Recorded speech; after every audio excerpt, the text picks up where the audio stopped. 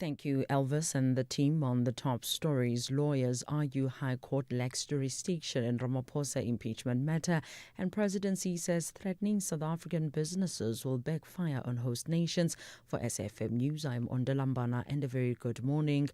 Lawyers representing the MK Party and United Africans Transformation have argued that the High Court in Cape Town lacks the jurisdiction to grant a temporary interdict to halt the commencement of the impeachment process as sought by President Cyril Ramaphosa. The president wants the parliamentary process suspended pending the review of the Section 89 independent panel report that found that he has a prima facie case to answer. Advocate Nalimpofu, representing the two political parties, says the High Court is unable to stop the decision of the Constitutional Court, which ruled that the National Assembly acted irrationally when it voted against the implementation of the Section 89 independent panel report, and that impeachment proceedings should be instituted against the president. Now, this court, with the greatest respect, cannot say, no. We hear what the Constitutional Court is saying, but we, in the Cape High Court, find that the inquiry may not proceed unless and until the report is set aside. It must be stopped now. It's not possible. A 35-year-old suspect is expected to appear in the Cullinan Magistrates Court today in connection with the murder of EFF Tshwane Region 2 Secretary and Election Coordinator Monica Dube. The suspect was arrested yesterday by the Gauteng Political Killings Task Team. Dube was shot multiple times by armed men at her home in Walmanstyle, north of Pretoria, on the 13th of June. The High Court in Johannesburg has granted an interim order preventing the city of Johannesburg and the executive mayor Dada Morero from demolishing or interfering with structures at the Marble Towers building in the Johannesburg CBD. This is pending an urgent hearing scheduled for today in the Johannesburg High Court. The order follows an urgent application brought by the building's owner, Goldenrod Group. Leander Danga reports. Judge Wilson ruled that pending an urgent hearing scheduled for Thursday, the city may not demolish or damage any part of the property and the building for demolition purposes or prevent lawful occupants from accessing the premises. The court has also barred the city from using law enforcement agencies, including the SAPS, JMPD, as well as the SANDF, to carry out any demolition or removal of structures at the building until the matter is heard. For SABC News, I'm Leander Danga in Johannesburg. The Democratic Alliance will approach the Gqeberha High Court in the Eastern Cape to seek urgent interdict to stop the Nelson Mandela Bay municipality from further implementing electricity tariffs. The DA says the tariffs are unconstitutional and the municipality's adopted electricity tariff increases based on a flawed public participation process. Under the previous block tariff structure, the first 300 units were charged at a lower rate to provide affordability protection for lower-income households. The DA's member of the Eastern Cape Legislature, Retief Odendal, says by removing this more affordable tariff, the municipality has effectively increased the cost of electricity for many households by up to 30%. The consultation process was inadequate, with public meetings held over just 3 days, many during office hours, limiting meaningful public participation. We also believe that the municipality was fully aware that the scrapping of the inclining block tariffs and moving to a base cost would unduly prejudice certain categories of residents. The anticipated impact of this proposal was purposely and intentionally hidden from consumers and not disclosed during compulsory public participation processes. The presidency says retaliatory action against South African businesses operating in countries such as Ghana and Nigeria would damage investment and economic growth. The comments follow Ghana's decision to postpone high-level bilateral talks with South Africa amid tensions over recent protests against undocumented immigration and calls by some Ghanaian politicians for action against South African companies. Presidential spokesperson Vincent Magwenya was briefing the media in Pretoria. And so any move to appropriate South African company assets in any of these countries will be counterproductive and will undermine those countries' economic development aspirations. It will signal that those countries are now closed for trade and business. It will also signal a greater degree of uncertainty of doing business in those countries. And so it will be a move that whose repercussions go beyond South Africa for that matter. And so we are not overly worried about that talk. Recapping the top stories, lawyers representing the MK Party and United Africans Transformation have argued that the High Court in Cape Town lacks the jurisdiction to grant a temporary interdict to halt the commencement of the impeachment process as sought by President Cyril Ramaphosa. I am Ondela Mbana for SAfm News Headlines at 6:30. It's a very good morning to you in your SAfm sports headlines. It is soccer action from last night. Argentina, well, they've beaten England to set up a blockbuster final with Spain at this FIFA World Cup. And we build up to the Springboks as they prepare for a Wales tackle that's happening here on South African soil. All this and more at around 6:30.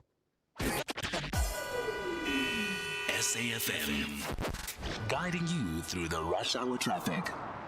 Good morning. We start with the usual check on the Mr. Emma Lafleni, and it's clear today. If you're just a bit worried about that run out on the N12 early this Thursday morning, fear not. The route is clear of any mist, and traffic is moving normally. No major problems with overnight roadworks around Joburg, the N3 North. A little bit slow at Heldenace, but that's really the longer-term roadworks that motorists are driving into coming through from the cement factory. Mike 1 through Crown looking okay this morning, and if you're coming out of Pretoria, it's a good run down out on the N1 through Centurion through Midrand on your way in towards Joburg.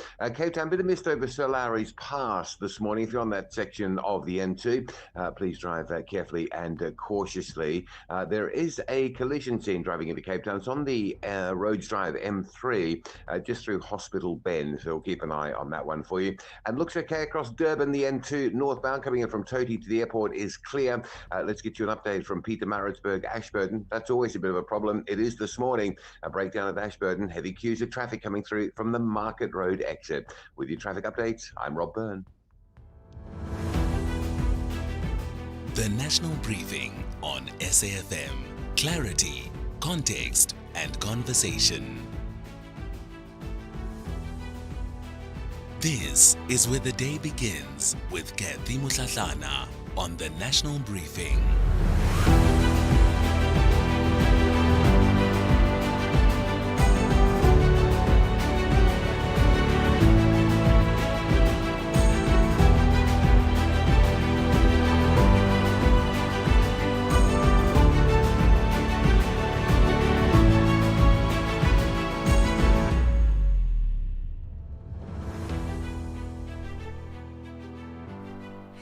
It's 6:08. You're listening to the National Briefing. A warm welcome to you. Welcome to the show. It's 6:08.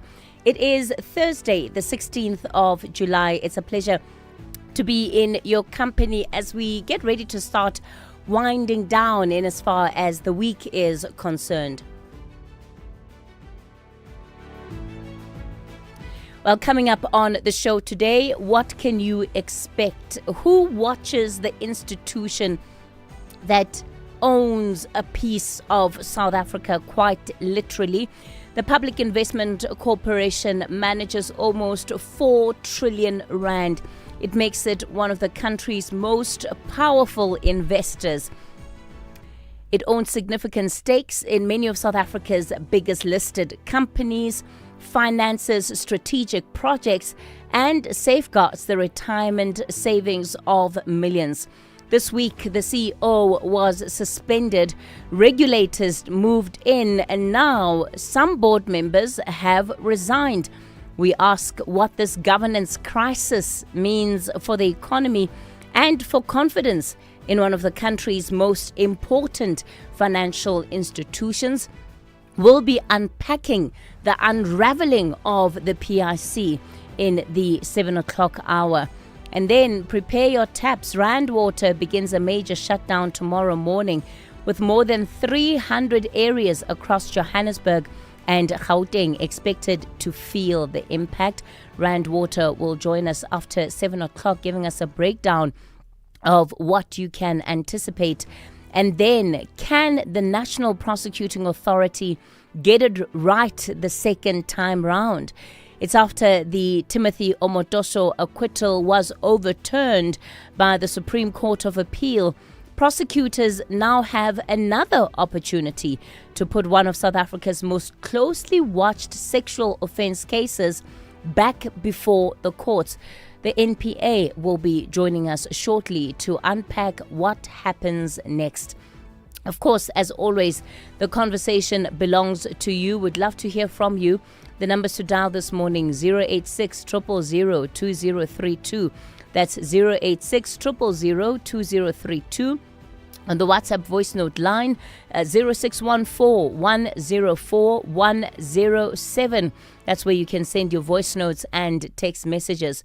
Rob is standing by with your traffic. Zai has your sport, and Ntaoleng has your market update.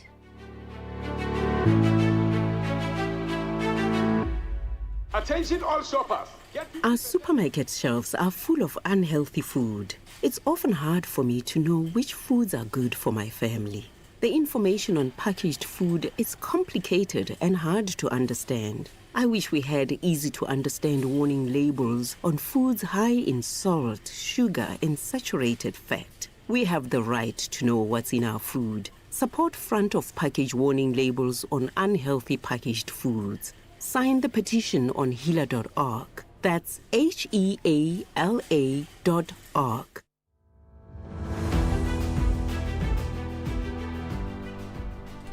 It's 12 after 6 o'clock. Let's turn now to what's making headlines on the country's front pages. And this morning I'll start with the Business Day. PIC factions at war as crisis grows. Regulator calls asset managers board to account. And the breakdown there, it says, in relations between executives at the PIC and the board, reached the point that critical information was not transmitted to an equally divided board, drawing the ire of the Financial Sector Conduct Authority. The regulator, in a strongly worded letter addressed to the PIC board chair, David Masondo, called the board to account, particularly on the whistleblower report that implicated some officials, including the CEO, Patrick Dlamini, in alleged wrongdoing. Also stated in that letter, the FSCA saying it has since finalized the report by the Mpati Commission of Inquiry, which highlighted governance concerns at the PIC and has been following the implementation of the recommendations of that particular commission and has had regular engagements with the PIC. This is from a supervisory perspective. But it does also say that it's noted with concern reports and information concerning developments at the PIC, including this whistleblower report and what that entails. So it's a really, really big story that affects the PIC.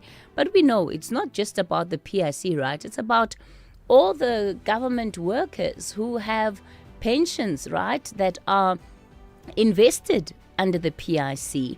And the questions now around governance of the PIC. So we'll be unpacking the story further in the second hour of the show. Rob Rose will join us just to give us a breakdown of what's really happening there. And then also on the front page of the Business Day, the Western Cape High Court hearing the arguments by President Cyril Ramaphosa to interdict the impeachment committee proceedings. He's arguing that such an order would undermine the Constitutional Court's judgment in the Phala matter. And those arguments then starting yesterday. And the president basically is saying that the Constitutional Court order must still be complied with. Otherwise, it would make a mockery of the state principle, where you have a high court that's going to interpret a Constitutional Court order in a way that undermines the very order that was granted by the Constitutional Court. And that's really the argument that was made by Advocate William Mkhari. This is in as far as opposing right, the arguments being made by the president in this particular instance. Looking at the front page of the Citizen this morning, crime fight money sits idle, reads the headline.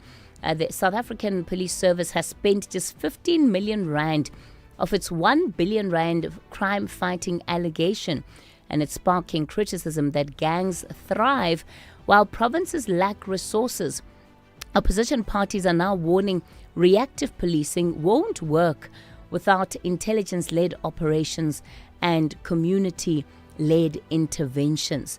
That's what's on the front pages there of the Citizen.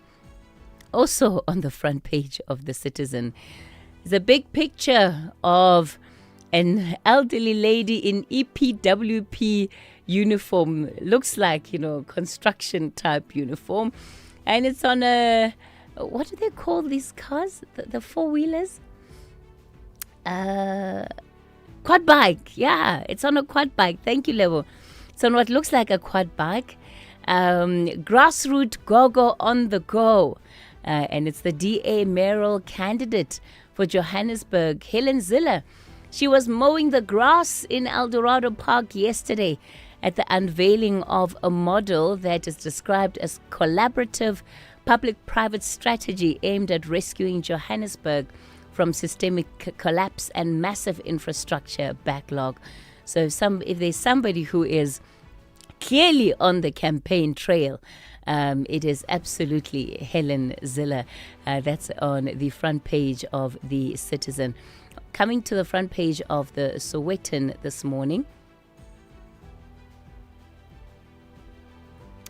All right, this is what the Sowetan is leading with.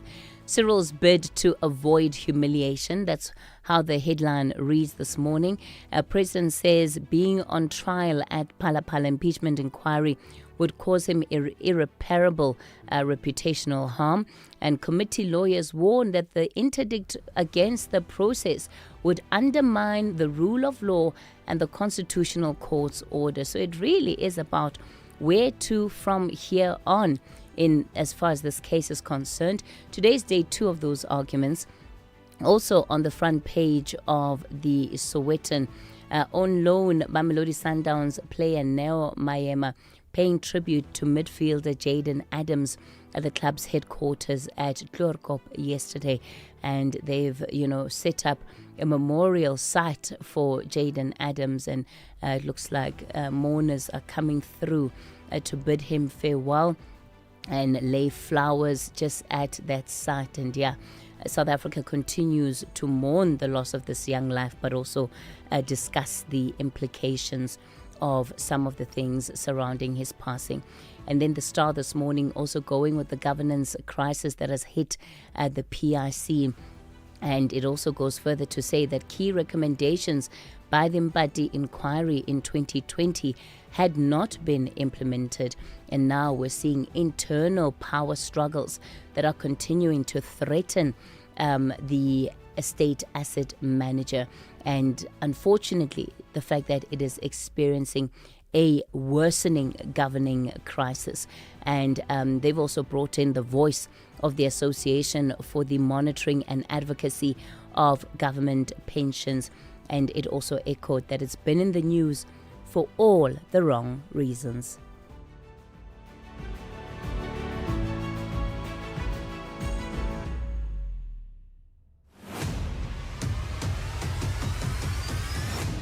Kathy Mutlatlana is streaming live now on Facebook, YouTube, and X at SAfmRadio.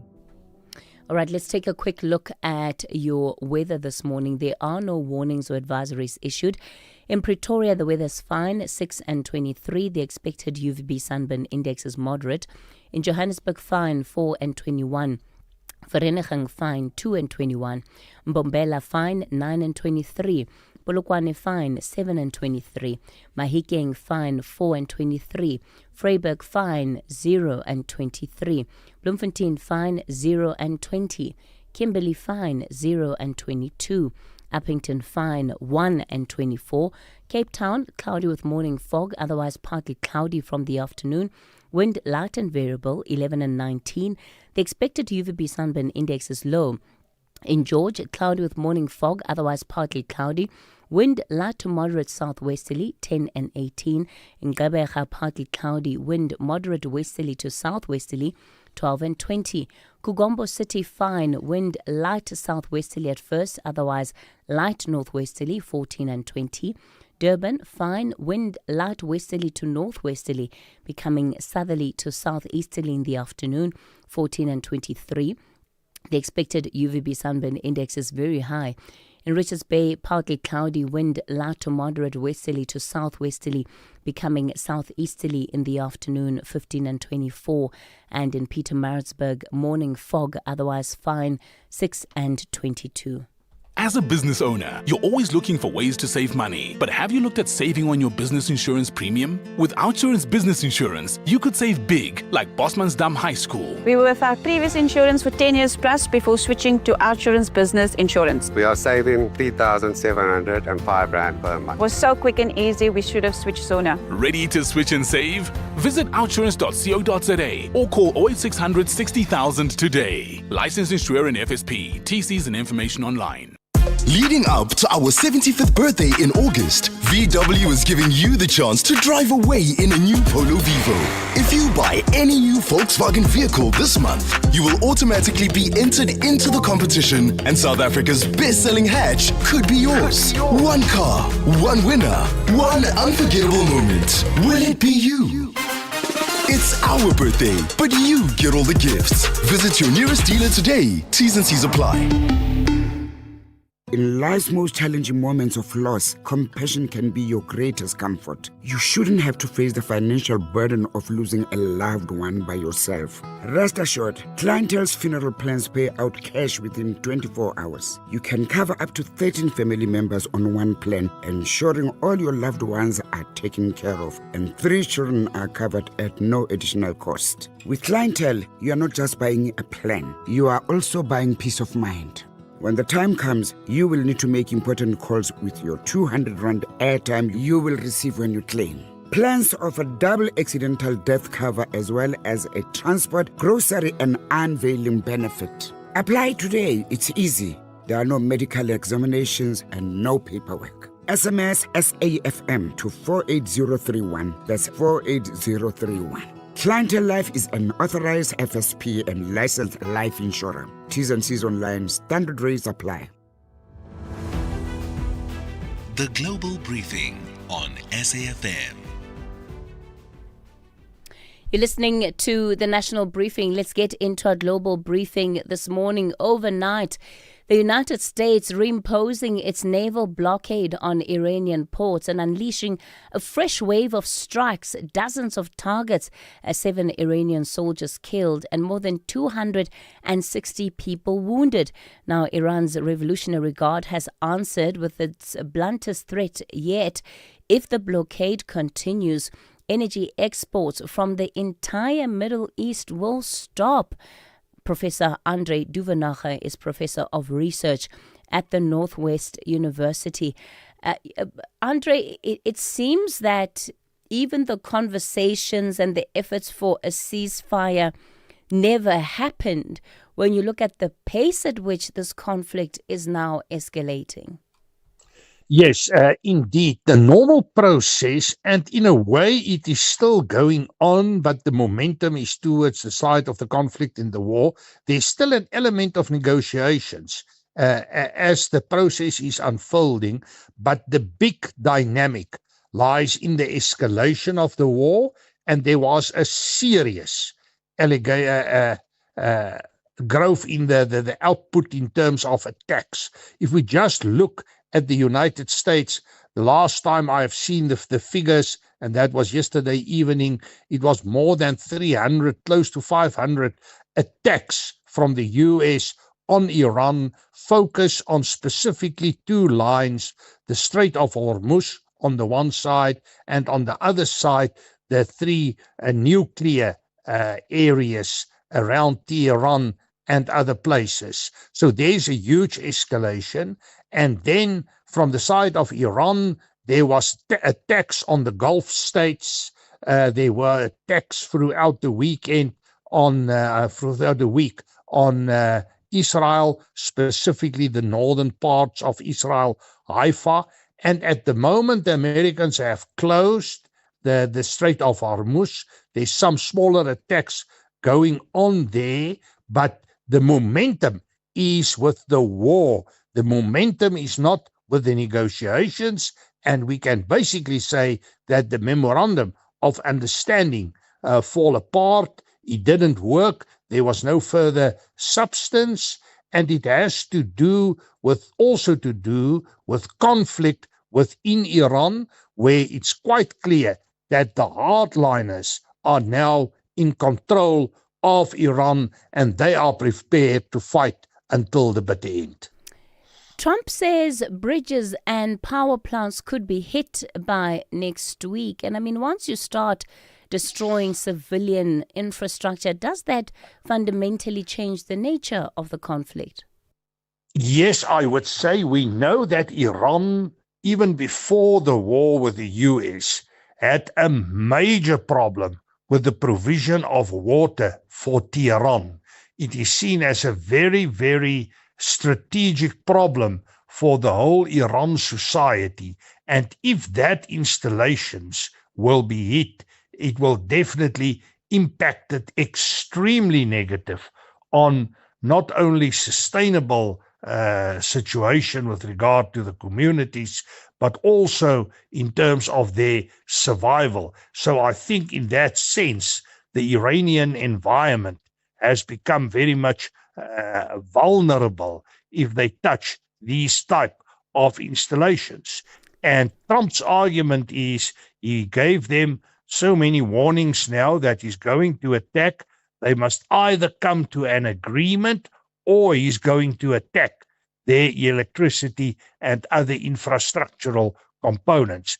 I have read some documentation about attacks, and they did attack the infrastructures that provided military and other forms of support from the sides of Russia and China. They attacked harbors that are providing the Iranian government and is responsible for the grey fleets that they are using to export the crude oil. So the situation is escalating. It is involving more and more countries. There are even rumors that a Kurdish ground force are prepared and already attacking forces within Iran in certain parts.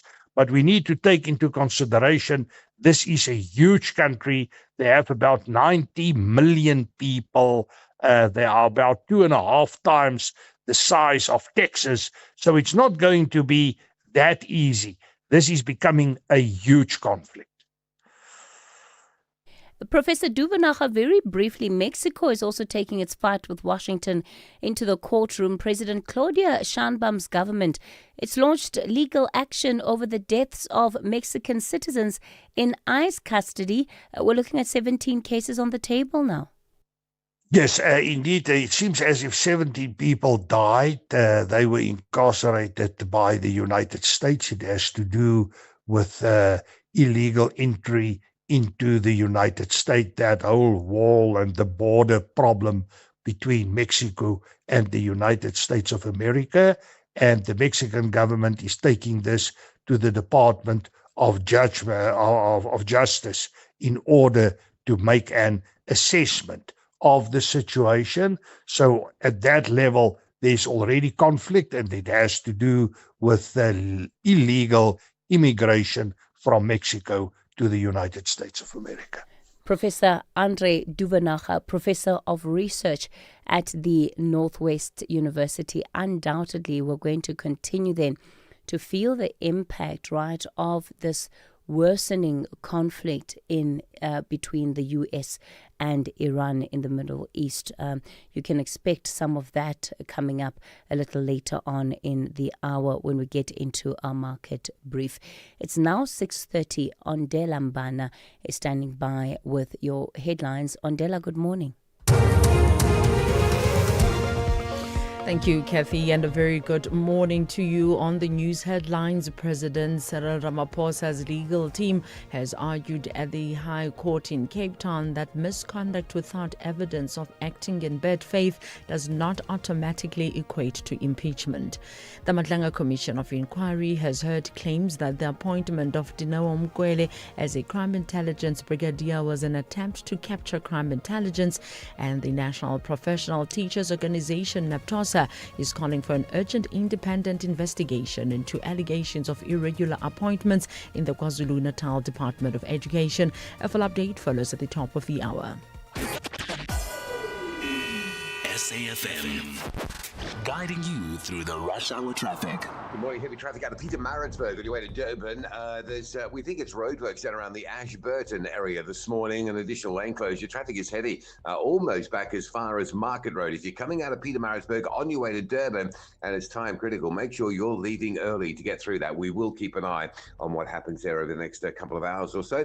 Looking at care across the Gauteng highway networks, of course, we're still very much in school holiday mode. It'll change next week, but next couple of days at least, you've got to enjoy. N1 leading up through Randburg looks okay. N3 not as bad as it can be through Van Buren up to Galilee's busy, and even the Mike 1 a little bit tamer this morning through the Crown interchange. Busy but moving for those highway networks. Cape Town looks generally okay. The N1 in from Belleville is clear. N2 is clear through Hospital Bed. And good news for long-suffering motorists in the Parow area. It appears the roadworks on Jan van Riebeeck north of Viking Way and south of Four Tracker Road, which have been there forever, have finally been lifted. With your traffic updates, I'm Rob Byrne. This is SAfm Sport with Zai Khan. Zai Khan, good morning, good morning. So Argentina have broken English hearts in that blockbuster semi-final last night. Oh, Kathy, I think, heartbreak for England, but what a finish for Argentina. You know, just when I think extra time was calling, Messi and company tore up that script. And I think English fans are going to need that extra strong cup of tea this morning. Argentina, wow, they did leave it late. What a night for them. The defending champions through to another FIFA World Cup final. 2-1 was their win in Atlanta overnight. Anthony Gordon giving England the lead midway through the second half, but Lionel Messi inspired another trademark fight back. The 39-year-old set up Enzo Fernandez for the equalizer before delivering a pinpoint cross for substitute Lautaro Martinez to head home a dramatic winner in stoppage time. So victory keeping Argentina's dream of back-to-back World Cup titles alive, sending Messi into a third World Cup final where the reigning South American champions will face the European champions Spain on Sunday. England, meanwhile, must settle for the third place playoff against France, and that will be on Saturday. Here's the England captain, Harry Kane. A similar story to what's happened in previous tournaments. I feel like we struggled to keep the momentum of the game. We've done so well for that kind of 60 minutes. We scored, we deserved to be ahead. And then for one reason or another, we struggled to keep the ball, we struggled to put pressure on the ball, and it just allowed them to create more momentum. It created more attacks for them in our final third. And then, it's a normal mindset to try and hang on to the one goal lead. But, you know, we're still 20 minutes plus stoppage time to go. It was always going to be a long time. So, we're going to have to watch the game back and find out exactly how we can improve in those situations. But it's been probably the missing piece now for, the last 4 or 5 tournaments. Let's bring it back home. Kaizer Chiefs, they've drawn 1-1 with Saudi Pro League side Al Khulud in their second friendly of their Spanish pre-season tour. The young forward Wandile Duba struck early after 15 minutes, but Chiefs conceded late to finish level, and it follows their other 1-1 draw against Glasgow Rangers. The new coach of Chiefs, Fernando de Cruz, is using the fixtures to assess his squad ahead of the Betway Premiership, which kicks off on the 1st of August. Chiefs, their next face La Liga side Elche, and that's on Saturday as preparations continue. Preparations continuing in rugby, with the Springbok utility forward Kwagga Smith has credited coach Rassie Erasmus with changing the way modern rugby is played. Smith says Erasmus deserves the credit for developing the Boks' famous hybrid player system, with players now expected to cover multiple positions across the park. The injured World Cup winner says bearing into that philosophy has helped South Africa become one of the most adaptable teams in world rugby, and he also credited Rassie Erasmus for bringing in the youngsters into the squad. Here's Kwagga Smith. This 4 test matches will be the proper test. I think that's going to be massive. I think it's going to be probably experience All Black back three, so I think that will be where they get tested. But yeah, I'm happy. I think like I said, the competition is good. I think if there's healthy competition, when you get back, you got to be at your top form. So that's obviously a benefit for you also as a player. And that's your sport on the National Briefing. We'll tackle more at the top of the hour. I'm Zai Khan. This FNB Market Brief is brought to you by FNB Business, empowering South African entrepreneurs with the relevant insights they need to grow and succeed every day. The Market Brief with Ndawuleng Lechela on SAFM. It's 6:36 and Ndawuleng, good morning to you. So we were just discussing, right, the rapid escalation of that conflict, the US-Iran conflict in the Middle East, and we're seeing it in the global oil prices, and it's not good news. Not good news at all, Kathy, and good morning. Now, interestingly, analysts are warning the conflict risks becoming a drawn-out forever war with no clear path to a diplomatic breakthrough. Military strikes have continued despite renewed talk of negotiations, as President Trump threatens heavier attacks if Tehran fails to negotiate before the 20 August deadline. Iran, meanwhile, says it remains prepared for conflict while leaving the door open to diplomacy. The continued escalation has, of course, kept energy markets on edge, with Brent crude trading around a one-month high at $85 a barrel as traders continue to price in geopolitical risk. Now, moving over to company news, Europe's most valuable firm, ASML, has once again raised its full-year outlook after reporting quarterly earnings ahead of expectations. Now, ASML occupies a unique position in the AI value chain as the world's only manufacturer of machines used to produce the most advanced chips. Its customers include TSMC, Samsung, Intel, and SK Hynix, which manufacture chips for AI leaders such as NVIDIA. Those chips are then bought by hyperscalers, including Microsoft, Meta, Google, to power the data centers that train and run AI models, making ASML one of the biggest beneficiaries of the AI boom. Now, tracking equity markets, more US data pointing to easing inflation has continued to somewhat offset concerns around higher oil prices, helping Wall Street close in the green overnight. That optimism didn't fully carry through to Asia, though, with markets there trading mixed. The cautious mood also being seen here at home, where the JSE All Share Index ended yesterday's session just over 0.25% lower. In currencies, activity remains fairly muted, with the rand little changed at 16.34 to the dollar, but weaker against other global pairs, 22.11 to the pound and 18.74 to the euro. And that's your market update. I'll catch you just after 7:30 with more market moving news. The FNB Market Brief was brought to you by FNB Business, your dedicated partner with decades of expertise building and growing South African businesses. FNB, help changes everything. FNB Business is proud to partner with SAFM's The National Briefing. We stand shoulder to shoulder with South African entrepreneurs and businesses because we know building a business is a 24/7 commitment. Whether you're managing cash flow, planning for growth, or navigating challenges, we deliver the sharp insights and practical solutions you need to move forward with confidence. From smart funding options to expert business advice, FNB Business is right there with you. Visit fnb.co.za/business. FNB. Help changes everything.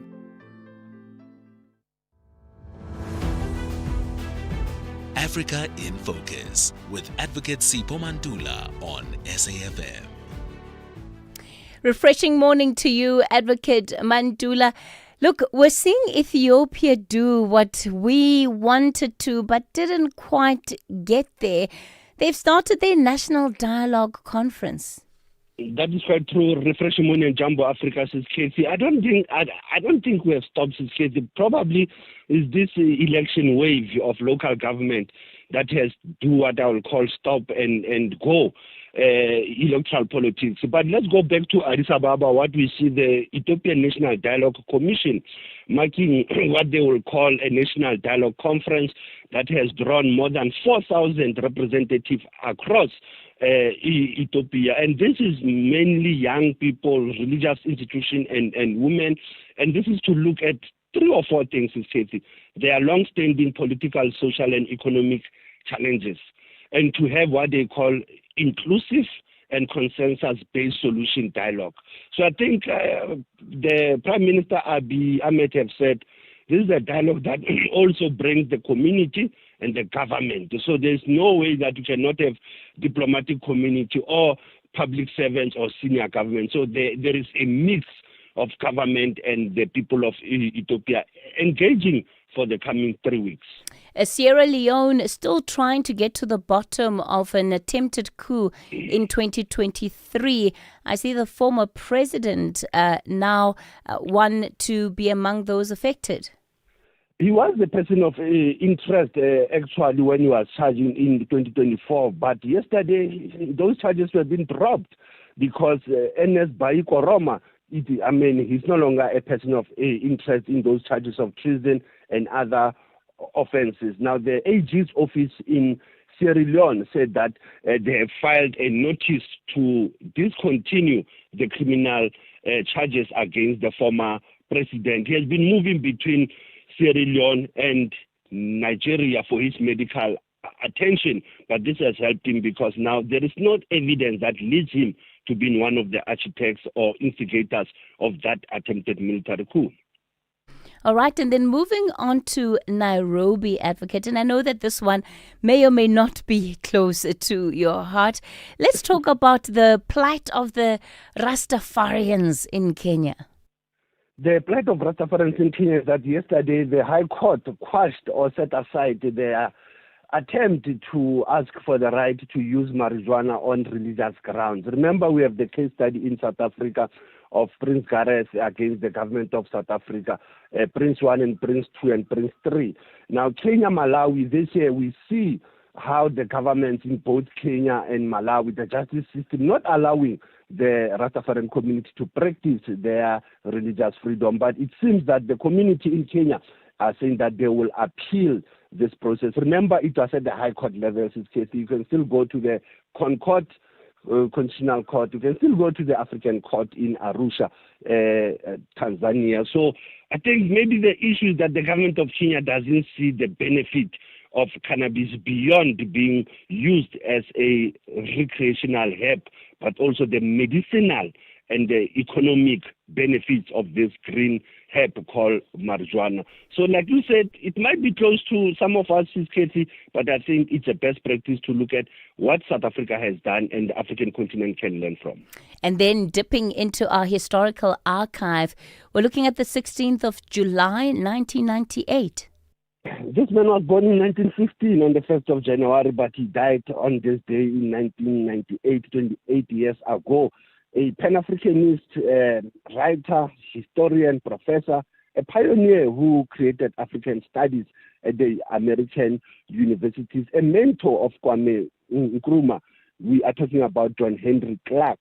This is one of the elders. He was, at some point, he went blind, but his knowledge was above, where he will always say, I only debate my equals, all others I teach. Asante sana Katie, as we're still leading the conversation, SAfm observing the International Mandela Week. There's a song that goes, money can't buy me love. And that's true. But then they told us all you need is love. which anybody with a mortgage will tell you most certainly is not true. Love won't pay your parking tickets or your student loan. It's also needy. It requires effort, availability, constant care. But more importantly, love requires time. And while money can't buy you love, it can certainly free up some of your time. Time to spend on the things you love, with the people you love. And if you're looking, maybe even time to find the one you love. That's why, after 50 years of investing, we've learned that time is the greatest gift of all. And the good news is, if you invest early, time gives you money. And then money gives you more time to do the things you love. And don't you love that about investing? Ellen Gray, long-term investing. Ellen Gray is an authorized FSP. Durban, the promenade is calling and the purple wave is taking over the East Coast. It's time for the Hollywood Bets Durban 10-kilometer road race on Sunday, 30th of August. Whether you're chasing a personal best or walking for the vibe, let's turn the city purple along our beautiful coastline. Entries are filling fast. Visit HollywoodAthleticsClub.co.za and secure your spots today. If you can't make it to the start line, catch all the action live on SABC2 and SABC Plus from 7 a.m. Brought to you by SABC Sports.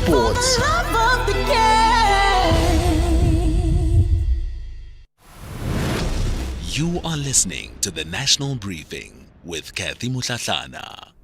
It's 6:46. Let's get into this story now. The Supreme Court of Appeal has agreed to hear the National Prosecuting Authority's appeal against the acquittal of Nigerian televangelist Timothy Omotosho and his co-accused. The state wants this country's second highest court to overturn last year's judgment and order a fresh trial. There is, however, one hurdle, and that's that Omotosho has since been deported to Nigeria. And one of the questions is, if the appeal succeeds, can South Africa bring him back? Kaiser Khanyago is the NPA spokesperson. Mr. Khanyago, good morning to you. Thanks for your time. So, this appeal is on questions of law. It's not a retrial. If you win, what happens to the acquittal? And could Mr. Omotosho actually face these charges again? Good morning, Kathy, and good morning to your listeners. Yes, if we win this appeal, then he will have to then come back and stand trial again, because we believe that there were questions of law that were not done properly by the judge who was presiding at the High Court in Klabecha, that is Judge Skuman. Therefore, we believe that there are matters of law, questions of law that needs to be clarified. And then once that is done, therefore, the matter will then be brought back. And that's what our hope is. Give us a high-level overview. These principles of law that you're clarifying, what are they? Yeah, at the moment, our lawyers will not allow us to indicate, because it's something that we still have to give to the other party. Therefore, we don't want to engage now. But what we can say to you is, when the matter was before the court, we went back to clarify, to want the judge to clarify some factual findings that she had made at the time, and she refused to clarify that.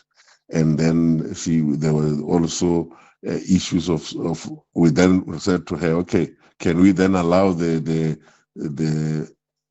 higher court to look into this matter? And then she also refused that, and therefore we believed that we needed to then petition the SCA to then go directly there, and then that's what we did. Therefore, when that time comes, we will be in a position to then put all of those things in front of 5 judges of the SCA. So basically you are saying that you're not going to tell us what the argument you're going to be making is. The realistic question here, Mr. Khanyago, is, can you bring Omotosho back into the country if the ruling goes in your favor? And I wonder what you have today that you didn't have in April when he was deported that could change the stakes. Yeah, we believe that we can successfully extradite him to the country, because we have got a clear, definite extradition treaty with Nigeria, and we believe that that can be done. At the time, you must remember, when he was acquitted of this cases, of these matters in the High Court, there was nothing that could stop him from remaining in the country, but also there was nothing that could stop him from leaving. Therefore, the Department of Home Affairs, based on their processes, then decided to extradite him because of the belief that he was here illegally.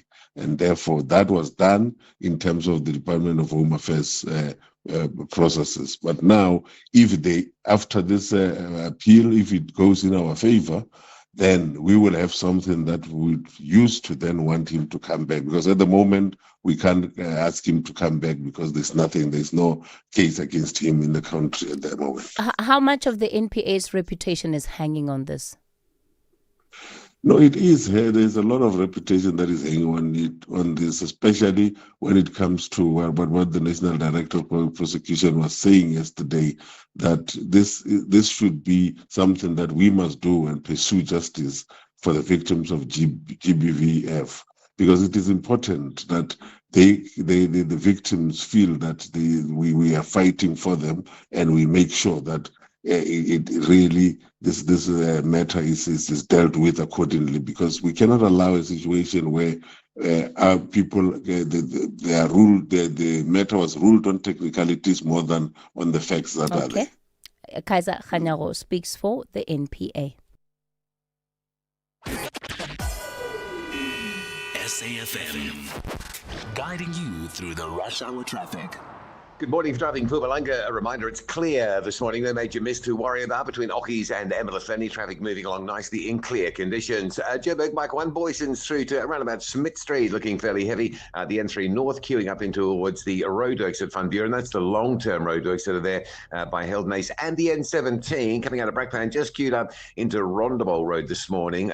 Maybe a little change about in those roadworks overnight. It's unusual. Normally you queue after Rondebowl this morning going into Rondebowl on your way to Joburg. So Durban, a breakdown after Umgena Road, the N2 South under pressure again coming from Inanda Road side as you line up towards Spaghetti Junction, and a major queue alert if you're leaving Pietermaritzburg. Big backlog of traffic between Market Road and Ashburton. We think that's an additional overnight roadwork lane closure that's still in place. Cape Town looks all right. The N7, of course, queuing up through the roadworks at Goodwood as you line up towards Ford Trekker Road, and there is a crash. It's on the M3 outbound at Hospital Bend. With your traffic updates, I'm Rob Byrne.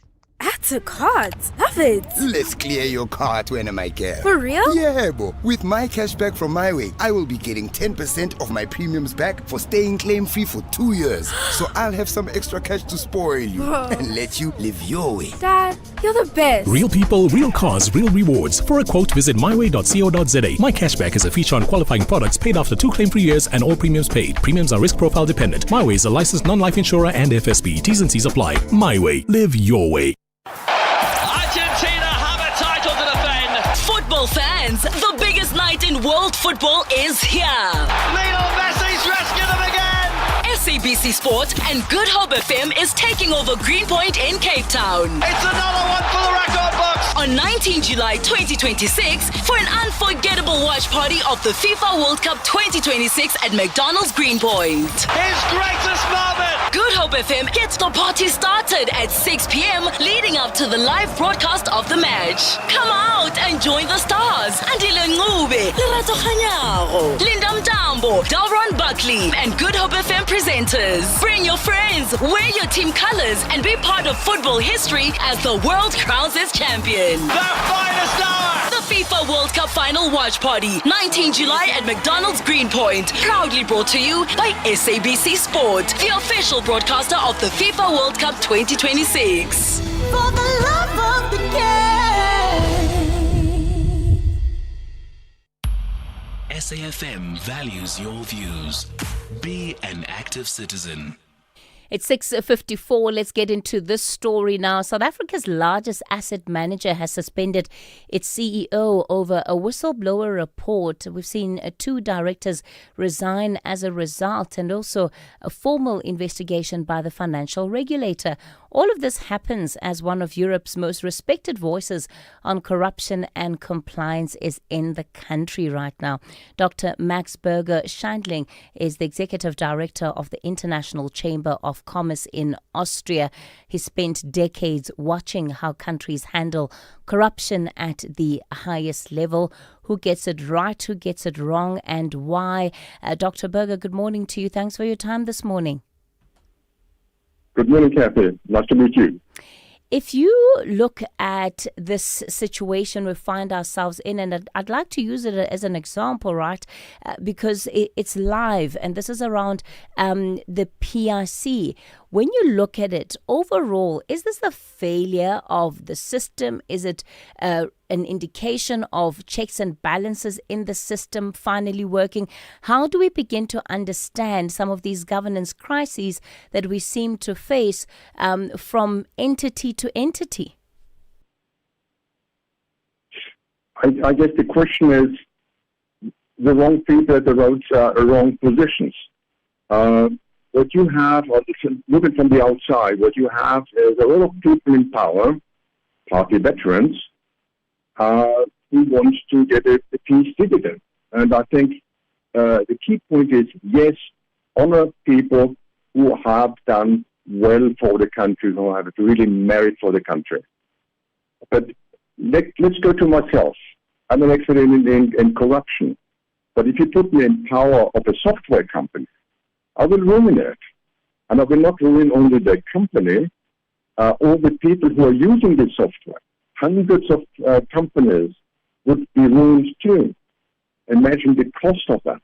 So, yes, people who are in power, who have merit for a country, should be honored and should be given, I don't know, a lump sum or a pension or whatever it is, $10,000, $1 million, whatever the merit is.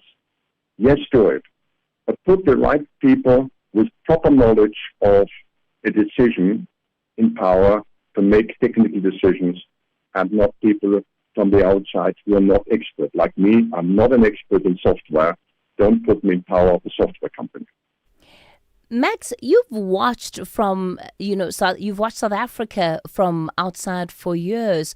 When international investors and compliance experts like yourself talk about governance, what do they say about South Africa when we're not in the room? Well, what I see and hear, but I'm an outsider, is that there are a lot of very proper investigations and commissions and God knows what. But what I've not seen is consequences, follow through. And it's natural that if I am power and somebody investigates against me, I will do everything to resist, to stymie that investigation, to block it, whatever I can. So the point is, if an investigation against me with corruption and so on, a criminal investigation against me, I fear to lose income, I fear to lose power, I fear to be put in prison. So I will resist not only myself, but with all my network. So what should be done is, yes, people in power should earn money. This is okay. But don't put them in touch, in a position to make wrong decisions. I give you an example from East Asia, a factory producing spare parts for buses and lorries. And the purchasing manager of that company has been corrupt. He took money and he took in steel which was far below in quality as specified. Now, the problem was, yes, he made nice money for himself. He fed his family, positive on the one hand, for himself. But the company he worked for suffered dramatically with a lot of repairs they had to do, but much more drastically, a lot of breakdowns of lorries and buses. So goods haven't been transported to the factory.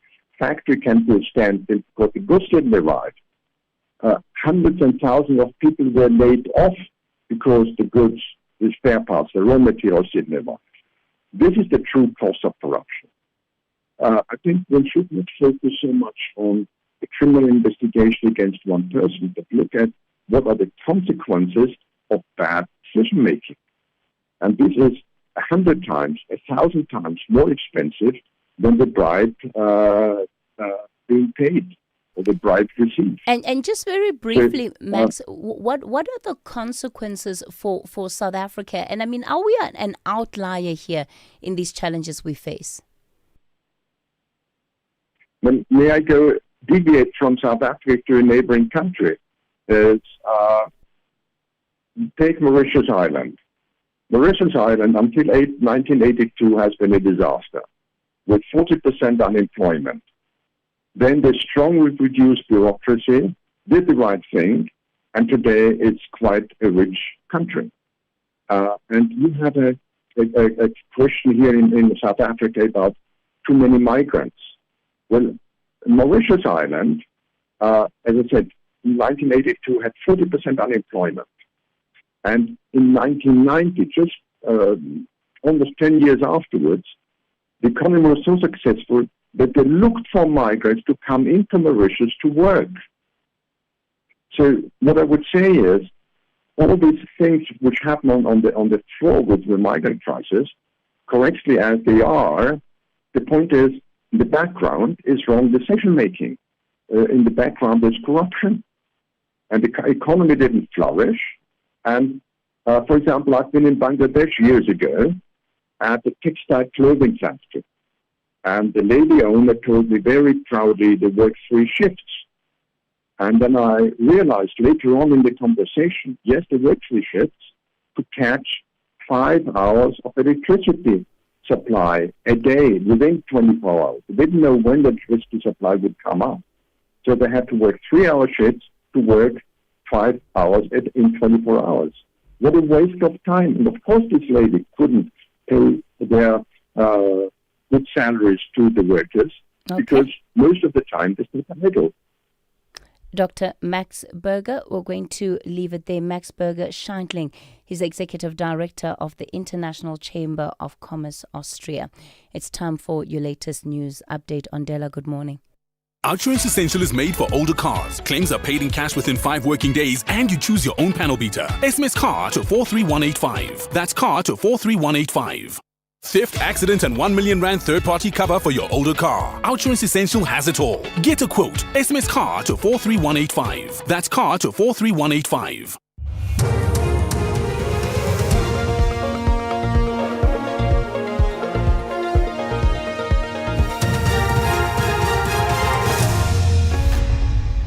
Thank you, Kathy. On the top stories, Ramaphosa impeachment process matter continues in court and Fani Nkosi expected to apply for bail. For SAFM News, I am Ondela Mbana and a very good morning.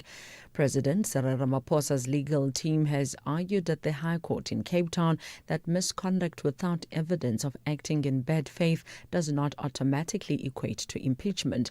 The president wants the parliamentary impeachment committee process suspended pending the review of the Section 89 independent panel report that found that he has a prima facie case to answer over the Phala matter. The committee is the result of a May Constitutional Court ruling that the National Assembly acted irrationally when it voted against the implementation of the report and that impeachment proceedings should be instituted against the president. Acting on behalf of Ramaphosa, Advocate Wim Trengove told the court that the panel never considered whether there was ever bad faith on the side of the president. It's not an impeachable offence if it is not in bad faith. That means intentional. A serious violation of the Constitution or the law means behavior by the president amounting to an intentional or malicious violation. So for the misconduct to reach the level of an impeachable offence, you must find that the president intentionally transgressed the rule. The Madlanga Commission of Inquiry has heard claims that the appointment of Dineo Mukwele as a crime intelligence brigadier was an attempt to capture crime intelligence. This is according to senior investigator at the Investigating Directorate Against Corruption, the IDEC, Brian Pedeachi. Pedeachi is expected to return to the commission for further testimony today. Mukwele and crime intelligence head Dumisani Kumalo and 5 other officers are back in court over her appointment. Pedeachi has alleged to evidence leader Mahlape Silo that Mukwele's appointment could result in the manipulation of tenders or the compromising of sensitive information. The act that you suspected she would in time commit is the capture of crime intelligence. Yes. What is that? When you look at the various appointments that were taking place within crime intelligence for a specific purpose and a specific reason, from the flow out of the other investigations, that people were being brought in and appointed for specific reasons to be compliant with those particular reasons would actually be unlawful. Suspended organised crime sergeant Fani Nkosi is expected to apply for bail at the Thohoyandou Magistrate Court today.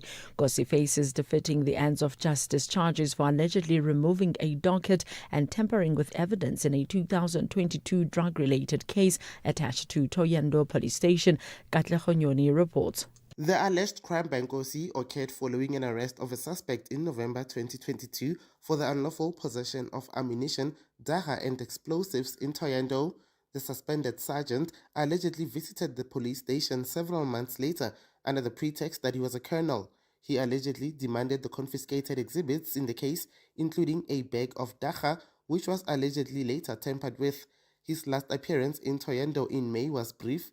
Nkosi is facing more charges of unlawful possession of dockets and ammunition in Gauteng. Katlego Nyoni, SABC News, Polokwane. The National Professional Teachers Organization, NAPTOSA, is calling for an urgent independent investigation into allegations of irregular appointments in the KwaZulu-Natal Department of Education. The union says claims circulating in a viral video alleging the sale of posts and implicating senior education officials are serious and must be thoroughly investigated. NAPTOSA CEO in KZN, Tirona Moodley. The allegations have been widely shared through its viral video where there are serious allegations being made regarding the sale of posts by the Director of Communications. While these allegations remain unproven, NAPTOSA calls for an immediate, independent and transparent investigation. No stone should be left unturned to determine the truth. If the allegations are substantiated, there must be appropriate, accountable measures that follow. Equally, if the allegations are found to be unfounded, then the findings must be made public to safeguard the integrity and the reputation of these individuals concerned. Tehran's top negotiator in talks with the U.S. has said Iran's national security depends on it keeping control of the Strait of Hormuz. He said Iran was engaged in an existential war with America. Meanwhile, Iran says several American missiles have struck near a children's cancer hospital in the city of Avaz. The BBC's Sebastian Asha has more. One of Iran's most powerful figures has insisted that choosing between negotiation and war would be a strategic error. Mohammad Bagher Karibath said that negotiation did not mean compromise and that Iran's approach must be realistic and long-term. The Iranians haven't said that they have rejected talks, although this is what President Trump has been implying. But with both sides focused on the struggle over the Strait of Hormuz, neither seems ready to advance the diplomatic process as the clock continues to tick down on the nominal 60-day ceasefire. Recapping the top story, President Cyril Ramaphosa's legal team has argued at the High Court in Cape Town that the misconduct without evidence of acting in bad faith does not automatically equate to impeachment. I am Onde Lambana for SAFM News Headlines at 7:30. OUTsurance is in the business of saving you money on your car insurance premium. If they can't, ask for 500 Rand. SMS out to 30754. That's out to 30754. OUTsurance will go out of their way to try and save you money on your car insurance. If they can't, ask for 500 Rand. SMS out to 30754. That's out to 30754. Your older car may not have heated seats, but OUTsurance Essential Car Insurance has got you covered. 49-year-old Esmeralda pays only 449 Rand a month for her 2015 Chevrolet Aveo and gets covered for full retail value if her car is stolen or hijacked. Still paying new car insurance premiums for your older car? Get OUTsurance Essential Car Insurance today. For unfinanced cars older than 5 years and valued at less than 150,000 Rand. SMS CAR to 43185. That's CAR to 43185. Licensed insurer and FSP. T's, C's and information online. It's a very good morning to you. In your SFM Sports Headlines, soccer, England's World Cup dream ends in late heartbreak against Argentina. And we also bring you more soccer with Banyana. They welcome Robin Mudley Salgado back into the WAFCON squad. We'll find out more at around 7:30. SAfm, guiding you through the rush hour traffic. Good morning, Joburg's Mike 1 under pressure now. Your line from Boyson through Empire Road. The N17 coming out of Boksburg, or coming into Boksburg from Brakpan. There's a change up in the roadworks overnight last night. The roadworks now before Rondebowl Road, so N17 towards Joburg, just queuing up into that restricted section. Looking okay out of Pretoria down through Midrand this morning. Nothing too alarming. In terms of KZN, there is a major backlog this morning. A heads up here. It's a heavy queue coming out of Pietermaritzburg. Traffic standing from the bottom of the Pietermaritzburg bypass down through Market Road and all the way to Ashburton. If you're leaving Pietermaritzburg, you might want to duck down that R103 via Polly Shorts, come on at Ashburton, or just go down to Linfield Park. Also, breakdown on the N2 South after Umgeta Road, so some early pressure as you line up down towards Spaghetti Junction this morning. Cape Town saw this yesterday, seeing it again today. Belleville South, Symphony Way, very heavy queues early this Thursday going in towards the Robert Sabukwe. It was like that most of drive time yesterday. It's like that again this morning. With your traffic updates, I'm Rob Byrne. The National Briefing on SAfm. Clarity, context, and conversation. This is where the day begins with Kathy Mutlatlana on the National Briefing.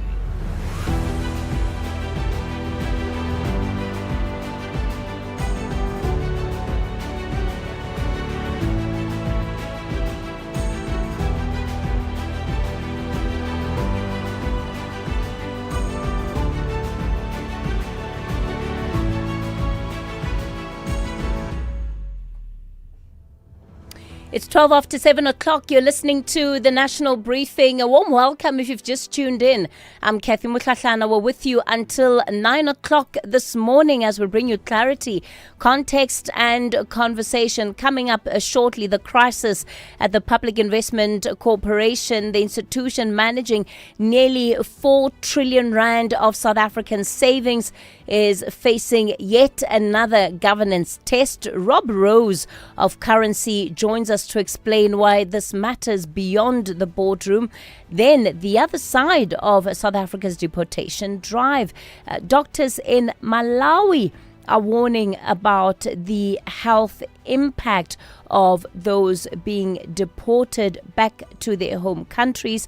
It's raising fears of drug resistance and mounting pressures on local healthcare systems. And the practical story around Rand Water's 12-hour maintenance shutdown, which begins tomorrow. We'll tell you which neighborhoods are going to be affected and how long it could take for that water to return. As always, the conversation belongs to you. The numbers to dial for our studio line, 086 000 2032. We'd love to hear from you, 086 000 2032. On the WhatsApp voice note line, 0614 104 107. This Sunday evening at 7 on the Tastemaster Professional, our chefs discover that we eat with our eyes first. Guided by guest judge renowned chef Martinez Ferreira from Jordan Wine Estate, they focus their energy on plating works of art where every detail counts. When presentation is just as important as flavor, who will leave the judges in awe? Find out on the Tastemaster Professional, Sunday at 7, repeat Saturday at 4:30 and Sunday at 3:30, only on SABC2.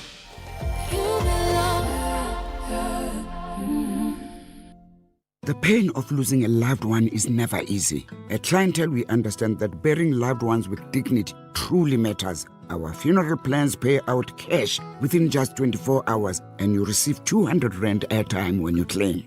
Plus, we cover up to 13 people on one plan. SMS SAFM to 48031. That's 48031. Clientele Life is an authorized FSP and licensed life insurer. T's and C's online. Standard rates apply.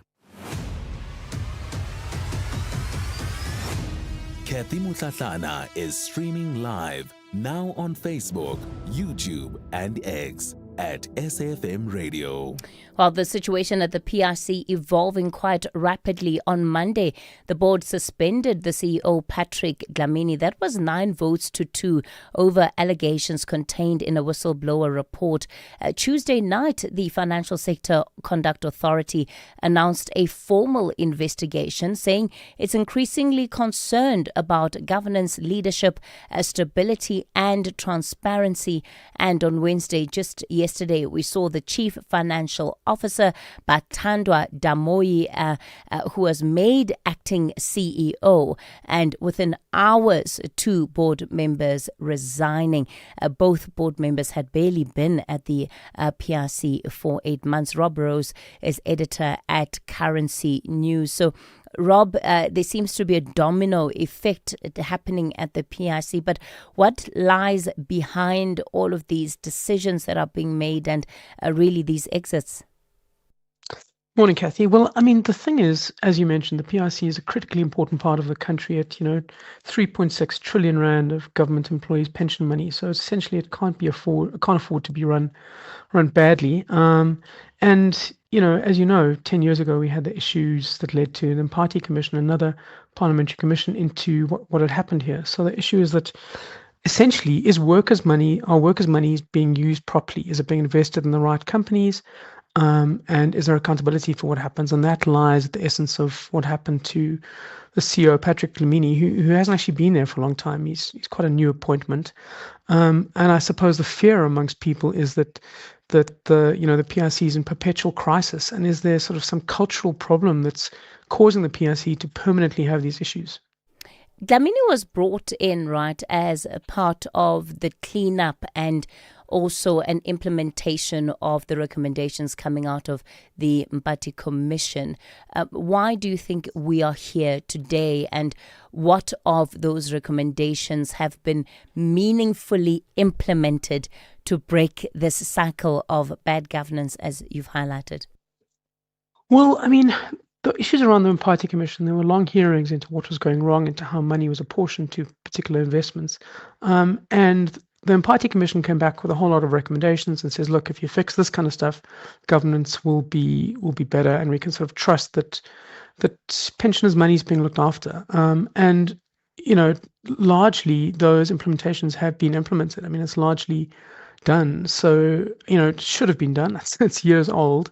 So to be back here again is quite depressing. I mean, this particular investment related to a 25% stake in the Lanseria Airport, which money had been lent. I think it was 333 million lent to a particular company called Acapulco. And then there was a big dispute over what happened there. Acapulco couldn't repay the money, so the PRC took over the shares and then ultimately ended up having to pay back 400 million rand to Acapulco. And it's in that particular process that there have been questions raised about, how the PRC acted. Did it value the stake properly? Is it sort of handing over workers' money too blithely to companies that invest in when it gets into disputes? So essentially, it's about safe stewardship of the money you're invested in. And I suppose when corners are cut, as the allegation is in this particular instance, how are they dealing with it? I think, David Masondo is the deputy finance minister, and he had to act quickly and comprehensively to deal with this. So putting the CEO, putting Patrick Dlamini on precautionary suspension is the right move.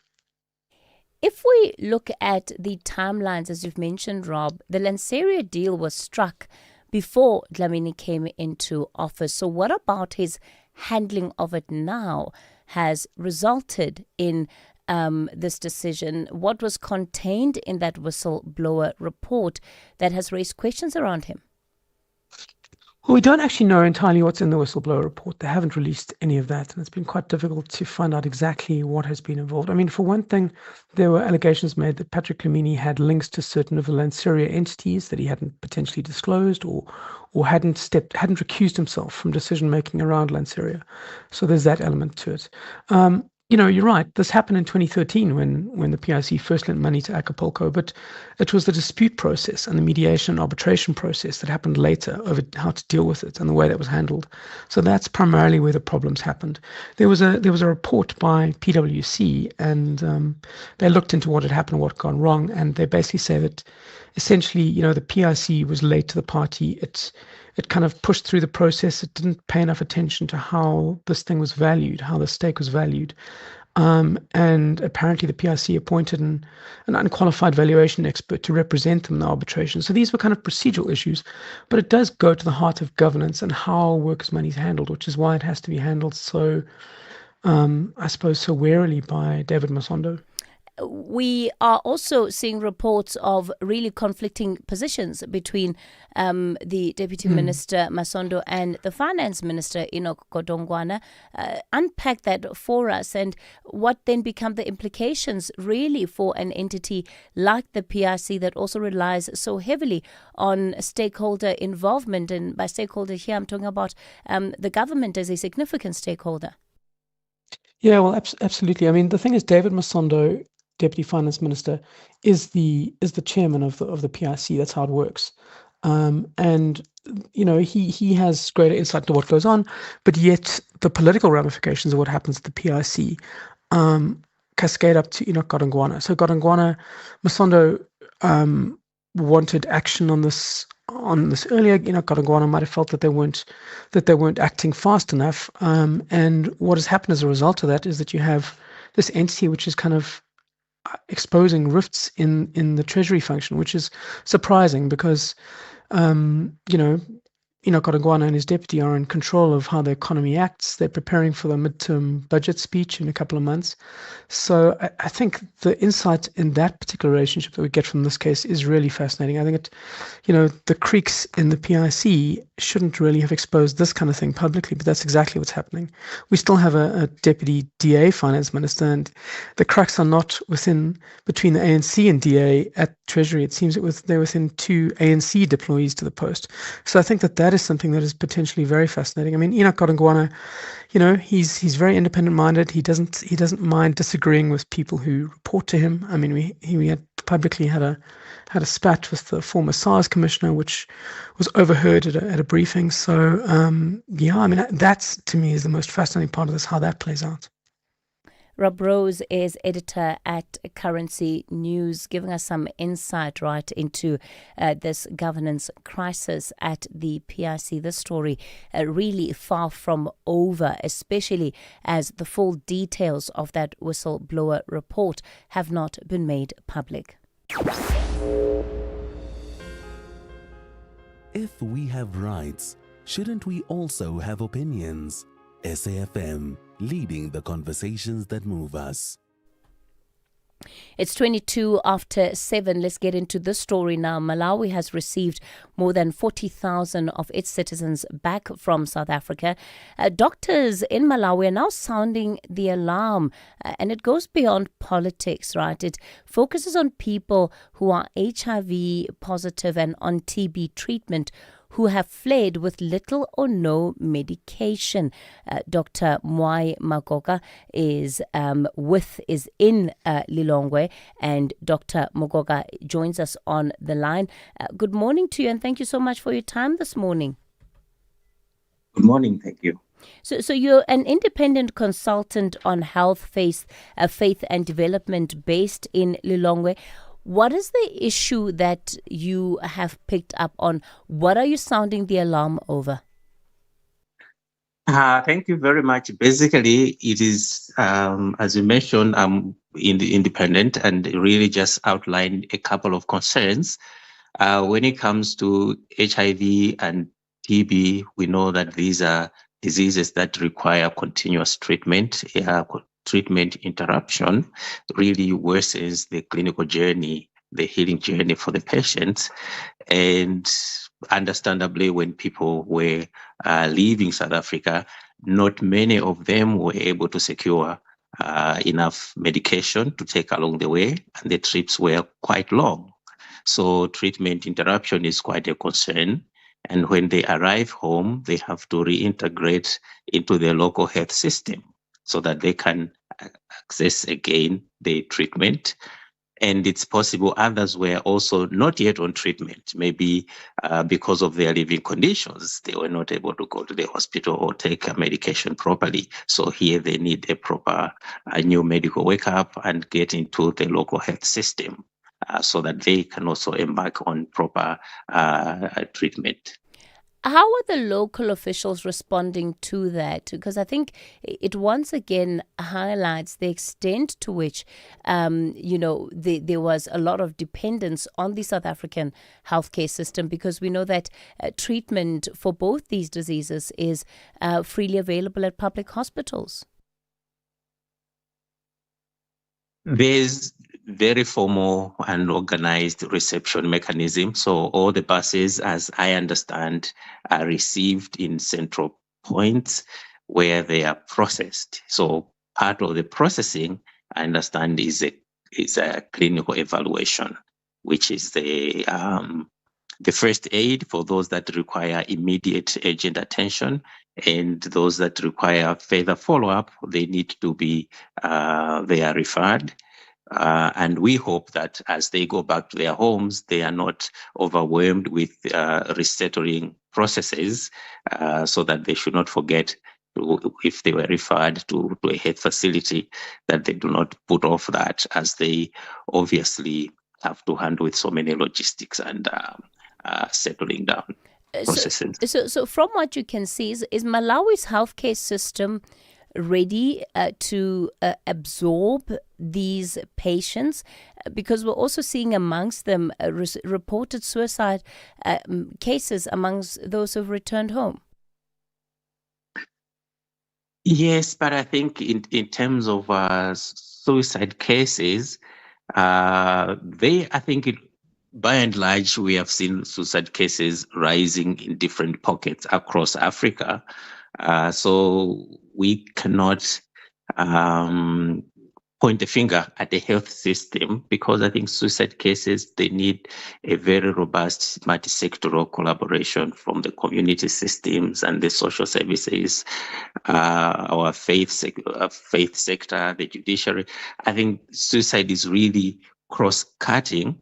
So I would only appeal that that's an area that should not be ignored, because people are returning to different situations, and some are returning to situations that are more precarious, and so they require deliberate support to do a psychological evaluation and see what kind of emergency first aid, mental first aid, and also proper referral and support mechanisms to the communities where they return.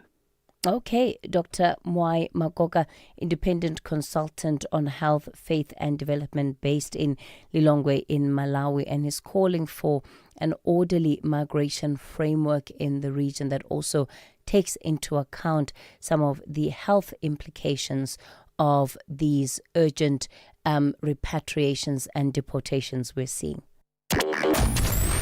This is Kathy Mutlatlana on the National Briefing. Well, let's get into this story now. Johannesburg residents, or Gauteng residents, I should say, being urged to prepare ahead of the second and final phase of Rand Water's planned maintenance. Guguletu Guma is the operations manager for Johannesburg Water. Guguletu, good morning. So tell us about which areas are going to be affected and for how long. Good morning, Kathy, and good morning to your listeners. The maintenance program will commence from tomorrow, which is the 17th, and in particular for the city of Johannesburg, it will be a 12-hour program when the maintenance will commence from the morning around 7 and complete around 7 in the evening again. There are four main systems that are supplying the city from Rand Water, which is Palmit, Eikenhof, Zwartkopies, and Daleside. The only one that will not be affected by this maintenance is Daleside, which is supplying only the deep south, like your Orange Farm, Annandale, and Lowly. All the other system will be affected. But the good part is that it's not 100% isolation of supply, but it's a reduced supply. Like your Aikenhof will be reduced by 50%, your Zwartkopies will also be reduced by 50%, and roughly Palmit, we will still be receiving about 78% of the supply, meaning that there will still be some water flowing. However, if you look at the city starting from Midrand, there will be a impact in Midrand as well as the Sentin, where the systems that are supplying those areas will decline due to the reduced supply. And if you're looking further down towards the central Joburg CBD, as well as the Roodepoort, Randburg, and Soweto, there will also be a decline because those systems as well will also be affected up to Lenasia. In phase one, some community went weeks without water, and it wasn't just days. Are you going to ensure that this doesn't happen this time around? And like I said, I know you say 12 hours, but realistically, when can people expect that water will be flowing through their taps comfortably yet again?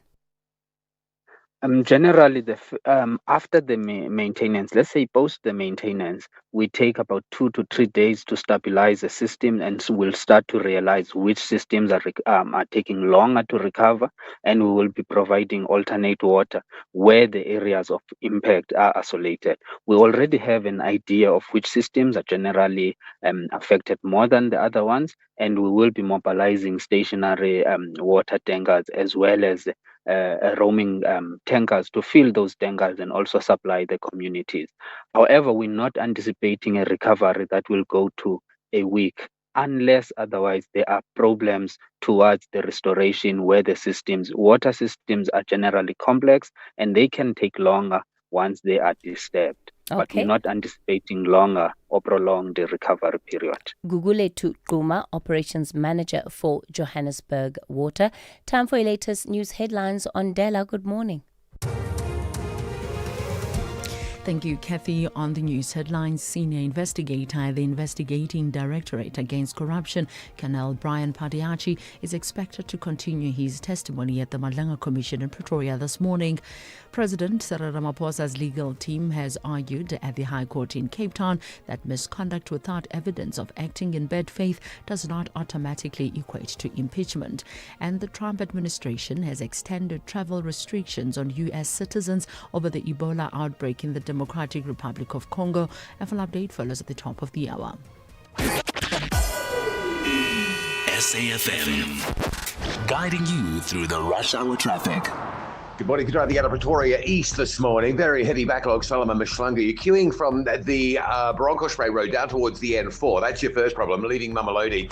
Once you get down towards the N4, it's heavy. And then south of Linwood Road, queuing traffic there again down to Olympus Drive. You get this occasionally through Pretoria East. You're getting it this morning. It's a major backlog. Lights are still out in Centurion on Nelmapius and Main, so the usual backlog's getting through there. The Mike 1's heavy this morning, coming through from Sandton into Melrose, Q&A lined up down towards the Caller Drive off-ramp. The rest of the highways around Gauteng looking fairly normal, but a little bit lighter this morning. With the, don't forget the new restrictions on that N17 this morning is to change up the N17 into Rondebolt Road towards Joburg is quite slow as the roadworks have moved to that location. Pietermaritzburg to Durban, very heavy backlogs from the bottom of the Pietermaritzburg bypass through Market Road all the way down to Ashburton. There is a backlog now on the alternative R103 as motorists become aware of the N3 heaviness and duck out to that alternative. So it is all very slow getting through there. Cape Town, not a bad traffic pattern, particularly if you're on the M3 coming inbound, very light. You can tell it's school holidays there in from Constantia and Newlands. The M5, again, possibly the busiest highway. And there is a queue of traffic just coming in on the N1 highway, Durban Road down to Plattekloof Hill, looking slow. With your traffic updates, I'm Rob Byrne. This is SAfm Sport with Zai Khan. Zakan, good morning to you. So, Heartbreak this morning. Yesterday it was you and all the French fans. Today it is England, all the English fans. And yeah, they've of course lost against Argentina. Late heartbreak, Kathy. I think it's a feeling England fans know all too well because dreaming of that 1966, that famous win of theirs to another case of, yeah, maybe next time. So Argentina. Is that the last time they won? Yes. Yo. That's the last Okay. Those who believed it was possible really do believe, right? What did you say? 1960 what? 66. 1966. Yeah, it's before both of our times, Zai. I don't know what to say. Yes, absolutely. We weren't even in any state at that time. But yeah, that's football for you. 1 minute you're dreaming of that glory. And yeah, next you're wondering where those 2 minutes of stoppage time came. And that's what, Lionel Messi and company did. England suffering heartbreak. 2-1 was their loss to Argentina. And this 2026 FIFA World Cup semi-final held at Atlanta Stadium in the United States of America last night. Now, the Three Lions, they did take the lead early in the second half with a 55th minute goal by Anthony Gordon, but Argentina kept the pressure and the rhythm, forcing England to defend, and substitutes for Argentina. They went on to make the difference as they came on attacking. We had a 85th minute goal from Enzo Fernandez, while Lautaro Martinez scored the winner in the 92nd minute. Now, the English coach, Thomas Tuchel, admits they had more to lose compared to Argentina. I think it was a very close match. I was happy the way we played it. Very close match, like I said, and we had the moment and took it to our advantage, went 1-0 up. I think that's what happens in these kind of matches that are totally even. I think at that point of the match that it was also deserved, not undeserved, that we take our moment and go 1-0 up. Argentina played with more risk, played with a feeling maybe that they have nothing to lose anymore, which freed them up and hold us back, because we obviously played suddenly with a feeling that we have a lot to lose. So England and France will play each other for the bronze medal. That's on Saturday, the 18th of July at the Hard Rock Stadium in Miami, Florida. Let's bring it closer to home, and this time we've got news with the Banyana camp. Coach Desiree Ellis says it's important for the team to maintain its identity as they're aiming for another successful Women's Africa Cup of Nations campaign. Ellis is in camp with the squad. The 63-year-old insists Banyana will not abandon their philosophy, believing they stay true to their identity will be key to progressing beyond the group stages. We're not going to change our game too much. I think if you focus too much on the opponent, you need to know the strengths and the weaknesses. You saw last night the World Cup semi-final. I don't think Spain changed the way they played. They were true to who they were. Didn't allow France to play their game, but they were true to who they were. And they got the result. Yes, you will analyze the opponent, you will talk about their threat, you will train to their threats, but we need to be true to who we are, because I think a lot of people know how we play, and we can change how we play, but it depends on who you play and how you want to change, and if it is necessary to change. Let's go to rugby, where Springbok hooker Malcolm Marx has revealed he suffered a bicep injury while playing in Japan, but says he was fortunate it was caught early and managed well by medical staff. The 2025 World Rugby Player of the Year recovered in time to start against England at Ellis Park and will again wear the number 2 jersey against Wales at Kings Park come Saturday. And finally, cycling. Norway's Søren Verdensholt claimed his first Tour de France victory by winning stage 11 in a frantic sprint. The 26-year-old triumphed on the fastest road stage in Tour history, racing at an average speed of nearly 51 kilometers per hour. Tadej Pogacar retained the yellow jersey and his commanding overall lead. That's your National Briefing Sport. We'll lead with more at the top of the hour. I'm Zai Khan. The Market Brief with Ndauleng Lechela on SAFM. Oh, good morning, Ndauleng. Getting into our market brief for this hour, TransUnion is flagging the growing pressure on South African households. And of course, they sit with all of our credit scores. Say they know exactly what's happening in our bank accounts. That's right, Kathy. Now, the latest Consumer Pulse survey conducted by TransUnion found that many South African households remain under financial strain, with nearly 4 in 10 consumers expecting to miss at least one payment or loan repayment in the coming months. The survey also highlights the growing squeeze from the rising cost of living, with inflation remaining consumers' biggest financial concern. Now, in response, many households are cutting discretionary spending, dipping into savings, and making greater use of credit to stay afloat. Now, the findings come as economists increasingly expect another interest rate hike, adding further pressure to already stretched household budgets. Now, while many South African households are tightening their belts, demand at the top end of the market remains somewhat resilient. That's as luxury goods group Richemont delivered stronger than expected first quarter sales, with revenue up 20%, well ahead of market expectations. Now, growth was driven by robust demand for Cartier and Van Cleef & Arpels jewelry, particularly in the Americas, where sales jumped 27%. Jewelry, which accounts for most of the group's revenue, continued to outperform, helping Richemont weather the broader slowdown in the luxury sector. Now, Richemont, one of the counters that closed about 7% higher in yesterday's session, but that wasn't enough to boost the overall bourse, with the JSE All Share closing in the red. We're likely going to see another choppy day over on the local market as geopolitical risks linger, and that also filtering through to the rand, sitting at 16.33 to the dollar, 22.11 to the pound, and 18.74 versus the euro.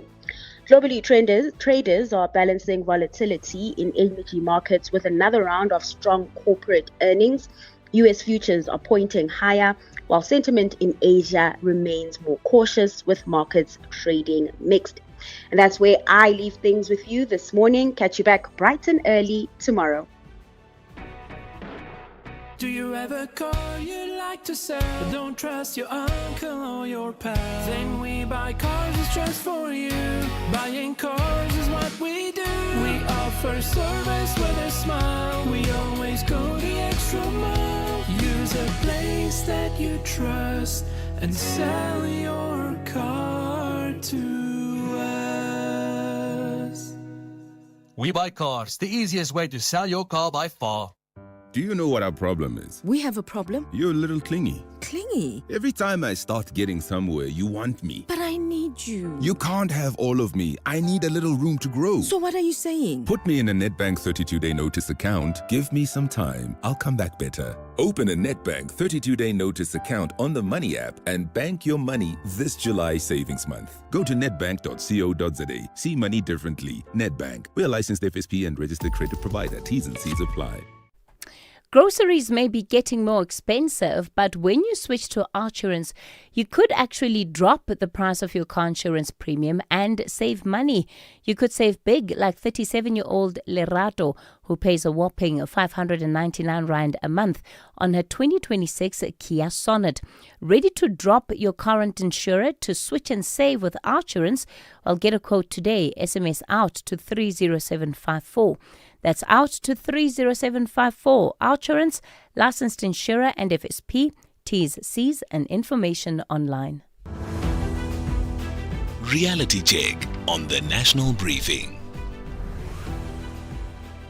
You're listening to the National Briefing. It's 7:42. We're getting into our reality check for this morning, and the central theme for the week has been about the South African middle class.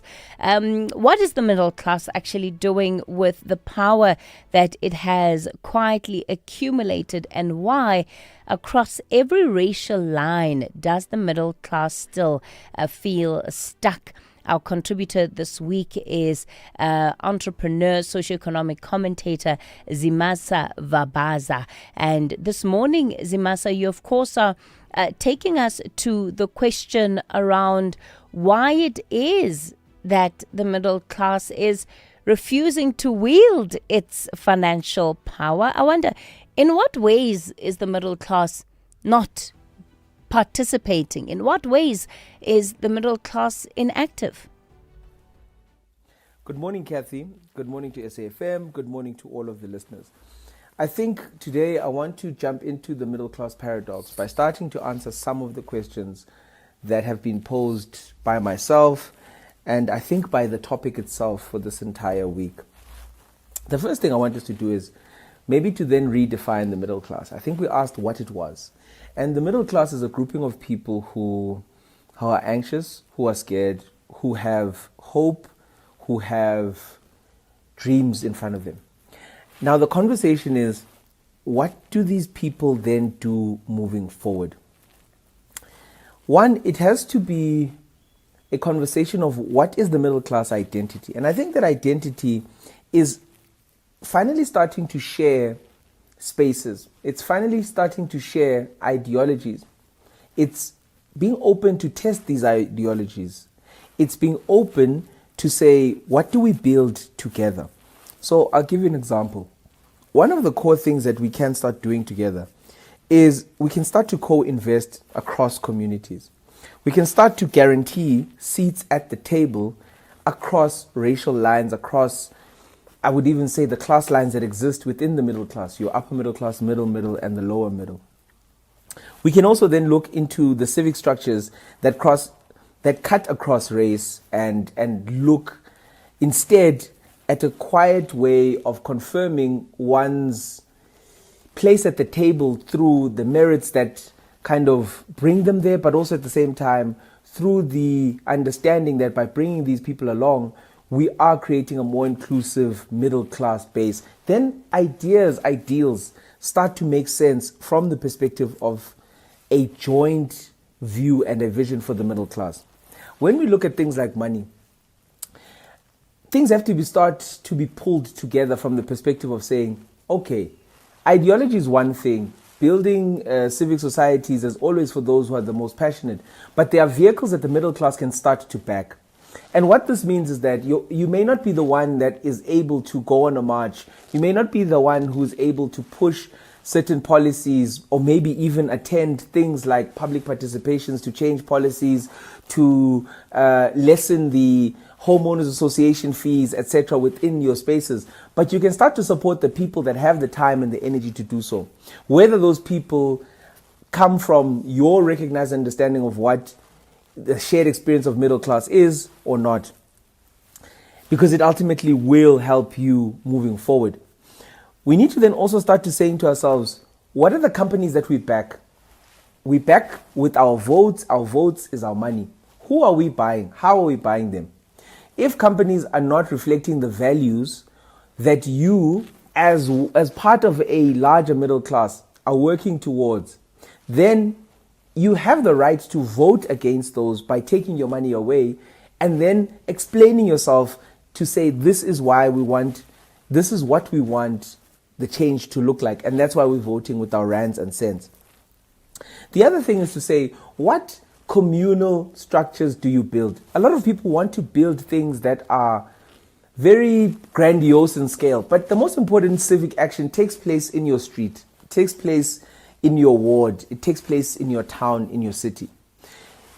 Thinking about South Africa as a whole is good because that's the system that governs us all, but thinking about and towards your street and your ward in that regionalized form, you can affect real change by being part of the smallest committees. One of the most interesting things that I saw, Kathy, was that there was a gentleman who said the millennials do not place themselves in positions of power by contesting the simplest of things, contesting to be on a civic board, contesting to be part of the PTA, contesting to be part of SGB, contesting to be part of an organization, a residence organization, even taking a position in your community policing forums, your community beautification forums, etc.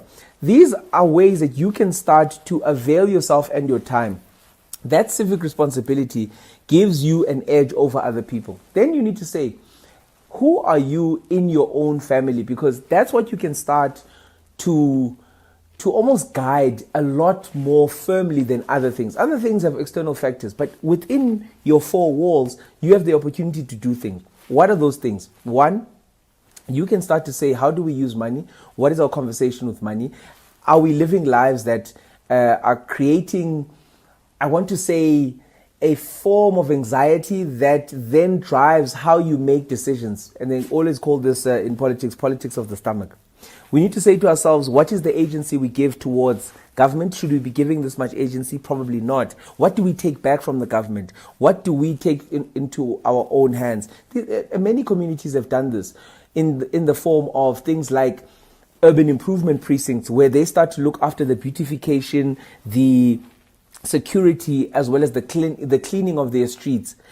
How do you do that? This is how you get in there. You say, how can I start one of these urban improvement precincts within my community? The spaces that are clean across the country, most of them have these urban improvement precincts. You need to then start saying to yourself, how do we educate the next generation in understanding the nuances that make them middle class? I grew up middle class. I know I've been middle class since I started, because I was told about the privileges that I had, but also the responsibilities that I have. Now, all of these, as new parents, as existing parents, as parents to be within a millennial sense, and even older, and possibly even younger, listening to this program, you need to then start asking yourself, what is it that you want to craft for the next generation?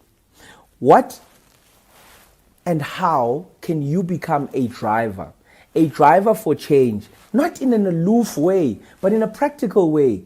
It's you shying away from work when they say we need somebody to start a society, a grouping of people that are going to read books, that just want to kind of connect outside of work. It's you not putting up your hand, knowing that you're somebody who can bring people together across the lines, across the divide, within the middle class setting.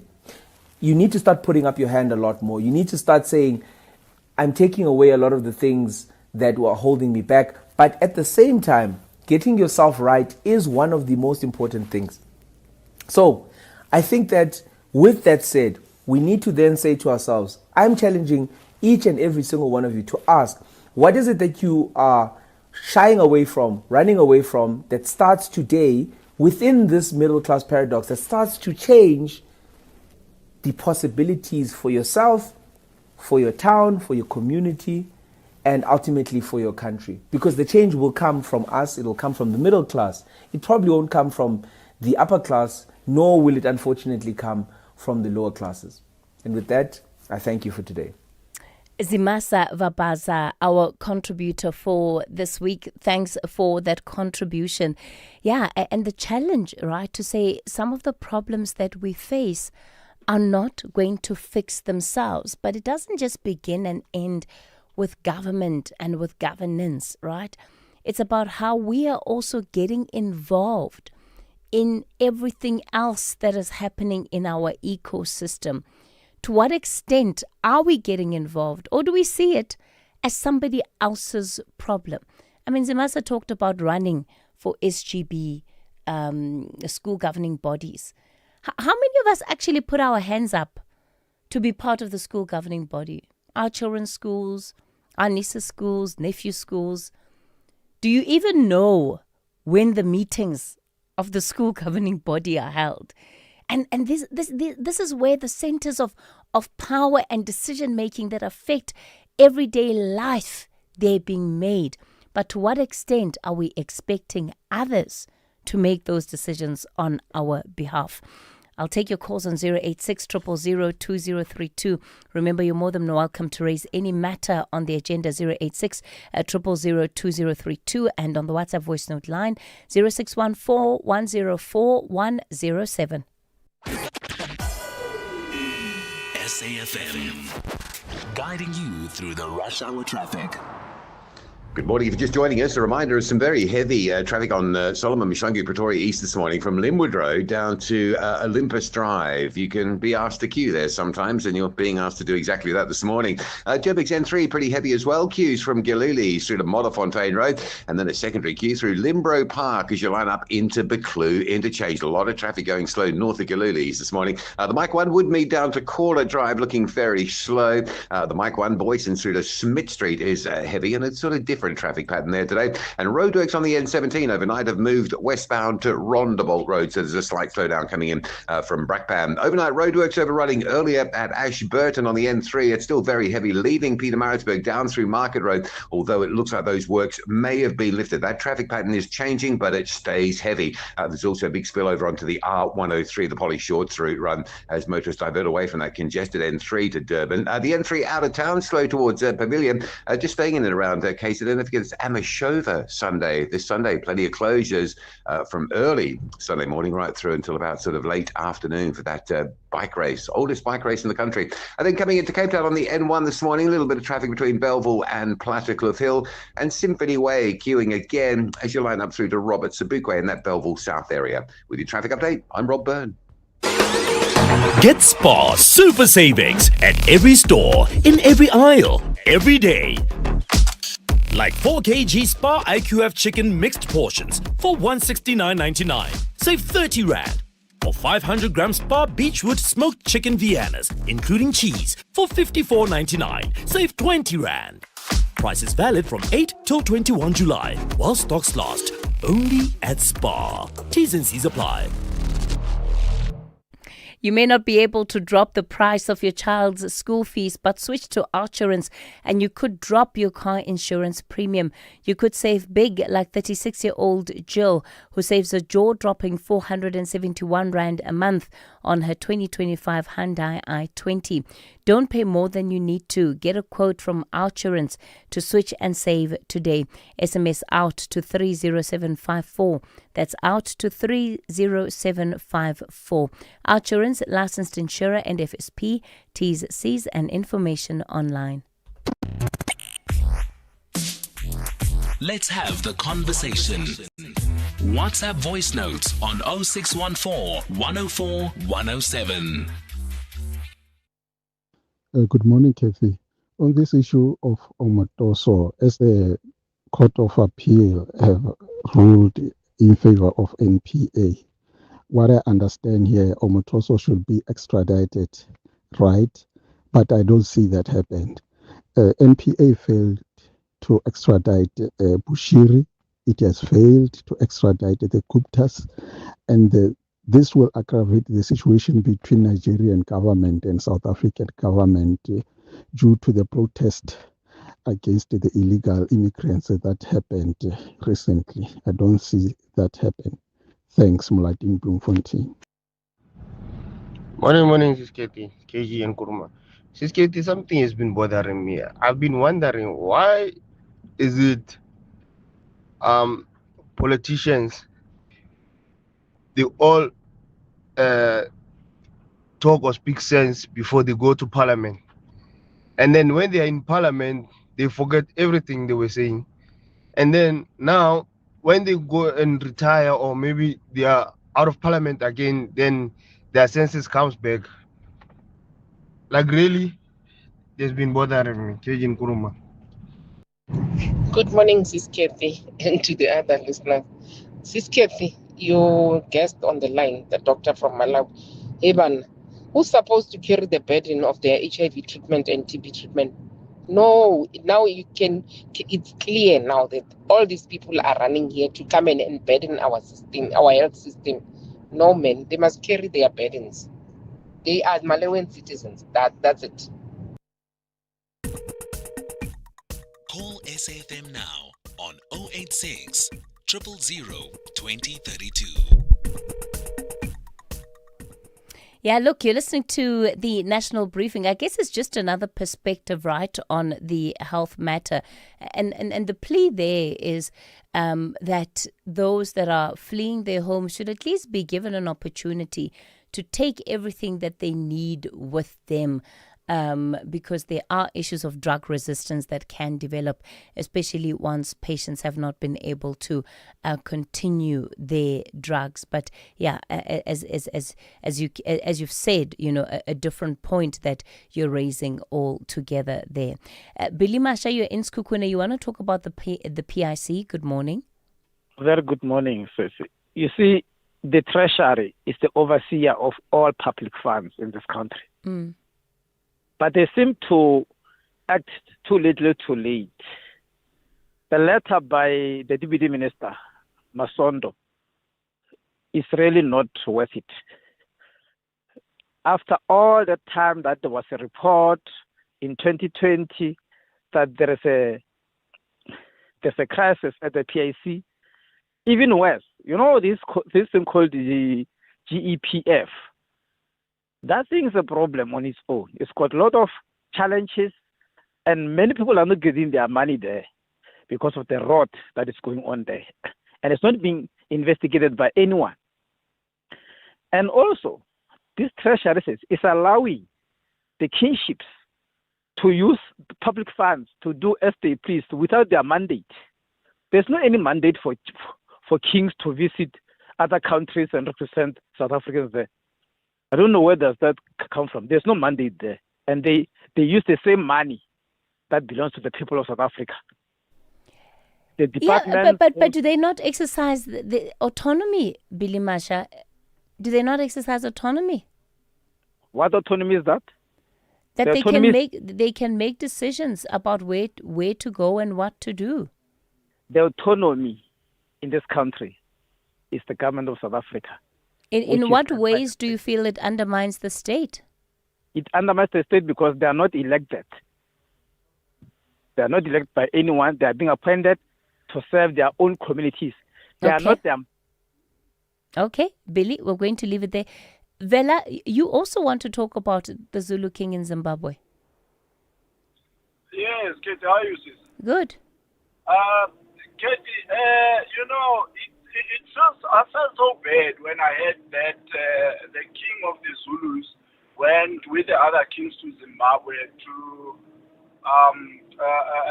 apologize on our behalf for chasing away the illegal foreigners. Yeah? And I don't understand, Katie, how does this happen?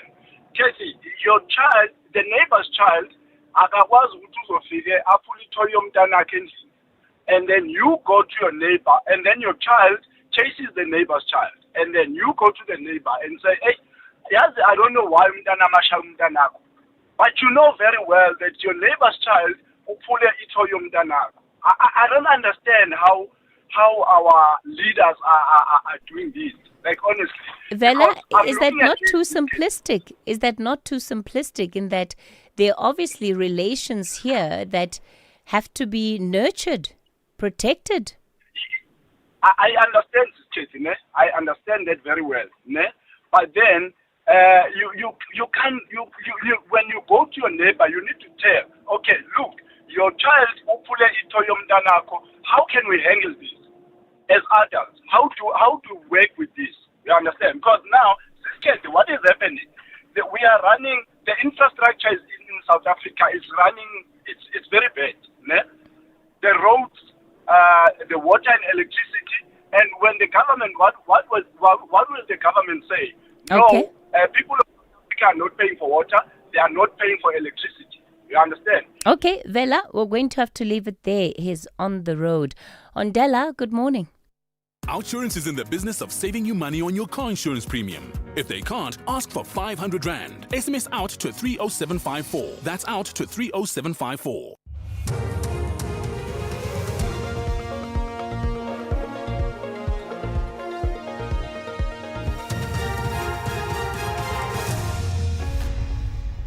Thank you, Kathy. On the top stories, IDEX Colonel Padayachi to continue with testimony and travel restrictions to U.S. citizens in the DRC extended. For SAfm News, I am Ondilambana and a very good morning. Senior investigator at the Investigating Directorate Against Corruption, Colonel Brian Padayachi, is expected to continue his testimony at the Madlenga Commission in Pretoria this morning. Padayachi is the lead investigator in the case involving crime intelligence head Dumisani Kumalo and other officers. The case centers around the appointment of Brigadier Dineo Mukwele to crime intelligence. Padayachi has testified that Mukwele's appointment was irregular and tainted by corruption. Sbahle Mota reports. The Madlanga Commission has questioned Padayachi whether a complaint lodged by Member of Parliament Fadil Adams justified a corruption investigation into the appointment of Crime Intelligence Brigadier Dineo Mukwele. Commissioner Sesi Baloyi put it to Padayachi that the complaint appeared to relate more to a human resources dispute than a criminal offense. She further argued that Adams' affidavit contained no allegations of corruption, but instead raised concerns about the appointment process. Proceedings are expected to resume at 9:30 this morning. I am Sibahle Mota in Pretoria. President Cyril Ramaphosa's legal team has argued at the High Court in Cape Town that misconduct without evidence of acting in bad faith does not automatically equate to impeachment. The president wants the Parliamentary Impeachment Committee process suspended pending the review of the Section 89 independent panel report that found that he has a prima facie case to answer over the Pala matter. The committee is the result of a May Constitutional Court ruling that the National Assembly acted irrationally when it voted against the implementation of the report and that impeachment proceedings should be instituted against the president. Acting on behalf of Ramaphosa, Advocate Wim Trengove told the court that the panel never considered whether there was ever bad faith on the side of the president. It's not an impeachable offence if it is not in bad faith. That means intentional. A serious violation of the Constitution or the law means behavior by the president amounting to an intentional or malicious violation. So for the misconduct to reach the level of an impeachable offence, you must find that the president intentionally transgressed the rule.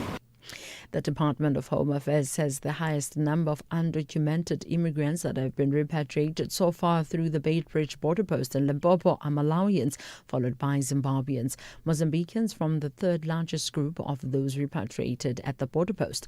The department's Chief Director Albert Matsaung was speaking at the Musina Temporary Repatriation Center. The total number of the people that have been processed thus far, who have raised their hands to say we need to be repatriated, are now moving around 55,900 and some odds. So countrywide, what it means is that only for the center has managed to process over 34,000. That is the people that have been processed in this center. And you must understand that because this center is the center that is closer to the land port, which is Beitbridge.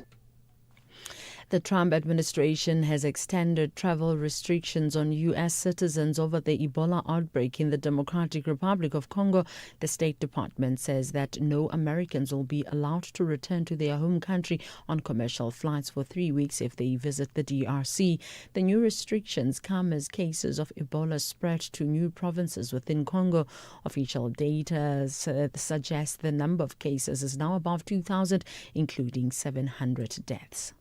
Recapping the top story, senior investigator at the Investigating Directorate Against Corruption, Colonel Brian Padayachi, is expected to continue his testimony at the Madlenga Commission in Pretoria this morning. I'm Ondilambana for SAfm News Headlines at 7:30. OUTsurance will go out of their way to try and save you money on your car insurance. If they can't, ask for 500 Rand. SMS out to 30754. That's out to 30754. You may be paying more for medical aid this year, but switch to OUTsurance and you could actually drop the price of your car insurance premium. You could save big, like a 43-year-old Ilana who saves an unbelievable 349 Rand a month on her 2022 Suzuki Jimny. There's never been a better time to switch and save with OUTsurance. Why wait? Get a quote today. SMS out to 30754. That's out to 30754. Outsurance, licensed insurer and FSP. T's, C's and information online. Very good morning to you in your SAfm Sports Headlines. Soccer, Lionel Messi and Argentina, one win away from back-to-back World Cup titles. And South Africa's Dricus du Plessis makes his long-awaited return to UFC action. We'll have the details at around 8:30. SAfm, guiding you through the rush hour traffic.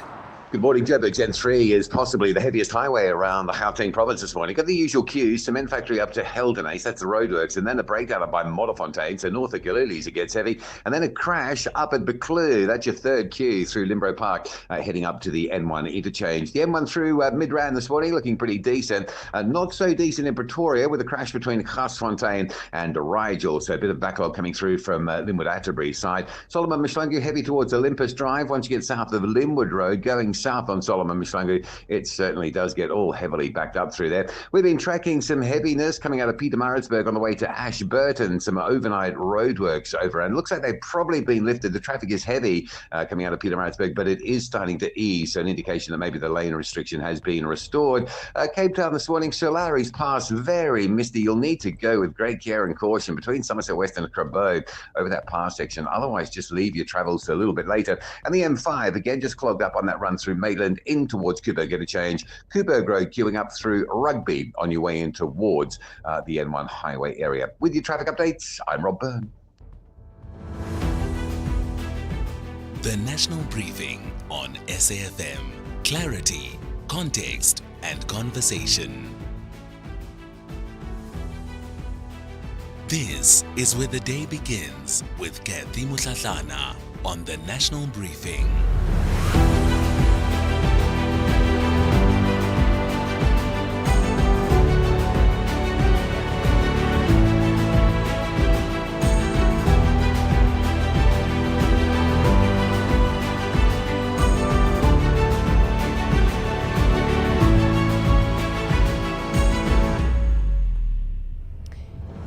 It's 10 after 8 o'clock. You're listening to the National Briefing. Good morning and welcome if you've just tuned into the show.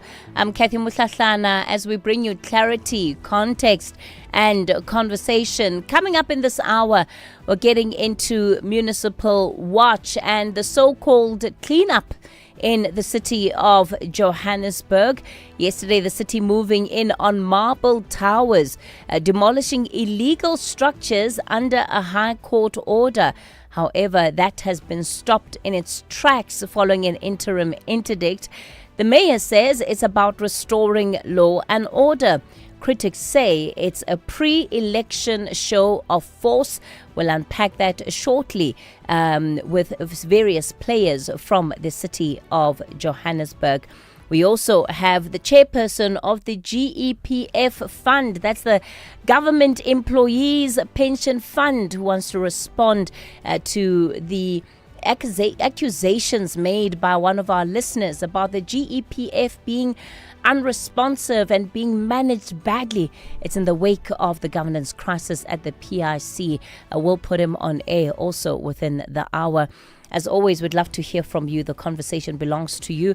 The numbers to dial this morning, 086 000 2032. That's 086 000 2032. On the WhatsApp voice note line, 0614 104 107.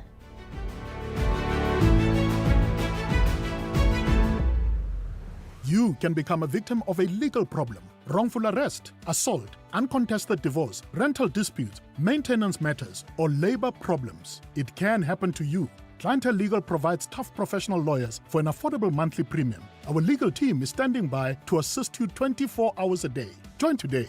SMS SAFM to 32195. That's SAFM to 32195. Clientele General is an authorized FSP and licensed non-life insurer. T's and C's online. Standard rates apply. This Sunday evening at 7 on the Tastemaster Professional, our chefs discover that we eat with our eyes first. Guided by guest judge renowned chef Martinez Ferreira from Jordan Wine Estates, they focus their energy on plating works of art where every detail counts. When presentation is just as important as flavor, who will leave the judges in awe? Find out on the Tastemaster Professional, Sunday at 7, repeat Saturday at 4:30 and Sunday at 3:30, only on SABC2.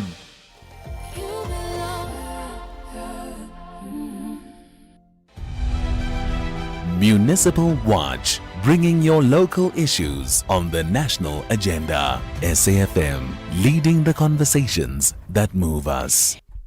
It's 12 after 8 o'clock, so let's get then into the city of Johannesburg, which is the focus for today's Municipal Watch, and in particular, the so-called cleanup of the CBD.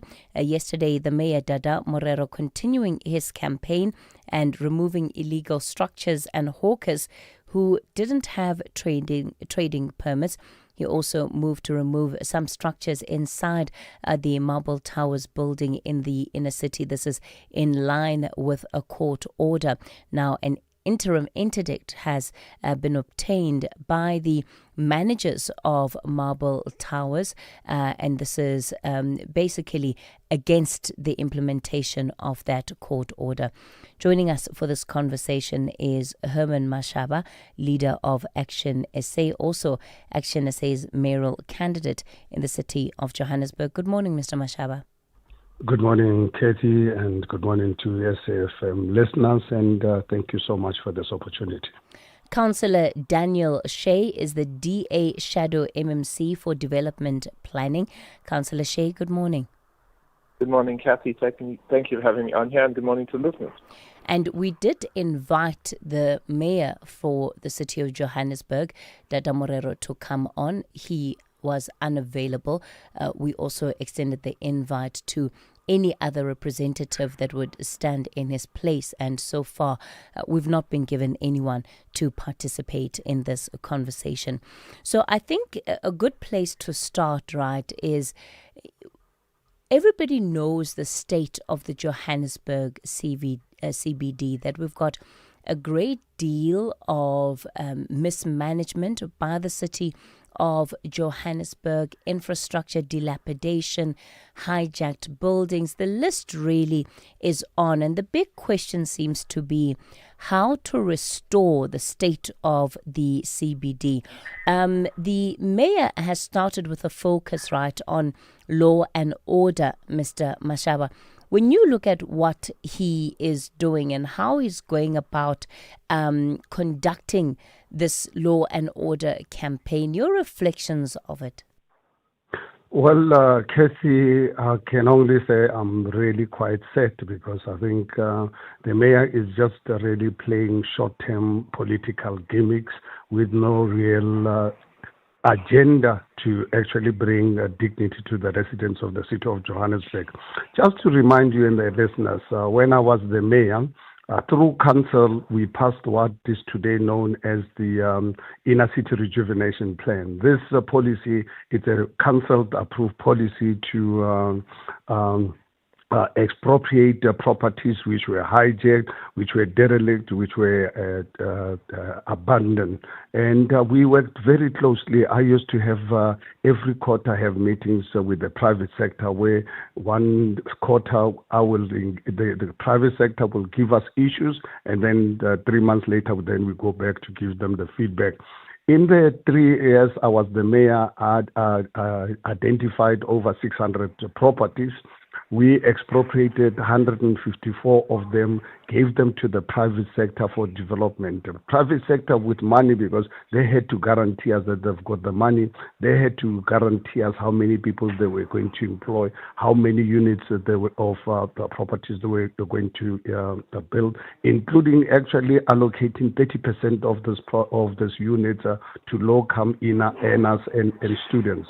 Unfortunately, through the ANC and the DA had to resign. And that policy, it is still there. So, and our councillors and our caucus has raised this matter on numerous occasions, coming out with motions to say there's a policy already in place as soon as we got into power. But obviously, ANC and DA not interested in the plight of... So, Mr. Mashaba, what do you have a problem with? Because when one looks at what the Johannesburg mayor is doing, there could be those that argue that it's very much in line with your own playbook, for which you were heavily criticized as the Johannesburg mayor when you went about implementing the so-called cleanup campaign of the CBD. So why are you saying today that it's gimmicks when this was very much in line with a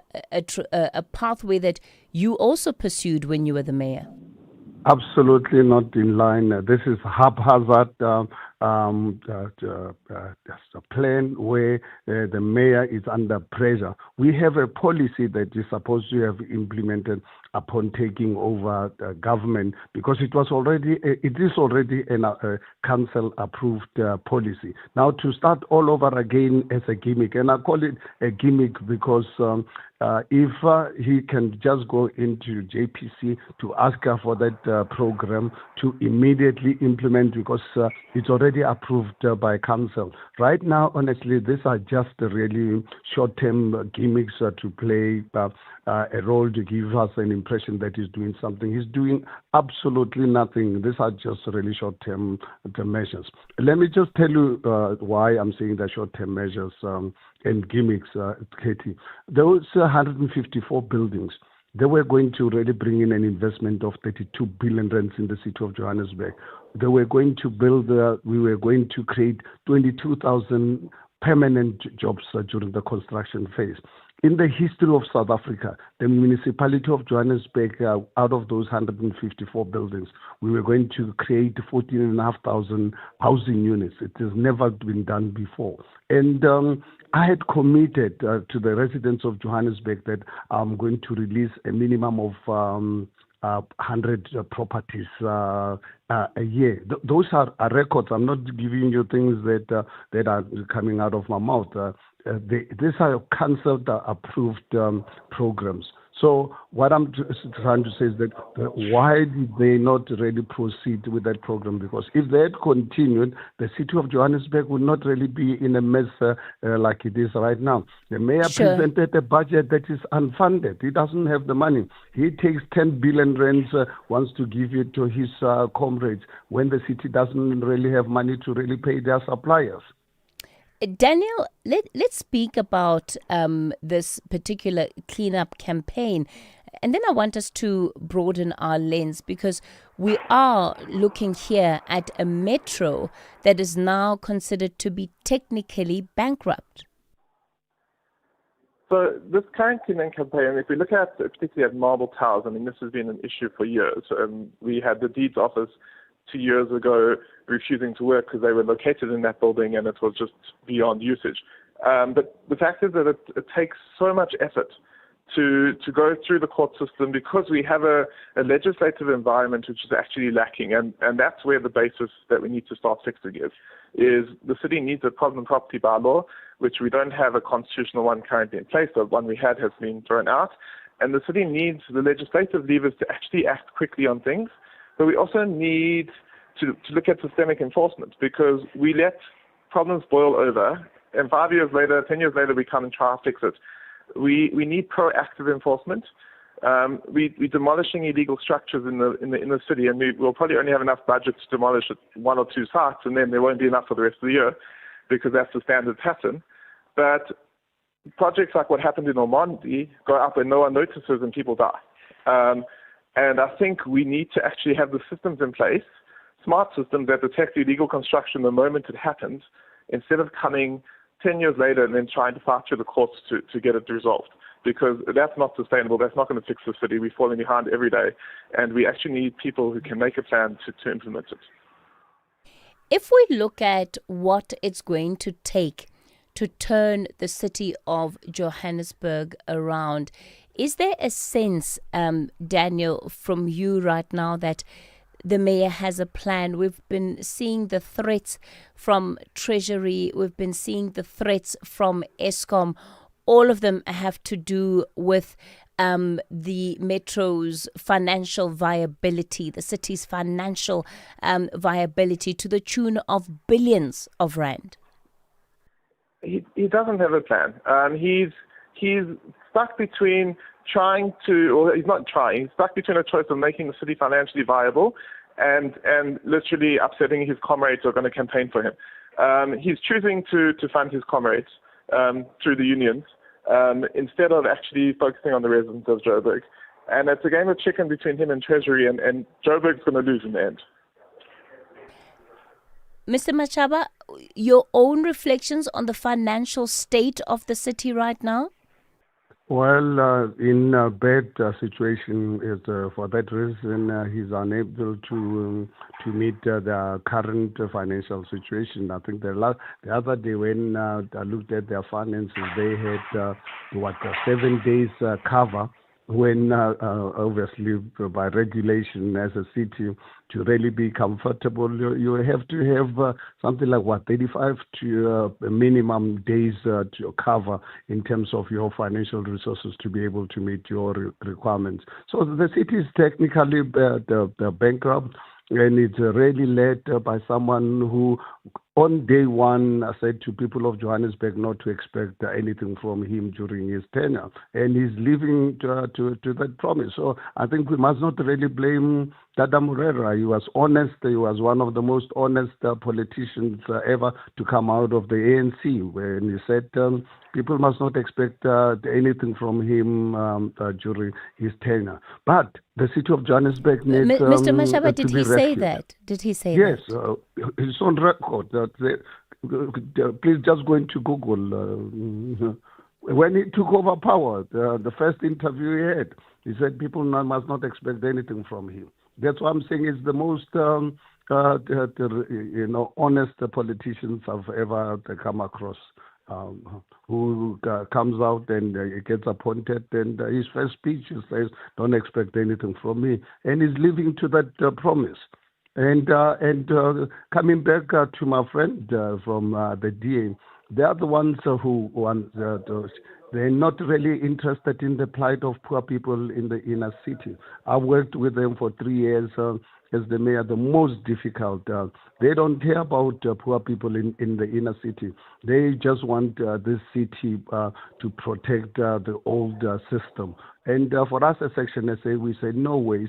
That's why I had a fallout with them, because when I was expropriating these properties, they did not want me to put conditions to the private sector. They wanted me to sell the properties. I said, no, I'm not selling our properties. I'm giving them to the private sector on a long lease because the city does not have money to build ourselves. But I'm not selling these properties. And we were overwhelmed. Every time we were oversubscribed when we offered these properties. And one of the conditions that the DA did not like was when I put the conditions to the private sector to say, well, I want every property that we give you, 30% of the properties must be for low-income earners and students. And those are things that created friction between the DA and I ended up calling me an EFF mayor.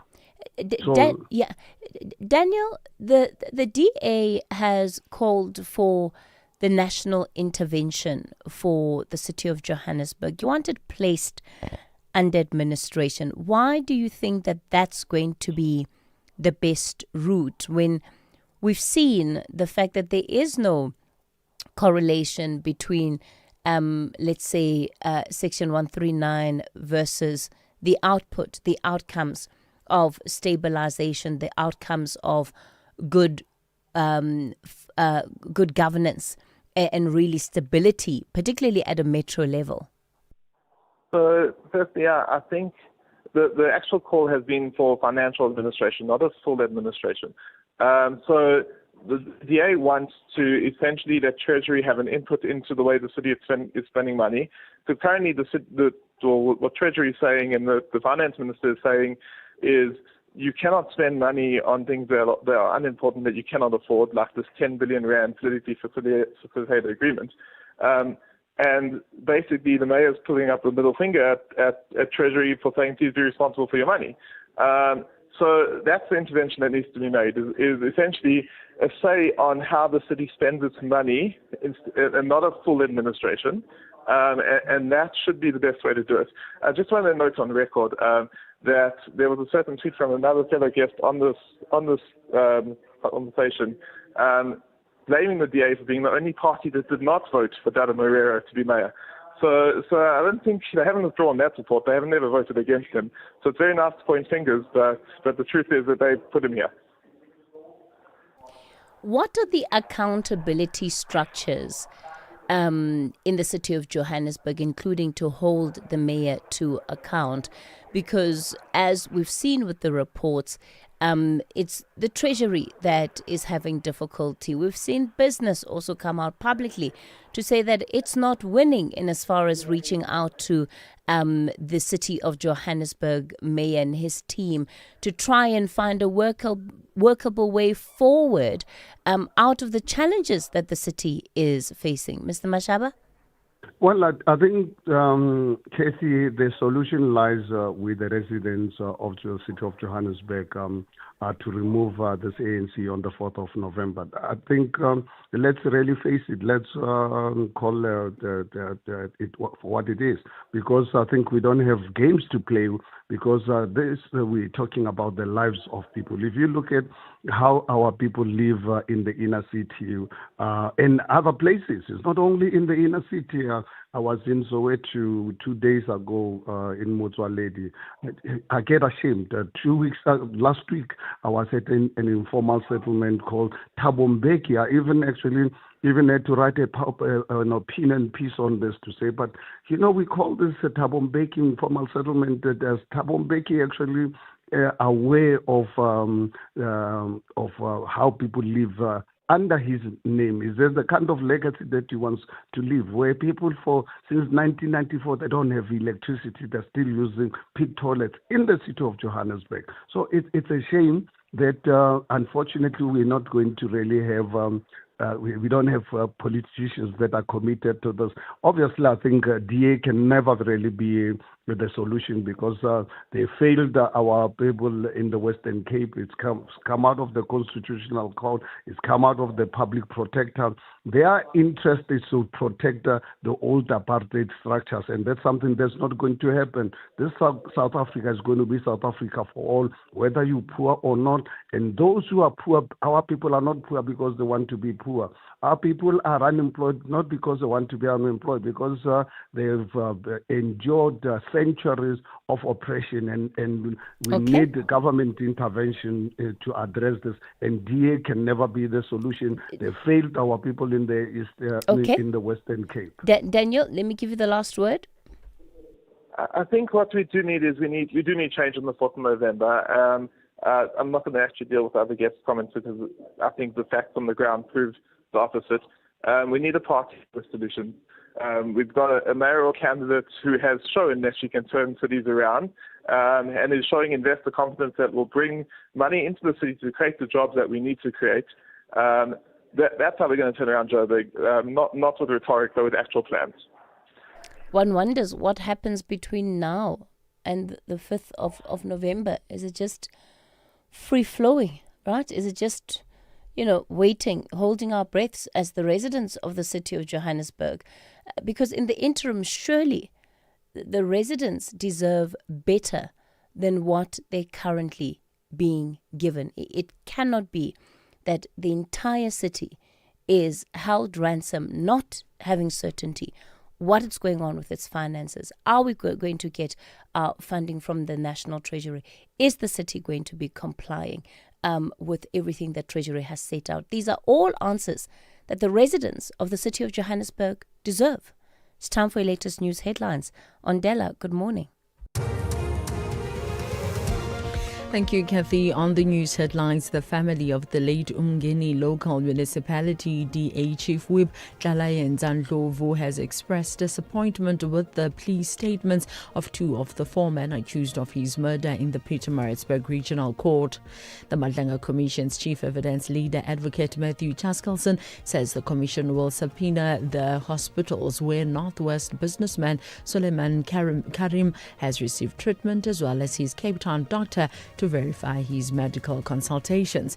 And South Africa and Russia are moving to strengthen parliamentary ties with a high-level parliamentary delegation in Moscow holding talks aimed at deepening cooperation between the two countries. A full update follows at the top of the hour. SAFM, guiding you through the rush hour traffic. Update on Joburg's N3, which was the heaviest highway. It still is around Gauteng at this stage, although we are getting a bit of a rival from the Mike 1. I'll get there in a minute. The N3 North is heavy. A crash at Buccleuch. Delays back through towards the sort of Edenvale-Mollefontein territory. That run up through Alex and Limbo Park on your way up towards the connection to the N1 at Buccleuch. Very heavy this morning. Now, there's just been a couple of collisions on the Mike 1. There's one going north near Smith Street. So the Mike 1 North and the M2 West in through Crown, up through Braamfontein. Very heavy. And at the same time, there's been a crash on the Mike 1 southbound near St Andrews, so just coming into Parktown, that stays busy. Also the Mike 1 south from Marlborough Drive down to Caller Drive, exceptionally busy as well today. Crash on the M1 south at just before Rigel Avenue. Traffic is starting to move a little bit better through there. Solomon Mishwangu from Linwood Road going west through Pretoria East, very heavy. You might want to avoid that one today.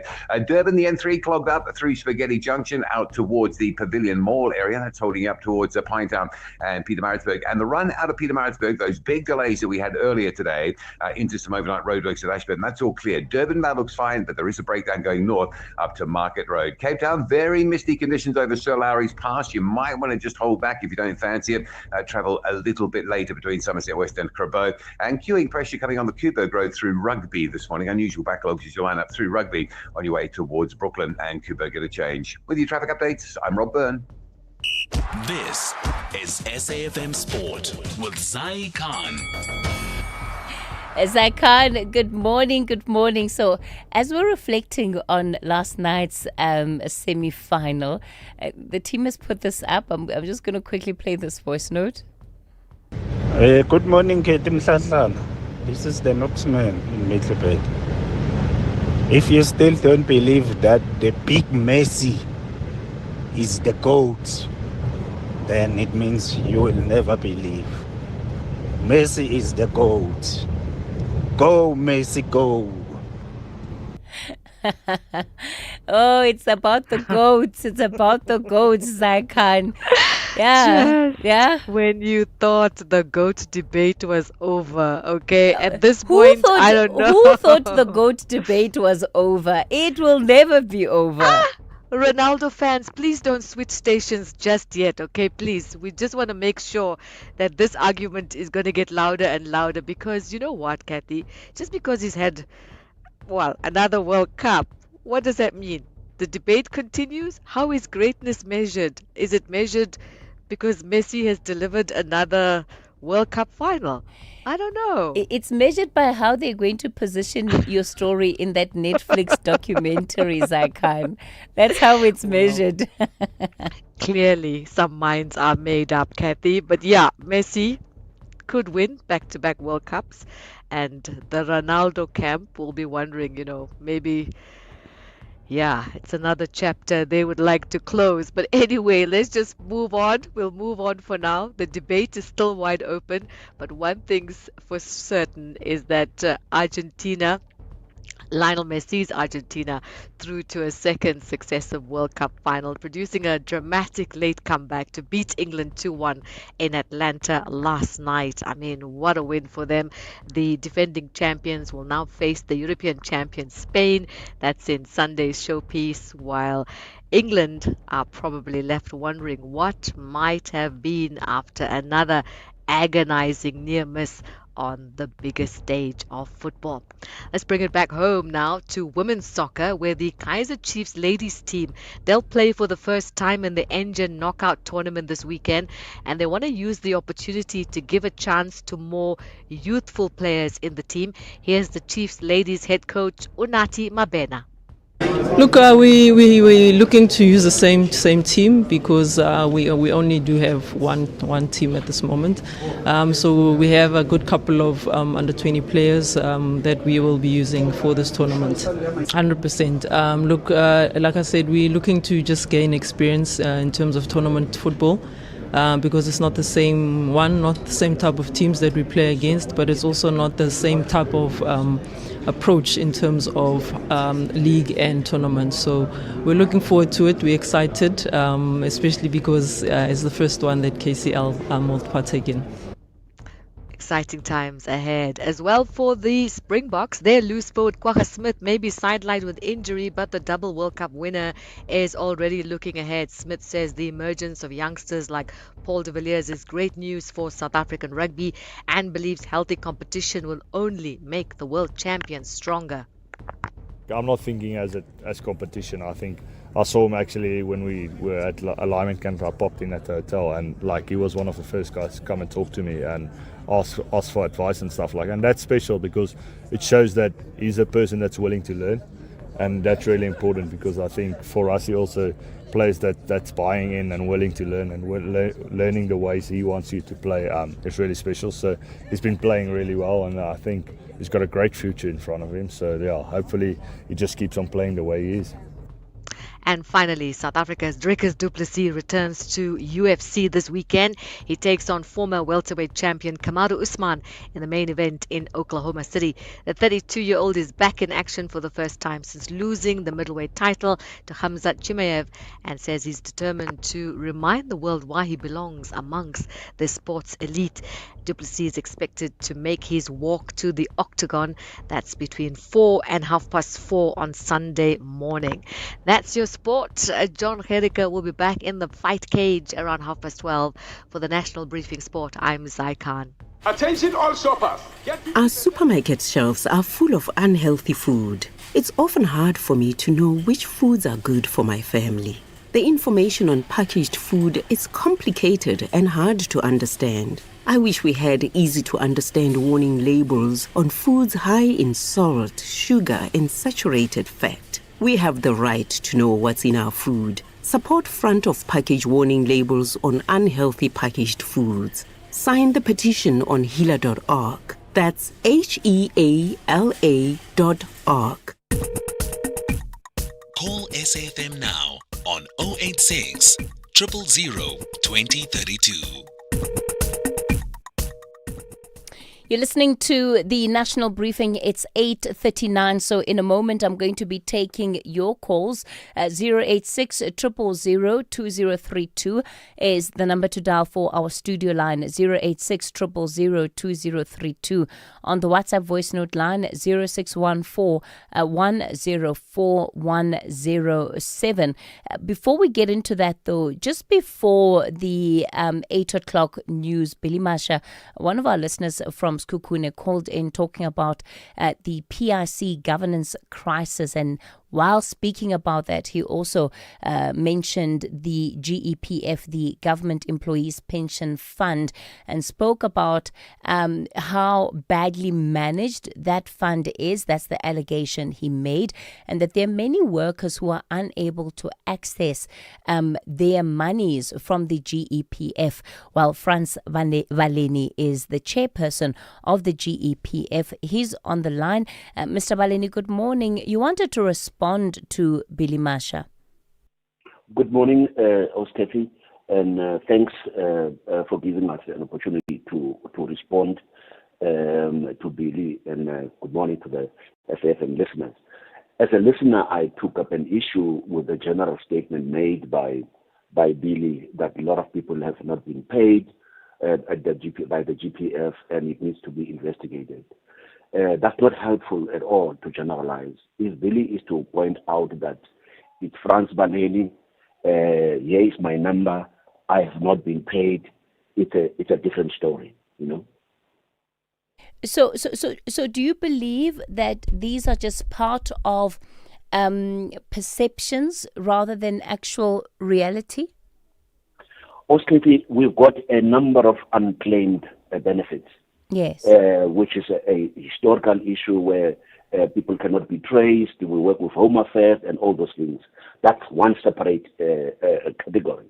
Another category is where the information, remember, they come from different departments.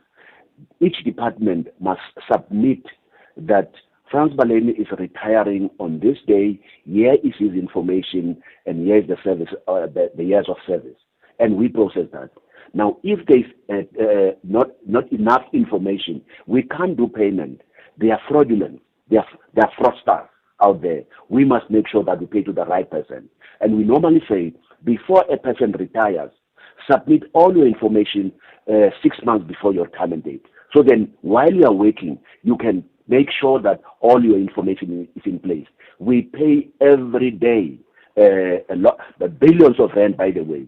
And what we are paying is more than what we are receiving from the employer and employee. It means that our investments are performing well as too. I'm getting quite a number of listeners that are getting in touch specifically on the GEPF. I'm going to start with this message from Anonymous, who says, "Hi, I claimed from the GEPF on the 15th of October 2025 already as a court order. But even today, they haven't paid out my claim. Instead, they've been sending me from pillar to post." I also just want to quickly bring in Pax. Pax, you're calling from Cape Town. Good morning. Good morning, Cassie. Cassie, the government as an entirety is sitting with a situation where it does not know how to plan and coordinate its functions. There is a lot of institutions or public services which you find that there's what is known as ghost employees. Now, you tell me, how will the GEPF be able to identify such things as who are they supposed to pay and who are they not supposed to pay, and root out such problems in their system? That's the first part of it. Secondly, there's also the issue of government liking to outsource some of its services to the private sector, which is those institutions which would be the ones that manage provident funds and investments. Now, already as it is, there's a lot of major companies that are sitting with a situation where the FSCA is under an investigation to look at corruption that is going on in there with regards to provident funds and also pension funds. Okay, Pax is out in Cape Town. Mr. Baleni, do you want to respond to that? Pax is referring to, there's no outsourcing. The government employee pension fund operates on the government GPF law. It is the administrator is GPA, which report to National Treasury. It's a state entity. So I'm not sure when it refers to outsourcing and so on. That I can't. It's not the case with GPF. You know, the PIC manages almost all of the GEPF's assets. And as the chairperson of the GEPF, how closely are you monitoring what is happening inside the PIC? And I'm curious to know if there were any warning signs that concerned you ahead of this week's suspension of the CEO and subsequent exits of some of the board members. We receive, Oskefi, regular reports. And I've just alluded to you that the investments which we have made are performing very well above the target which we have set ourselves. We had met as a board on urgency basis to discuss the developments at PIC. We communicated with PIC and say, whatever happens, as long as there's no harm to our investment, as long as the mandate we have given you is not compromised, please keep us posted. And then the latest developments of suspension, which they have informed us, some are issues of employer and employee relationship, but what's important for us is to ensure that there's stability, there's good governance, and our investment is in the right place. What do you know about this whistleblower report and the allegations contained in it against the suspended CEO? Look, we don't know. We heard about the whistleblowing. We don't have the details of it. As I said, these are a sort of employee-employee relation issues. Are you confident that workers' pensions are safe? So to the nurses, to the teachers, to the SAPS officials that are listening to the conversation and that are watching the governance crisis, what assurance can you give them as the GEPF around how you're holding the PIC accountable for the management of their monies? Firstly, Oscar, this pension fund is a defined benefit. It is not a defined contribution. In the event there's a shortfall, me and you and the taxpayers will have to pay that shortfall through the National Treasury. So our role as the board is to ensure that that never happens, that our investments are prudent, are appropriate, and they are good returns so that pensioners, they must never worry about their pension because it is defined. So that we can assure. At this stage, we have all the confidence that there's no harm to the pensioners' money and to the beneficiaries as well as retired pensioners. And just as I let you go, Mr. Baleni, the governance problems at the PIC, it seems to be a revolving door, despite the fact that we've had the Mpati Commission, some of those recommendations also implemented. What's your understanding of what really drives the governance issues there? Why do we keep seeing this all familiar picture emerging? Oscar, there has been some stability since after the Mpati Commission, truth to be told. These are new since the appointment of this new board, which was appointed last year. We started to see these skirmishes. So I won't generalize that there's been instability for a long time. That's why we're engaging the shareholder to ensure that he also pay attention to these developments. Frans Baleni is the chairperson of the GEPF, the Government Employee Pension Fund. Let me thank you, Mr. Baleni, for coming onto the show also to weigh in on the matter, largely in response, right, to the call or to the reflections he heard from Billy Masha in Sekhukhune. SAfm, guiding you through the rush hour traffic.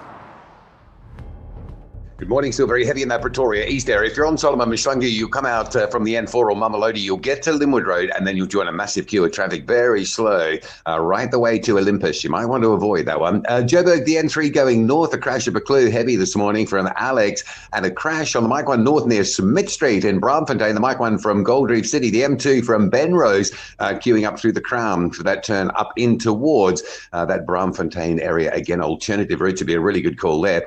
Breakdown between Ashburton and Market Road. If you're on your way into Pietermaritzburg, that's very slow. Queues likely to be with us across the course of today into the roadworks. It's queuing up between Spaghetti Junction and Pavilion Mall on your way out towards Pinetown. A breakdown after Umgeni Road on the N2 South and some congestion coming into Marion Hill Toll Plaza on the Durban-bound carriageway. Cape Town, just a reminder of the very heavy mist over Solaris Pass. If you need to travel Somerset West through to Krabo, you might want to just hold back a little bit rather than get caught up in that really heavy and thick mist. Very poor visibility there. N1 inbound at Brackenfell staying slow, and the elevated freeway into the city centre remains busy and choked with a queue approaching on Marine Drive. With your traffic update, I'm Rob Byrne. Call SAfm now on 086 000 2032. All right, let me bring in some of your calls and WhatsApp voice notes before we get into Built in Mzansi. I'll go to Richards Bay. Simpiwe, good morning. Morning, how's it today? Good, go for it, Simpiwe. Good. Yeah, a quick one. I've been listening to people raising complaints about the circumcision culture. And I could not ask myself but one question. Don't we all drive cars? And our cars not killing people every day on our roads. But we have never had people say that we must stop manufacturing cars. So we can't be throwing away the years of culture and tradition just because of behavioral issues. In this country, we have tendencies of avoiding responsibilities as families and parents and individuals and start throwing aspersions to government and enforcement. How do you enforce someone's culture? It's a culture. Somebody needs to take responsibility, and this culture has been there for years, and there are ways of controlling it. So we need to deal with behavioral issues. Otherwise, we will end up eroding culture everywhere, left and right, as black people, just because we cannot take responsibility for our actions. Yeah, and Simpiwe, is that not the point? The fact that these cultural processes and activities have been hijacked by criminals, and the custodians, right? Even the cultural custodians that are supposed to oversee, they seem to not have a handle on what to do. Yeah, yes, I hear you, but that cannot be the responsibility of the government, because once the government starts interfering with cultural practice, then we lose the independence of or the meaning of the culture itself, because the culture belongs to the society, and the society and communities are comprised of families. So if families in general, if you and I do not take care of our own individual corners, surely government cannot do that on our behalf.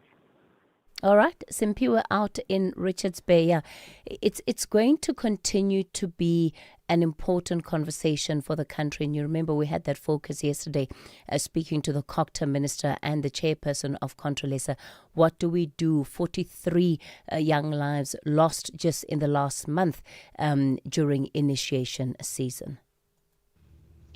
Kathy, I don't like this Joburg water and water people.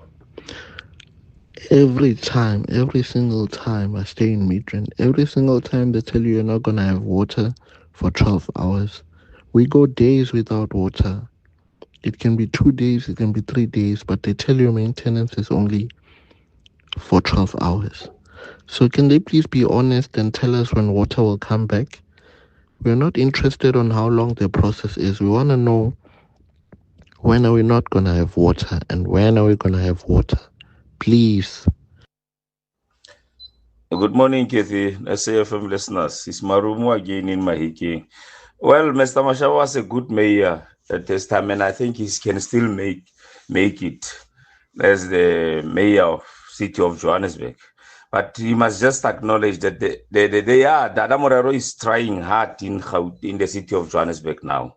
He's trying hard. Maybe they are just late in terms of doing things, but they are trying hard to get Joburg to its former glory. Good morning. It's Marumo in Mahiki. This is Katie morning.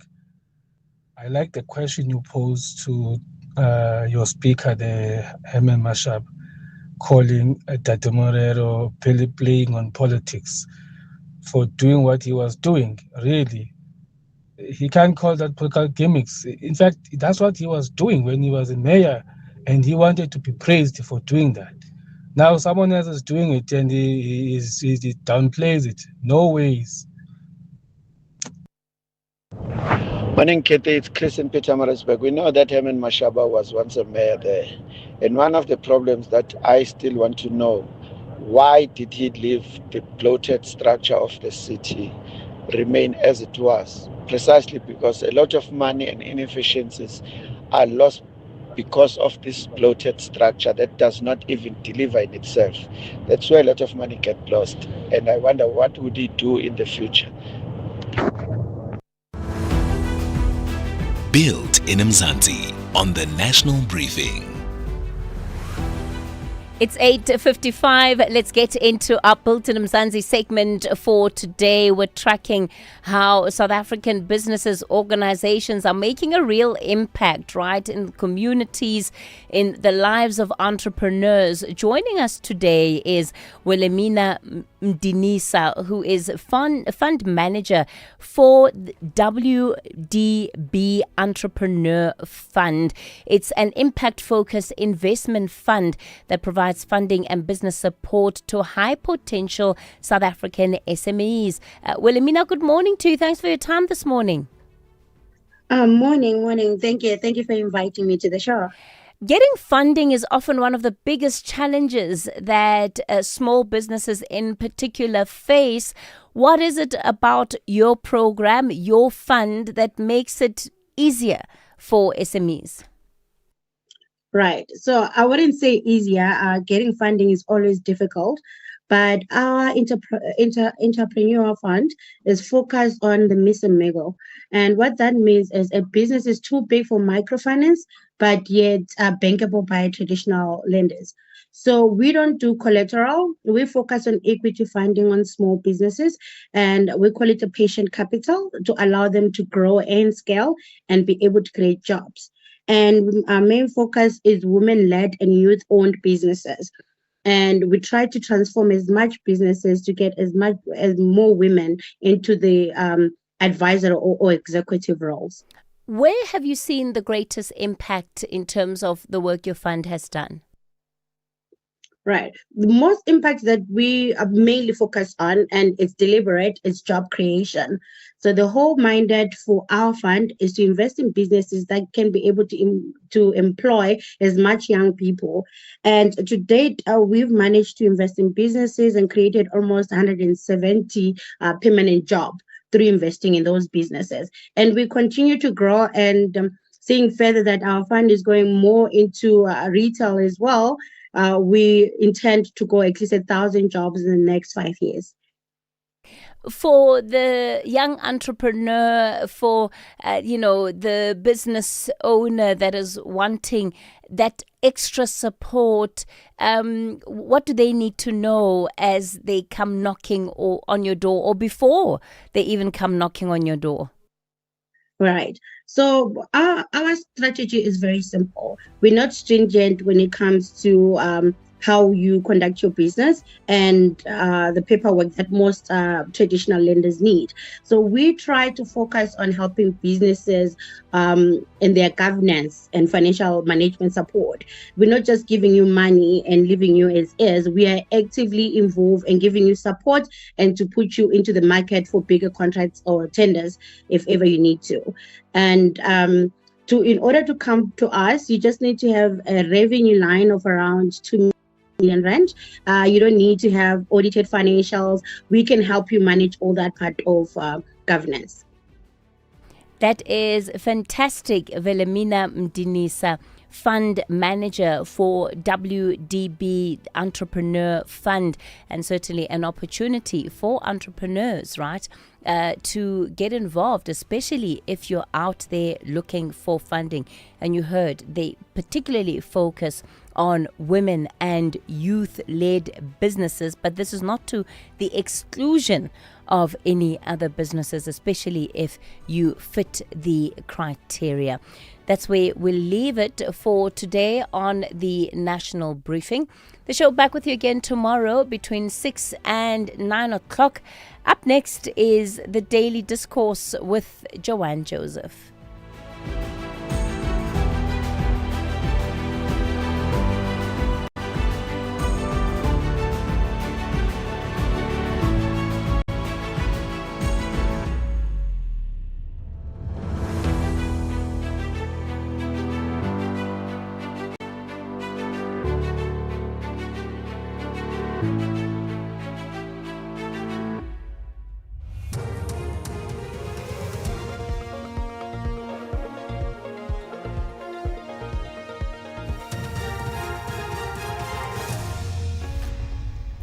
Thank you, Kathy, and the team on the top stories. Lane DA Chief Whip's family criticizes police statements, and Madlanga Commission probes Karim's health claims. For SAFM News, I am Ondalambana, and a very good morning.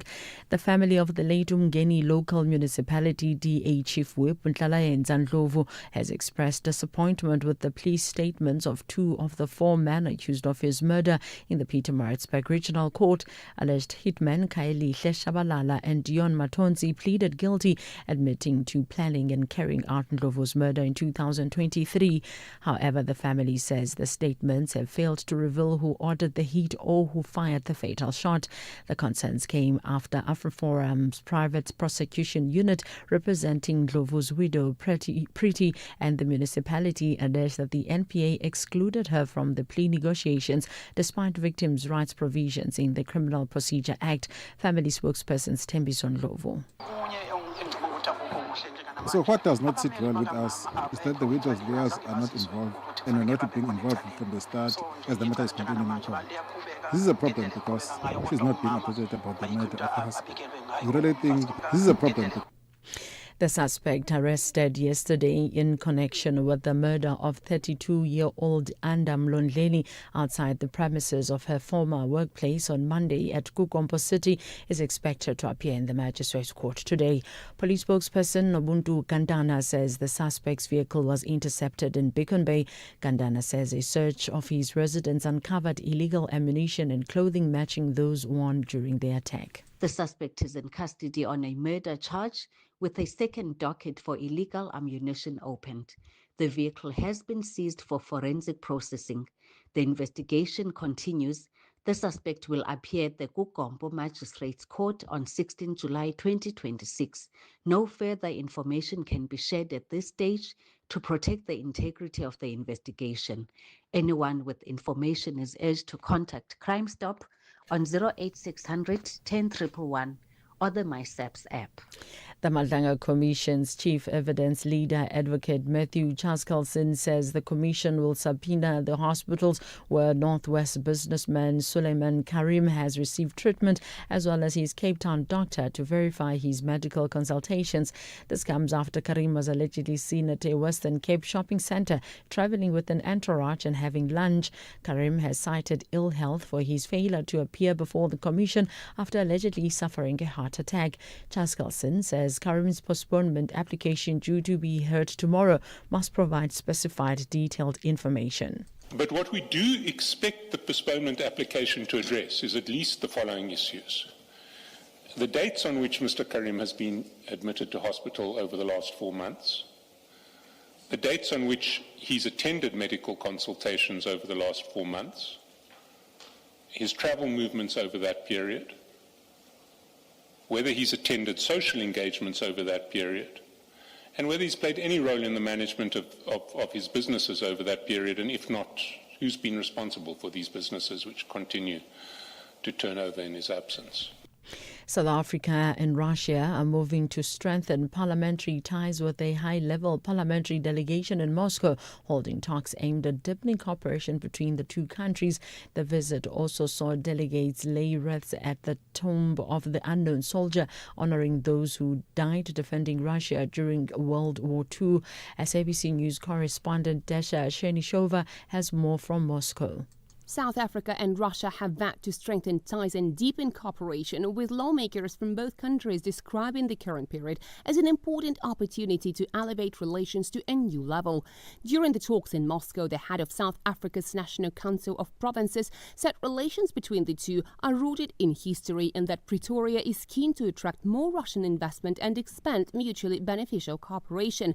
The discussions also focused on strengthening parliamentary diplomacy, including greater engagement between parliamentary committees, young lawmakers and cooperation groups established between the two legislatures. Recapping the top story, the family of the late Umgeni local municipality DA Chief Whip Nhlalaye Ndlovu has expressed disappointment with the police statements of 2 of the 4 men accused of his murder in the Pietermaritzburg Regional Court. I'm Mundela Mbana for SAFM News Headlines at 9:30. SAFM 104 to 107 nationwide. Leading the conversation.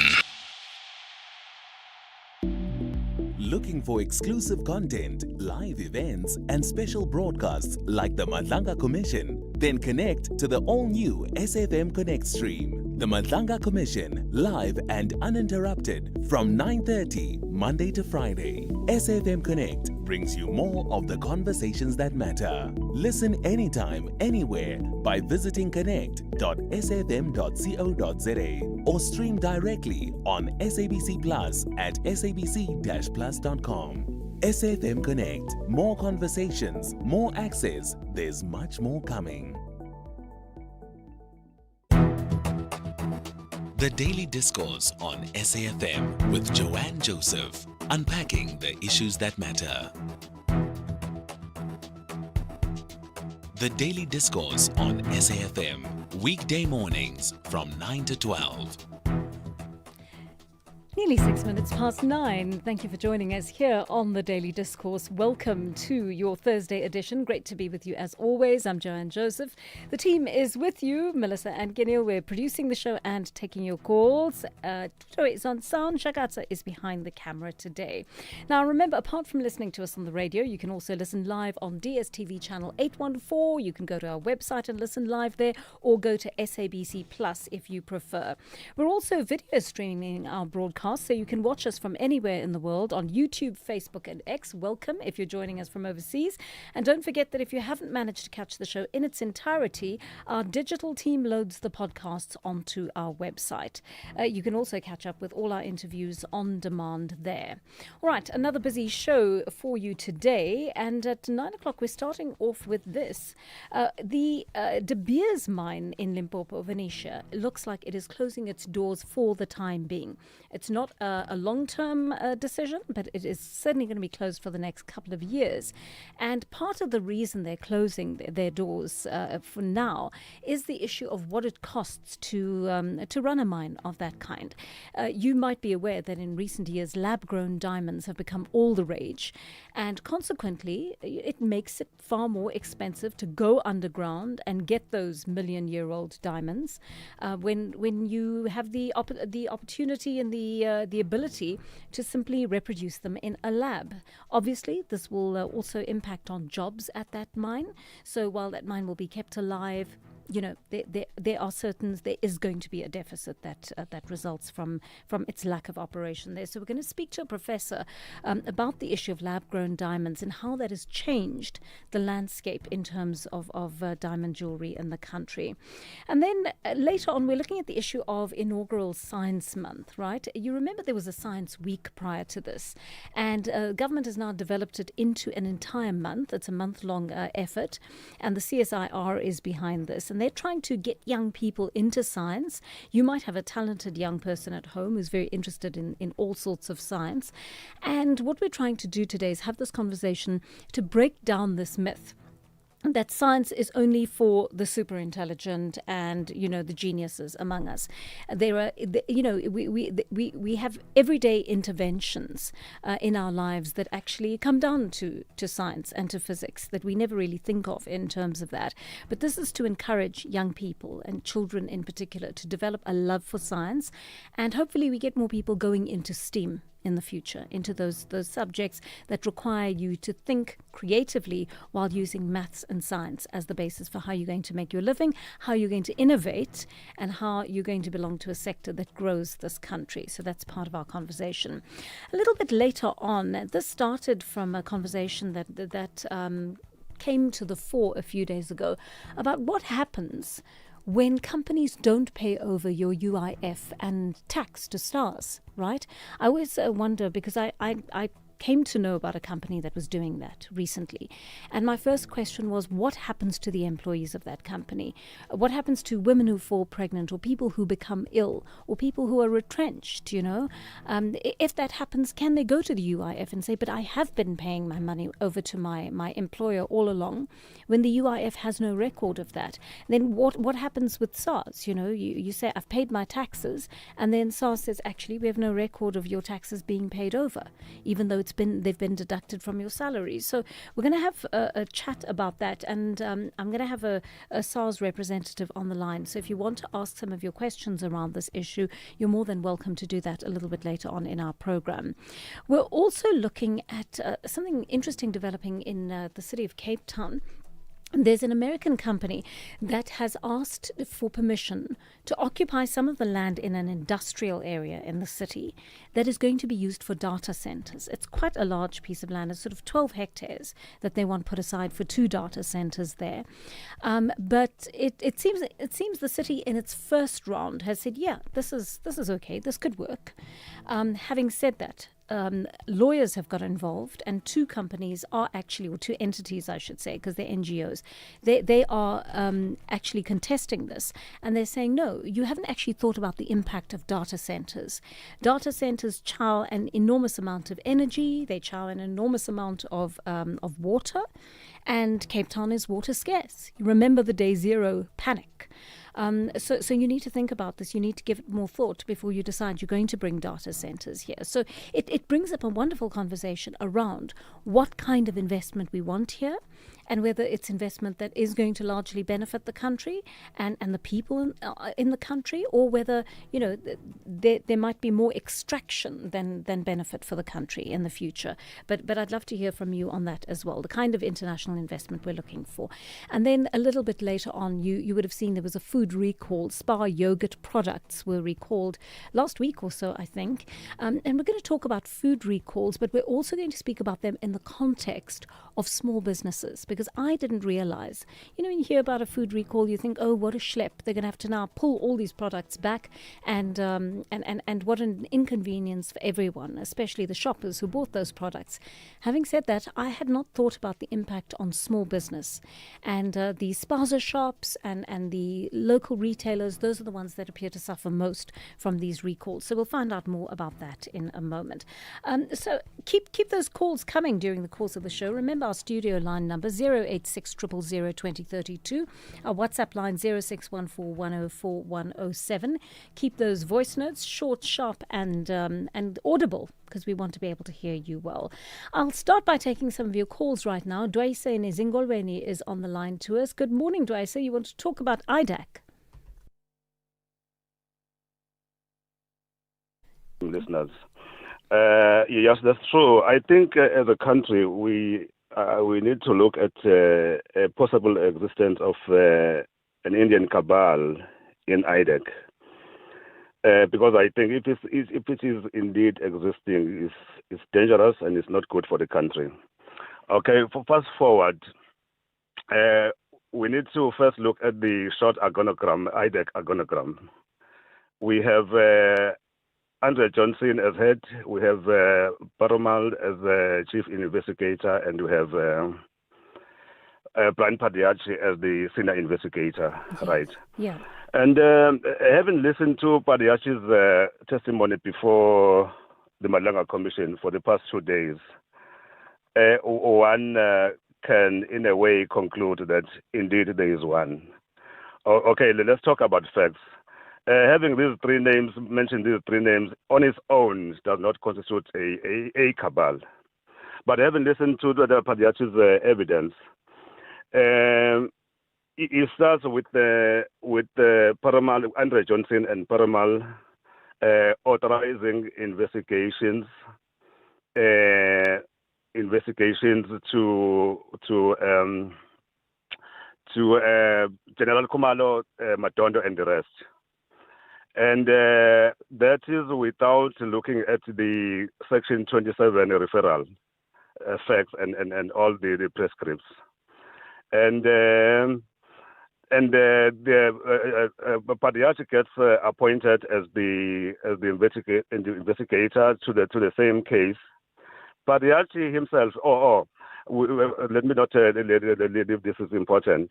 They only rely on the complaint by the MP, Fidel Adams, right? Yes. And Padiachi goes ahead with the investigation without satisfying himself with the facts of the same Section 27 referral. And he investigates, and subsequently the rest, Kumalo, Matondo, and the rest get arrested. And as we speak today, I think I called it last week or Monday, that we need to know why they are not arrested after the 30th of June. And the thing about it transpired that actually the Section 27 referral was not in existence for the first place. Mm. And when Andrew Jensen appeared before the other committee, she dismally failed to provide the very same referral. So I think we really have to look at this, because if it is indeed true, it's not good for the country. And lastly, we can only give thanks to Mkwanazi for exposing the wrong. Otherwise, it could have been worse by now. Absolutely. Thank you very much for that call, Dwaisa. Lowered in Alberton is on the line to us. You are also thinking about Madlanga this morning, Lowered. Hi. Good, Mr. J. One of the most ethical principles expected or required from a legal practitioner is that he or she must represent his or her client with absolute bona fides and not to kowtow to pressure whatsoever. You know, I understand, Ms. Joanne, that the Madlanga Commission or inquiry is an inquisitorial process in nature or in character, not adversarial. But that does not prevent lawyers from indulging the chairperson, the commissioners, or even the evidence leader if he or she, if he or when there is a debatable aspect to be debated. Like yesterday, my dear sister, the advocate for Makala, Ket Makala, I think she's advocate Van Heefer, if I'm not mistaken. Yes, correct. She raised a point about self-crimination and Section 35, which is very, very, very crucial in law or for the accused person. Yes. Yes. And then we no longer expect that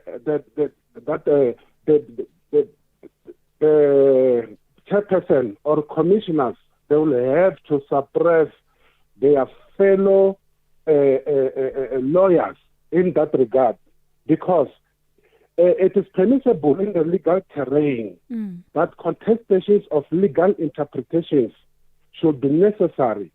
And us as the public here, we must not find a fault simplistically so, because are you saying are required. Yeah, are you saying that that exchange between Justice Madlanga and Advocate Van den Heefer could be misinterpreted as being adversarial rather than inquisitorial?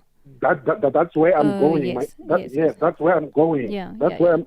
I'm going. Hence, this is my last point. Hence, even themselves, the judges or the justices of the Constitutional Court, sometimes we hear about the minority or majority judgment. You know that why that is?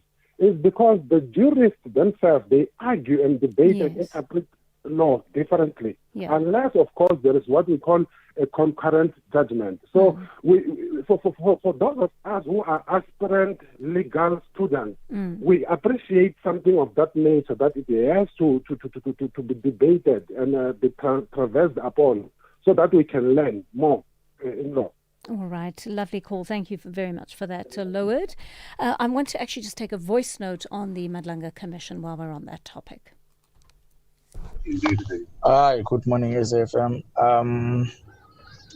I wanted to check, is there any way that the Madlanga Commission can force these people to come? Because it looks like they will keep on giving us sick notes. Is there any way that the commission or any power that the commission has to force these people to come? Yeah. Nation Power, Nelly Spirit, Mbombela, Mpumalanga. Thank you so much for that. I don't think that they can be compelled to come, in the sense that it would take investigation first to see whether the sick note itself is actually legitimate or not, because I mean, the system has been corrupted to the point that even doctors these days give out sick notes that may or may not be legitimate, and I'm not saying they're not practicing doctors. I'm just saying they may give them out willy-nilly, even though people are not actually ill or people are purporting to be ill. And I think one would have to determine whether or not the people who are putting forward that they are ill are actually ill or not, and that obviously takes time and it takes manpower to be able to find that out. So I think that is why the justice has actually opted in certain cases just to read into evidence what has been said in terms of the legal papers, and they've that has been the only way around it. And they will have to come to their conclusions based on that. If time runs out and the individuals they were hoping to examine at the commission are not making themselves available or are not able to come through, perhaps in the case of people who have actually been injured.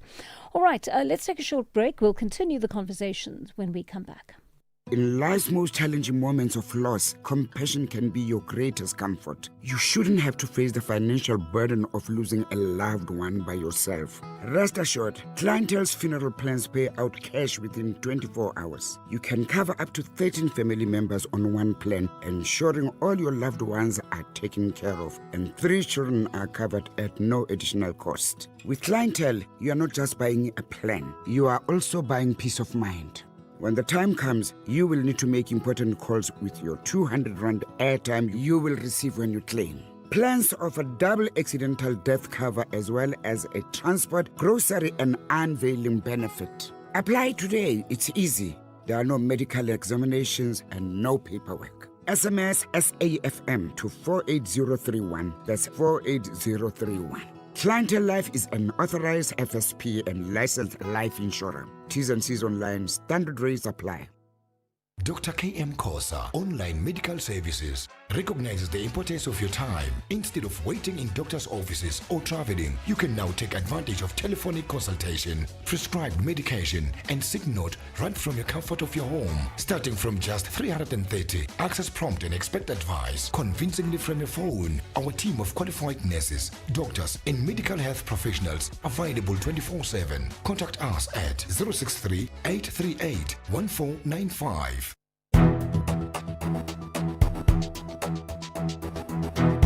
The Daily Discourse on SAFM, weekday mornings from 9 to 12. All right, 22 minutes past 9 here on the Daily Discourse, and KD in the Northern Cape is on the line to us. KD, good morning. You want to speak about the Umgeni Mayor? Good morning, ma'am, and the listener. Yes, I wanted to speak about him. What he was saying when he was with you here. Oh, that was a few days ago. When so of course you're referring to Chris Pappas, who is who's also the DA's mayoral candidate for the next election. Yes, ma'am. Yeah.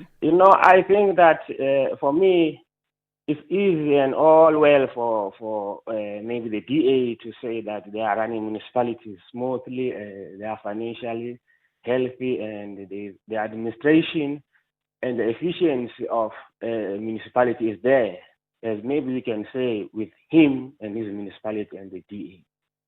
But now the key issue remains that the municipalities themselves, even in this era of democracy, do not replace what was in place during apartheid. So in a municipality, it is still the same situation, the spatial differentiation of apartheid.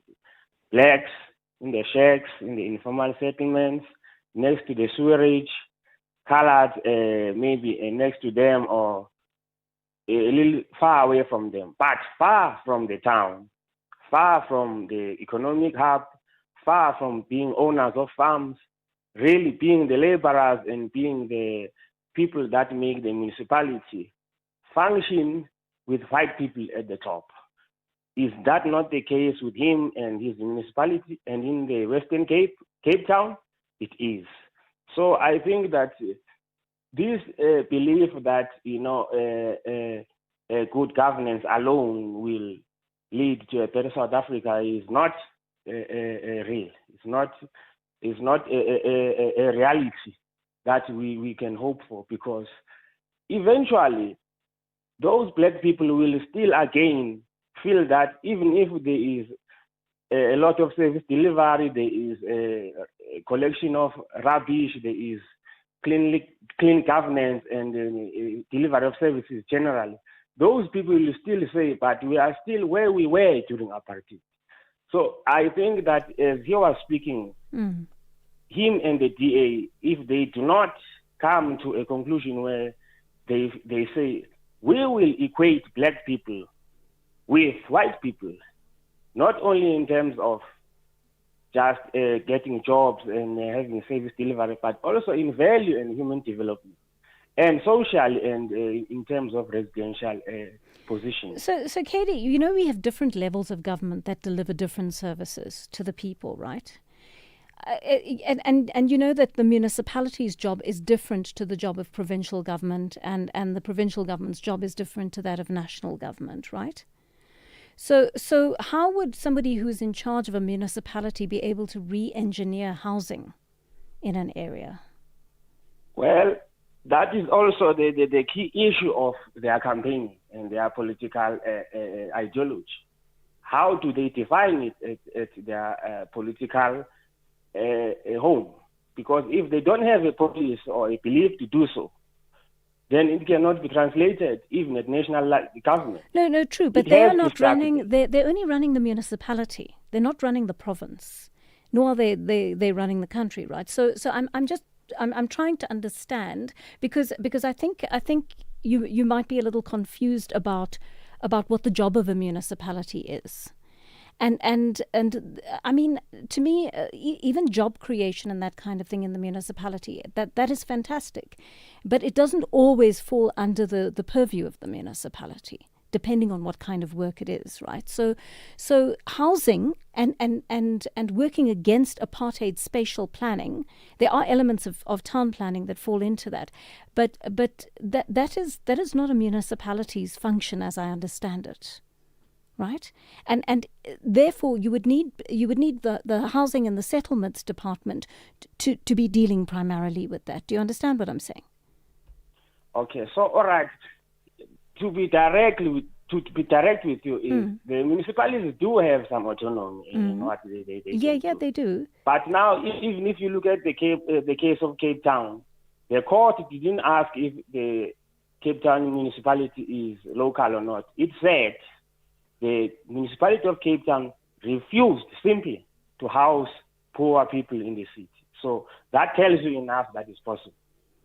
No, you know what? The housing, the problem was there that the city of Cape Town went up against the Human Settlements Department. The Human Settlements Department had wanted to use that land to resettle the people, and the city of Cape Town went over the heads of that department to do that. Right, and you're quite right in saying that they were found to have been in contravention of the Constitution in regard to that. So if the Human Settlements Department is intervening to say we want this land for this purpose, we want that land for that purpose, it's within their purview to do that. And the city should not have intervened because the city doesn't have the power to override what the Human Settlements Department had planned for that area. So, in a manner of speaking, you're merely confirming what I'm saying to you, that actually that kind of power doesn't lie entirely with the municipality. My understanding is that the provincial department that deals with human settlements actually takes precedence over the city's needs in that regard. Let's take a quick one from you, Jacques, in Durban, responding to Dwaisa. Yes, good morning to you and your listeners, as well as the beautiful people that you have running your show, Joanne. Thank you so much for that show. Thank you. Two facts. On the thing itself, on the matter with the gentleman that spoke earlier, I think I'm an Indian person, so I'm a person of color. We mustn't forget that people of color can also be racist. In terms of your last speaker now, he says, no, the DA in terms of the color. He's basically bringing up a race card in terms of the color of a person's skin. But we don't use that scale equally when people of our own color actually don't do well for ourselves as well, or for the people of the community around us. So I think we must remember in people that are basically non-white, we also can be very racist towards each other and also to white people and other folks. And talking from a point of view where I grew up in the 70s and 80s, so in terms of my age, I can tell you what it meant not to go to an area or not to go to a specific place. And then on the next matter, Joanne, is xenophobia. I think we use the word incorrectly, or we generally use it incorrectly. So a phobia is a fear of anything. Arachnophobia, claustrophobia, it's a fear of something. Xenophobia is we cannot be, the South African citizens cannot be xenophobic if they're standing up to push the foreigners out. That's not a sign of weakness. That's a sign of aggression or power.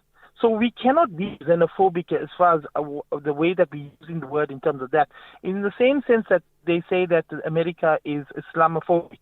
They can't be Islamophobic if they're literally fighting wars against Islam when not covering, shivering, or shaking in terms of us as a country or anything else. So I think, sometimes we just, people just like to use a word to gaslight a conversation. So I think we need to understand that xenophobia is a fear of foreigners, or in terms of putting a foreigner down or in that sort of sense. But if you go to, I don't support Marcha or don't support any of the current actions that are happening in the country, but I do understand that if you're here illegally, you cannot remain here and you need to be exported or deported to your country. That I'm in total agreement. But you can't say that South Africans are xenophobic, because they don't show any fear for the foreigners, because they're going out in the droves, in the thousands. March and March is just a good example of where normal South African citizens are actually going out in groups. I'm not condoning what they're doing, but their actions support the saying that they are fearful of foreigners. All right. Thank you very much for that, Shark. Interesting comment indeed. I'd like to hear your comments on that definition. I think that definition has expanded of late. And perhaps the academics amongst us would say xenophobia is at the root because it talks to the fear of being overtaken. That is and the underlying condition. I don't know, but it's some may say it's semantics, but I always find the etymology of these words really, really interesting. All right, 9:31 on the Daily Discourse. Let's catch up with Anne Musa for your latest headlines. Thank you, Joanne, and a very good morning. On the news headlines, I am Onda Lambana. The South African Medical Association trade union says healthcare professionals have a legal duty to cooperate with legal processes while also upholding their ethical obligations, including patient confidentiality. The family of the late Umgeni local municipality DA Chief Whip Ntlala Nzandlovu has expressed disappointment with the police statements of the two of the four men accused of his murder in the Pietermaritzburg Regional Court, and the Stellenbosch Town Hall is filling up ahead of a private memorial service for Bafana star Jaden Adams. A full update follows at the top of the hour. Catch them Mzansi's beautiful game sport documentary. For me, Neto, really, in the club football, we have played a lot of my football to with the ladies. At times, I would play as a striker. From the 5th of July to the 23rd of August, 2026. Banyana performance is like Bafana's performance right now at the moment. So we believe in them and we're proud of them. What they did, they did wonders to the country. Brought to you by the SAfm's award-winning drama department. Ala Bafana.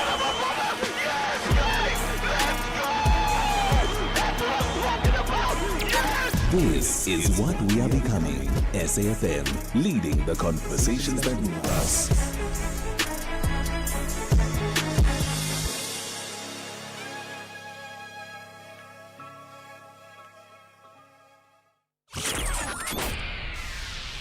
The Daily Discourse, more than talk, real understanding.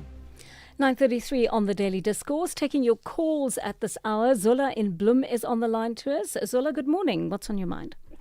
Good morning, Joanne. Good morning to the fellow listeners. Joanne, this is a campaign of trying to deal with illegal immigrants. It seems as if it has not worked in Bloemfontein. Yesterday I was in the CBD. It was just as business as usual. Taxi drivers, whom I personally know to be from other countries, without proper documents are still driving. It had no impact. So I'm appealing to our provincial commissioner that can they please strengthen that campaign. We are not being xenophobic, but we want to see law-abiding citizens in our province, in our country. That's the first one, Joanne. And the second one, without wasting time, can you please find out from the PSA, since they've been temporarily deregistered to comply with the law, can they still represent employees at the CCMA or at the bargaining council? Because my understanding is that you only have a locus standi if you are a union in good standing, properly registered with the Department of Employment and Labour. That's Those a are my good two issues. question. Yeah, Zola, thanks. My understanding is they haven't been deregistered yet, so I think that they would be able to do that for now. But I'm going to ask my producers to just give them a quick call and find out, what their status is in terms of being able to represent their members at this point. Thank you very much for that, Zola. All right, 9:35 on the Daily Discourse, and I promised you this earlier. Mining MX telling us that diamond miner De Beers is planning to close its largest mine in South Africa. That's its largest diamond mine in South Africa, more specifically, called Venetia in Limpopo for 2 years. This could have a detrimental effect on the thousands of jobs there, and it could reduce the country's diamond production by 2/5. Now, one of the reasons being given is the high cost of mining at Venetia, given the proliferation of lab-grown diamonds on the market, which are now widely available. Associate Professor at Wits University School of Physics, Mervyn Naidu, joins us to explain further. Prof, good morning to you, and thank you for your time on the Daily Discourse. Are there drastic cost differences between having to mine a diamond versus growing one in a laboratory? I would think so, yes. Based on the fact that, let's say open pit mining is substantially cheaper to mine, but as soon as you start to drill deep into the ground, the costs escalate tremendously from the mining perspective. Whereas lab-grown diamonds, so you kind of have a preset set of parameters that allow you to grow diamonds in the lab. And there is a cost involved, but presumably substantially less than what it costs to do deep excavations of diamonds from deep under the ground. Right. So I would think that from that perspective, mining diamonds will become more expensive. If it's not open pit mining or alluvial mining of diamonds, for example, on the seabed on the west coast of South Africa, for example. Okay. Is there a difference in the quality of lab-grown diamonds compared to those that are actually mined? No. The quality of diamonds is determined by what gemologists call the 4 Cs, and it's kind of based on the cut, the clarity, and the other things that could vary to diamond. But the cost involved, and in terms of what it is at the end of the day, irrespective of the process, whether it's mined or ground, it would be the same structure, chemically speaking. And mechanically speaking, it has exactly the same properties, whether it's a mined diamond or a ground diamond in the lab. So there is no difference in that respect. I mean, when you're nurturing lab-grown diamonds, is it possible to predetermine their value, how many carats they'll be, for example? I think the market is basically just getting used to the idea over the last 10 years of having lab-grown diamonds being sold in the jewelry market. So I think specifically lab-grown diamonds come in substantially cheaper than mined diamonds, but there's reasons for that. In terms of diamond value is based on its, like I said, there's 4 Cs: the cut, the clarity, the carats, and there's one more I just forget right now. But effectively, lab-grown diamonds can also be classified under that scheme. And the fact of the matter is that because mined diamonds of high clarity are so rare, that's what gives them this expensive price tag relative to lab-grown diamonds with the same kind of clarity. Right. So the rarity of diamond in terms of what's mined is what makes it a gem.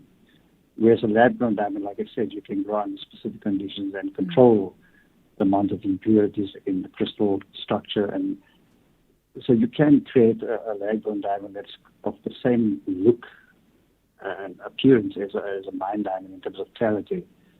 But the fact of the matter is that you're not going to find many mined diamonds of that quality. And that's what makes it precious in that sense. And I think we have to make that distinction that mined diamonds of high quality are very rare. Uh-huh. And that's where the price there comes to, the difference in that respect. Interesting. How are lab-grown diamonds actually, how are they grown in a laboratory?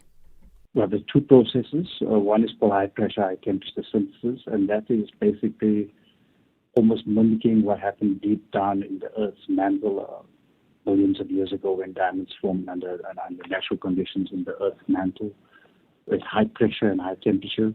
these are conditions favorable for carbon to precipitate into a crystal form, which we call diamond. And the same process we can do in the lab, where we can also create high pressure, high temperature environments in a high pressure press, increase the temperature, and we can grow diamonds under those conditions. Another process that's a big factor in the market right now, and it's been for a long time, for example, is called chemical vapor deposition. And that uses a low pressure process which uses gases like methane and hydrogen to grow diamonds. So it's a very different process, but you can also grow high quality diamonds using either of these two processes, high pressure, high temperature, or chemical vapor deposition. All right. I mean, I imagine that mining diamonds takes a lot longer. You've got to send people down to below the surface. You've got to find the diamonds. You've got to drill them out of the ground in some cases, and then begin to process them. How long does it take to produce them in a lab comparatively? Is it a much quicker and easier process? It depends on who you ask. I would guess, like you said, mining diamonds can be expensive if you have to go underground. Open pit mining is generally much better because you're not having to drill deep into the ground to get to where the diamond deposits are. So, in some respects, when you grow diamonds in the lab, that can be quite a. And when I say time, in terms of time processes, it depends on the amount of clarity you want to generate in your, whether it's high pressure, high temperature the process or chemical vapor deposition process. So the time frames change on what you want to grow and what size of crystals you want to achieve. So it can be, weeks to months, depending on what you want to achieve in your growth process. So the time scales for diamond to grow on the earth is kind of, let's say we don't know, but we know they formed billions of years ago deep underground and were brought up by kimberlite eruptions closer to the surface of the earth where we can mine them. So the closer they are to the surface, the easier to extract. But as you said, having to go deep underground to get to them does become an expensive venture in terms of time management, resources to get people down there. So those are expenses, but that's where gem diamonds are. So if you want gem diamonds, you have to go and dig them up, basically. Yeah, absolutely. I mean, in terms of environmental impact, which is better, growing diamonds in a lab or mining them? Oh, I would say environmentally, lab-grown diamonds probably the way they measure these things by looking at the carbon emission processes, and so it would be probably less damaging in the lab to grow diamonds compared to mining, because mining has environmental factors, whereas lab-grown diamonds doesn't have that much of an impact on the environment as opposed to mining. All right, thank you so much for your insight into that. Professor Mervyn Naidoo, he is from the School of Physics at Wits University. As we celebrate 90 years of existence, SAfm takes you back to the voices that shaped a nation. Berea, the home of the four bespectacled Tisson brothers, all of whom work or have worked on the English service, particularly Audio Mix and Radio Today. Watch how the night proceeds towards dawn. And I need a lot of consoling when I started the early program. People couldn't believe that John O'Donnell and B. Reid were chosen for the early morning program, because if ever two announcers used to want to swap a morning shift for an afternoon shift, John and I would do it. 90 years of trusted voices. This is SAfm. Every South African has a Mandela memory, a moment. You're such an inspiration to all human beings, not just South Africans, but to the rest of the world. Thank you very much. A speech, a handshake, a lesson. He just stood there and he said, good luck, boys, and he turned around. And my number was on his back, and I was just so proud to be a South Africa that day. This Mandela Month, SAfm invites the nation to remember together as we celebrate a life that continues to inspire the world.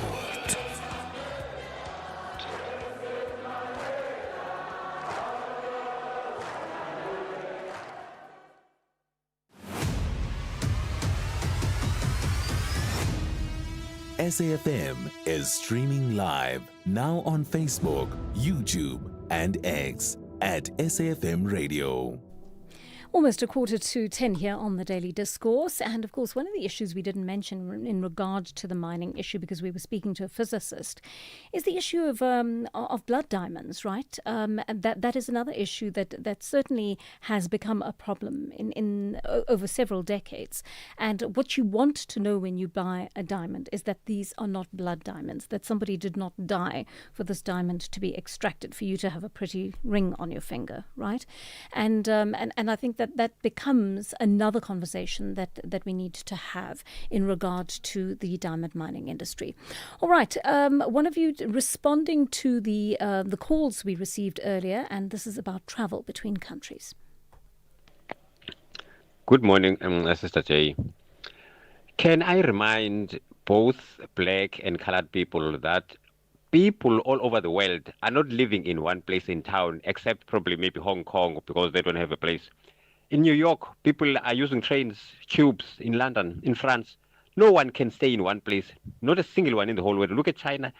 China, they cannot only live in Beijing. So even white people in South Africa are also traveling to work. It's not only black or colored. Pastor, Cape Town. Thanks, Pastor. Let's listen to this one on the Madlanga Commission. JJ, greetings to you and the listeners. I would like to humbly applaud this Madlanga Commission. It's working so hard. It's working so hard.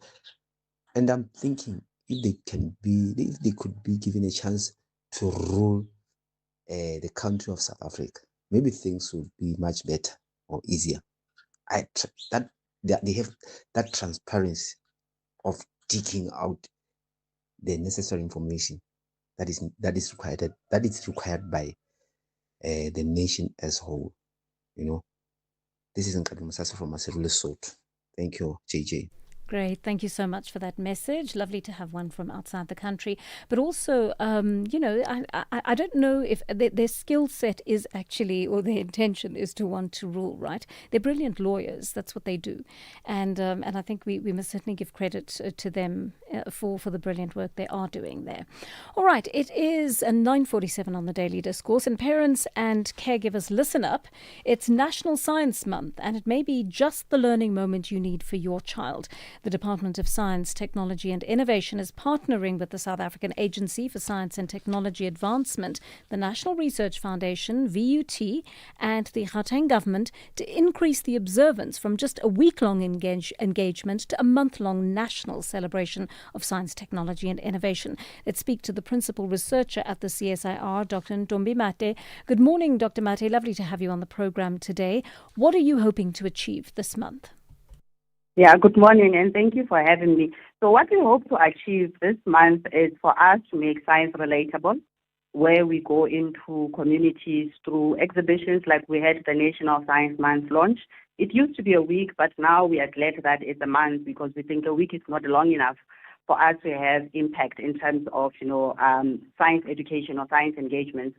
We also have Career Day activities that we'll be hosting at the CSIR, where learners across Gauteng and other provinces are invited. It's a 2-day event where they get to see real-life exhibitions in terms of what impact science can have in everyday life. But the message really is to make science relatable because we do need those future innovators. Therefore, we need children in school now taking up math and science in order for them to now come take over from us when we now retire so that we have a nation that is innovative. You're operating under the theme Science, Technology and Innovation are for everyone. Just talk us through how you make this accessible to young people, particularly those who are growing up in communities that may not be well resourced or where facilities are not available, like beautifully decked out laboratories and that kind of thing. Yes. So, we grew up in a time when, we did not necessarily have access to people that, look like us, that do math and science as a career. So what we're intentionally doing as an organization, also supporting the Department of Science, Technology and Innovation, is to go into communities, host science days, and also host tours where students and learners can come to the facilities. They can see real-life scientists. Also, what we offer beyond that is opportunities such as bursaries, mentorship opportunities, where we can, take up young learners and assist them with their studies, and also by just making it, relatable. Like the theme says, it's science is for everyone. So using examples, for instance, when I was in Nepal, one student was saying they don't want to do science, they don't want to do music. And I was saying to them, but there is science in music. So it's making those little examples that, show people that science is everywhere in our everyday activities, that there is science, and using those relatable examples, especially for students in those areas. But yes, the CSIR, we're going to be in the Eastern Cape later on this month, and we also have other activities. And we support SASTA and the department in terms of the initiatives that they are taking during this Science Month. I really like what you're saying there about how science moves and filters into various different parts of our lives. Children are often intimidated by the subject at school. It can sometimes be stereotyped as a subject that's only for the high academic achievers. How do we dispel that myth? Okay. In order for us to dispel that myth, really is not to focus necessarily on the pass rate, but focus on the quality of the education that now the students are getting in terms of educating the educators. I know that the Department of Basic Education through SASTA also has initiative where they are now educating the educators so that they don't, make science intimidating. I did, at the time, it was called higher grade math. And I have to say there was 5 in a class of 40. There were only 5 people that did higher grade maths because pass rate was more important. But I would say now it's important for us to now look at it from a point of view of the future impact that doing maths and science will have, not just looking at what currently is a need in terms of, student pass rate, but also by exposing ourselves as, people that have gone through the journey, we make it a little bit easier for kids to see that it is possible for them to do math and science, and it's not necessarily for those people who, are high achievers or something like that. But with practice and with dedication, it is possible for a student to get very good marks in math and science, to go to university and have a successful career in science and engineering. Like you said, science occurs in so many everyday objects we interact with, which we sometimes miss when we're looking to the more advanced technology that's depicted in the media and various other spaces. But it's also important for socio-economic development, particularly in a country like ours, on a continent like ours. How do teachers instill this in their students so that, they really start processing the idea around what can I create, what can I innovate that will be useful to my society? Yeah, so one of the issues that we have as a country is water, right?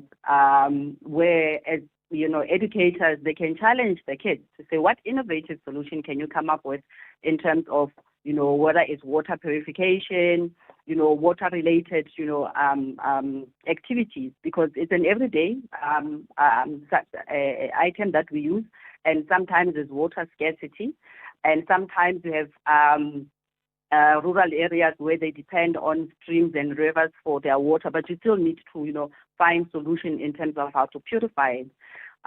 So that is just, one of the challenges that, one can look at. We also have issues depending on energy. You can, as educators, give students challenges to say, what is the solution that you can come up with the fact that we have energy issues as a country? Similarly, I think there's often a distance between scientists and society, right? They are in their, I don't want to call them ivory towers, but they're locked away. They're often locked away at institutions, at universities and the like. They're doing their work. They're often in isolation. There isn't that much contact with the public, particularly not with young people who may be very attracted to the kind of work they're doing in those laboratories, but have no exposure. How do we break down barriers between some of our top scientists in this country and society? Yeah. So in order for us to break down barriers, it's for us as scientists, the onus is on us to get out of the lab and go to the streets and talk to the kids about what we do and relate what everyday life looks like. It cannot be the other way around where students are knocking at our doors and we don't have time. So I think for me now it's a call for action for scientists such as myself, to go out there when there are activities, when the department has initiatives, even universities, where we can host students, we can go to the villages, we can talk to the communities, not just learners, but also the adults, because we have indigenous knowledge that we as scientists now can also, work in terms of, the knowledge that has been passed down from generation to generation, where we now come up with, scientific reasoning behind some of that knowledge that was passed on from generation to generation. But it's really a call for us as scientists to stop being in our ivory towers and our lab in our white coats and go to the streets and talk to the people about science. Yeah, I think it's a very important measure indeed. Tell me about how you are going to reach students all over the country, especially in the country's more remote areas during Science Month, because, of course, the worry is that children living in areas when they're not able to access all the technology or get to the main centres where these activities are taking place may be left out.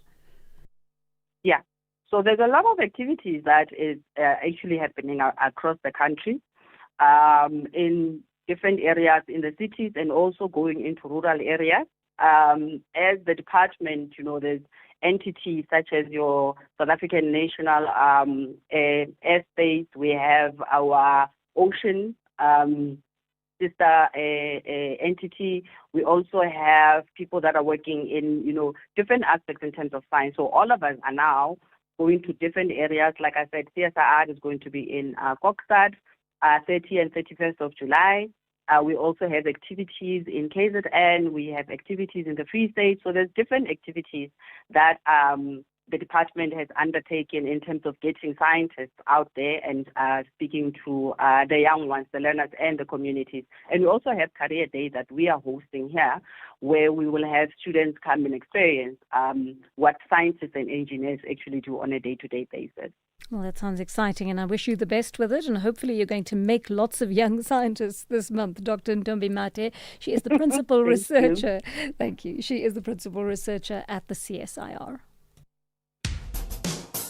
SAFM has signed a code of conduct that is enforced by the Broadcasting Complaints Commission of South Africa. Under the code, we are committed to giving news that is accurate, comment that is fair, and programming that is not harmful, does not amount to hate speech, or contain violence or explicit sex. If you think we are not living up to that code, then you can inform the Broadcasting Complaints Commission of South Africa. Direct any complaints in writing to the Broadcasting Complaints Commission of South Africa. PO Box 142365. Craig Hall 2024. Fax to 011-326-3198 or an email to bccsa@nabsa.co.za. For more information, please visit www.bccsa.co.za.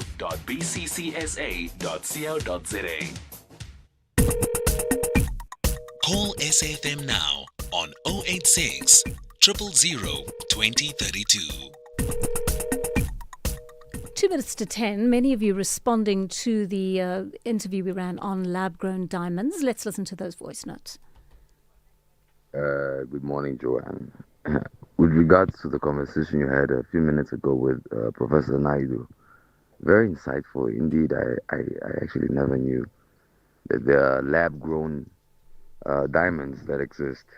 However, at the same time, I feel like there's going to be some, savages that are going to take notes and they're going to want to start digging wherever they live. But it's just my honest opinion. Daniel here in Bryanston. Thank you so much for that. You've got a very nice voice. If you ever get tired of what you do for a living, try broadcasting. All right, one of you says, good morning, Joanne and team. With regards to the diamond mine that will be closed for 2 years, hopefully measures will be put in place to prevent Zamazama activities, says Kentosh from I think it's the Eastern Cape. Kentosh, yeah, I think, look, they stay on the property and they continue keeping the mine going. Because as you know, the mine does require ongoing maintenance. If you let a mine of any kind fall into ruin by doing nothing at it, then you can't get in there and restart operations quickly. So presumably they will be doing that. Here's one about a license to create lab diamonds. Good morning. Thank you for the interesting conversation regarding the diamonds. Just a quick question. Will you please ask your expert if I know mining diamonds without a license is obviously illegal, but do you need a special license to grow them in a laboratory? Thanks. Lovely question. And sorry that we let our expert go before we got a chance to listen to your voice note. But I've just been looking it up, and you do actually need a diamond research license. That has to come from the South African Diamond and Precious Metals Regulator. SAfmR is their acronym. And essentially, you've got to have that license to carry out the research, all the technical processes, including the manufacturing or growth of synthetic diamonds as well. So you don't just need a license to go underground, you have to have a license to grow diamonds in a lab. That brings us to 10 o'clock on the Daily Discourse. Let's catch up with Undela Mbana for your latest news headlines. Actually, your news bulletin.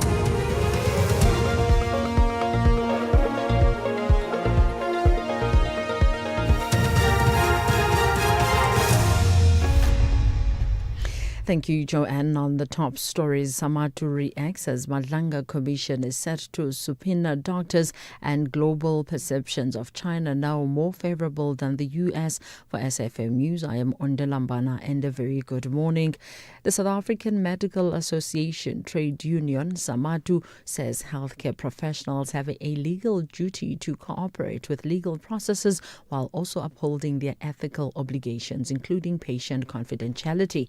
The Madlanga Commission is set to subpoena doctors who issued medical certificates to Northwest businessman Suleiman Karim. Chief Evidence Leader Advocate Matthew Chaskelson has told the Commission that Karim was seen reportedly by whistleblowers shopping and having lunch at a Western Cape shopping centre. This after seeking a postponement to testify at the Commission, citing medical grounds. Witnesses have come forward and video footage will be provided to the Commission. The Commission has also granted Karim several postponements after allegedly suffering a heart attack. Samatu President Dr. Chilizi Sadigi. The correct approach is to respect the legal process while ensuring that patient privacy is protected as far as the law permits.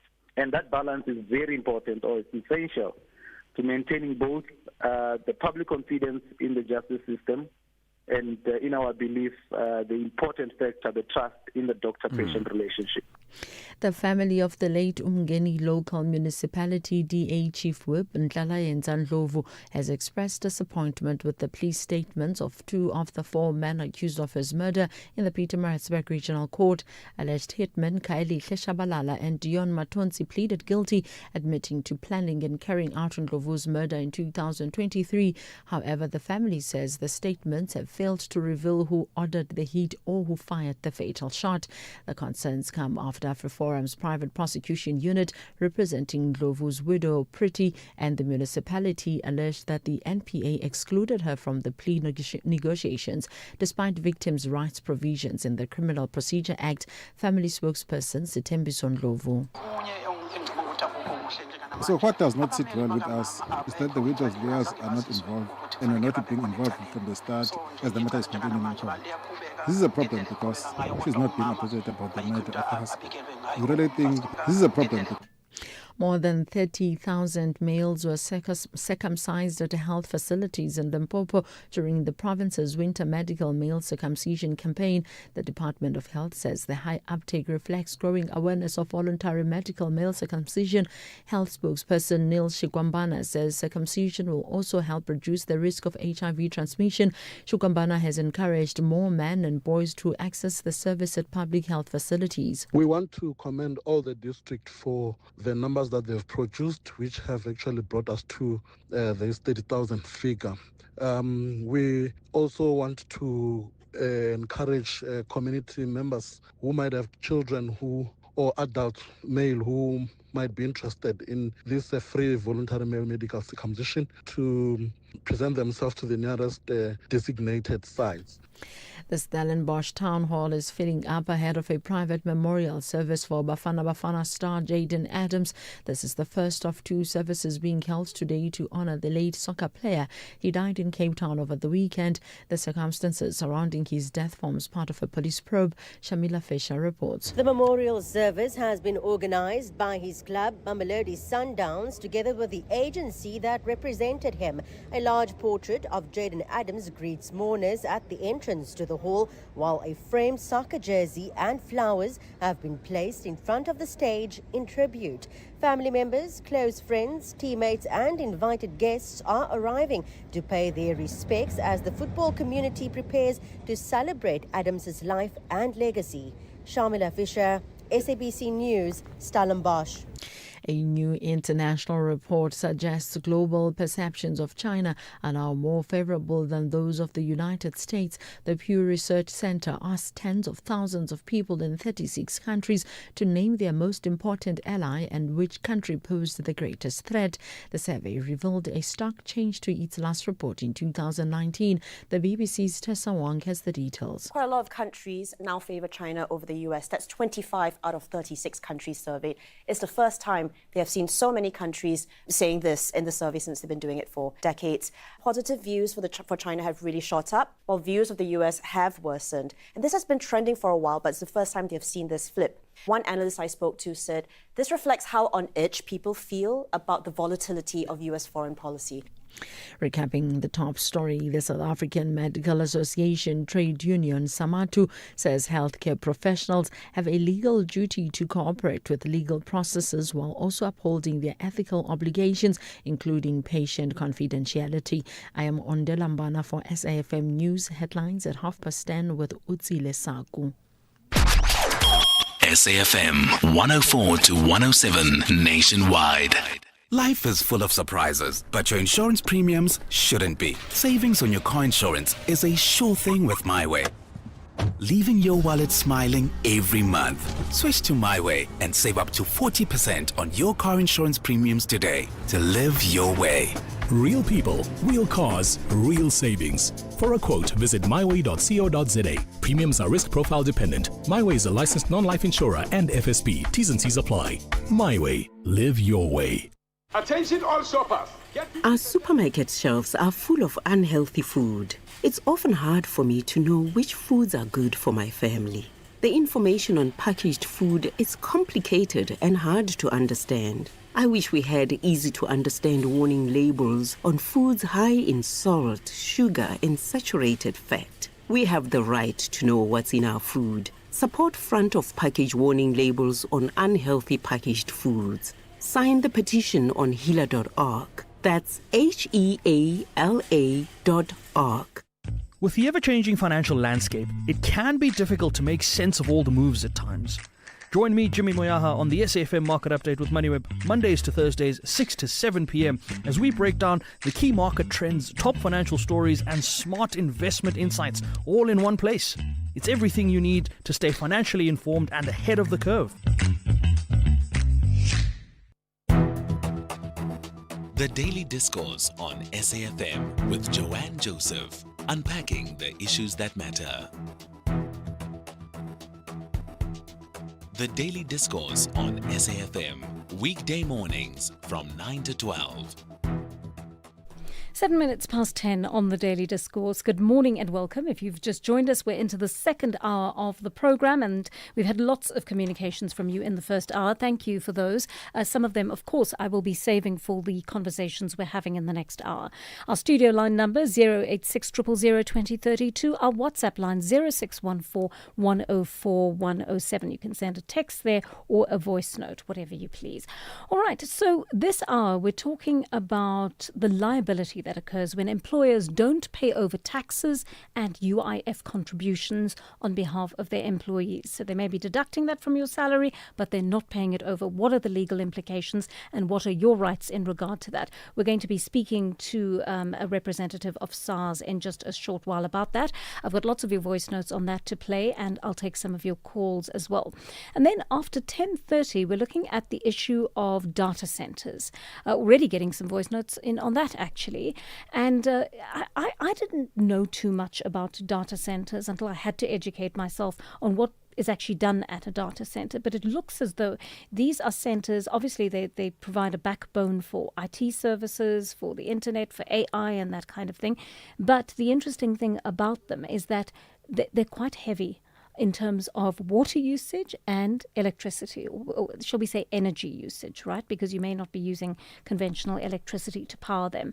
But what does that mean for a city like Cape Town? The city of Cape Town is considering having 2 American data centers run by a private company come to the country, to Cape Town's industrial area, and work from there, should it be allowed. And we're going to have that conversation with a lawyer who's representing 2 NGOs who say, hang on, we need to consider this more carefully before it's simply passed. So we'll chat about that a bit later on.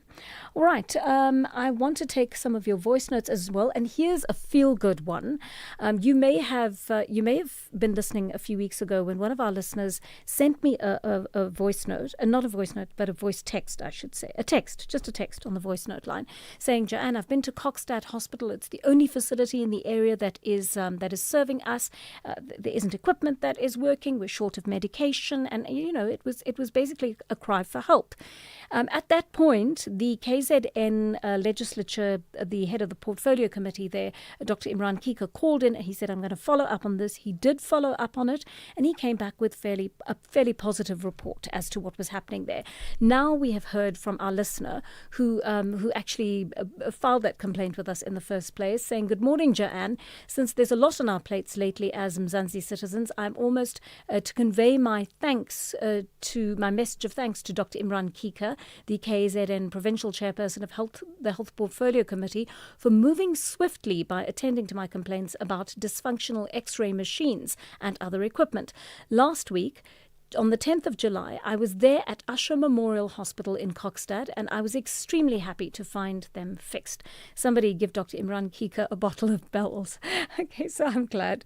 I'm really, really glad for you that was sorted out. We really try to help in any way that we can, and I'm delighted also that he took the trouble to phone into the program and take it upon himself to follow that up. You don't have many people in that position who will actually respond that way. Just one thing, I'm not entirely sure you can give him a bottle of bells. He may be Muslim, so you might have to give him a bottle of cool drink instead. Okay, or maybe non-alcoholic wine. All right, 11 minutes past 10 here on the Daily Discourse. And Kathy did an interesting interview on her show the other day in which her guest mentioned an entity that had failed to pay over its staff members' unemployment insurance fund contributions to the government.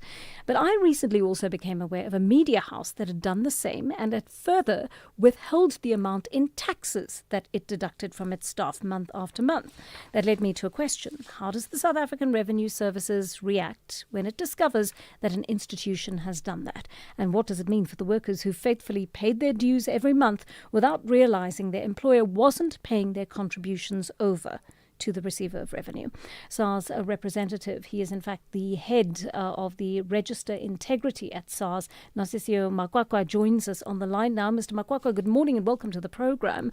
How often does it happen that employers either don't deduct UIF or fail to pay it over?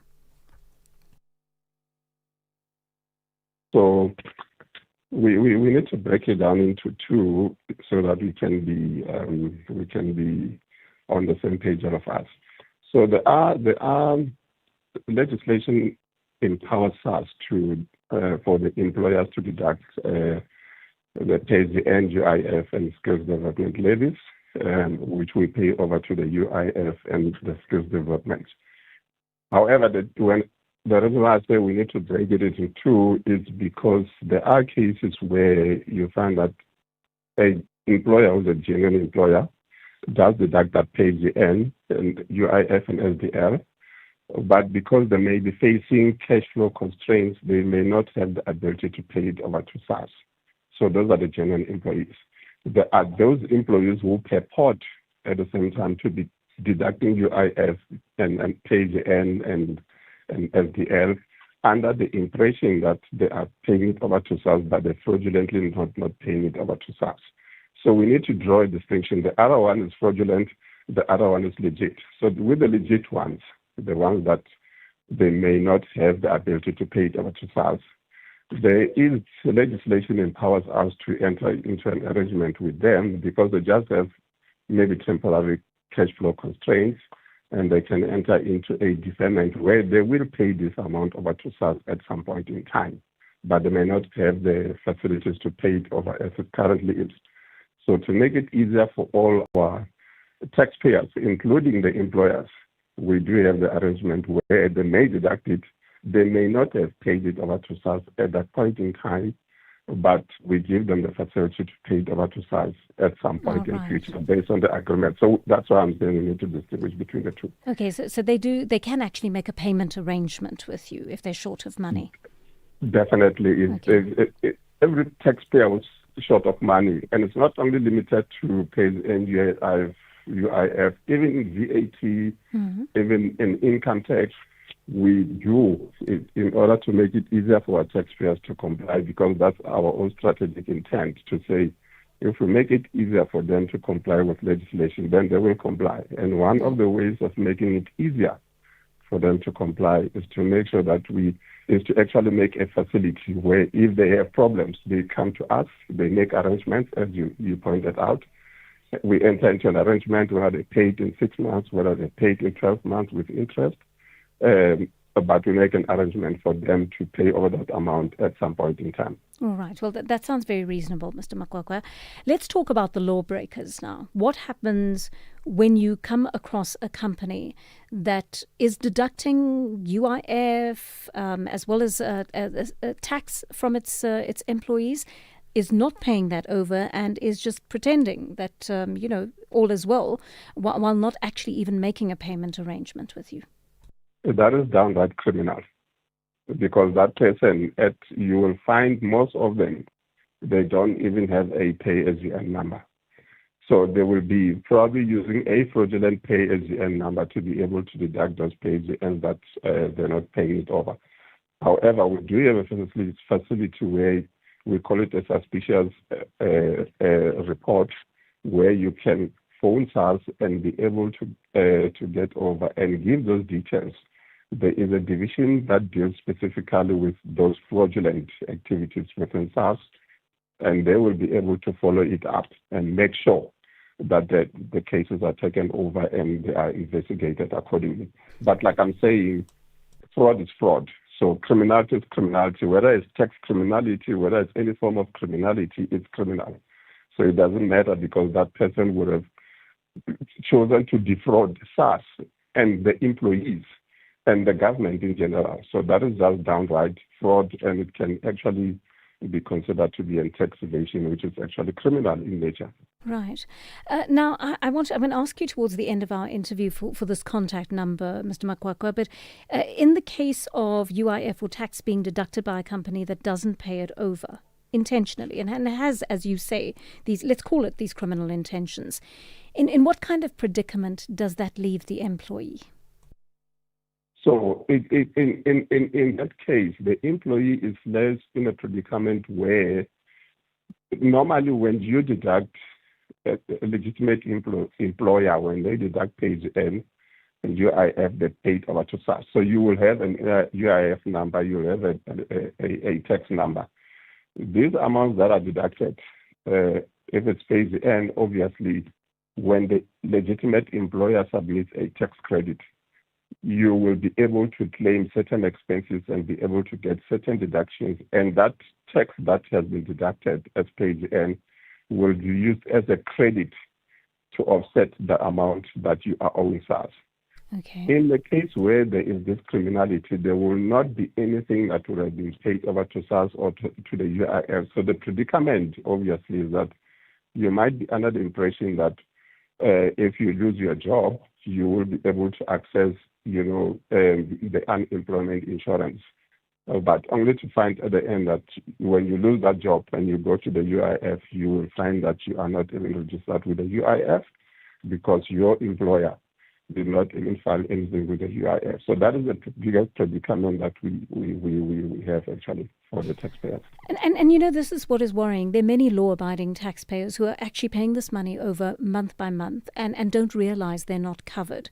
So what do you do in the case of that? If you've got an employee who says to you, I've actually got one of our listeners saying on our line right now, I worked for Tawusa, the union, from September 2023 until December 2025. UIF was deducted from me, but I inquired with the department. I was told there are no records showing that, meaning my deductions never went to the department. What next to do, asks Tulani from Masoy. How can Tulani prove that he did actually pay UIF, even though it wasn't paid over by his employer, allegedly, to the authorities? So normally, I'm just not too sure about Tulani's case, and I can engage with them privately. But if they do receive the payslip, as an example, the payslip will show that there's a UIF deduction. So that is one document that will prove that in actual fact Tulani was paying. There was deduction that was being made from Tulani's salary, because that will have to appear on a monthly basis from the payslip. So I'm just not too sure in this case whether they were even being given the payslips, or they were just being told by word of mouth that, I'm deducting UIF and I'm paying it over. So I think that will need to be explored a little bit further, because with the little information that we have now, we're not sure whether it was in the payslip or it was not in the payslip, because if it is in the payslip, then it will be easier to even investigate, because, you just deducted and you have proven as the employer that you've taken money from Tulani, but you did not pay it over to where you're supposed to go. Remembering that SARS, ultimately, when we collect the UIF, we pay it over to the UIF as a collecting agency. But it is our responsibility as an organization to make sure that everybody complies. We are the collector, although we pay it over to the UIF in the Department of Labor, but you are accountable to us, because you have to make sure that if you say you're taking UIF from Tulani, you have to pay it over to SARS. Right. So we need to investigate that part also, because UIF and SDL and PGN, normally we pay them in the same cycle, and the submission of the returns to SARS for that particular month will actually include UIF, PGN, and SDL. Okay, fantastic. Let's take a call from Mohammed in Lenasia. Mohammed, good morning. What's your question for Mr. Makwakwa? Mr. Makwakwa, there's only two things that disturb me a little. The number one thing is that I had two employees, and both of them worked for me for over 25 years. We were deducting UIF for the last 25 years, and the lady took up a gratuity package and left. And when she claimed for the UIF, she said she was only entitled to 3 months' pay. Is that true? So I wouldn't say if it's true or not true, and I'll tell you why. The explanation that I just gave to Joanne, and for the benefit of the other listeners, when we deduct pay at the end, we go and give it to the Department of Labor. We are the collecting agency. But we are not responsible for the payment of the UIF and other processes that are related to the claims of the UIF. So I will not want to put my head on the block, because I don't know their rules and regulations at that level. What I are wouldn't their be rights able. then? Pardon? What are their rights then? Because they paid for 25 years and they only get 3 months back pay. I don't understand. That doesn't make sense. Yeah, and then that's what I'm trying to say, that their rights are within the rules and regulations and the legislation governing the unemployment insurance fund. But we as us, where we end, we only collect. Once we collect that from you, we give it to the Department of to the UIF. The UIF have got their own rules and regulations, which I will not talk about, because I don't know under what circumstances their processes. We're not familiar with them, so we will not talk too much about that, because whether the minimum is 3 months, whether it's 12 months, there are rules and regulations at that level of paying to another person. It's not a SARS responsibility. Our responsibility is to collect, hand it over to, same with the skills development levies. We collect, we give it to the Department of Higher Education. What they do with their processes after that is not what SARS policies. So I wouldn't talk too much on or comment too much on that. All right. So, Mohammed, what I would suggest is please just call the UIF itself and have a conversation with them. And perhaps you can assist your former employee in that way. I want to play a voice note, Mr. Makwakwa, from one of our listeners with a question in it. Hi, my name is Piwetwala. I wanted to find out, is SARS able to assist us with the consultant to come to our workplace and assist employees with the tax filing? We are having quite a lot of employees that seem to be owing SARS, and it's coming to become a problem of lately. Good question there, Mr. Makwakwa. So, two things that I need to bring to the attention of most of the taxpayers. Firstly, is I think you have heard many times that SARS has actually introduced a system of auto assessments, where if your employer gives us the information, even if when you have if you work for two employers, but all the end was a salary, the information gets given to SARS, and SARS is able to assess you without you having to do anything. That's what we refer to as the auto assessment. When I checked yesterday, SARS has issued almost about 6 million auto assessments. So people that don't have to come to SARS, there's no one who has to come to you, and SARS doesn't have to come to you because the system would have automatically given you an assessment. And if you go to your e-filing, you will find your assessment is waiting there. Most importantly is if there's anything outside of your salaried employment, which, for example, is the rental that you're getting or the expenses that you think you're entitled to, that is where SARS comes in. So yes, SARS does have a division that can come out to come and assist and educate. But before we get there, we need to establish what kind of education will be required. Because if we do auto assessments, you find that there is no need because that most of the employees that you're referring to will already have been assessed as we speak right now. So we just need to understand at what level of education, because you don't want to educate taxpayers on something that they know, because you'll be wasting their time and your time. But if it's something that is beyond normal, ordinary assessments that we issue automatically, of course, that arrangement can be made. It is possible it can be made. And if there's anything that they may need, then you can be in contact with me, Joanne, and through your producer. They've got my email address, and I can keep them in touch with my colleagues within the organization to arrange for that kind of arrangement. All right, that's fine. Thank you, sir. And then Charlotte in Atlantis is on the line to us. Charlotte, what's your question for Mr. Makwakwa? Good day, Mr. Makwakwa, and good day, JJ. Hi, Charlotte. I just want to hear from Mr. Makwakwa if I was retrenched in 2009, and then I became blind, but I didn't go back to SARS for my SARS money. And I just want to know if it's for fate after a couple of years or what. And I also did change my phone number. So I didn't hear what was the question? I didn't hear the question. It was breaking up a bit. Sorry, Charlotte. Would you mind posing that question again, please, about your Provident Fund? I just want Fund? to hear from Mr. Makwakwa if my money for fate by SARS after 2009 because I became blind. Mm-hmm. And then I also want to know, I also did change my phone number, so SARS don't want to go, I went to somebody to go on the internet, but they scripted, they say I must come in. Okay. Yes. So two things. On the issue of going blind, sorry about that. The issue is when you say there is money that is being owed to you so that I can be able to assist, is it money that you know for a fact that is owed to you? And I'm saying this and because there is this belief that many people believe when you go to SARS, you are going to get a refund.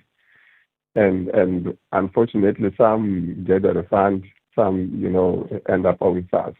But at the same time, I may understand it to say, if you have incurred medical expenses as an example, and there's a lot of expenses that you incurred as a result of you having to consult many different doctors, optometrists, and things like that. Then when you take that information and submit over to SARS, when they do the calculation of what you call your taxable income, we take that into consideration as expenses or deductions. And that may actually entitle you to a refund on condition that you did pay tax in the beginning. Because people need to understand that you get a refund from the tax that you have already paid. You don't just get a refund like everybody thinks you just go get a refund. It's a refund of the tax that you have overpaid. So in this particular case, we will need to understand what would have happened in that case. Was the return submitted to SARS? Was it then assessed, and then you were due a refund, but the refund was never paid to you? Because all of that information will help to be able to investigate to whether what would have happened since it's the old case. Right. But definitely there's a provision which, for example, for the people that become disabled, there's a credit that gets given, for disabilities as part of the medical deductions and credits. But we need to find out exactly what would have happened. Like I'm saying, if we don't have the full story at this stage, I can only talk about it in theoretical terms. But either it would have been, maybe there was an audit, we don't know.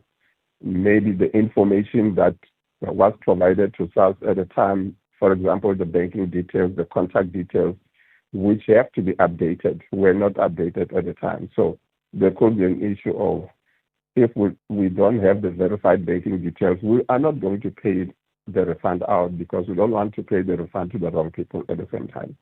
Right. So there's those dynamics that we need to confirm first before we can say for sure this is what you need to do. But the contact details, including your banking details, have to be updated all the time in order for us to be able to deal with and make sure that we know that we deal with the right person at a point in time. If we don't have that information, obviously, we won't be able to be in contact with the right people. And that is for the protection of the taxpayers, because and fraud is prevalent these days. No, so we're absolutely. very careful about that. No, that makes sense, Mr. Makwakwa. I'm going to ask you, if you've got a little bit of extra time, would you be able to stay with us? We've got a few more questions we want to take from our listeners. Can you afford us that time, please, Mr. Makwakwa?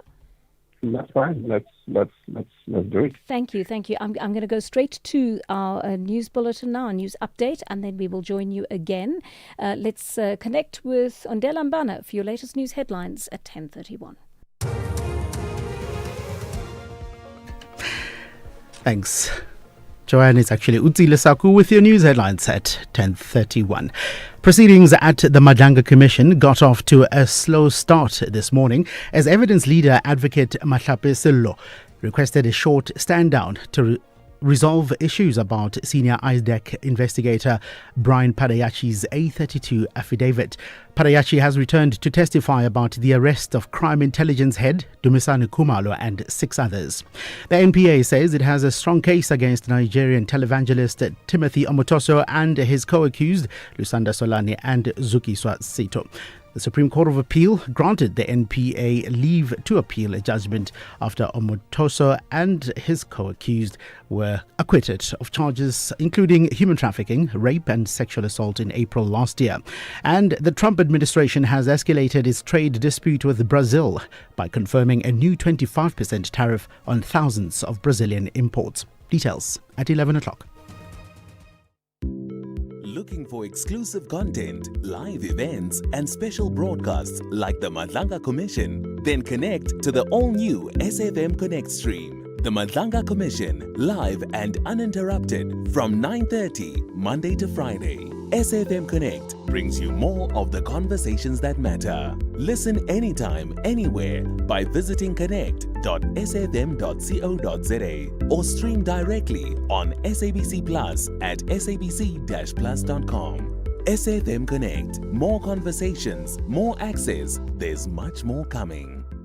You are listening to Joanne Joseph on SAfm. 10:33 on the Daily Discourse, and something has become very obvious to Melissa Ganilwe and me in the last few minutes, is that you have a lot of questions for SARS. We unfortunately cannot take all of them today, but I promise you this, we will try to bring the organisation back next week when we can have maybe an hour with them, and then you can put to them all the questions that you want to. This was meant to be a conversation about UIF and tax being being paid over. But I see you've got lots and lots of questions, so we will honour that sometime next week.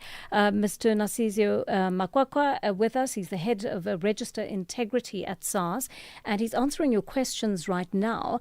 And Mr. Makwakwa, let me start with this question on the WhatsApp line. Please ask your guest what happens if a person is unemployed but gets the money from SARS. This happened to me this week, even though I've been sitting at home since last May, well, not this past May, but the previous year. So I presume the person is talking about a rebate. Not a lot of time left, Mr. Makwakwa, so but can you give us an answer to that, please? All right. Thank you for that. So when it comes to the rebate, there are two things that will happen. If we give you an auto assessment, which is the assessment that I refer to that we do for you automatically, we assure you that 95% of the refunds would have been paid out within a period of 72 hours, within a period of 3 days. Now, there are those other assessments where you may have possibly submitted a return or some information has been picked up that you did not declare to SARS. Please remember that we collect all the information that we have to use in order to do an auto assessment. So, for example, if you received a dividend from somewhere that we can see but was never declared, so we will hold back on that and we will inquire about what happened to the dividend that you actually received. Was the tax ever paid and stuff like that? I'm just using that as an example. So there are different things that might have happened for the refund not to be paid. And if your caller says that the refund has not been paid and it has gone beyond 72 hours and it's an auto assessment, then I can be able to look at that and establish what could be the reasons. Considering that if it's an assessment that is done by you as a person, we give you an auto assessment, you go and change something on the auto assessment automatically, we will need to find out what is the discrepancy between the information that you have and the information that you are providing to us. We need to verify that. So that can also cause a bit of a time delay in as far as the rebate is concerned. All right, thank you. A question on walk-in consultations. Good morning, Joanne. Morning, Mr. Makwakwa. I hope you're well, guys. Enoch here. Mr. Makwakwa, one question. Why did you guys change the walk-in consultations? We are struggling to book for those things, like those appointments. Like we are really, really struggling. And hence, that's why I'm asking, can you please go back to that thing of us going to SARS? Even if it's full, we still have to stay there and we are used to that thing. Yeah, because when we call, we don't get help. Like, honestly, we don't get help. How do the walk-in consultations work now, Mr. Makwakwa? So, again, all these things they work hand in hand. So we've got the auto assessments, which will reduce the number because we do it in the best interest of the taxpayer. You don't have to spend money driving to the SARS office. You don't have to spend time going into the SARS office and queue for a long time. That's why we have auto assessments. And then we've got e-filing, obviously. But where there are queries, and I would have liked to understand from the caller as to whether are they a tax practitioner or not. Because there are cases where you find that the tax practitioner wants to go into the branch and it's a complex matter. So it's a booking system that you need that we have introduced ever since when we had COVID, because we just need to make sure that we use an appointment system. You make an appointment, you come to SARS, but the problem with that appointment is everybody was using it to want to come to SARS, even for things that they could do on e-filing. So again, if you can give the taxpayer my email address and they can give me a brief story about what is it that they are experiencing as far as that is concerned, and what type of queries do they want to go and raise at a branch office, so that we can be able to see how we can improve the system. Because it's based on that feedback that we get from the taxpayers in order to improve the service that we aspire to provide for them. But to get more detail, I think it will be better for me to get more detail as far as that is concerned, and I'll raise it with our executive committee, which they will look at it and will revert to the taxpayer. Great, thank you. All right, I'm going to try to take two last questions, but a quick ad break, and Timber and Javison will take you when we come back. Wherever you are in the world, SAfm 104 to 107 is accessible. We're also streaming live on Facebook, X, and YouTube at SAfmRadio. We acknowledge and appreciate everyone tuning in and watching our streams. Stay with SAfm 104 to 107 as we bring you commission live, breaking stories, and thought-provoking lectures. SAfm, leading the conversations that move us.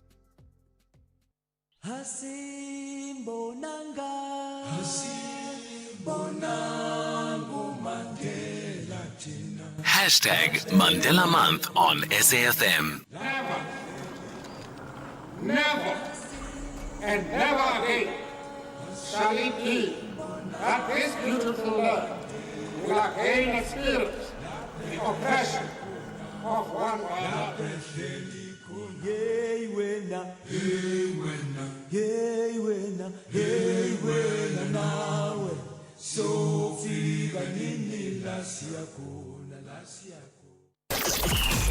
Catch the Mzansi's Beautiful Game Sport documentary. For me, Neto, really, in the club football, we have played a lot of my football to with the ladies. At times, I would play as a striker. From the 5th of July to the 23rd of August, 2026. Banyana performance is like Bafana's performance right now at the moment. So we believe in them and we're proud of them. What they did, they did wonders to the country. Brought to you by the SAfm's award-winning drama department. Ala Bafana Bafana.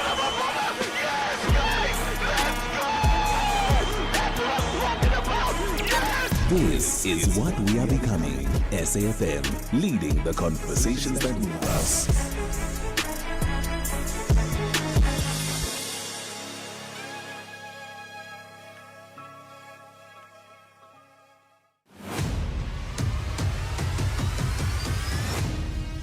SAfm is streaming live now on Facebook, YouTube, and X at SAfm Radio.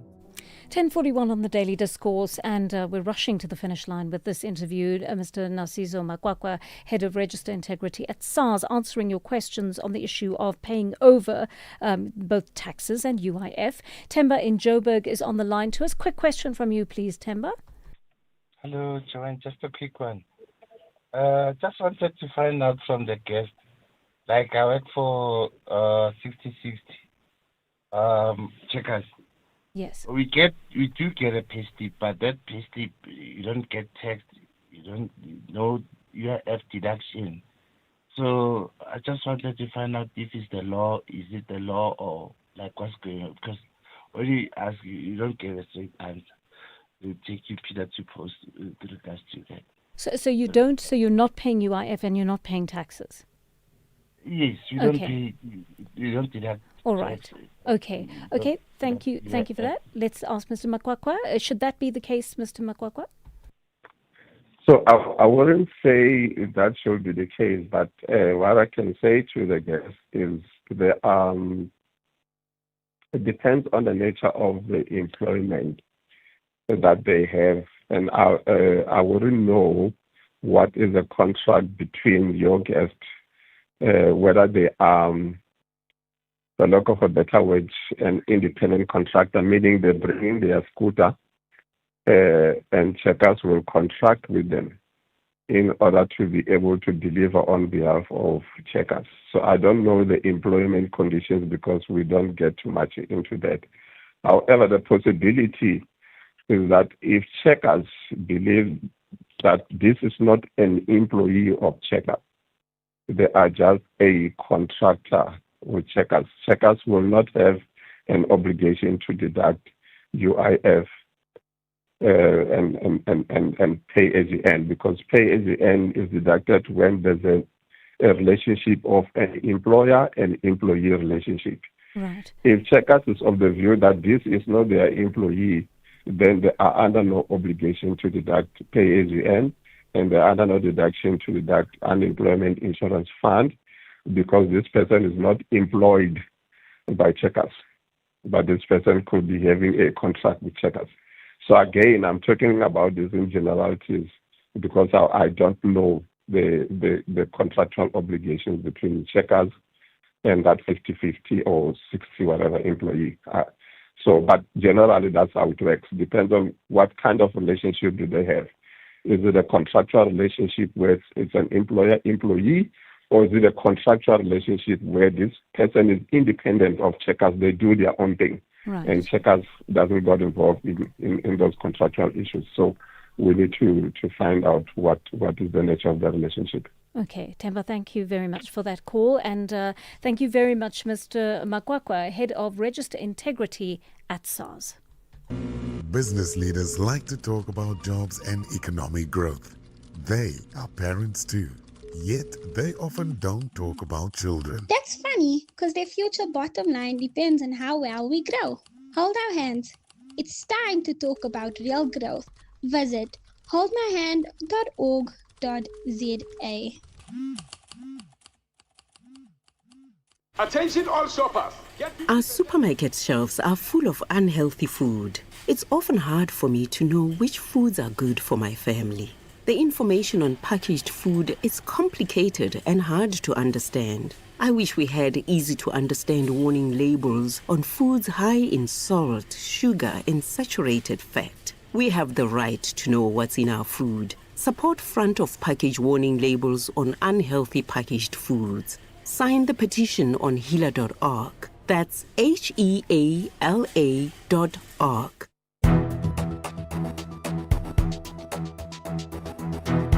The Daily Discourse on SAFM, weekday mornings from 9 to 12. 10:46 on the Daily Discourse, and the Daily Maverick says there's been a legal objection to 2 new data centres that American company Equinix wants to build in Cape Town. The firm's applied for land that's equivalent to a minimum of 12 hectares to house its data centres in the airport industrial area. So far, the Municipal Planning Tribunal has agreed to this, but the Legal Resource Centre, which represents civil society movement, the Housing Assembly and British tech justice NGO Foxglove, has objected to this. Let's find out from lead attorney at the LRC, Kemal Harvey, what the actual objection is. Mr. Harvey, good morning and welcome. Why are your clients objecting to the City of Cape Town's preliminary decision to grant Equinix access to this land to put its data centres there?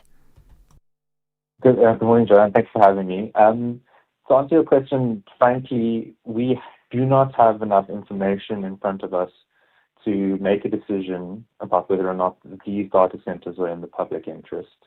Our main concern and our main request to the tribunal this week was that they don't take a decision like this without asking the company Equinix to provide not just the tribunal but the general public with a full set of assessments and information so that we can make a decision within the public interest, specifically around issues about the socioeconomic impacts it will have on neighboring communities, the environmental impact, and what it means for specifically when you talk about socioeconomic impacts, what it means for our water and electricity usage.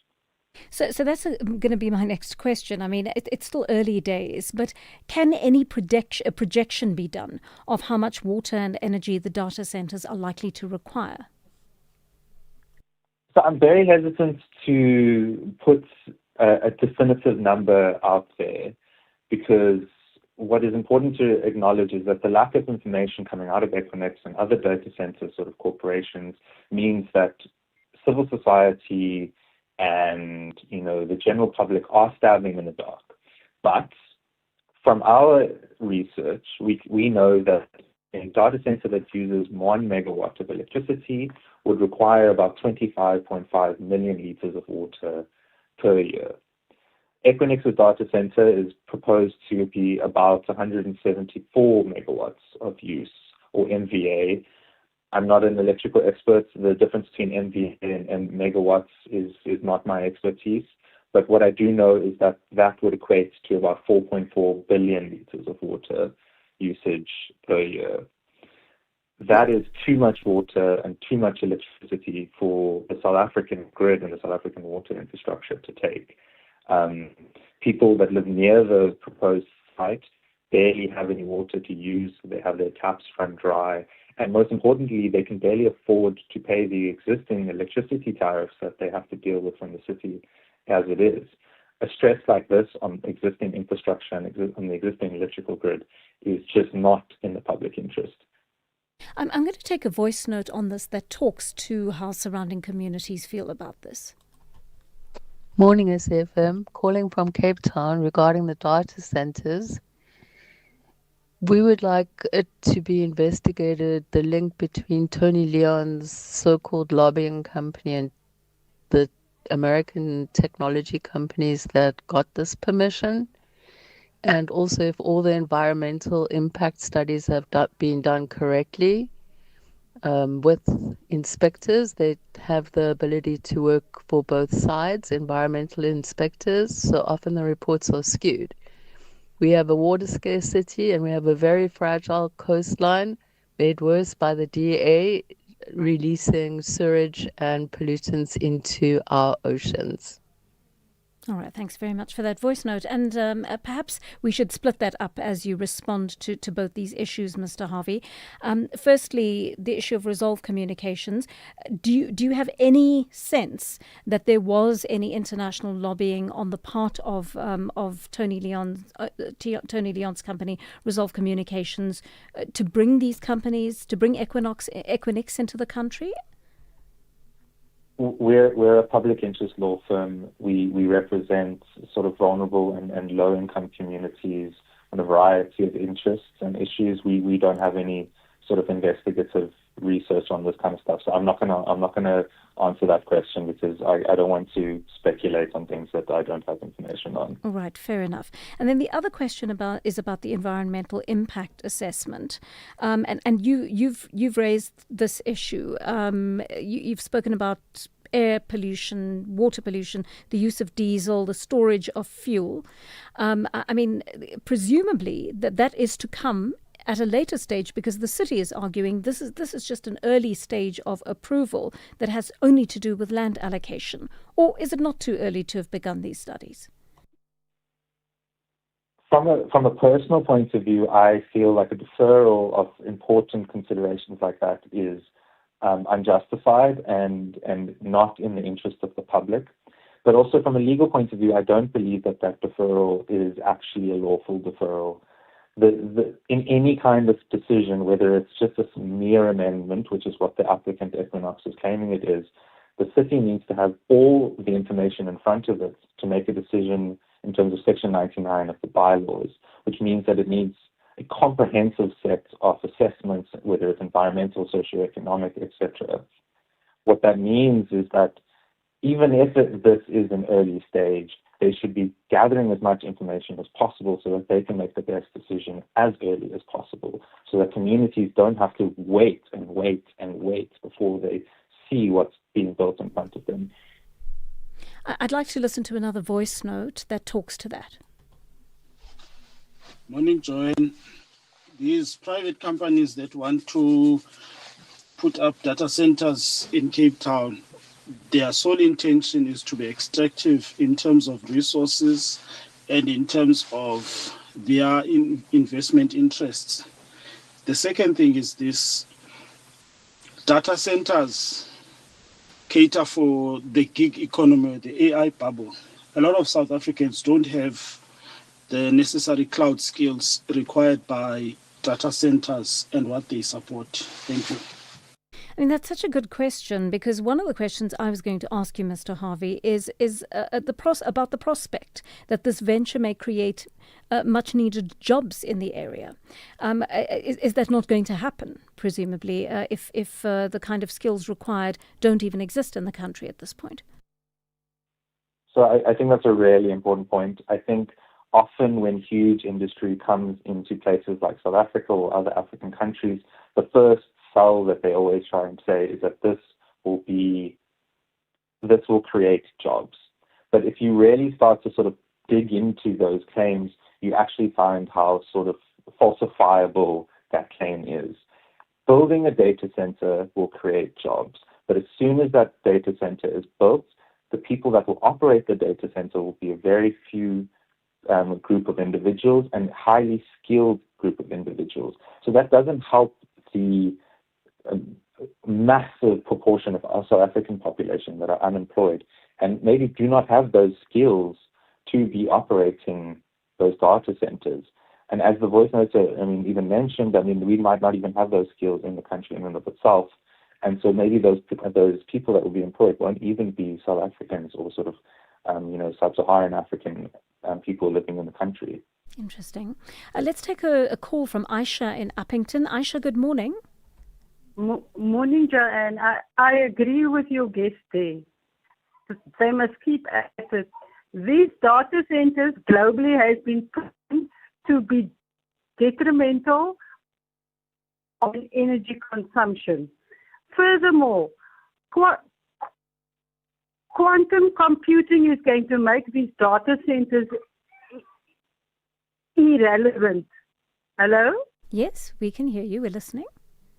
And then the last thing is that these data centers impact our country's sovereignty.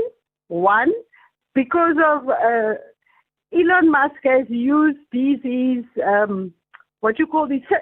satellites to engage in war in Ukraine. So we cannot have him for all of those reasons. All right. Aisha, very interesting comments that you've made there. Do you want to break that down into what may be valid, what may not be valid, Mr. Harvey? I think, so it broke up a little bit there, but I think one thing that's important to notice, so if we get into the specifics about what a data center is, right? Equinix hasn't actually, this is another piece of information they haven't released, but what is the data center going to be used for? Is it mere storage of data from, telephone companies, or are we talking about AI capacity or, social media data storage? We don't know. But there are inherent risks with all of those things that I mentioned, right? If we have a data center the size that they're proposing, we're talking about a load of information that is being stored there. Much of it might be private information, personal information. We believe at the Legal Resources Center that at the moment our personal protection of, the Protection of Personal Information Act isn't exactly up to standards within the, new digital ecosystem. And then we don't have, sort of encryption or surveillance, strong enough encryption or surveillance laws either to deal with the fact that if there was a small leak in the data center, that could have catastrophic consequences on the public of South Africa. A small leak could mean that thousands of information on sort of South Africans and other people that is being stored in that data center is released. And then, of course, there's AI. The profits and the use of that data is not consensual to make the machine learning technology work. And it's not going to benefit South Africans at the end of the day. Yes, maybe I could use ChatGPT and get an answer that I could have just asked Google. But is any of the dividends or the profits of that company coming back to South Africa? I don't think so. Let me ask you a couple of last quick questions. One of them is about the legislation, that when this legislation was drawn up, clearly it didn't take into account the nature of a data center, right? Because that didn't exist at the time. Does the legislation need to be updated to reflect these technological advancements? When you say legislation, do you mean in terms of what you will allow into the country and what you won't, perhaps? I think what you mentioned is important is that at the moment, our statutory or legislative framework doesn't consider things like data centers or AI and that kind of stuff. There seems to be some movement from government, but it's very slow. And so in the absence of a legal framework around this, you need municipalities like Cape Town, like they were doing this week, to make decisions that are sort of precedent setting. Start moving the needle a little bit so that the general public sees that our representatives are thinking about this and the consequences it could have on us.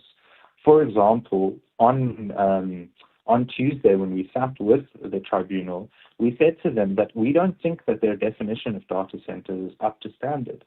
And in terms of their definition in the bylaws, data centers falls within business premises and warehouses. If it was a micro data center, we might agree that that is sufficient. But we're talking for Equinix's case, we're talking about a hyperscale data center, which cannot, for the life of me, fall within a warehouse definition. It is a whole different, beast in and of itself, just in terms of the amount of electricity it uses and the amount of water it uses, let alone the socioeconomic impact that it will have on the surrounding communities and environmental impact. Right. So what is your next legal move, Mr. Harvey? So we haven't received the official decision from the tribunal. I mean, we sat in the tribunal and it sounded like they were in favor. 4 out of 5 of the tribunal members were in favor of the granting of the rezoning rights. Once we receive that official decision from the tribunal, we will take it to our clients and we will consider the next steps according to how they want to approach this. All right. Please keep us up to date on what's happening in that regard. Kemal Harvey, thank you so much for that conversation, and thank you for your wonderful questions too. Kemal Harvey is a lead attorney on the issue of data center at the LRC. That brings us to exactly 11 o'clock here on the Daily Discourse. Let's catch up with Utsile Saku for your latest news bulletin.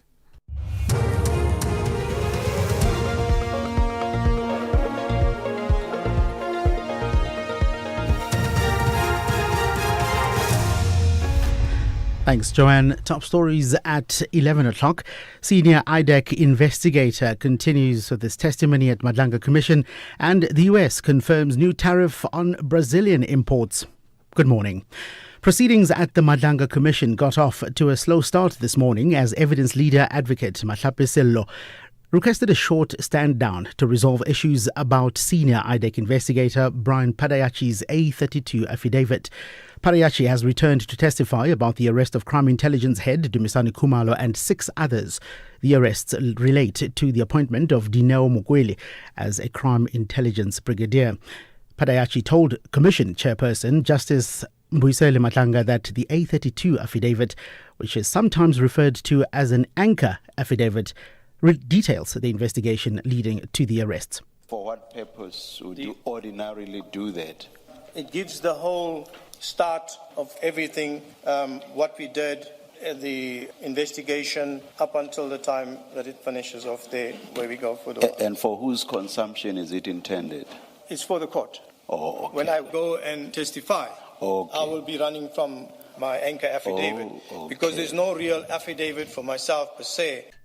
The NPA says it has a strong case against Nigerian televangelist Timothy Omotosho and his co-accused Lusanda Solani and Zukiso Asito. The NPA says this is an important opportunity to clarify key principles of criminal law and insists that despite Omotosho's deportation to Nigeria, he can be extradited should the appeal succeed. The Supreme Court of Appeal granted the NPA leave to appeal a judgment after Omotosho and his co-accused were acquitted of charges including human trafficking, rape and sexual assault in April last year. NPA spokesperson Kaiser Khanyago. We believe that there were questions of law that were not done properly by the judge who was presiding at the High Court in Gqeberha, that is Judge Skuman. We believe that we can successfully extradite him to the country because we have got a clear, definite extradition treaty with Nigeria, and we believe that that can be done. When he was acquitted of this matters in the High Court, the Department of Home Affairs, based on their processes, then decided to extradite him because of the belief that he was here illegally. The wife of an alleged gang leader who is serving time in Pollsmoor prison has been arrested for bribing a police officer to help her smuggle illicit goods into the prison. Police spokesperson Ndake Gwala says the police officer was contacted by the alleged gang leader from Pollsmoor prison to collect the items from his wife. Gwala says the officer went to the suspect's house in Westridge where he arrested the 32-year-old woman. The member received a phone call from a gang leader who is currently serving a sentence in Portsmouth prison. He requested that he must collect drugs from his wife and hand them over to an inmate who was appearing at the Mitchells Plain Regional Court. He also offered a cash payment for this arrangement. The member proceeded to the address in Outland Street, Westridge, and on arrival, the wife handed him a parcel that contained dacha, 2 grams of tick, 2 knives, 4 cigarette lighters, a pack of cigarettes, and a cash payment. He arrested the 32-year-old female on the spot for possession of drugs and bribery. Johannesburg residents have been urged to prepare ahead of the second and final phase of Rand Water's 12-hour planned maintenance tomorrow. The maintenance will start from 7 o'clock in the morning until 7 o'clock in the evening. The work is aimed at improving the reliability of the bulk water system. Many areas across the city can expect low water pressure or no water during the maintenance.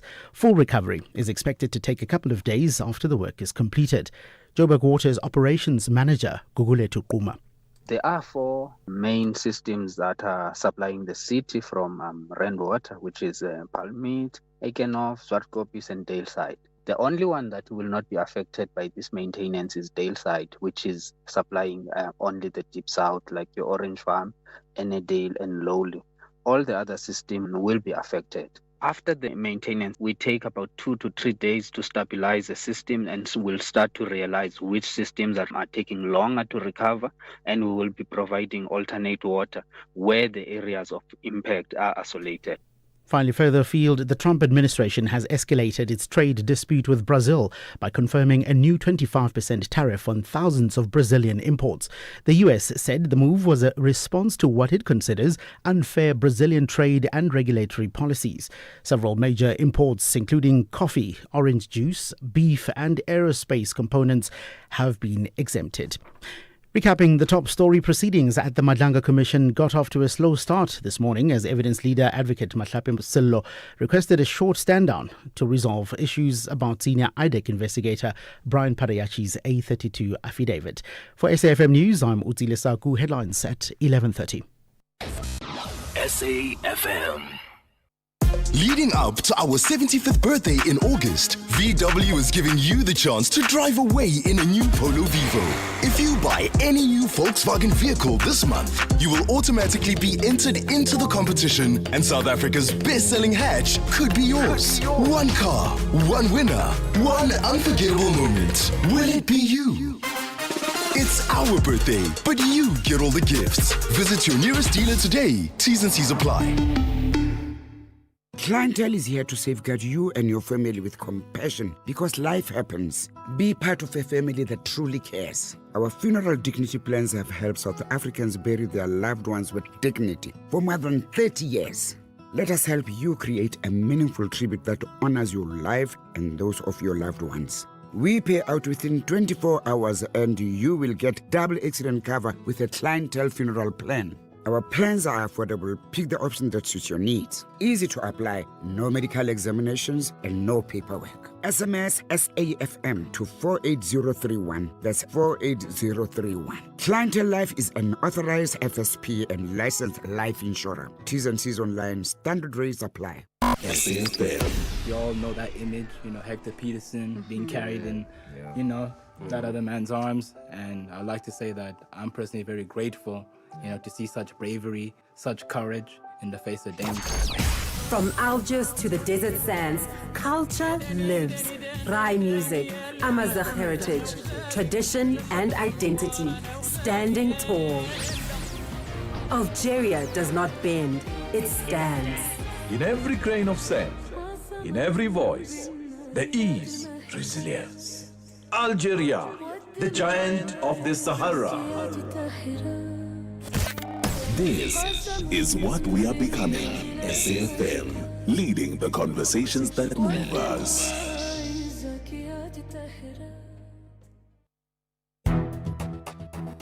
The Daily Discourse on SAFM with Joanne Joseph, unpacking the issues that matter. The Daily Discourse on SAFM, weekday mornings from 9 to 12. 8 minutes past 11. We are into the final hour of the Daily Discourse here on SAFM. We, of course, leading the conversations that move us. And we love you to be a part of that conversation. We had fantastic voice notes and calls from you in the last hour. Please keep them coming. Our studio line number 086 000 2032. Our WhatsApp line 0614 104 107 on the WhatsApp line. So just let me remind you of what we're speaking about at this hour. And I want to hear from you, particularly if you own a small business, and if you have had an issue with food recalls. That is what we are talking about in the next few minutes. I'd love to know what it means for you when trusted food brands that you have been stocking in your small business, and that could be a small business of any side. It could be a micro enterprise even, could be a spaza shop, right? You could be a vendor, perhaps. But I'd like to know from you, what happens when those products get recalled? How do you find out that they've been recalled, first of all? Do you have to keep your ear to the ground? Make sure that you read all the news sources to find out about this? Or do you get a visit from an inspector who says you've got to remove these things from your shelves? I would love to hear from you. And then what are the consequences for you as a small business person who is experiencing that? I would love to hear from you. Give us a call or send us a voice note on that, or a text if you prefer. Samantha Andreas is standing by to speak to us in just a moment. I'm also going to just recap some of what's been said about the data centers. That was our interview in the last hour. And there's some objection to the possibility that 2 data centers will be built in an industrial center near the airport in Cape Town. Good morning, Joanne. This is Simi. Your guest in this case is just opposing for the sake of opposing. First of all, data centers rely heavily on solar and wind energy. Another thing is that the water that they're going to use, they're going to be paying for it. It's not going to be used for free. So they're not robbing anyone. The second thing is, the third thing is that data centers employ lots of people, electrical engineers and electronics technicians, and also people that have studied computer science. So your guest actually, he doesn't have a point here. He's just opposing for the sake of opposing. So it's interesting. I mean, the community is telling us they have concerns about it, and those are coming through on the WhatsApp line. I'll play some more of those, but I think we need to determine what the nature of the data center is going to be. And Mr. Harvey, Kemal Harvey, was very clear on that. They don't know the nature of the data center, and I think once that becomes clearer to them, they'll be able to, if they continue to have an objection, to be able to put that up in a clearer way. All right, 11:11 for luck here on the Daily Discourse. And South Africa has seen a few food recalls in recent months. The latest involved Spa yogurt products, which the National Consumer Commission advised consumers to return to stores instead of consuming them. It's important to keep the public from consuming food products that don't meet the required standards. But what happens to small businesses, and how are they affected when a food product recall occurs? Founder of Shaz Enterprise, Samantha Andreas, is with us to unpack this. Miss Andreas, thank you so much for your time on the Daily Discourse today. Good morning, and thank you for having me. Really lovely to have you with us in studio. And of course, if you would like to have a look at our interview, you're welcome to watch, because right now we are watching and live streaming this interview with Samantha Andreas. So, Miss Andreas, this is quite an inconvenience to big businesses, small businesses alike. Why do food recalls occur in the first place? Recalls occur because of safety hazards, product defects, or cross-contamination, and that usually happens in the fabric, so where it is manufactured, and that is why recalls happen. So talk me through this. I was talking about the inconvenience to big business, to customers who've bought products rather that need to be recalled, but how are small businesses in particular affected? It affects us because we do not have insurance, nor do we have a large client base. We rely on our communities and the people on the ground to support us. So if a product is recalled, and let's say you have to prepare for a large event, because I usually does catering. So now my main product is being recalled. Now I have to source another ingredient and check what is going to work for me, which also goes with cost and everything that goes into it, it's a little bit hard. Right. Yeah. And tell me, how do you find out about the food recalls as a small business in the first place? You find out when you have to go do the shopping. You will not be hearing of it or rather on the news, and they don't inform us at all. So there isn't a database on which you are sitting as a No. registered small business where this kind of notification can be sent No. out? No. What does it cost you as a small business when food recalls occur? It costs you that specific event that you have to do. But in my case, I try to look at the positive side of it. So I always make sure that I have a backup plan. I know that, okay, when this happens, then I can go to there or do this and do that. So always have a backup plan as a small business, because, there's no one that's going to back you up. It's Yeah. just you and your community, and you have to deliver that service. And of course, it would be great if small businesses had some sort of insurance against food recalls or had strong logistics chains they could rely on to reverse the damage. As it stands, how do they cope? How do you cope? I just rely on my clients. I give them the best quality of work that I can, and so that they can come back and do business with me again. And I rely on my business to strive. So what sort of businesses are most affected by these recalls? I would say spaza shops mostly, because they rely on food most, and then also the catering businesses. We have to provide food and make sure that what we give our clients is not gonna end up them having food poisoning, and that will be bad for our business. I mean, does that happen? Have you seen examples of that, where people have got sick from a product that was recalled and it the does supplier happen. didn't know about it? It does happen. Gosh. It actually does. And I mean, what are the implications for a company that gets caught up in that kind of thing? No one wants to do business with you again.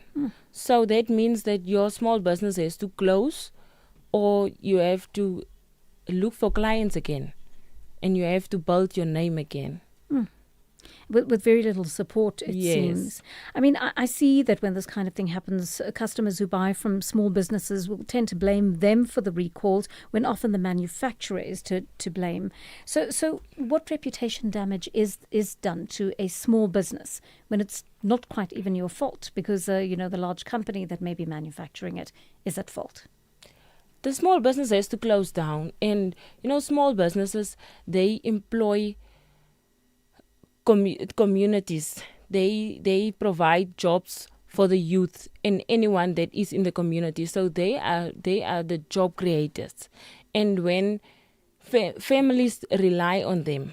So when the business has to close down, then families won't have any income anymore because of a small business that closed down.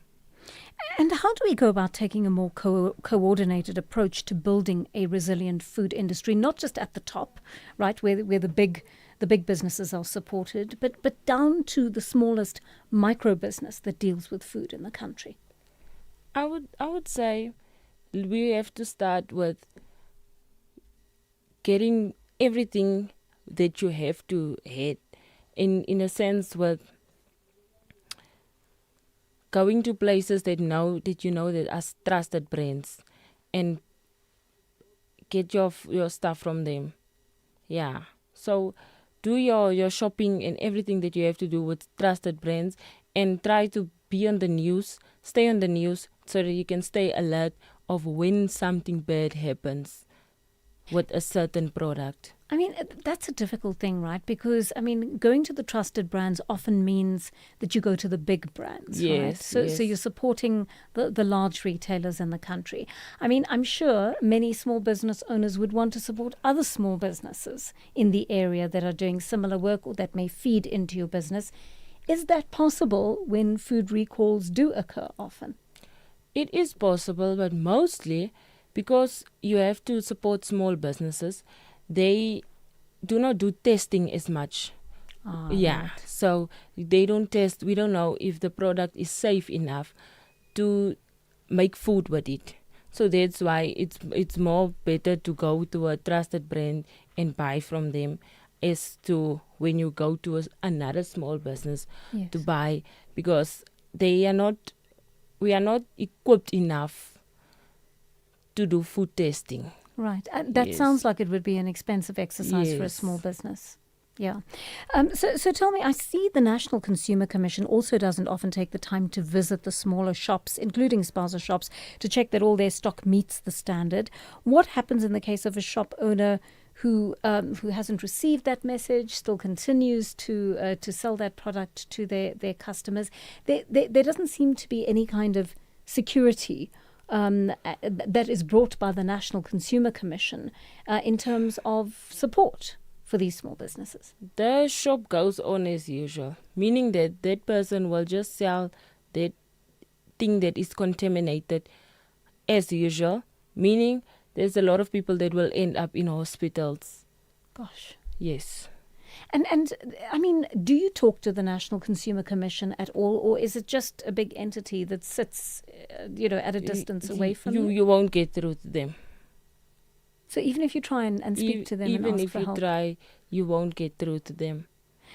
do you never have inspectors coming to your shops and particularly after food recall and saying, "Oh, Samantha, did you know that this food item had been recalled? And are you making an effort to take it off your In the shelves?" Northern Cape, the health department, they actually try to get to as many as possible SMEs and see if anything is off or so. But they really try. Okay, well, all credit to the National Health Department, or to the Provincial Health Department in the Northern Cape yes. for trying to do that. Samantha, what do you see as the solution for small businesses that are caught up in these recalls? Because they seem to be happening more and more often. I think of very serious things like listeriosis that occurred a few years ago. And clearly it will destroy some small businesses. It will wipe them out completely, and they will never be able to get started again. What interventions do you think are important? I would say insurance. Yeah. Give us access to insurance for if these type of things happen. And also master classes. Let us be aware of these type of things and how it can occur, and when it occurs, what do we do? All right. There's some good advice there. I think insurance is really important in instances like that. And that is probably what helps the bigger companies to survive these crises as well. Let's listen to some of these voice notes coming in from our listeners. Hi, morning, Joanne. Anonymous here. Joanne, I'm working for a company where we normally get the contracts if there's any recall in the country, and then we go rapidly out, get it from the shelves, get it out of the big retailers.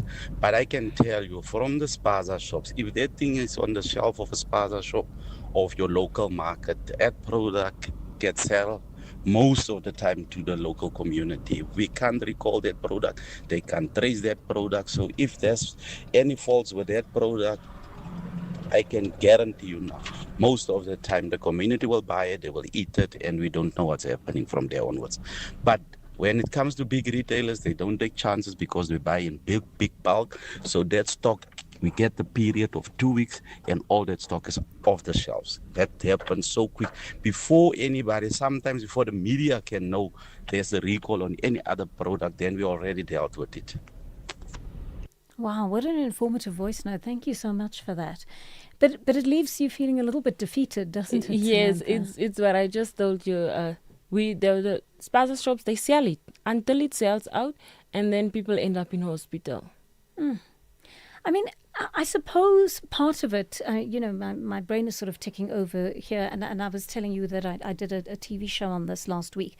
And this, I think part of it has to do with formalizing the businesses, bringing them from the informal economy into the formal economy, and then you've got them registered, right? And then you can get inspectors out there more easily. How important is the formalization of businesses, even in regard to food recalls?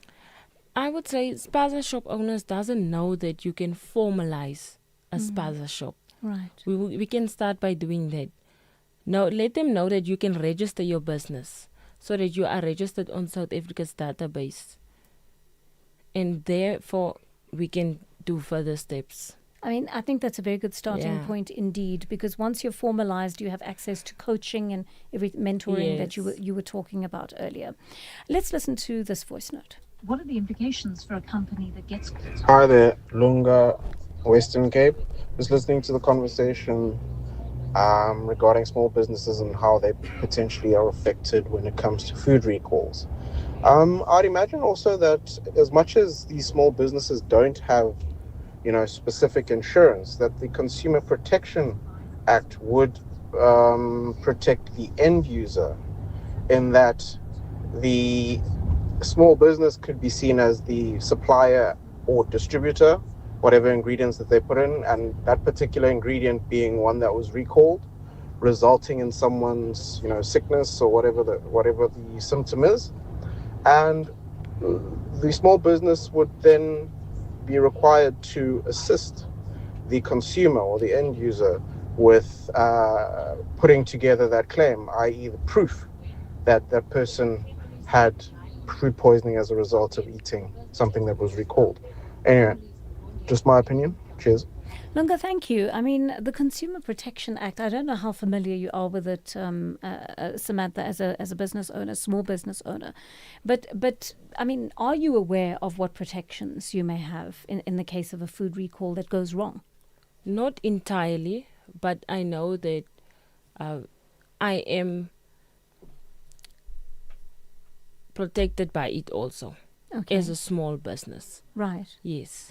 So I mean, the question, of course, that Lunga is asking is there a way of you working with someone who might have got ill in order to take action over this? But then who would you take action against? Exactly. That would be but I haven't gotten into that type of position. Right. Yes. And again, it comes down to formalization and education around your rights as a small business owner. So I think your conversation has been very interesting today and very useful, because it's opened up other gaps that we had not thought of, actually. Certainly not when I was researching and preparing this interview.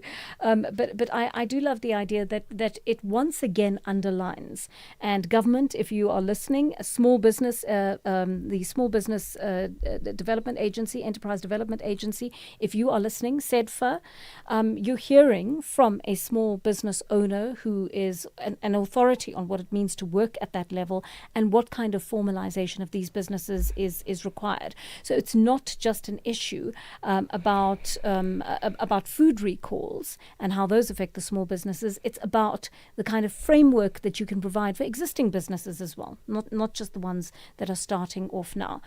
Samantha, one last question from a listener. Good morning, Joanne. Yeah, it's Enoch here. Just a quick question. If a product gets recalled and then, let's say I did stock maybe a dozen of them day before, and then that thing gets recalled, am I liable to take those things back to where I bought them and then get my refund back? I just want to know that. Yeah, let's say those things get recalled day after or 2 days after I haven't used them. Am I gonna get my money back or what? Good question. Thank you, Enoch. Hi, Enoch. Yes, most definitely. If you bought it from a big retailer, they are insured for food recalls. So if you bought a lot of it, then they must refund you. And what if you don't have your slip with you or proof that you bought it there? What happens in that case, Samantha? You can contact the Consumer Act and they can help you get a refund. Okay, great. Well, Joanne, when it comes to how products and foods are handled by big retailers, I don't necessarily think that the Competition Commission and everybody involved is doing their thorough work in terms of examining this. I've got two people who work at the big retailers who told us me about that they take expired food like meat, they cook it, and then they sell it in form of plates and so on. So I find that the burden is too much, or the stigma is on smaller businesses and spaza shops when it comes to how they handle food. But big retailers rely on also what do you call it, a reputation instead of exactly examining their practices. So I think there's need to be a broader investigation in terms of how food is handled inside these big retailers. Thank you very much. I think that's true as well. I mean, meat in particular. Yeah. I don't think they sell expired meat or they cook expired meat.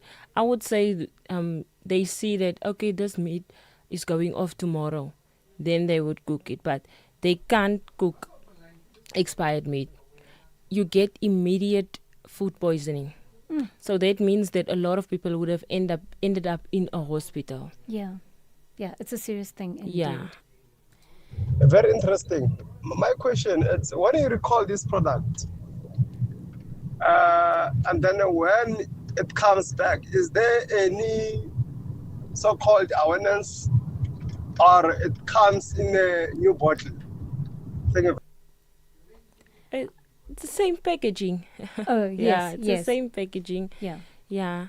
It's the dates, I suppose, that matter. Yeah. For a recall. Right. So if and the batch number. The batch number. The batch number. Okay, fantastic. Thank you. Hope that answers your question. One last voice note, Samantha.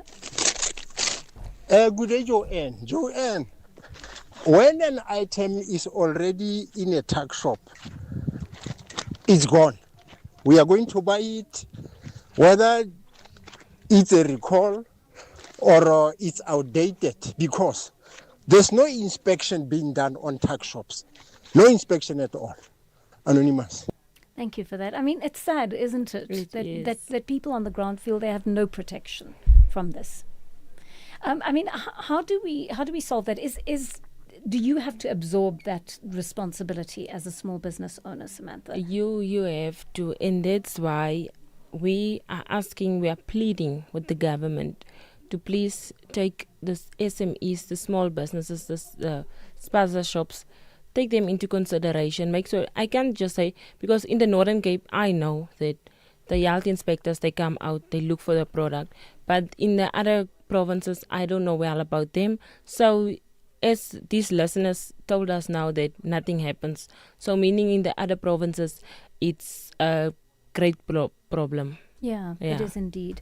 Samantha, thank you so much for coming into studio to speak to us today. It's lovely meeting you and lovely to have this conversation with you. Very informative indeed. And I guess as South Africans, we always find coping mechanisms. So it's up to us as either small business owners or up to us as consumers to actually make ourselves aware of what is going on if the protections don't exist on the ground. A sad reality, but a reality nonetheless. Thank you so much for joining us, Samantha Andreas. She is the founder of Enterprise. 11:30 on the Daily Discourse. Utsila Seko standing by with your latest news headlines. Thanks, Joanne. In the headlines at 11:30, senior IDEC investigator Brian Padayachi has told the Madlanga Commission that the A32 affidavit, which is sometimes referred to as an anchor affidavit, details the investigation leading to the arrests of crime intelligence and head Dumisani Kumalo and 6 others. The NPA says it has a strong case against the Nigerian televangelist Timothy Omotoso and his co-accused Lusanda Solani and Zukiso Sito. The Supreme Court of Appeal granted the NPA leave to appeal a judgment after Omotoso and the two were acquitted of charges including human trafficking, rape and sexual assault in April last year. And several areas across southern and western Johannesburg are without electricity following a critical network failure at City Power's Orlando switching station. Details at 12. Looking for exclusive content, live events, and special broadcasts like the Madlanga Commission? Then connect to the all-new SAfm Connect stream. The Madlanga Commission, live and uninterrupted from 9:30 Monday to Friday. SAfm Connect brings you more of the conversations that matter. Listen anytime, anywhere by visiting connect.safm.co.za or stream directly on SABC Plus at sabc-plus.com. SAfm Connect. More conversations, more access. There's much more coming. In case you missed it. People think consent is this deep, monstrous thing, but I hope that we make consent sexy again. It is sexy to have a consensual interaction with somebody. The audience is a part of the play in terms of they become the jury. So they decide who they think is innocent and who they think is guilty. I left it open and subjective for them. My hope is that when they have discussions with themselves or with other people, that they think about why they think this person is lying or why they think this person is telling the truth. It's a story about consent at the Free State Arts Festival. Director Caitlin Forbe. That was The Full Circle with Bridget Masinga. One generation watched him walk to freedom. Heroic sacrifices have made it possible for me to be here today. Another grew up under his presidency. I accordingly declare Mr. Nelson Rolihlahla Mandela duly elected President of the Republic of South Africa. Today's generation inherits history. The union building there is a sea of young people from different racial backgrounds. It's actually quite amazing to see. This Mandela man, generations meet through stories, memories, and conversations on SAfm.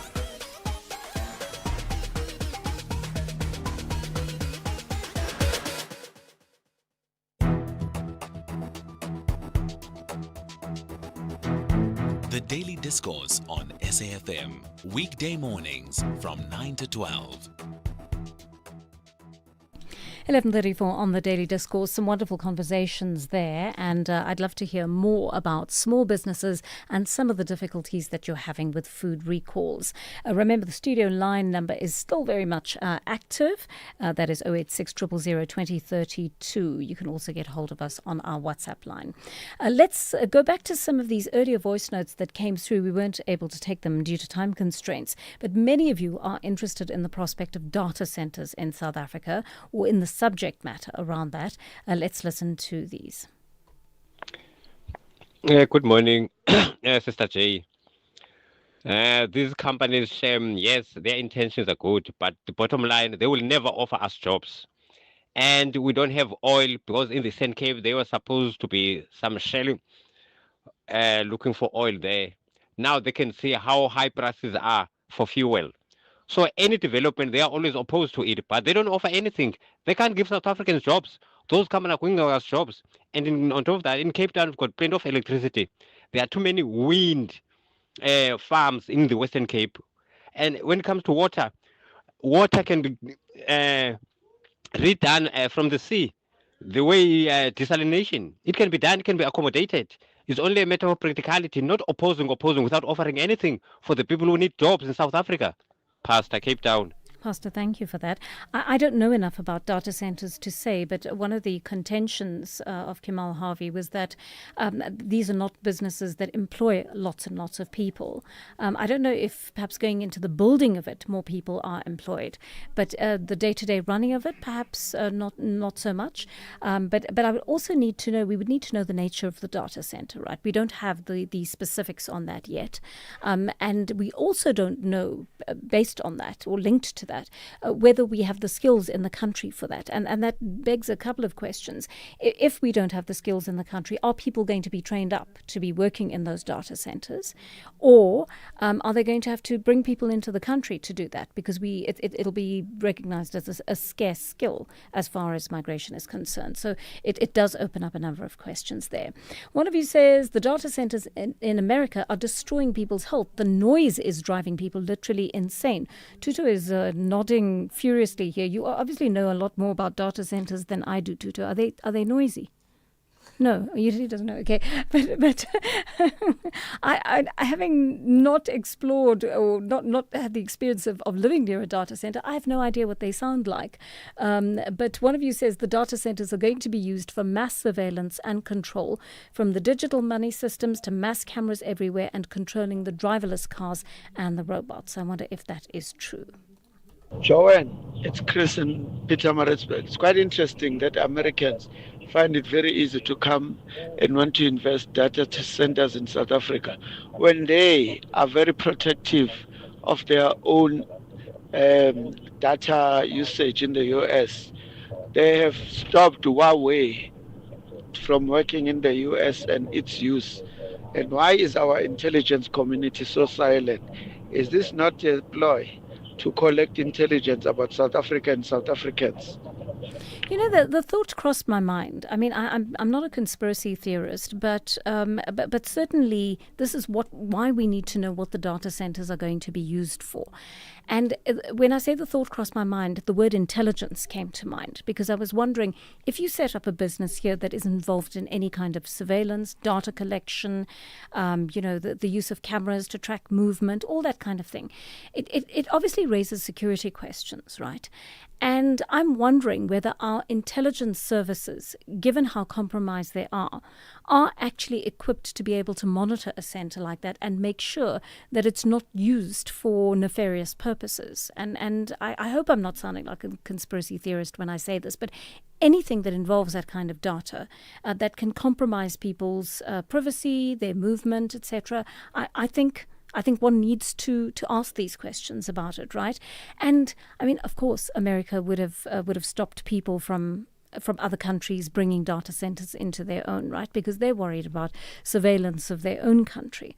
And shouldn't South Africa be as careful when we think about things like this? Yes, job creation is a concern. Yes, we want the multinationals here because we do want foreign investment. It does create jobs. It does bring money into the economy. But I think we also have to weigh at what cost that is going to happen. All right, we'll take a short break now. We'll chat more in a moment when we come back. Catch the Mzansi's beautiful game sport documentary. For me, it's really in the club football where I've played a lot of my football to with the ladies. At times I would play as a striker. From the 5th of July to the 23rd of August 2026. Banyana governments is like Bafana governments right now at the moment. So we believe in them and we're proud of them. What they did, they did wonders to the country. Brought to you by the SAfm's award-winning drama department. Ala Bafana.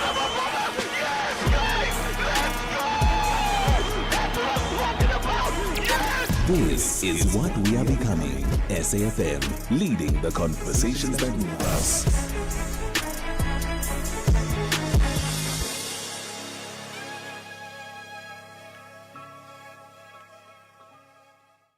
You are listening to Joanne Joseph on SAfm. One of you has raised the issue of extortion in the Western Cape. Let's listen to that.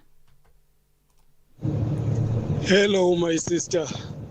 This is Anonymous from Cape Town in Fulani area. I just report this thing, extortion, for now they're doing it on the electricity now. Here in Fulani, in Shugushuguma area, they switch off the electricity and then we must pay for them to switch it on. Can someone please help? This is getting out of hand now, this extortion thing. It's here in Fulani, in Shugushuguma area. Thank you. Thank you. I'm going to put that voice note back to Ginewe and just see, Ginewe, let's follow up on that. Please keep that voice note.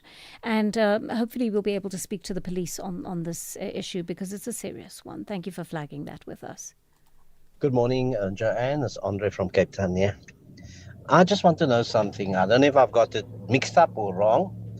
Can a criminal demand to be spared public humiliation? If so, I've never heard of it. So how can the president make this demand that he wants to be spared public humiliation where he committed the crime? So it just doesn't make sense to me. If anybody can help me. Thanks. Hi, Andre. Thank you for that. So just remember, the president has not been convicted of anything, so we can't say he committed a crime.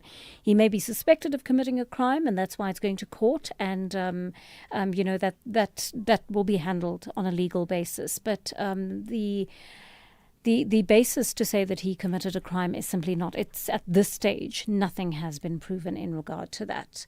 One of you says, this is to do with the issue of El Nino. That's a different one. We haven't spoken about that today, but let's see what this listener had to say about that. Hi, good morning, JJ. Good morning to my fellow listeners. Mafuta. JJ, I'm a bit worried about this phenomenon called El Nino that forecasters are trying to highlight, which is forthcoming in the coming summer season. But there seems to be very little discussions about that and the preparedness of the region in the country in particular. What are we doing to prepare ourselves for that disaster coming our way, JJ? It's a great question, actually, and it's something that we haven't covered on the show. But Wandile Sihlobo, who's a wonderful agricultural economist, may be someone who can actually answer that question for us. So maybe we get him together with a climatologist to actually talk about that. Thank you for flagging this. Morning, Sis JJ, and happy Thursday to all the SAFM listeners. Yo, Sis JJ, amanzi achile kuRamaphosa. Both legal counsel agree that he has no leg to stand on this pala matter, on this interdict he's pursuing. And further, he's got no leg to stand on, even on review. I maintain that. The judge was at pains to remind him that our former great statesman, President Mandela, he never opposed impeachment nor inquiry against him. Who is he to oppose an inquiry that is legitimate? You, Ramaphosa, must back and go. Thank you for that. So, he has the legal right. He has the legal right to pursue it. And so he can actually pursue it on those legal grounds. My question is that which is more important for the police to get? Is it Ket Matlala or is it the other corrupt generals? Because the initial deal of 8 years, I think that was good enough for what he was gonna give them in return. Thanks. All right, thank you so much for that. And maybe it doesn't have to be mutually exclusive. Maybe, the NPA tries to actually convict all of them or have them convicted in court. And then one of you was speaking about the earlier question of the definition of xenophobia.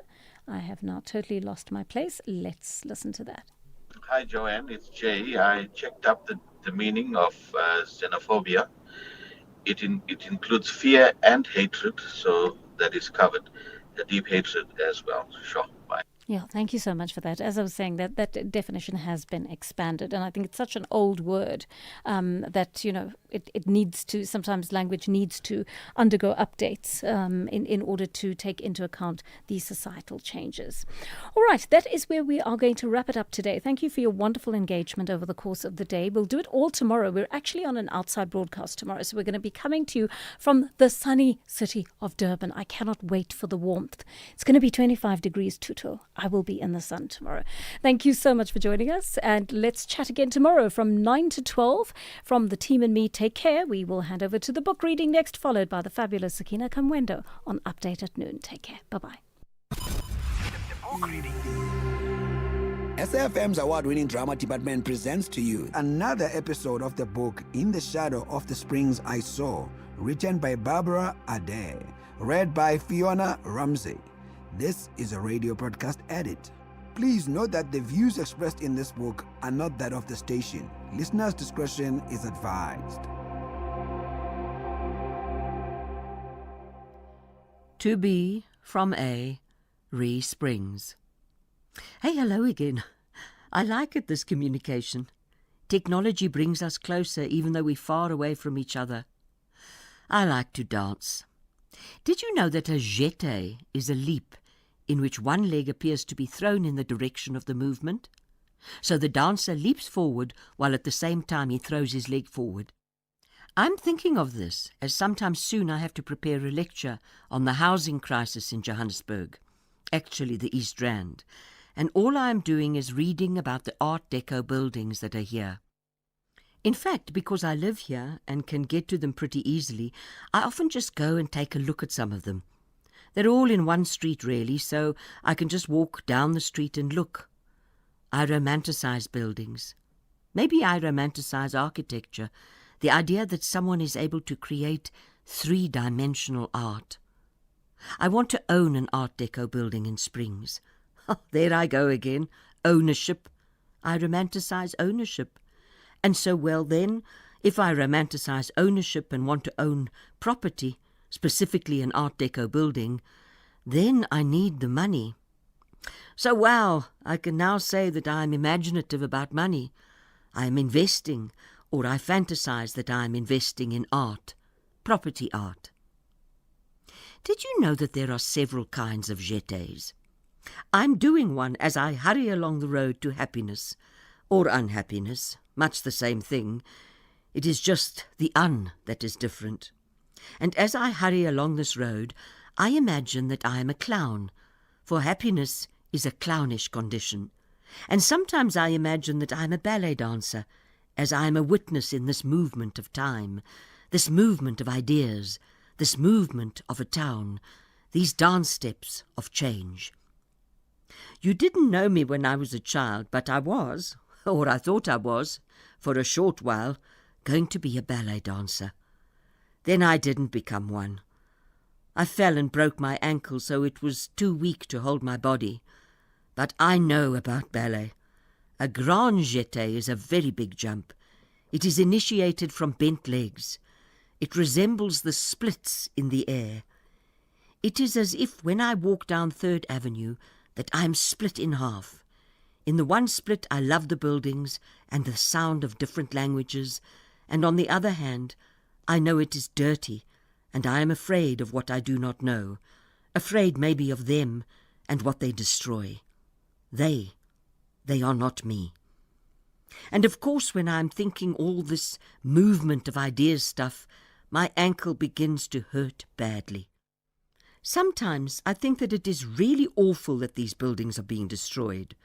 The frontages covered in metal rolled doors to prevent thieves getting into them, the flats divided into rooms with drywalling, the lifts that do not work, the windows smashed in, the metal work of the staircase balustrade stolen. And at other times I think it is amazing, this mix of people and sound and colour. It really is a dance. The rite of spring, maybe. To be, from A, Re Springs. Today I sat on the pavement outside the Pakistani shop, the one on 3rd Avenue. Well, you won't know what I'm talking about, as there is a lot of Pakistani shops on this street. And you don't really know the street. And anyway, even if you did, I am uncertain whether they are Pakistani or if they are Bangladeshi or Indian. And you know they all look alike. They all speak with the same accent. Or rather, I should say that I am unable to discern any difference in accent. And then in front of me, well, not directly in front, but rather slightly to my right, I did not have to turn my head to look, but I could look, and I could also see the people walking on the pavement opposite me. And there was a truck, a pink and green truck. The truck was filled with cabbages, and a man, he was very dark and tall. Possibly he was from the Sudan. You know how dark people in the Sudan are. Nubian. I have looked at that book by Leni Riefenstahl. You must know that book. She went out to the Sudan and took pictures of beautiful people, much like she took pictures of beautiful Germans, except these were Sudanese, and of course they were black. Ebony, in fact, rather than white and porcelain. I wonder if she asked them to polish their skin, oil it. Anyway, this man, who I thought was Sudanese, was taking the cabbages from the truck and packing them into a crate. Suddenly, he began to move, a sort of jeté, as he started from bent knees. As he jumped from his knees, he transferred his weight to his standing legs. One leg, actually. Then he bent again into a plié, that ballet movement, and placed the foot on the other leg behind him. And all the while the green cabbages were being piled into the crate. And while he moved in this dance, I saw an Orwellian spectacle. Someone had crept in front of the truck and had taken a gun from under a long black coat, and suddenly this dancing Sudanese was filled with holes. And the pavement turned pink around him, and the cabbages were a sickly green colour, like the edges of the rainbow where the green meets the red. And then suddenly the Sudanese man fell over. He really did fall over, dead, and the cabbage rolled off the pavement and into the road. Cars drove over the cabbages. They were squashed like a bug, like when I notice one running on the kitchen counter and bang my hand on it. And the people who were walking by just laughed and laughed. Is the world a place of permanent war? Nothing changes. Even in springs people die. Maybe you are right. All the world is a cemetery. The present is a fantasy of the past, or the past is a fantasy of the present. Razia's Halal Foods. This is Nazim's shop. Nazim has white hair. He is stocky and he stands upright. His hips and shoulders are lined up. He must be about 50. He owns the shop, a takeaway food shop, and because he is Muslim, he sells no pork or alcohol, even though people often ask him for it. And he would, should he sell it, make much more money than he does at the moment. On the outside of the shop, there is a red and white sign. The words, "Spicy Takeouts, Cheap," are written on it in black letters. To get into the shop, which has 2 wide-open doors, there is 1 step.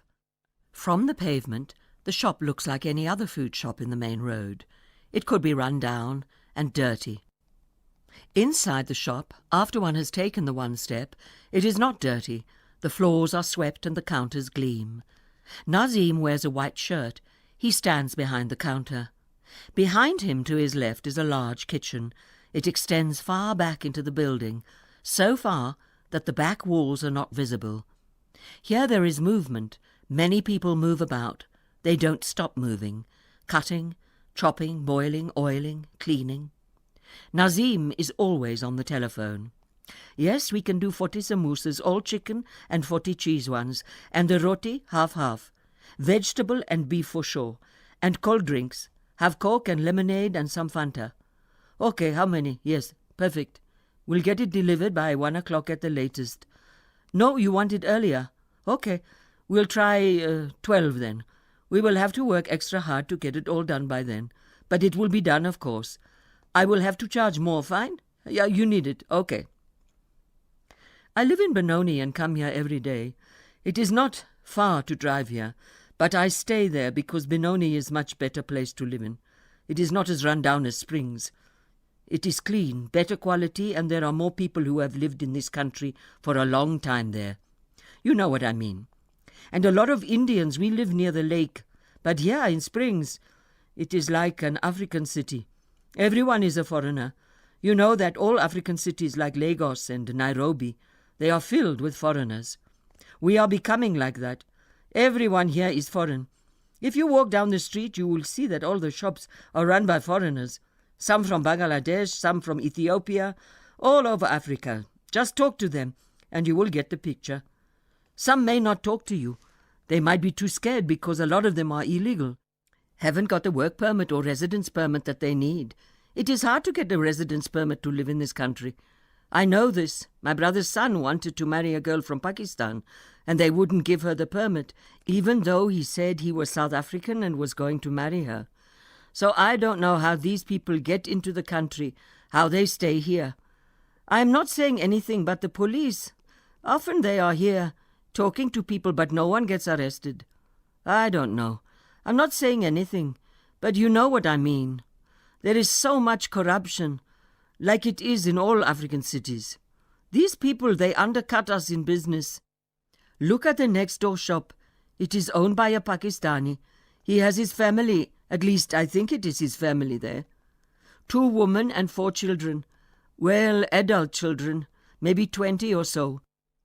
They all sell and help out, the wives and the others. And then he sends all the money he earns, maybe not all of it, but a lot to the rest of his family in Pakistan. It is a cash business, no taxes, and he rents the shop and he lives there at the back. All of them live there. So it is not so expensive for him. You should see the bathrooms behind these buildings. They are dirty because people live here. They don't have a flat or a house. They just live in the back of the shop and wash and use the bathrooms at the back. If you go into the shops, most of them, and ask to go to the back, they will never take you, because then you will know that they live there. Have a bed and a fridge and all that stuff, even a Primus stove. It is crowded at the back of these buildings. It is no wonder that they can sell their stuff for such a cheap price. They don't have to pay rent for anything except the shop. So how can we compete? Even me. I will buy from them. It is cheaper, much cheaper. I don't know where they get their stuff from. Maybe China, but it is so cheap. So even though I want to support South Africa and South Africans and the South African shops, they are more expensive. These ones are very cheap. An African city, yes, that is what this town is becoming, you know. And the malls don't help us either. Go to Springs Mall. It is beautiful, not dirty like this street. What a beautiful place. You know, I own this building. I have owned it for a long time. My father owned it. Well, he didn't really, you know. In the apartheid times, we Indians could not own property. So he owned it in a company with a white guy. Now I own it. And my son will also own it when I die. I make good money here. I am known in the area as my food is good. Yes, you like it. Next time you come, you must phone before, and I will make the samosas, have the roti with vegetables, and then if you want, I will give you the special, the roti with chips, just 9 rand more. And you get the whole lot. Roti, vegetables and chips, cheap, not expensive. All the officers on the East Rand come and buy food from here for their office functions and that kind of thing. They don't come, actually. They think that Springs is dangerous. But they phone. They know me. I am reliable. And I deliver to them all the time.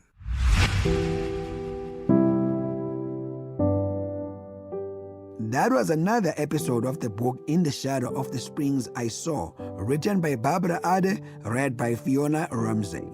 The book is available online and in all leading bookstores countrywide. It is broadcast on SAfm at 11:45 Monday to Thursday on the Daily Discourse. It is produced for the station by Vovi Patala, technical production Wiseman Manwele, Nanda Koza, and Tato Mapuru.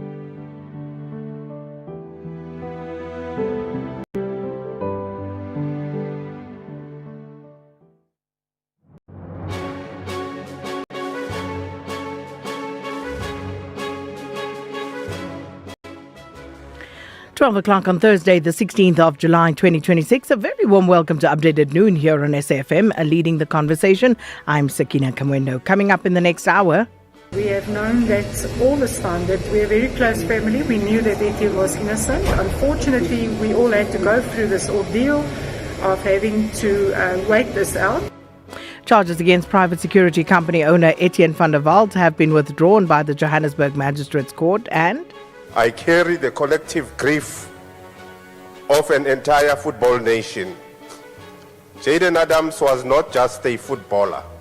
He was a beacon of hope. And the memorial service for former Bafana Bafana player Jaden Adams currently underway in Stellenbosch. And please share your views with us. So if there's anything you'd like to bring to our attention, 41391, that's our SMS line number. You can also write to us via X at SABC News_radio, or you can send us a WhatsApp voice note on 082 692 3909. These and more stories coming up on this Thursday edition of Updated Noon. First, though, here's the latest news with Utsile Saku.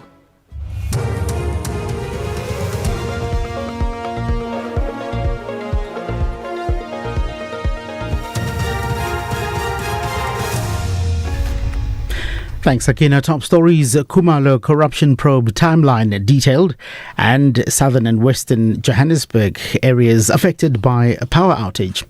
Good afternoon.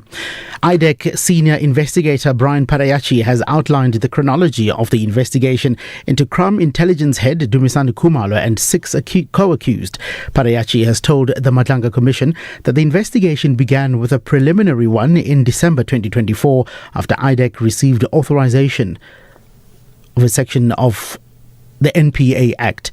The Section 27 authorization allows Investigators to assess allegations, gather evidence and subpoena documents before prosecutors determine whether there is sufficient evidence to escalate the matter to a full investigation under Section 28. When questioned by Commissioner Sandile Khumalo, Parayachi said he has never seen a Section 27 referral in any of the cases he has investigated. This is not the first case you've investigated. In previous cases that you investigated, did you get the Section 27 referral? No, sir. I did not get the 27 referral. On the other cases where I assisted in the investigations, I did not have sight into Section 27. That's why, for me, when you are asking me about the Section 27, it's like I've never... Charges against private security company owner Etienne van der Walt have been withdrawn by the Johannesburg Magistrates Court. Van der Walt was arrested alongside two Ekurhuleni Metro Police officers for an alleged raid of a property and seizure of precious stones valued at just under 15 million rand in Killarney, Johannesburg in 2023. The arrests follow Witness K's testimony at the Madlanga Commission of Inquiry. Witness K was a JMPD officer and former girlfriend of suspended EMPD Deputy Chief Julius Mkhwanazi. She testified at the commission that she and Mkhwanazi plotted the theft. Magistrate Annalise Tlhapi granted the withdrawal. As the Honourable Court pleases, Your Worship, I do confirm my appearance on behalf of accused number 2. We did make representations to the DPP and I'm glad that we were successful. The matter may then be withdrawn against my client, as the Court pleases. Agent van der Walt, the state is withdrawing the charges against you, Mr. Van. A man has been shot dead and 3 others wounded while attending a memorial service at an open field in retreat on the Cape Flats. Police spokesperson Ndake Gwala says 5 armed assailants opened fire on those who attended the memorial service last night. Gwala says police have since launched a manhunt for the suspects. Steenberg police registered a case of murder and 3 counts of attempted murder. According to reports, the victims were attending a memorial service at an open field. As they were packing up, preparing to leave, a white Mercedes-Benz AMG with a black roof drove by and stopped. 5 suspects emerged from the vehicle and directed fire at the attendees. A 24-year-old male was fatally wounded, while 3 victims aged 3, 18 and 40 sustained gunshot wounds.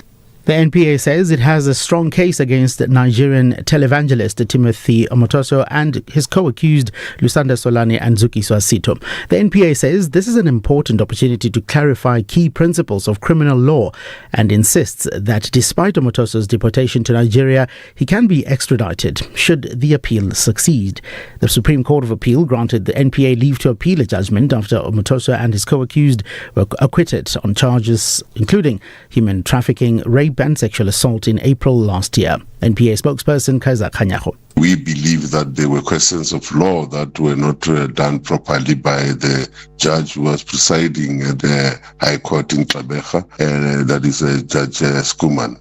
We believe that we can successfully extradite him to the country because we have got a clear, definite extradition treaty with Nigeria, and we believe that that can be done.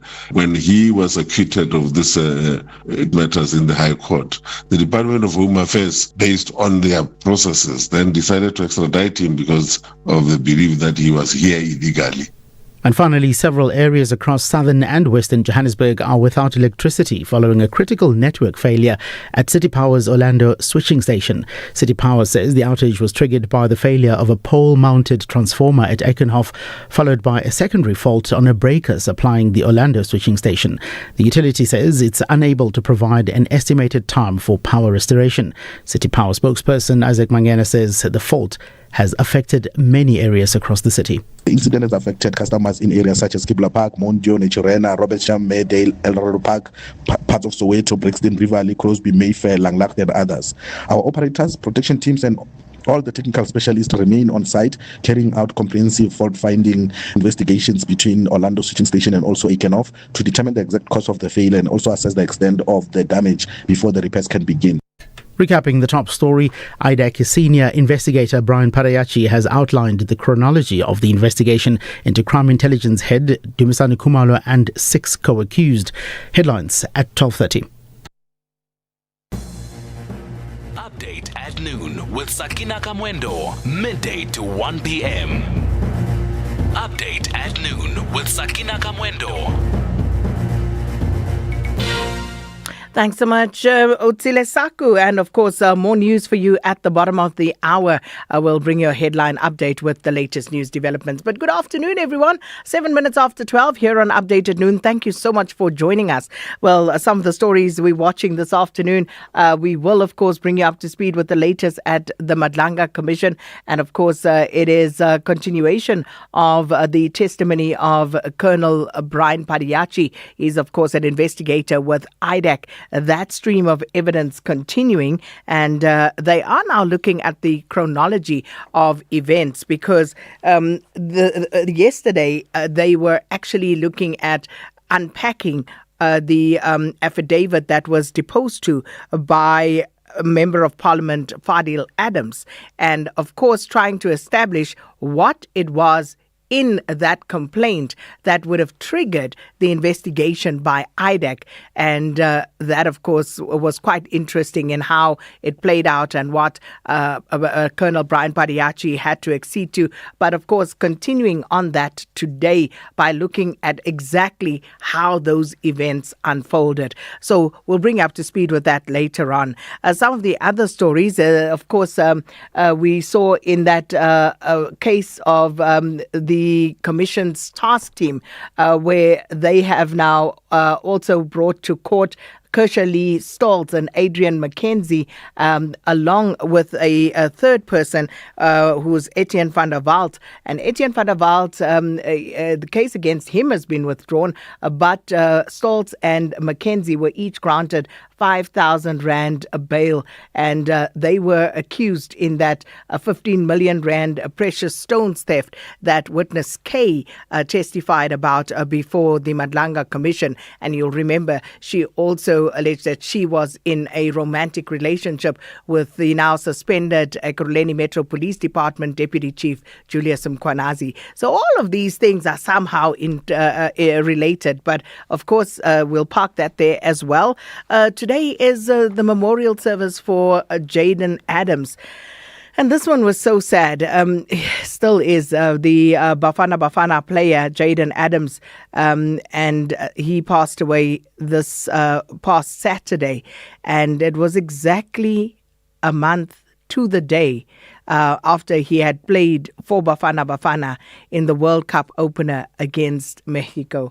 And today, of course, they are having two memorial services. The first one is underway now for invited guests, and then there will be another memorial service at 5 p.m.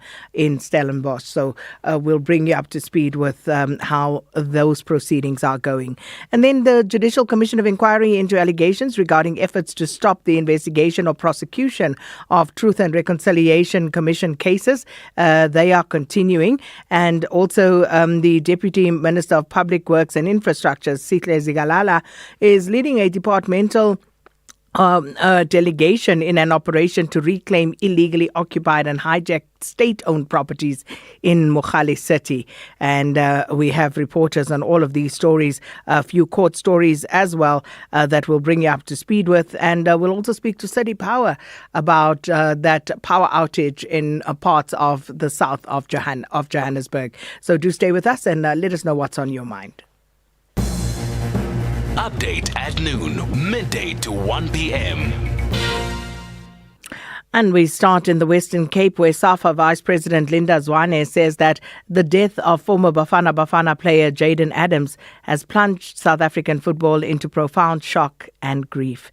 And speaking at Adams's memorial service, he described the 25-year-old as a beacon of hope, a humble young man, and an exceptional football talent whose promising career was cut short. A family, friends, government officials, teammates and supporters have all gathered in Stellenbosch to celebrate the life of the late Bafana and Mamelodi Sundowns midfielder Jaden Adams. He was found deceased at a residence in Cape Town this past weekend, and the memorial service honouring the life of the late Bafana star is currently underway, and it is one of two services taking place in Stellenbosch today. The 25-year-old was, of course, very popular, and Zwane was addressing the mourners who had gathered to say their final farewells. We gather here today with heavy, shattered hearts on the passing of Jaden Adams. A dark, silent shadow fell on South African football. The sudden tragic departure of our beloved Jaden Adams at the tender age of 25 has left us not just mourning, but in a state of profound shock and disbelief. Standing before you on behalf of the National Executive Committee of the South African Football Association, led by Dr. Danny Jordan, I carry the collective grief of an entire football nation. Jaden Adams was not just a footballer. He was a beacon of hope, a gentle soul, and a young man whose brightest chapter were actively being written before our very eyes. At just the age of 25, he had already achieved or reached heights many of only dream of. Yet his journey was cut heartbreakingly short, leaving us to grapple with how fragile and fleeting life truly is. Jaden Adams is a masterclass in dedication, grit, the power of structured development. He did not achieve greatness by accident. He was a product of... All right, let's now take you live to that. Well, we'll leave that there. And that, of course, was the SAFA Vice President Linda Zwane speaking at the memorial service for Jaden Adams. But for the latest, we are now joined by SABC News reporter Shamila Abrams, who joins us from the Stellenbosch Town Hall in the Western Cape. Shamila, good afternoon. Well, unfortunately, just dropped. I will get her in a moment just to give us a sense of what is happening there at this memorial service and, of course, all those in attendance because we also know that Mamelodi Sundowns had delayed their pre-season training. They were meant to travel, but the team has delayed that, and I would imagine to basically show their final respects for Jaden Adams. And this is, of course, taking place today. But we'll come back. Can't quite get hold of Shamila Abrams at the moment. We'll come back to that story in a short while. Update at noon, midday to 1 p.m. Now, President Cyril Ramaphosa's legal team has argued at the High Court in Cape Town that misconduct without evidence of acting in bad faith does not automatically equate to impeachment. The President wants the Parliamentary Impeachment Committee process suspended pending the review of the Section 89 independent panel report that found that there was prima facie a case for the President to answer over the Phala Phala matter. Now, the committee is the result of a May Constitutional Court ruling that the National Assembly acted irrationally when it voted against the implementation of the report and that the impeachment proceedings should be instituted against the President. For the latest, we joined on the line now by parliamentary reporter Zaline Merrington. Zaline, good afternoon. So just talk us through today's proceedings and, of course, what was argued. Good afternoon, Sakina. Court proceedings, I think about 40 minutes ago, court proceedings finished. The outcome of the hearing, the ruling of the court will be available before the end of next week. That is what Judge Andre Legransi said. They will communicate their ruling before the end of next week. Next week, interestingly, Sakina, there is a meeting of the impeachment committee scheduled for Wednesday. So if the ruling comes out before Wednesday, because there's no specific date, Legransi just said before the end of next week, the ruling will be made available. So next week, the committee is scheduled to meet on Wednesday for, among others, discussing its terms of reference and also the possible announcement of the name of the evidence leader. So that is the very, very latest hot off the press. I can also just briefly say that it was a very short, as you can imagine, very short morning of proceedings in the Western Cape High Court. The legal counsel for the president, Advocate Wim Trengrove, basically just doubled down in his replying arguments, saying that they do not believe that the independent panel had sufficient evidence to advise for the establishment of a impeachment committee, but rather that they had relied on prima facie evidence too much. And that he argued that prima facie evidence is what starts off the process in the first place. So that's what he is arguing is sort of the bare minimum, but that what this panel did was that they did not find, in his opinion, sufficient evidence to justify the step of the establishment of an impeachment committee and for the president to be appearing before this committee. And he also, again today, discussed a lack of the panel proving that the president acted in bad faith.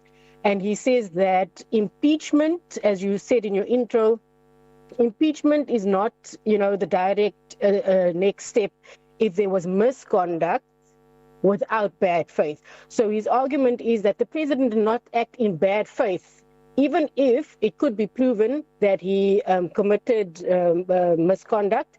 If he had not done that in bad faith intentionally, then it does not automatically lead to impeachment.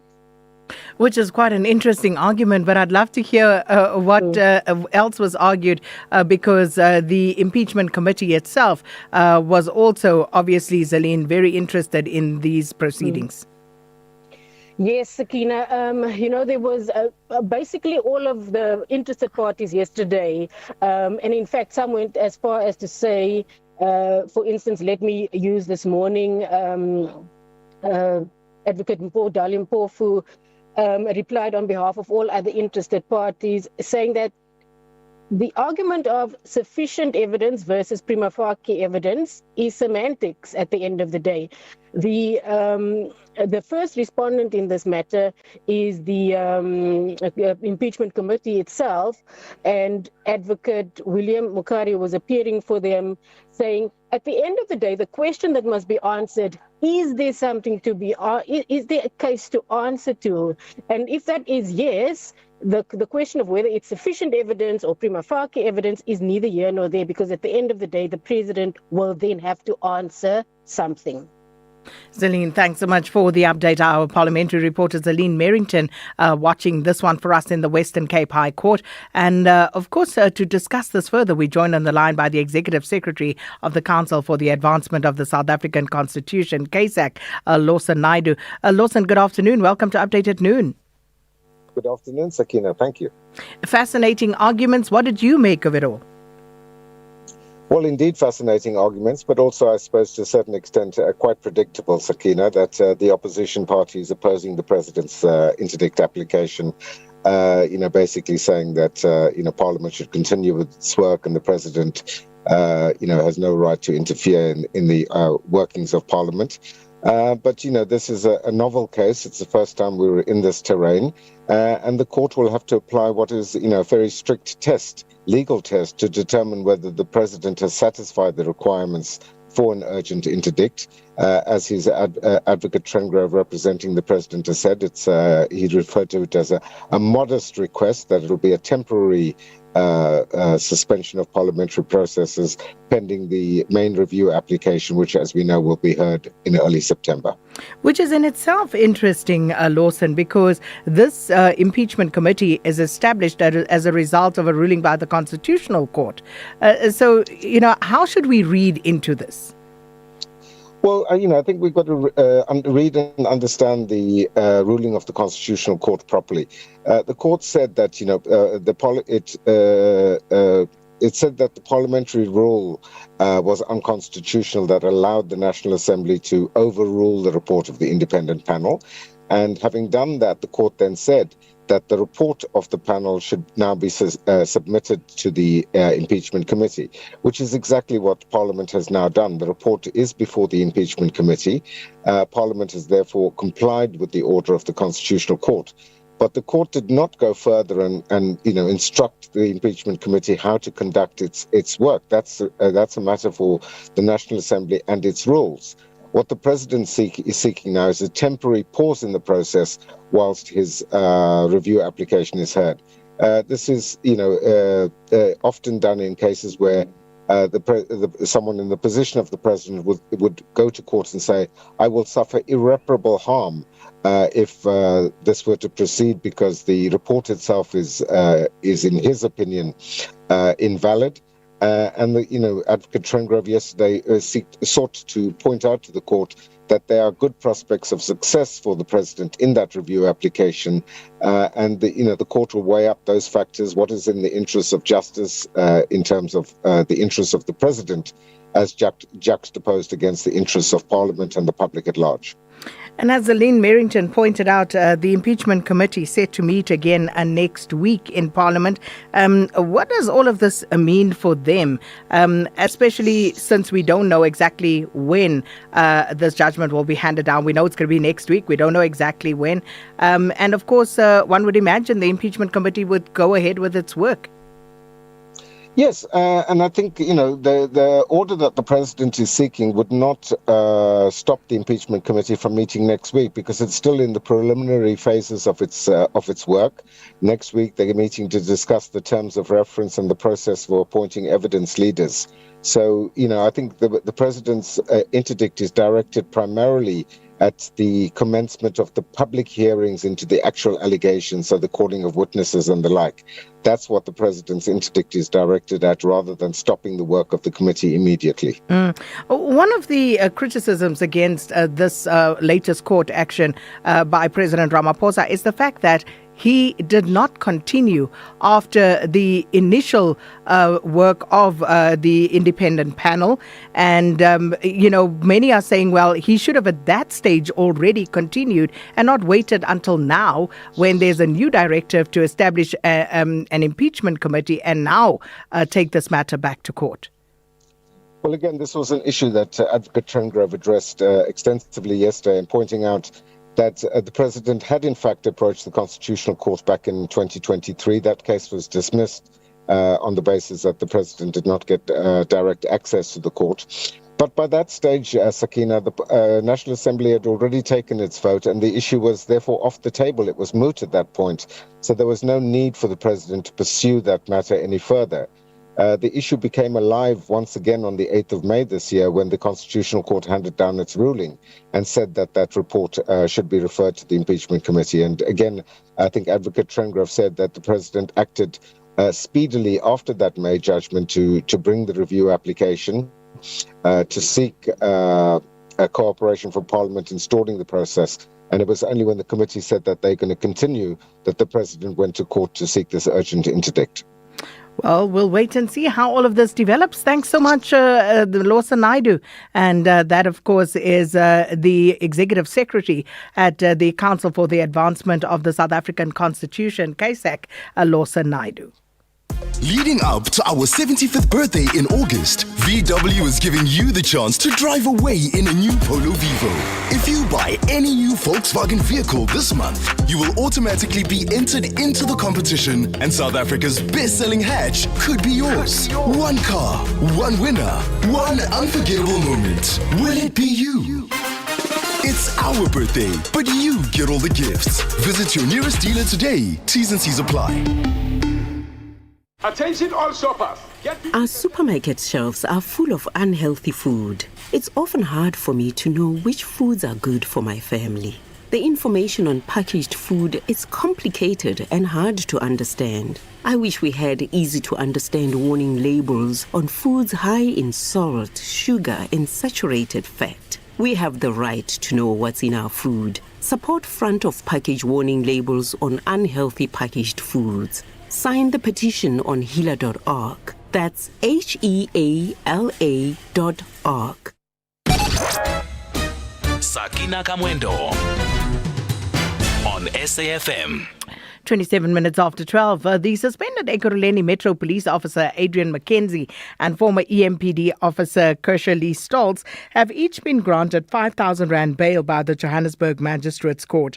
The pair faces charges linked to the alleged unlawful raid on a Johannesburg property where precious stones worth nearly 15 million Rand were seized. Now, charges against the private security boss, Etienne van der Walt, have been withdrawn, and 2 other suspects remain at large, while a 6th suspect has since died. SABC News reporter Horisani Sitole watching this story for us. Horisani, good afternoon. So firstly, what reasons did the magistrate give for granting the bail of 5,000 Rand despite the seriousness of the allegations against Stoltz and McKenzie?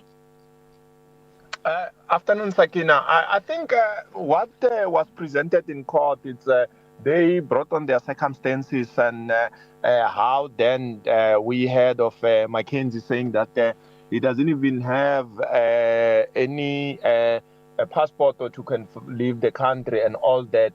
You'll remember, Sakina, also on the granting of bail, there's a number of things. There's a prescribed prices that are there and also the number of things that they consider. You'll remember, Sakina, we're talking close to 15 million Rand in the stones, but the amount that we understand that each received is around 20,000, which of in 2023, the money is long gone. So that may also talk to that, because we also heard about McKenzie presenting to the court through the lawyer saying that he earns around 20,000 Rand per month. And he outlined some of his material positions that like a vehicle that is due, the bank is still, he's still paying that for, and also the house he stays in. So there's a number of circumstances that I would like to believe the court looked into before then granting a 5,000 Rand bail to both of them.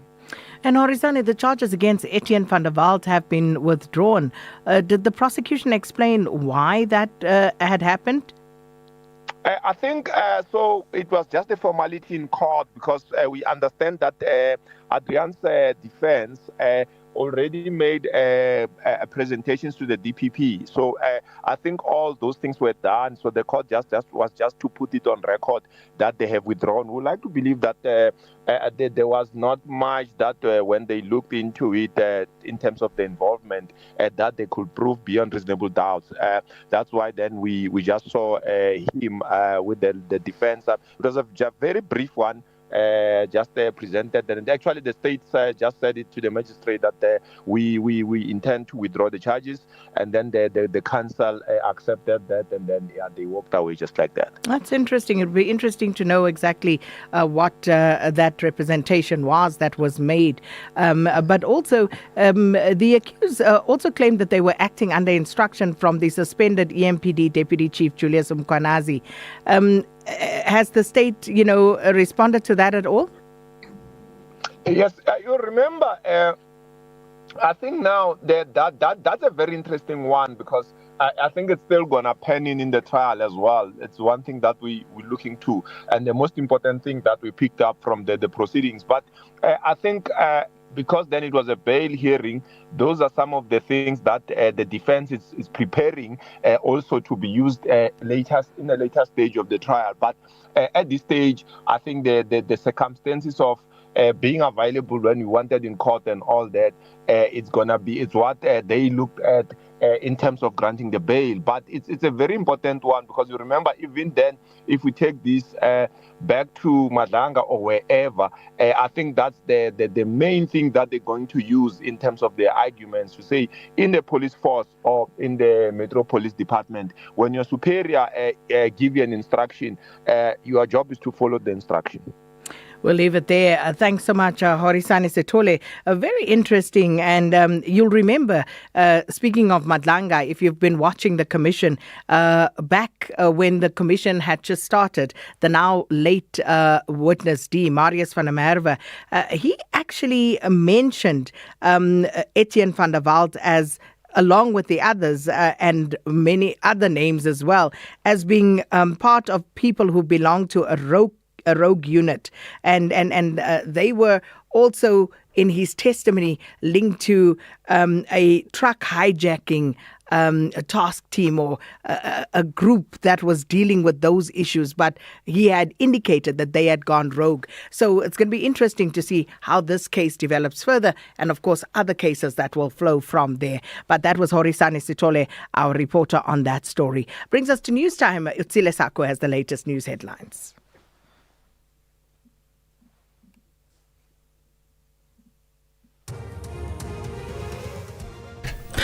Thanks, Sakina. In the headlines, the Western Cape High Court will deliver its ruling on President Cyril Ramaphosa's bid to halt the work of Parliament's impeachment committee by the end of next week.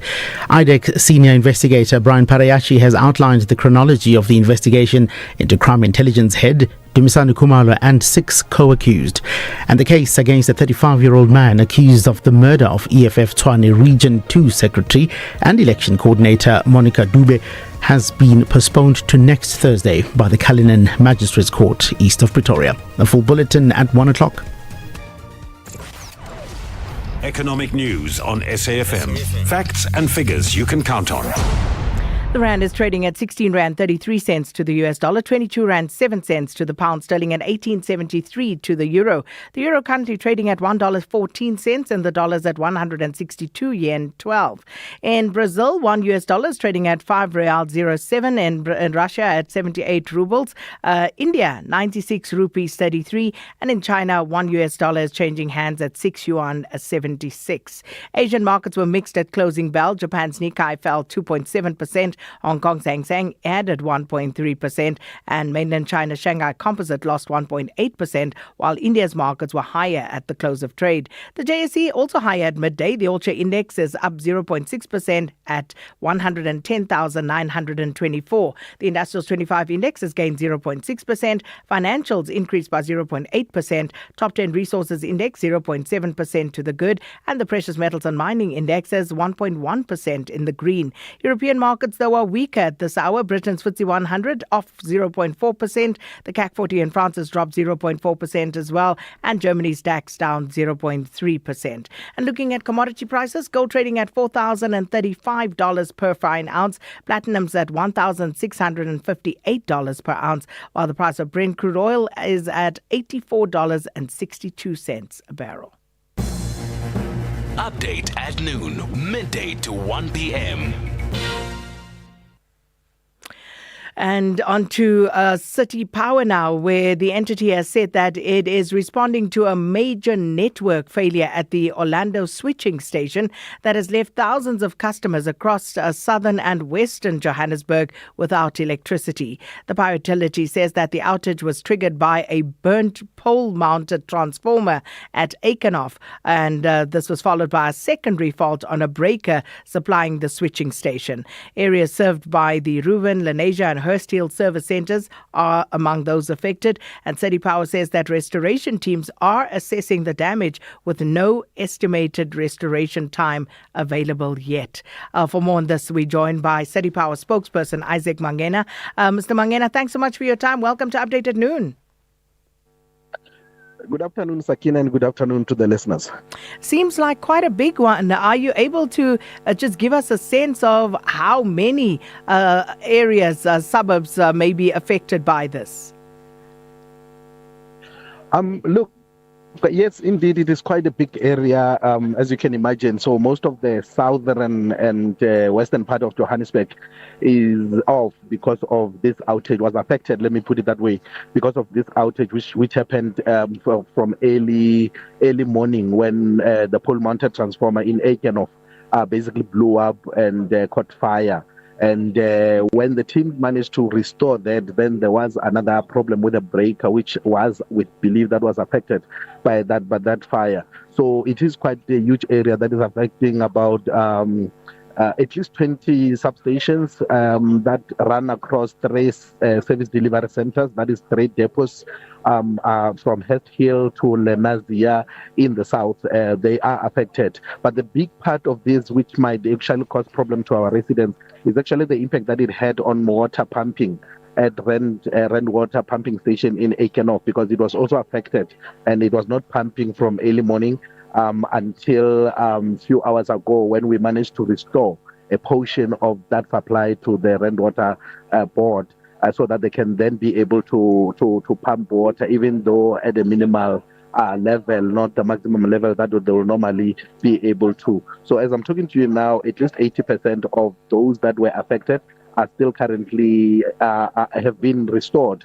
It's only areas around Lenasia, Mansfield, and El Dorado Park, and parts of Soweto and Kibla Park that are still basically without electricity as I'm talking to you.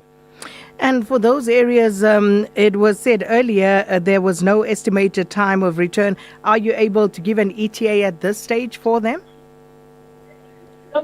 At this stage, it's difficult, Sakina, to give an ETR for restoration, because, as you can imagine, we still need to basically make sure that we clean up where there was fire on that pole-mounted transformer, and then we should also run the line from Aikenof all the way up to Orlando Switching Station in Soweto, so that we can then be able to identify whether there are any faults or any issues that we need to deal with. So far, from our isolation of different sections of our network, we managed to, of course, restore those 80%, and the other 20% is really where we're trying to basically, we believe that the fault that caused these problems is lying, and that's where the teams are currently on site, basically making sure that they follow up on that fault and make sure that it is repaired, and then we can restore 100%. So we're hoping that by later this evening, we should be able to have everyone restored, but we could do that quicker than in the evening. We will update the customers as and when the information becomes available.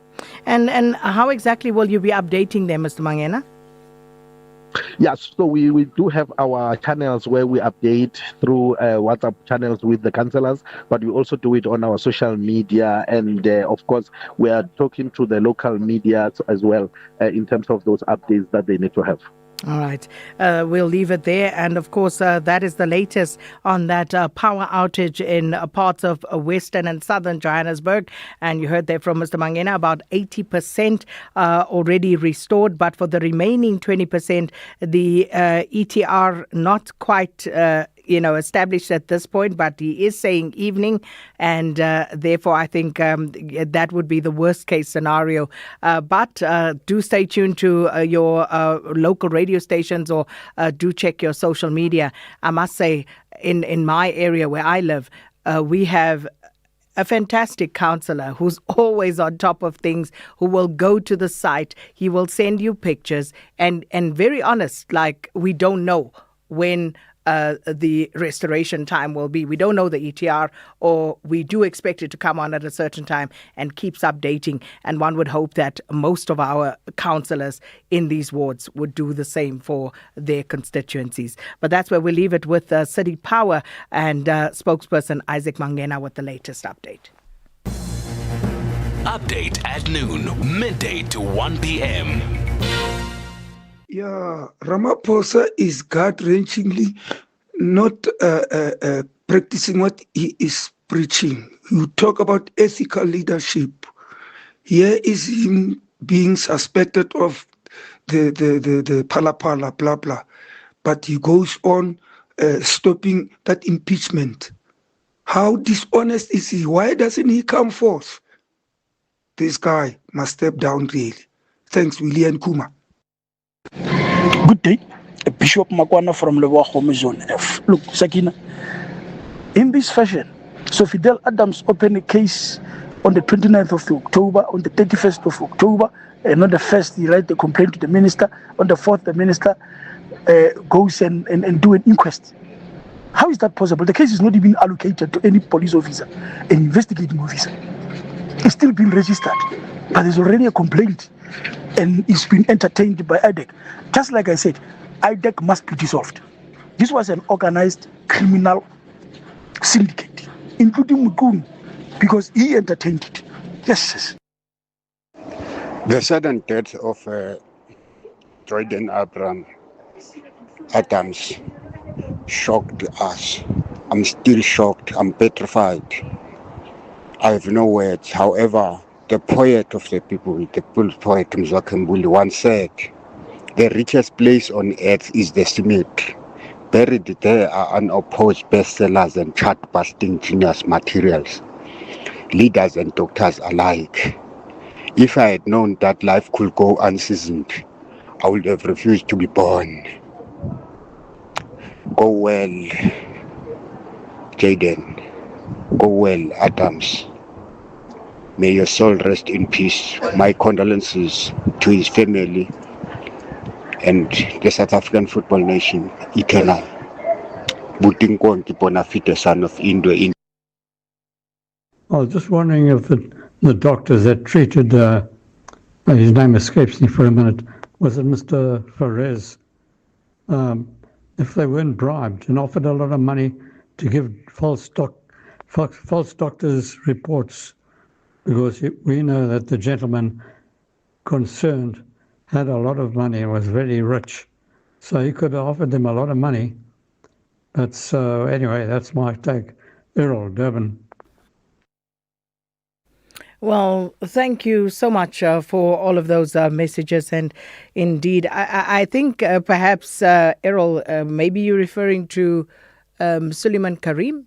If you're talking about the one we were talking about yesterday, the postponement application that was brought by his legal representative at the Madlanga Commission. And then, of course, they obviously, the commission had indicated that they had subpoenaed the CCTV footage of the establishment where he was alleged to have had lunch in Cape Town.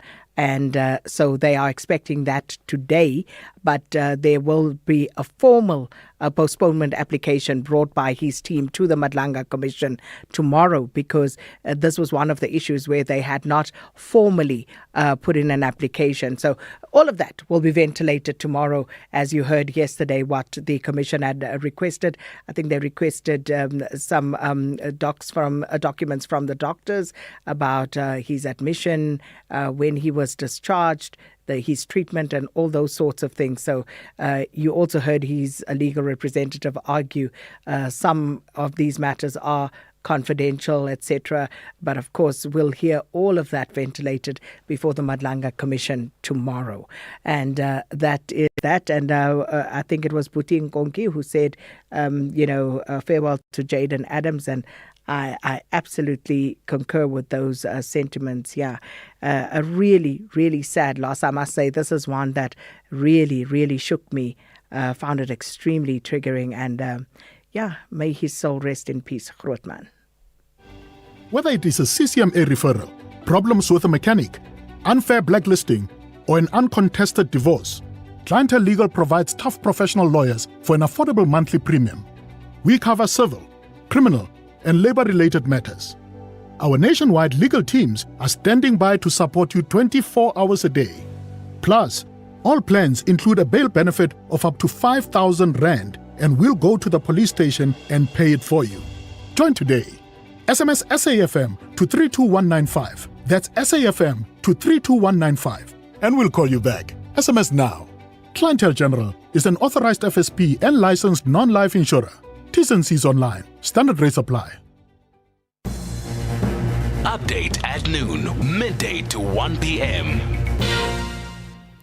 Now, the Deputy Minister of Public Works and Infrastructure, Sihle Zikalala, is today leading a departmental operation to reclaim illegally occupied and hijacked state-owned properties in Mogale City.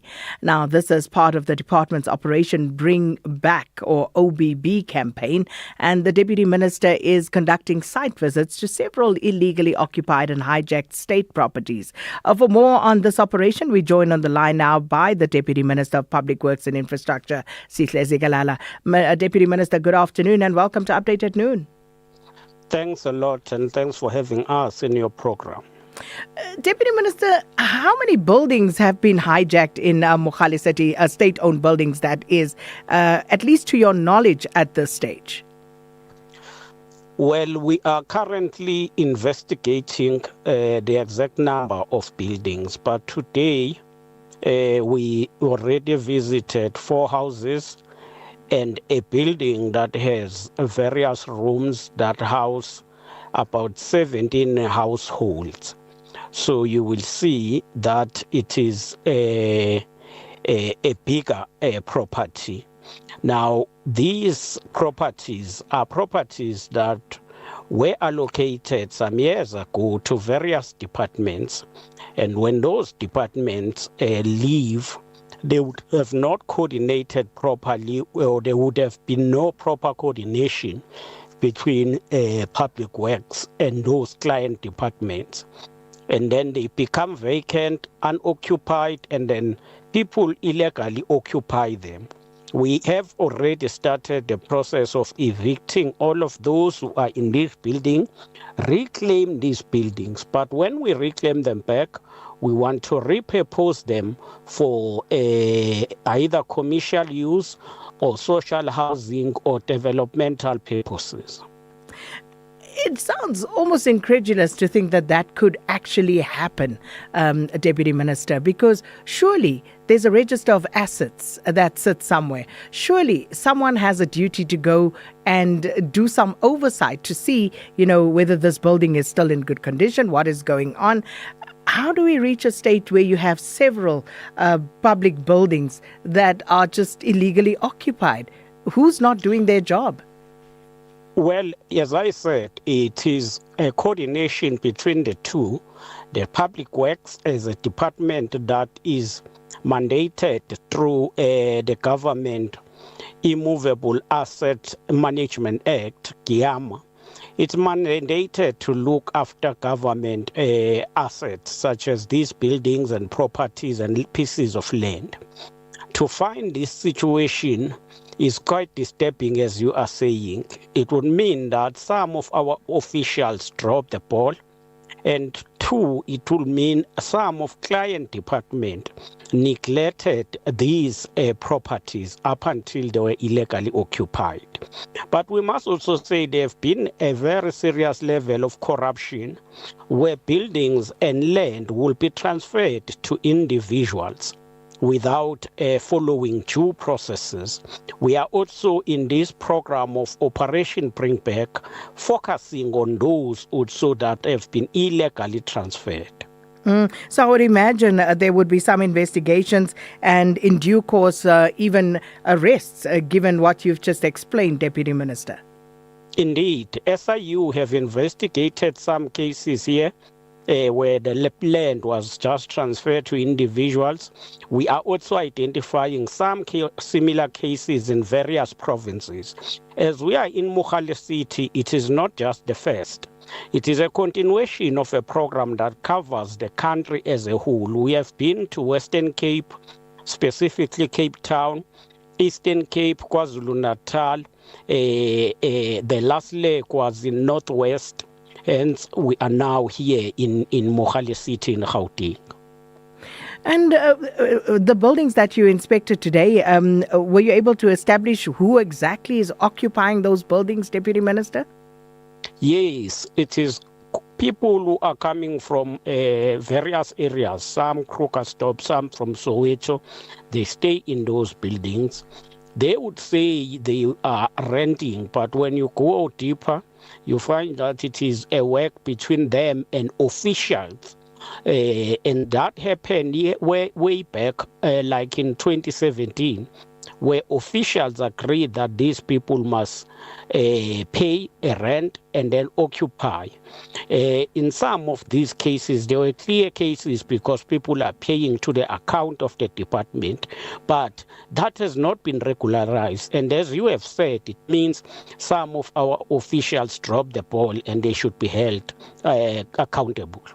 And I would imagine in this instance where people are saying they are paying rent, if that is indeed the case, surely it's a straight line from who is paying the rent and whom they are paying it to.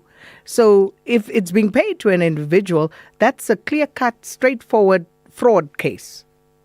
it's clear. It is, if it's paid to individuals, we take decisions, we take it up and ensure law enforcement act, and then those people get arrested, those who would have been collecting the rent.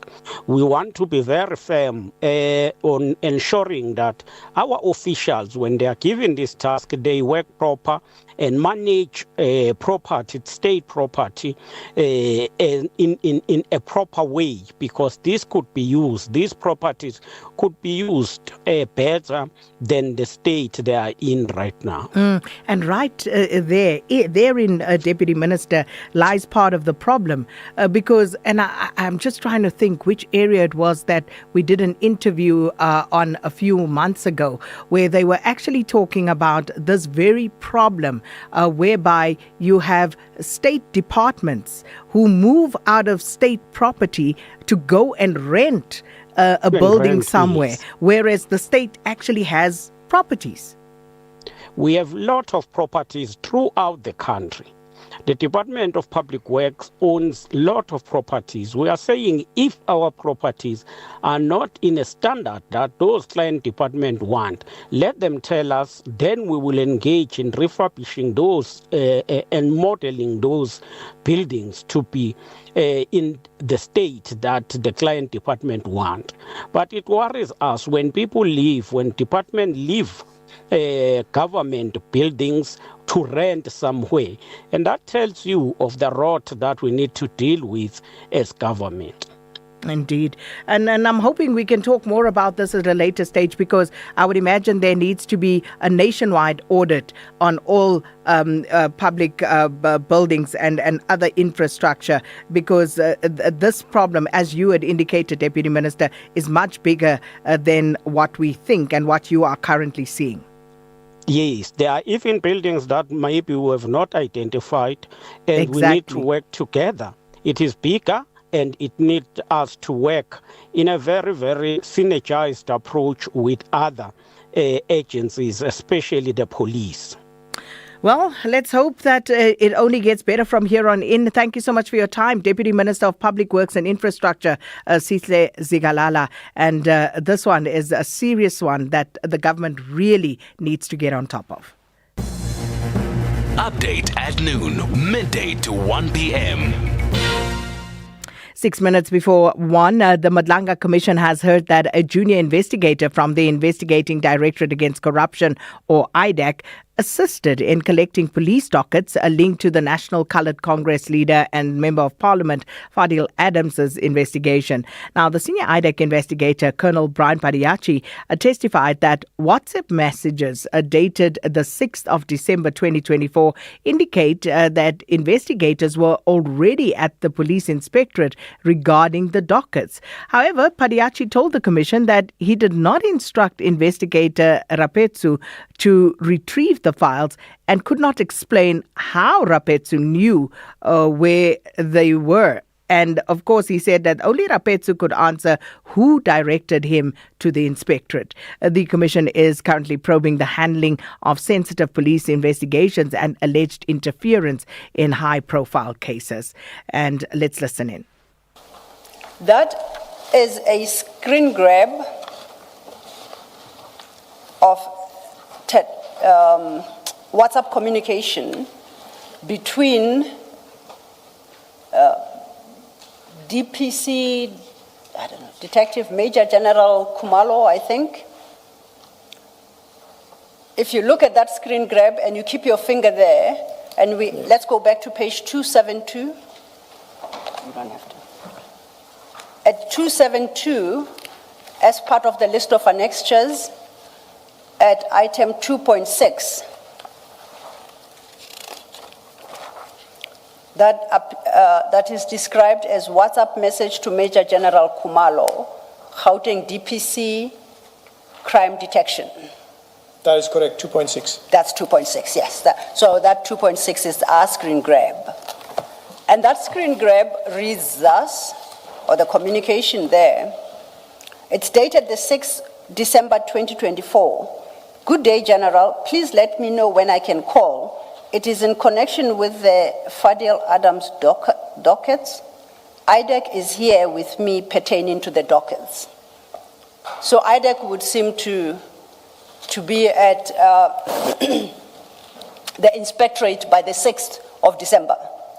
According to what I see from, Yes, from the according to documents this, and the yes. date, then the 6th,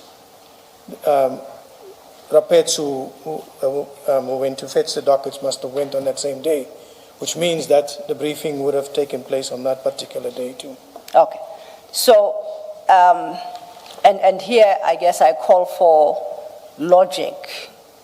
How would Mr. Rapetsu know where they are on the 6th? How did he know that they were at the inspectorate? Councillor, just to be, I think it's something that's best asked for him. Yes. What he would do. But if you're asking me, I'm giving an opinion. Yes, I would. My starting point will be the police station. Go and see the branch commander, station commander, then the branch commander, and where is this docket? What is the status of it? That's what I would do. But I don't know what he did going and how he went about it. Did he have any role, specific role in your investigation? Remember, as I indicated initially, there's a team of investigators. Yes. One will assist the other, and one will carry the docket. So with Rapetsu, and as I indicated, there were several dockets. So with Rapetsu, he assisted on the first one and the second one, meaning with the Brooklyn CAS for 542, which the appointment of Mokwele. His starting point was getting the dockets, and I know that he worked on the Lushaba matter. Thank you. Yeah, my question was whether or not he worked on your. My question was whether he worked on your investigation. He would have assisted. In what capacity and how? If there was perhaps maybe a subpoena or fetch something or whatever, it's assistance to it. Yes. So yeah. Is he, just for interest's sake, so I can understand, is he a junior to you? Yes. Okay. So for purpose of this particular investigation, he would have been somebody who's rendering assistance to you, and he executes such duties as you direct. Yes. But just to go back again, it's not me giving him directions and instructions.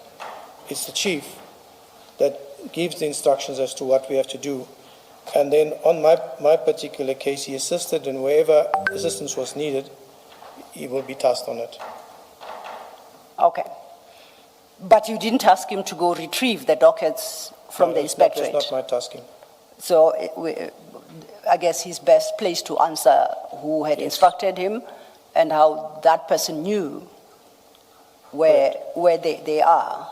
Correct. Regard being had to the fact that the preliminary investigation is approved on the 6th, and on the very 6th, already Mr. Rapetsu is at the inspectorate. And that was IDEC's Colonel Brian Padiachi continuing his testimony at the Madlanga Commission, being led there by Advocate Matlapi Sillo. And that is, of course, ongoing. This is about the allegations of manipulation of promotions, a charge that, of course, led to the arrest ultimately of General Kumalo, the head of crime intelligence and others. And yesterday was really quite interesting when they actually broke down the evidence. But that continues. They usually break for lunch at about this time. And you can, of course, if you want to watch those proceedings and any of the other commissions, SABC Plus, and there are pop-up channels where you can follow this, or you can go to the SABC News YouTube channel. That's our time for this afternoon. Thanks so much to the production team. Thanks everybody for joining us for this hour. And of course, Utsile Saku's here to bring you up to speed with the latest news.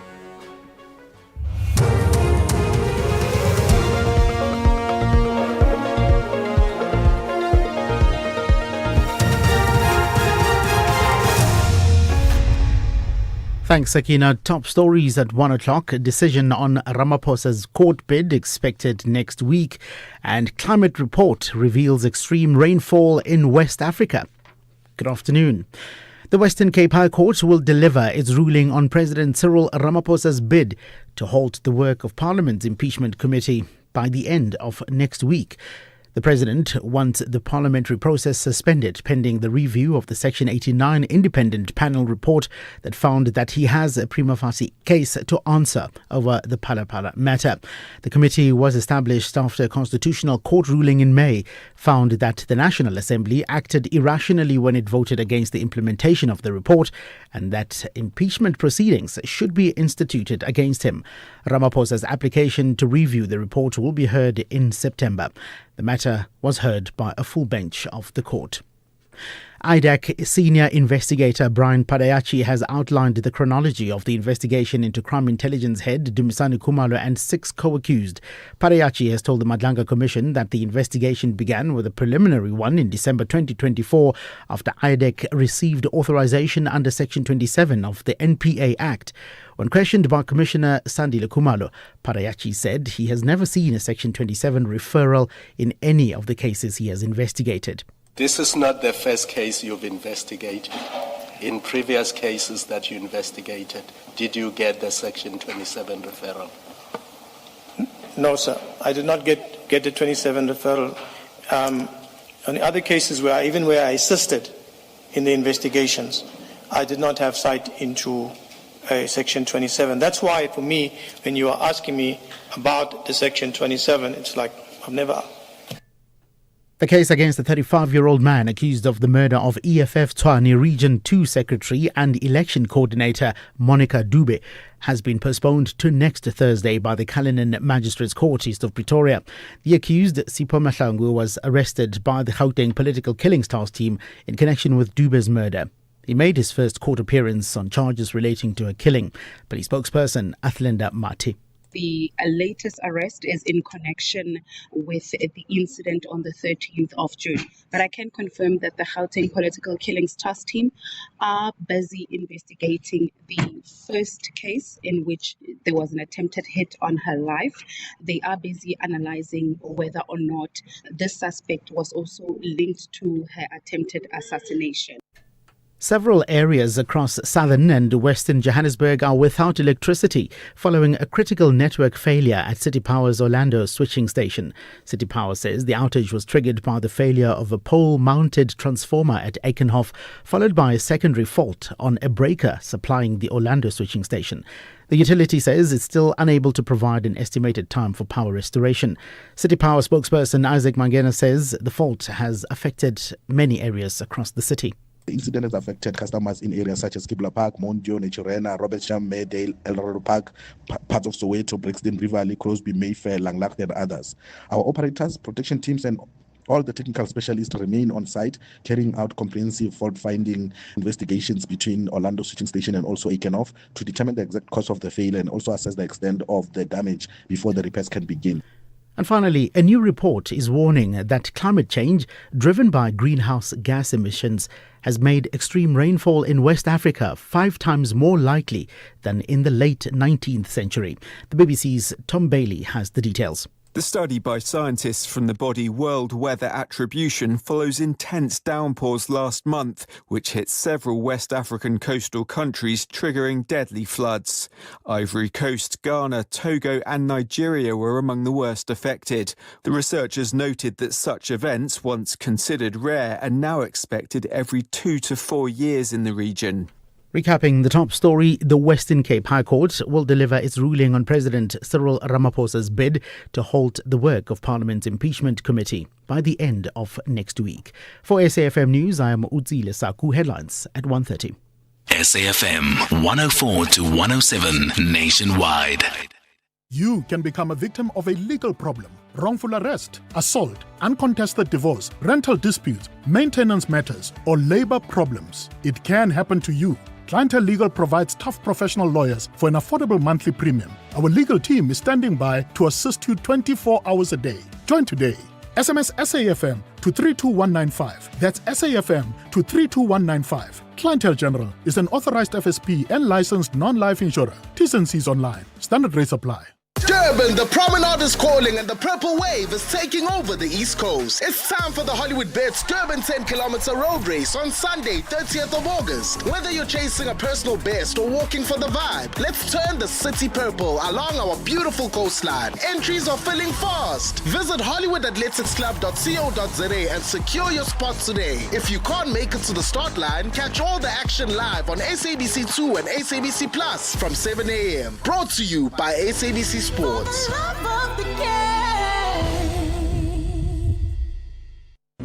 Business leaders like to talk about jobs and economic growth.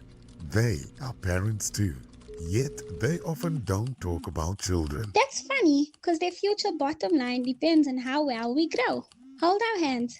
It's time to talk about real growth.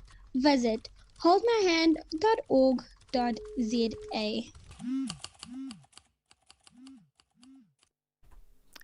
It's the countdown to South Africa's second International Special Economic Zones Infrastructure and Investment Conference, which takes place from the 16th to the 17th of July out at the Durban International Convention Centre. Hosted by the Department of Trade, Industry and Competition in partnership with the province of KwaZulu-Natal through the Department of Economic Development, Tourism and Environmental Affairs.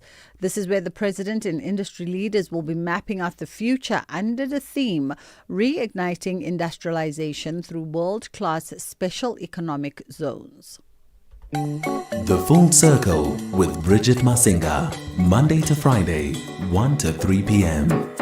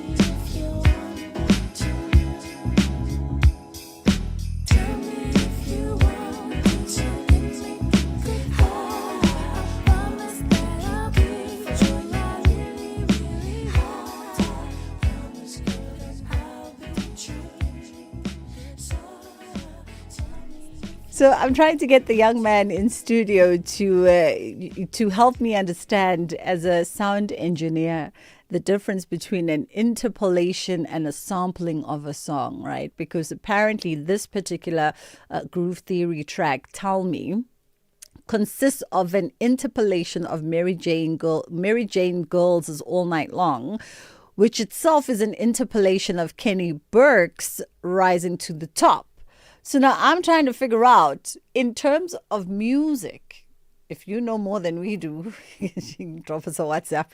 In terms of music, what is the difference between an interpolation? So he says an interpolation is they took the lyrics of the song. So I say, but how is that different from a sample? Because, some musicians sample the instrumentation, some of them sample the actual lyrical content. So, or did they sing it like to key of the songs? So they didn't change, the rhythm, they didn't change. They sang it to the exact key of the song. I have no idea. This is why we come together to learn. So perhaps you are a music something out there, whatever they call people who are music buffs, and that's what they call them. And you know more, you can tell us. 061 410 4107 is our WhatsApp line. Tell me, Groove Theory is how we kick off the song, and this one came off their debut album, self-titled Groove Theory. It takes us back to 1995. How are you doing? I hope that you are having a great afternoon thus far. Things are seeming a little bit slowish today, but not in a bad way. Not like it's negative energy or it's draining or anything. I just think mentally we were saying with my team on Tuesday already that it felt like Thursday. So I think mentally our minds were already done with the week. And so, things are just moving at a different kind of pace. We're going to be catching up with Sibahle Mota in a moment, getting to round up day 141 at the Madlanga Commission.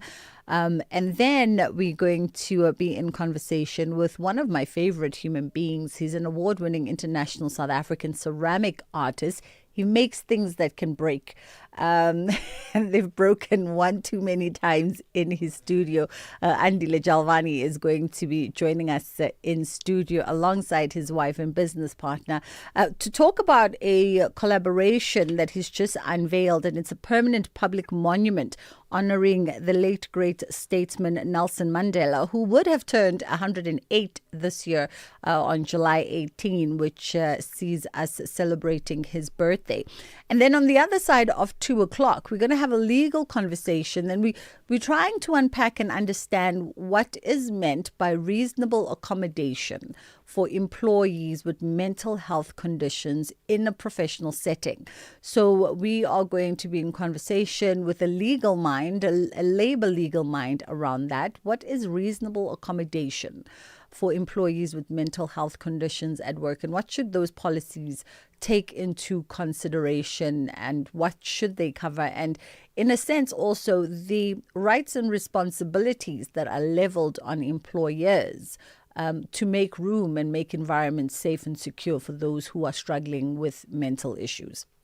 So that's coming up on the other side of 2 o'clock. 06141041007 is our WhatsApp line, and 086002032 is the number to call us on. Let's take a quick pause. We come back and we get into Madlanga Commission. Looking for exclusive content, live events, and special broadcasts like the Madlanga Commission? Then connect to the all-new SAfm Connect stream. The Madlanga Commission, live and uninterrupted from 9:30 Monday to Friday. SAfm Connect brings you more of the conversations that matter. Listen anytime, anywhere by visiting connect.safm.co.za or stream directly on SABC Plus at sabc-plus.com. SAfm Connect. More conversations, more access. There's much more coming. Bridget Masinga on SAfm. Sibahle Mota joins us now, SABC News reporter. We're rounding up day 141 at the Madlanga Commission. How are you doing this afternoon, Sibahle? Good afternoon to you, Bridget, and thank you so much for having me. So we still continue with IDAC investigator Brian Padiachi, who yesterday told the commission that SAPS Brigadier Dineo Mukweli was arrested and charged over an alleged crime that had not happened? It's honestly, I think yesterday we just left so perplexed by his testimony, because ultimately we even heard the likes of Commissioner Sisi Baloyi even saying that even her appointment had nothing to do with this investigation, but she believed that it was an HR matter. And when asked about where the corruption is, he then told the commission that, they believe that she was going to capture crime intelligence and may even do wrong things like tenders, giving tenders away or things like that. So one can actually start seeing the bigger picture that, this arrest regarding Dineo Mukweli and the charges that have been leveled against some crime intelligence officials, including Dumsani Khumalo, were all trumped up charges, and we still need to get to the bottom of the why, which I think the commission is slowly moving towards. I mean, I wonder, where does this leave public sentiment and public perception around IDAC when we're dealing with such issues? Because how are you charging or investigating somebody who's not committed a crime, but charging and investigating them for something that's to be committed in future? I mean, Bridget, I think now even the allegations that were made by General Nhlanhla Mkhwanazi are actually playing out in broad daylight, because if you remember, he even said in his allegations about pediatrics that he's not even qualified to be in the position that he is in, and he does believe that this investigation has some political motivation behind it. And as we've heard and as we've seen the past couple of days, which he has been on the stand, it seems like, this is all coming to fruition, because firstly, the processes that were also just followed by this IDEC official in arresting Dumsani Khumalo and others is very questionable. And when he's even asked and probed about these processes, he doesn't seem to be in the know, or doesn't even understand what some of the processes that he was following were. Because in one instance, he says, before they can launch a full investigation, they need to have a Section 27 according to the NPA Act. And when he's probed about the Section 27, he says he's never even seen it in his life, in his entire investigating career, which then, poses very, very serious questions about the integrity of the IDEC that we have seen in the public, and much of the criticism that has been leveled against the IDEC, as well as its head, Andrea Johnson. I mean, there's so much that's been going on at Madlanga, and obviously insults and accusations been hurled back and forth, left, right and center with all the sort of various characters we've seen presented. But people have recurrently said that it almost seems as though IDEC has got personal agendas with particular people. And now when we're sitting listening to this sort of testimony or this Q&A with Brian Pariachi, you can't help but start to wonder if perhaps there is merit to some of these allegations that people have leveled, towards IDAC. I mean, honestly, I think, Padayachi's evidence and witness testimony is quite evident to that. When it seems like, there is some sort of personal agenda, and there seems to be, the sort of conflict between crime intelligence and the IDEC. And I think with what the commissioners as well as the evidence leader is trying to get to the bottom of, then we'll definitely have a much clearer picture as to why there's seemingly this conflict and why certain individuals are pursuing, certain cases against certain high-ranking top officials from crime intelligence. And I think his testimony has painted such a very bright picture of those allegations that we have seen leveled against the IDEC. And I think once he had concluded his testimony, and I also don't think that he was expecting to be at the Madlanga Commission for this long, but once his testimony has been concluded, then I think the picture will be far more clear, but it's really not looking good for Mr. Padiachi. Yeah. Smahle, we'll leave it there for this afternoon. But I guess there'll be lots for us to round up tomorrow when we round up the week at the Madlanga Commission. That was Smahle Mota, SABC News reporter. It's just gone 1:20. A quick pause, and then we come back on the other side. If you think you cannot afford a lawyer, think again. Clientele Legal provides tough professional lawyers for an affordable monthly premium. Our range of plans include cover for you, your spouse, children, and extended family. Plans include cover for civil, criminal, and labor-related matters. Whether it's protection orders, gender-based violence, uncontested divorce, or poor service, your Clientele Legal lawyer will be there to assist you. Our services are convenient. Simply pick up the phone and call your lawyer or send us an email and we'll get back to you. All plans include a bail benefit of up to 5,000 Rand and we'll go to the police station and pay it for you. Plus, Clientele Legal offers you 24-hour telephonic legal advice. Join today. SMS SAFM to 32195. That's SAFM to 32195. Clientele General is an authorized FSP and licensed non-life insurer. T's and C's online. Standard rates apply. Move with purpose from the first to the final job in a Hino 700 truck tractor. Available in either 410 or 450 horsepower. It gives you the flexibility to choose the right amount of power to suit your unique fleet and logistical needs. The Hino 700 truck tractor comes with a 6-year drivetrain warranty and 6-year service plan from as little as 1.9 million Rand excluding VAT. Contact your nearest Hino dealer today to keep you moving. Offer available while stocks last. T's and C's apply. Hino, all the way.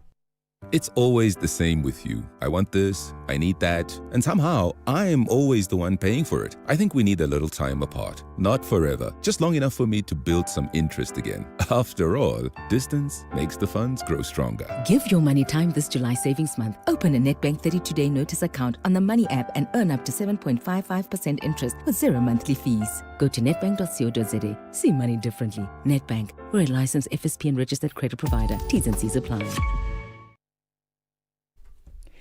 It's the countdown to South Africa's second International Special Economic Zones Infrastructure and Investment Conference, which takes place from the 16th to the 17th of July at the Durban International Convention Centre. It's hosted by the Department of Trade, Industry and Competition in partnership with the province of KwaZulu-Natal through the Department of Economic Development, Tourism and Environmental Affairs. This is where the president and industry leaders will be mapping out the future under the theme Reigniting Industrialization through World-Class Special Economic Zones.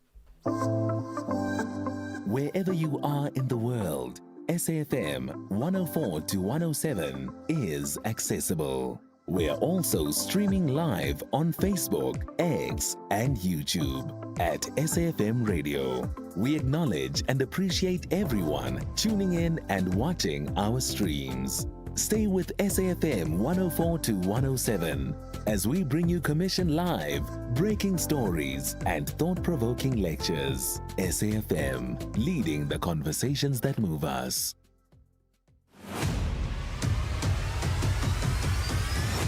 Bridget Masinga is streaming live now on Facebook, YouTube, and X at SAFM Radio.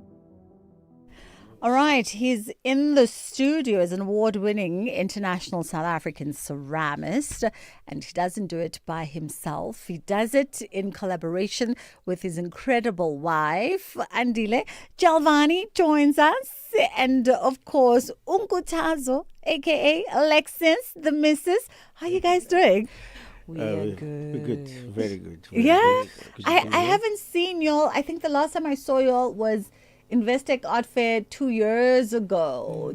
You were there. We did Southern Guild when you did the Southern Guild exhibition. Yes. The book, the coffee table book. Yes, that's correct. Yes. Yes. Actually, I have videos of y'all dancing and having a great time. And then we went out with the brothers afterwards. And Alexis wasn't there. Yes. I'm just taking responsibility for one night. Her eyes just popped up like, when did you go out? Yes. No, I know that happens. Yes. We've got different capacities. It's important for me to stay grounded and for him to do the social butterfly thing. So we meet each other in that kind of like, hey man, you take care of that, I take care of this. I love it for the two of you. Guys, thank you so much for coming through. So appreciated. It's the first time that you're visiting us on SAFM. So let's give the folks some context, because when we talk award-winning international South African ceramist, I think people, people are becoming aware of the creative world, particularly visual arts. But the discipline of like a ceramic artist is still one that I think eludes people a lot as well. And then you get a guy rooted in culture and heritage that is playing with clay pots. So give the folks some context. How do you find yourself here? And I know it's a deeply personal journey for you. And it's long, indeed. But thank you. It's really good to be here, and greetings to the listeners. Indeed, it is a long journey, but I think one would first just say that I think if you are any gifted, now in this case, this is pottery, or this is ceramics, or this is someone who's creative. In my case. So you realize that from the beginning, and then you have your community, you have your family, you have perhaps like elders who guide you towards like really unpacking and becoming the person that you are. Yeah. And so I think that's how it happened to me, because again, having shared the story many times, that understanding the curriculum and of the school system in South Africa, we didn't have art at school. So that was not even part of my curriculum, but as a childhood, how I grew up. This is how I came to understand that I'm connected to this craft or to this medium, which is clay. And then fast forwarding there, so having realized that and been given opportunities to go and study, then you start finding yourself, because now you learn history, you sort of travel to museums and all those things. Then you start learning the artifacts and the use of them, and some of them we did not have based on the history of the country as well. Yeah. Then you start realizing that's why you are drawn to these objects. And then from there you start realizing that the things that you played with, clay in this case, it's something that you were really guided to connect with in order for you to be able to bring dignity and that to the community, to the people, to the artifacts and the practice of these artifacts, the use of them within the gatherings or the community society. I think when you know then the purpose, that it's bigger than making beautiful objects, clay, cups or pots, you understand that this is about really bringing much more intentional messaging, reminding to the broader people that you represent. Yeah, I just want to, if you don't mind, I'd just like to add. You have a minute, and then we get into the news headlines. But go ahead. You'll continue. So, we were having this beautiful discussion last night about opportunity. I would just like to stay in that word of opportunity, and what's the catalyst for those realizations. I just wanted to touch on that we're now working backwards in a way, and we've stationed at what creates opportunity. We're going to come back to that. We're going to come back to that thought after the break. No, it's not Lambane today. It's Otsile. Otsile is standing by with the headline news, and then we'll come back and we'll get into that question. What creates opportunity? And that perhaps also speaks to the work that you'll have just unveiled in Norway. That's coming up in a moment. Thanks, Bridget. Good afternoon. In the headlines at 1:30, the Western Cape High Court will deliver its ruling on President Cyril Ramaphosa's bid to halt the work of Parliament's impeachment committee by the end of next week. Police have confirmed that the man arrested in connection with the murder of EFF Tshwane Region 2 Secretary and Election Coordinator Monica Dube is the one who allegedly pulled the trigger. And an alleged extortionist has been arrested in Langa on the Cape Flats for the possession of prohibited firearms and ammunition. Police spokesperson Dake Gwala says police had been monitoring the suspect while he was collecting protection fees from spaza shops in Langa yesterday. Details at 2 o'clock. Catch them Mzansi's beautiful game sport documentary. For me, Neto, really, in the club football, we have played a lot of my football to the ladies. At times, I would play as a striker. From the 5th of July to the 23rd of August, 2026. Banyana performance is like Bafana's performance right now at the moment. So we believe in them and we're proud of them. What they did, they did wonders to the country. Brought to you by the SAFM's award-winning drama department. Ala Bafana.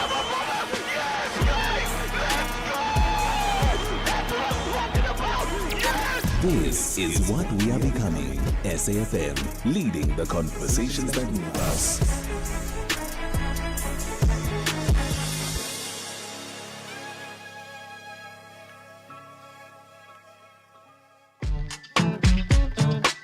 Bridget Masinga, weekdays on The Full Circle. All right, he's one of the country's foremost ceramic artists and guided by a deep spiritual connection to his Xhosa ancestry. And of course, he doesn't journey by himself as well. He journeys along personally and professionally with his wife, Nkuthazo Alexis Jalvani. Andile Jalvani joins us now. And as we were going into the break, you mentioned the fact that you come to this, for you, it's not even a career. For you guys, it's not a career. You come to this journey by way of intentional direction.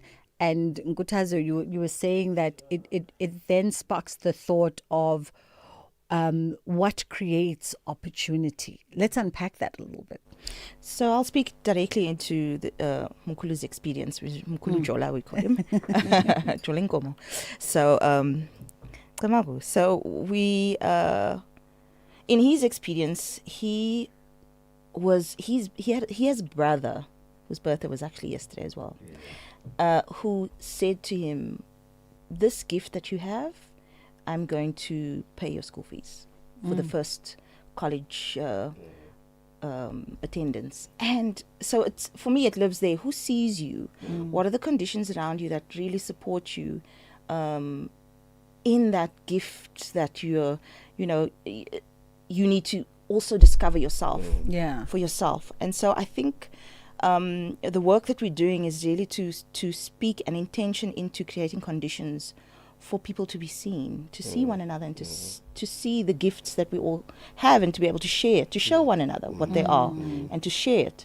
So we really speaking into the condition of the heart and the sincerity of the heart, to be able to create these environments for that investigation. Like, who are you, and what is in your heart, and what are the conditions for sincerity? Yes. And so I think for me, he's my brother-in-law, he's my brother, who he's actually, traditionally he's also my husband, his brother. But to have that experience of someone seeing you with the sincereness to support you. Yes. That for me is they say it takes just one person to investigate what it is they could do for another person. True. In support of them. And that just lights up the way.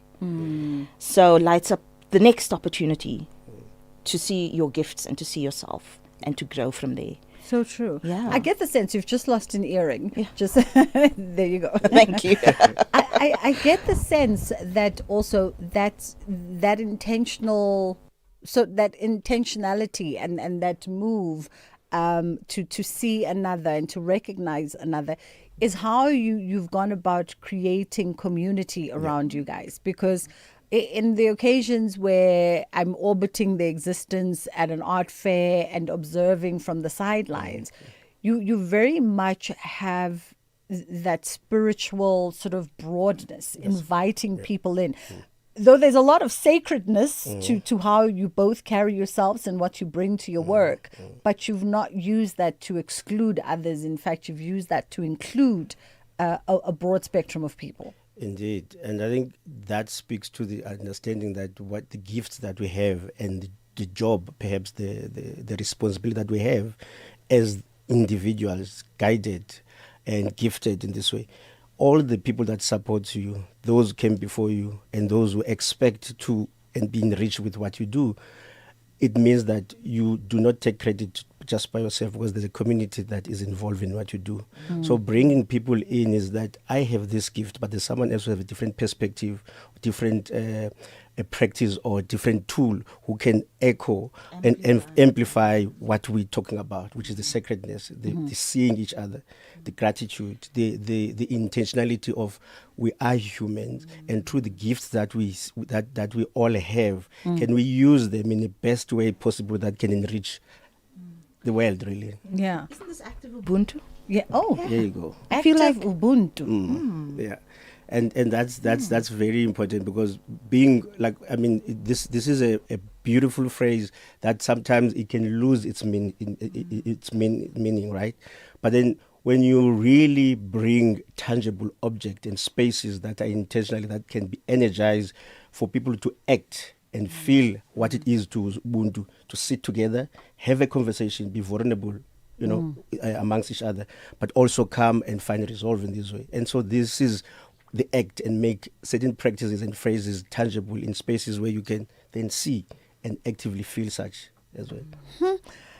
I tell you this, if you are a visual person and collector of beautiful things, and now you're listening to these two talk and you've had a slight interest in ceramics, you're probably thinking, okay, I want to acquire one of their works, but most importantly, where do I now cage it? Because you understand how they come to their practice.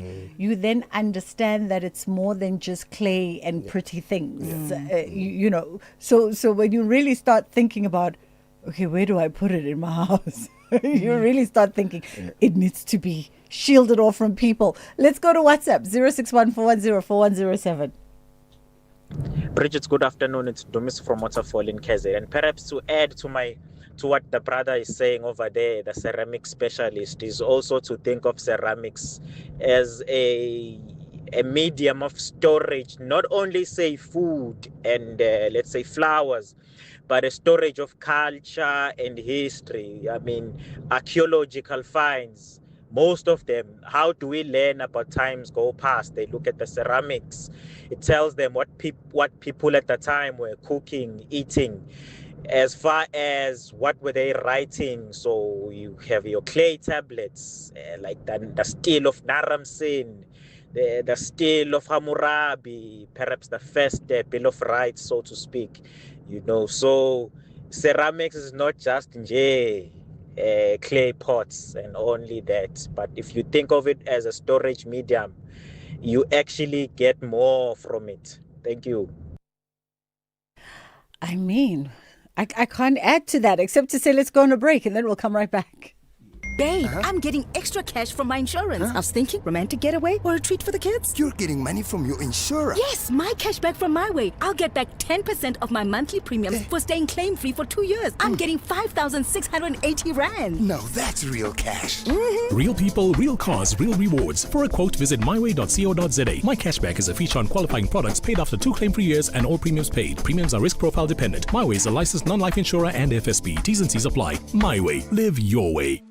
Durban, the promenade is calling and the purple wave is taking over the East Coast. It's time for the Hollywood Bets Durban 10-kilometer road race on Sunday, 30th of August. Whether you're chasing a personal best or walking for the vibe, let's turn the city purple along our beautiful coastline. Entries are filling fast. Visit hollywoodathleticsclub.co.za and secure your spot today. If you can't make it to the start line, catch all the action live on SABC2 and SABC Plus from 7 a.m. Brought to you by SABC Sports.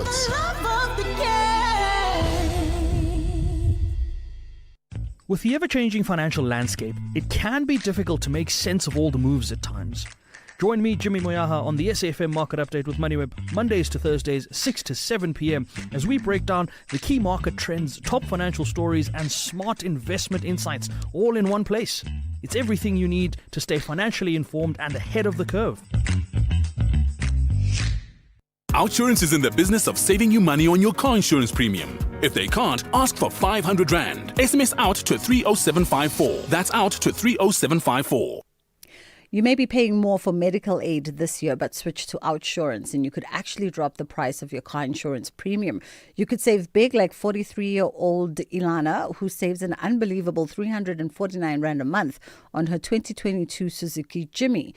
There's never been a better time to switch and save with Outsurance, so why wait? Get a quote today. Simply SMS out to 30754. That's out to 30754. Outsurance is a licensed insurer and FSP, and T's and C's do apply. Outsurance will go out of their way to try and save you money on your car insurance. If they can't, ask for 500 Rand. SMS out to 30754. That's out to 30754. All right, as we went into a break, I mean, what a wonderful, well-informed voice note that we got there. And we missed the gentleman's name, but really speaking to the medium of clay as being, and his words, being a medium of storage of culture and histories. And I would like really to say to the comment of the gentleman that contributed there, thank you for that. And we see you, and it's good to know that there are other people who understand what this is that we're doing here, because it really is a very sacred and ancient practice. As we know it, really, everything that is said in terms of like, this is how we learn how people work, ate, how sort of like stories were told, information that is stored in these objects, in this medium. So knowing that you're working with a sacred practice, and when you realize how powerful it is just by the gesture of gifting it to the elders or to the community, or use it as a way of drinking whatever water or content that may be there, it's an act of sharing wisdom and knowledge and reminding all of us. And so that's when we realize that, you know what we do, it's not objects of beauty as in just to decorate or anything. They're much more rooted in containing and archiving what has happened, what is happening, and continue to share, so every other person who is alive and come across with these objects can also sip into these beautiful waters of knowledge and wisdom from the past, and hopefully for the generation. And so that's what they are. Let's go to WhatsApp, 061-410-4107. Yeah, afternoon SAFM. Gumzamo from Cape Town. It's good to hear from Andile and his wife. I've heard that in other places in the world they call him a professor, and then that's how good he is. He's not just an artist, he's a culturalist, because he believes in culture. He believes in being an African, which is good, because he is so passionate about it. It's not just something that is making a living out of it, but he's so passionate about it, and so wish that he can be able to teach more young people the importance of being who they are, and the importance of respecting the art, so that a lot of young people who are very talented wouldn't just look at academic when it comes to success. Also, the talent is very important when it comes to success. Thank you. That was beautiful.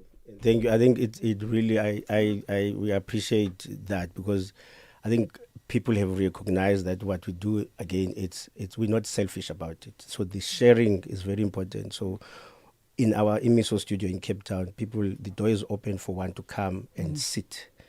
And just to sit, to listen, and to the energy of the space. And so we can engage to whatever question that may be as well. And so that's why that part of educating sometimes is not going to the classroom, but it's inviting, or actively sharing the gift with others, and seeing other young ones as well to be able to share their perspective or have questions to ask as well. The audience is diverse in terms of I think, or the interests, I should say. Whether from a younger generation, older generation, and that's what we want. We want diversity of people interested in what it is we do, and for us to gather in that way, young and old, so that there's a bridge with perspectives and conversation and understanding and realizations. Absolutely. We need those energies, really. Speaking of that bridge, by the way, Nkuthazo, let's talk about, because I think it segues us into this project that you've just unveiled to honor the late great statesman Nelson Mandela out in northern Norway, and you unveiled it on my daughter's birthday, the 13th of June.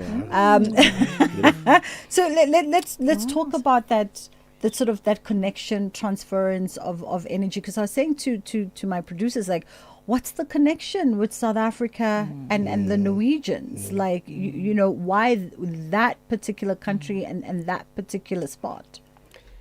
Do you want to go first? Yeah, I can sort of just frame it for you. So in 2005, Nelson Mandela headed out to Tromsø, was invited to Tromsø, Norway, northern Norway, to with the 4664 campaign. Specifically, I think it was more directed to the AIDS and HIV and how that needs to be addressed amongst people globally. And I think for them, it was so impressed upon them because they all gathered crossing the bridge, over the bridge to what is now called the Mandela Park, that they have there now in honor of his speech that touched everyone. Everyone's life and who attended, and I think generations after. It was a catalyst moment for the people of Northern Norway to begin to see one another as a collective and not the indigenous Sami people, the Norwegian people, people from Finland, people from, and so from Sweden, and all of them listened very intently to one thing that stood out, which was in the speech he used the word weapon. The greatest weapon is to sit down and talk. And what we've discussed there is that it's more of a tool to be able to sit down and see one another with a sincerity of the heart. And so they focused on this for 21 years, gathering information, working with the Nelson Mandela Foundation and it was actually established then. Yes, so 21 years they've been. And they've 2 years ago sort of headhunted. He was recommended as the artist to do the work of the memorial. There we go. So just to bring it to that. Yes. So just before the pandemic, 2019-2020, I had this exhibition, I should say, by Southern Guild, which traveled from my home village, Itongo, which had these stools carrying symbols that we call it Uyalezo. So that exhibition was in my village and Cape Town and then in New York. And so people experienced it. And the intention of that was for people to sit down and gather and really intentionalize the messaging that is carried by this wisdom of these stools as they stand for. So when they were looking for an artist who will best interpret these values that Mandela instilled when he had made this speech, they said, we're looking for a South African artist who can best do this. And the Mandela's face has been used so much, and it becomes a statue that is sitting there, or whatever the case may be. When they saw that offering, which is Itongo, they were like, this will be the best representation of these values, because we want an active space that can be created and used by the community so they can feel the tangible message of what Mandela was saying. So then I was approached 2 years ago to say they would like you to, if you are keen, to be the one who will then dream this space and dream this we're looking for a space to be able to sit down and have a conversation. And so Inkundla, that's the name of the space that we unveiled in Tromso. And Inkundla is based on the fact that it's a space of gathering where the community interacts with these 7 stools which have two symbols. One of the symbols is a symbol of Ubuntu, and the other symbol is a symbol of the ancestral spirit, which speaks which speaks basically to the fact that everything that we do today, it's informed by what have happened there. And for today, whatever that we do, it has to be that intentional that it influences the next generation. Wow. So the practice of Ubuntu made tangible. It means that when you sit at it in Nkundleni, you address and expect to be answered, and then you share, you're vulnerable, and that's the space that is active, that people interact. And there's many other symbols that speaks to sound and symbol and culture, which speaks of the sound vibration when you communicate with people and you dance, you move. There's a frequency that is spread throughout the messaging. Wow. And so that's how intentional the space was, and so that's what we're unveiling. Let's pause there for a second just to get the break out of the way. We'll come back, we'll continue our conversation. It's 10 to 2 o'clock. We're hanging out on the Full Circle with myself, Bridget Masink. In case you missed it, you and I are going to have this conversation on the 5th of November. When the numbers start coming up, people of KZN are going to show that they really appreciate Mrs. Andile Gumede. Of course, it is a concern that people are charged. It's a concern also why other people are not charged, why the likes of Senzo Mchunu and Morgan Maumela are not charged for a variety of reasons. I think we know why those particular individuals are not charged. Sfiso Matlangu speaks on behalf of the MK party. That was National Briefing This Morning with Kathy Mutlatlana. Bridget Masinga is streaming live now on Facebook, YouTube, and X at SAfm Radio. I'm just saying to the Jalvanis that how wonderful it would be if, I won the lotto today and could afford Brother Andile to come and make me my own inkundla in my yard, so that as my daughter grows up, it becomes the space for when we sit there.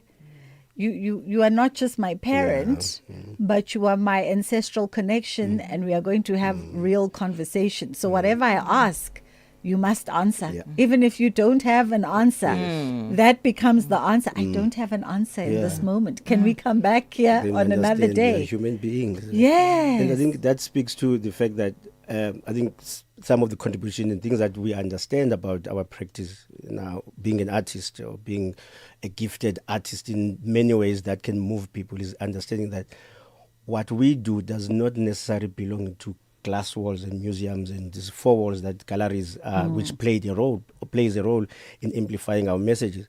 It is important for that our work is accessible. So public spaces like that, where they invite you, say, this is a park, a public space. Can you create a space with your work and informed by what we're asking, so people can engage with this work? And I'm bringing this to the fact that when Itongo 2020, we were guided to take it to the village. It was very, very important for that same village have access to this work. So it's not about their pocket. It's about them accessing this medicine that they contributed to this young person or to this one who's gifted, so that they can access it as well and feel the hope or this messaging that is coming through, so that they understand. And then from there, it can move to these big cities and be celebrated, but continue to move with the energy of that intention. Say, this is medicine, if maybe, or this is carrying a much deeper message that will remind us who we are. And so we're grateful to be able to have opportunities and platform where our work can be seen and be experienced in this way. It's for me, I just want to say, it's also a space of like sitting there by yourself and having a self-inquiry. Like it's not just, sometimes the moment has to begin with you and the condition of your heart and where you are before you can share. But I think to be able to come to a place where you can be vulnerable, like you were saying about your daughter and having that conversation, being vulnerable is so important, because we're not perfect, and the expectations and the pressures that are on us these days are so heavy that I think to be able to have that moment and lighten the weight of your heart and someone else's heart is so imperative to being human, and we see that even in the practice of clay, because working with clay also asks you to be to have that moment of self-inquiry, to be meditative, to be contemplative, to be grounded. So when your hands are in the clay, when you're working, it's straight to your heart. Whatever you're doing is coming from that energetic space, and you're putting it into whatever you're creating in front of you. But it does ask for the moment of where are you at, Sure. We just got to, we're going to sit with what you guys have just said for a little bit long after this conversation is wrapped. We got a message from Wasi out in Cape Town. Wasi says, love the comments of the gentleman who used the word storage that covers so many concepts. As an aside, the grandson of the late Princess Margaret of the UK recently got engaged, and being a ceramist, gave his wife a ceramic engagement ring he designed. Quite stunning. My takeaway words this far from this lovely conversation are opportunity, storage, and heritage. What a lovely couple from Wasi in Cape Town. We give thanks. Thank you so much. If anything, it's the like last year or beginning of the year, so I sort of closed the show that was called Ingweji, which was just as well as so powerful, right? And the takeout from there is the fact that was work to be experienced as well. And so when someone come in and say, this is so important, it's moving us so much that this shouldn't leave this country, this shouldn't be separated, we want it in one space. So that's when we realize that really what we offer, when we surrender ourselves to be these vessels channel the messages that it really does this job of being able to say, you know what, the world really needs this. So we're really looking for such people to be able to experience the work and say, this has to be experienced by the public. Yeah. And so we create by more people than the people that have an opportunity to walk and drive to see spaces. So we're so grateful to have such an opportunity, and it's such a huge milestone in my age as well, while I'm still alive. I like what you just said. You said to be the vessel, which implies really that we are the storage vessels of these practices, of these wisdoms. Absolutely. Our bodies, our minds, we are the storage vessels. So yeah. Absolutely. Awesome. I'm just, I'm going to just leave y'all with a nugget to take away and think on for however long it takes y'all to think on it and decide whether you're going to act on it or not, based on what you just said about, the exhibition first finding its expression in your village. Yes. And the importance also of another young Andile in that village to fully believe in a future that they cannot see and cannot articulate, but they feel wholly and deeply inside that it exists beyond the village. Could you find it somewhere in y'all to actually put, and I don't know if you have, to actually put a permanent sculpture or structure in your village that just never leaves, but just stays there as an anchor and a marker and a reminder? It's there. It's there. So when we took the Itongo to Ngobozana, and one of the instruction, when I say instruction, is instruction from his ancestors, right? It says, out of all of this, first of all, they are to be blessed and be experienced by this community, your family, your community.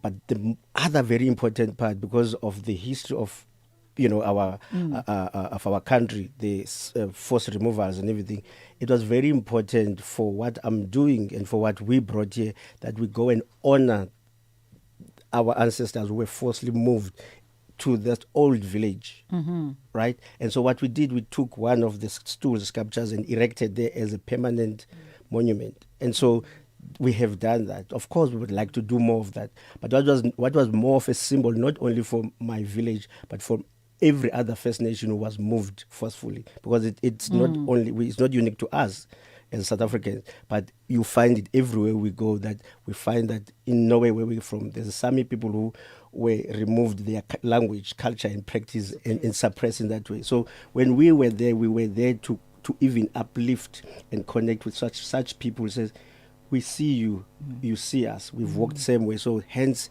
when we were gifting this, or at least handing it over, we needed to meet with the elders of the community. Yeah. And so they can be the custodian of that memorial at that time. Guys, I mean, I could talk to you all forever in a day, but time moves so fast when you've got incredible people in studios. Thank you so much for blessing us with your presence and your energy, and congratulations on this permanent exhibition. So if you find yourself in northern Norway, please do go take a photo there at Tromsø and share with the rest of us, you sitting and having conversation either with yourself or other folks, and let us know the sense that comes over you as well. That was Brother Andile, and of course Nkutazo Alexis Jalvani. You can also see them in Cape Town at Southern Guild. They have an exhibition happening there, and you can track them on social media to see what they get up to. 2:00 on the dot. It's time for Utsile and the top of the hour news.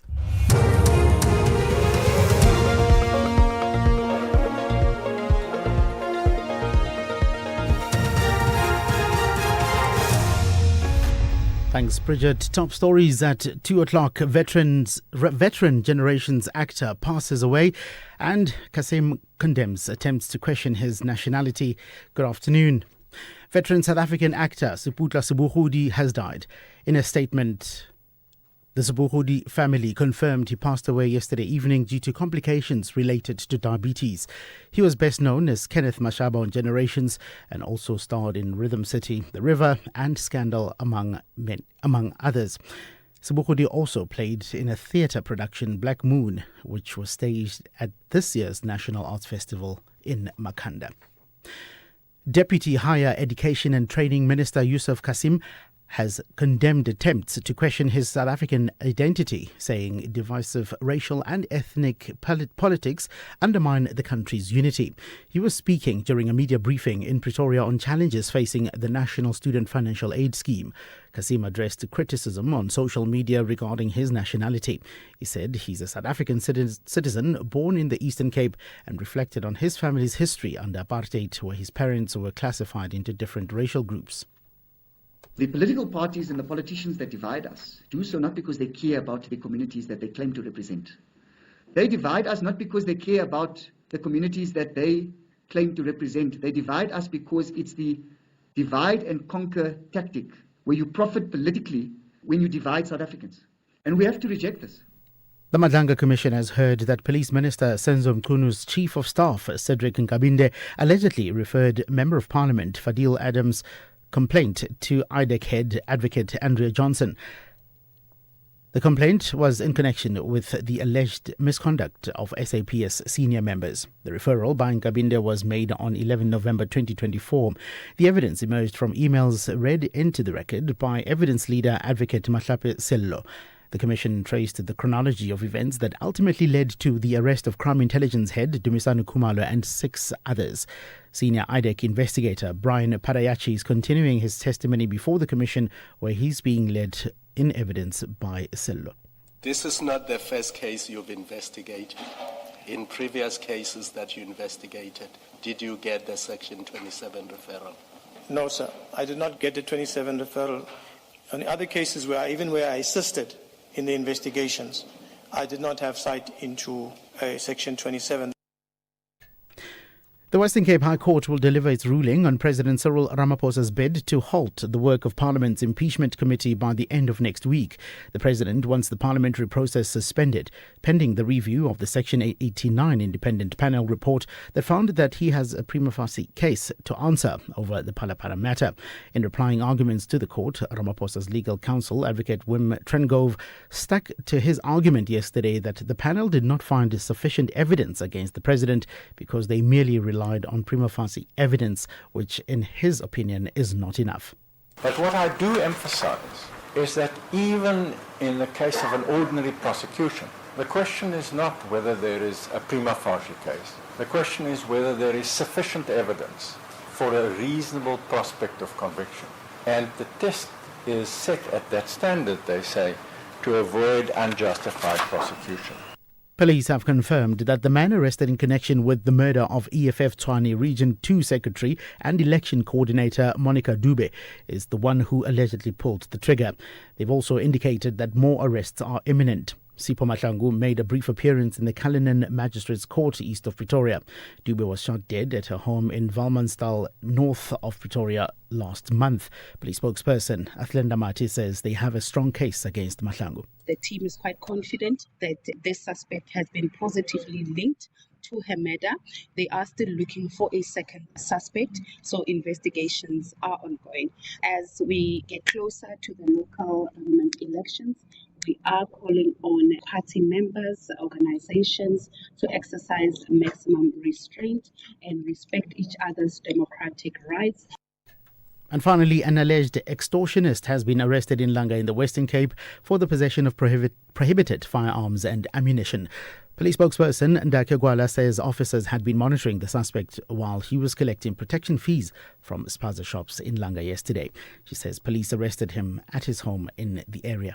The arrest is a result of a joint operation by members of Operation Lockdown 3, Crime Intelligence and Aerial Support by the Drone Unit. Information was received about a suspect residing at Winnie Mandela Drive who is affiliated with a known extortionist group and has firearms. The suspect's movements were monitored as he drove around Langa collecting the protection fees from spaza shops. The team descended at the mentioned address and combed the area. Members confiscated 2 pistols without serial numbers and 9 rounds of ammunition. Recapping the top story, veteran South African actor Siputla Sibuhudi has passed away. In a statement, the Sibuhudi family confirmed he passed away yesterday evening due to complications related to diabetes. For SAFM News, I'm Utsile Saku. Headlines at 2:30. SAFM 104 to 107 nationwide. Leading the conversation.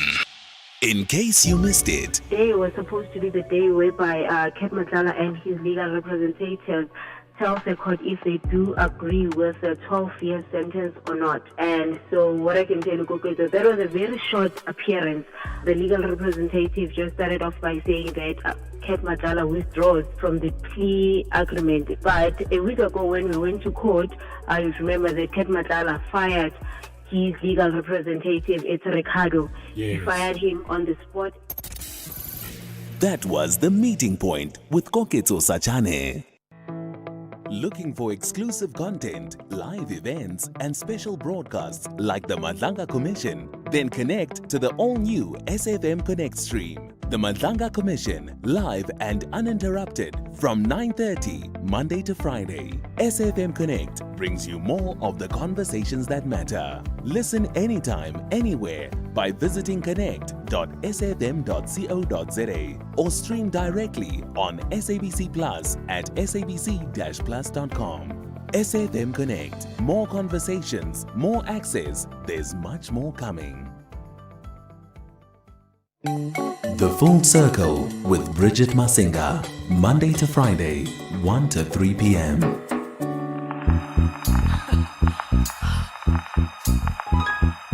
So, Joe, what is love in your language? What is it? Ife?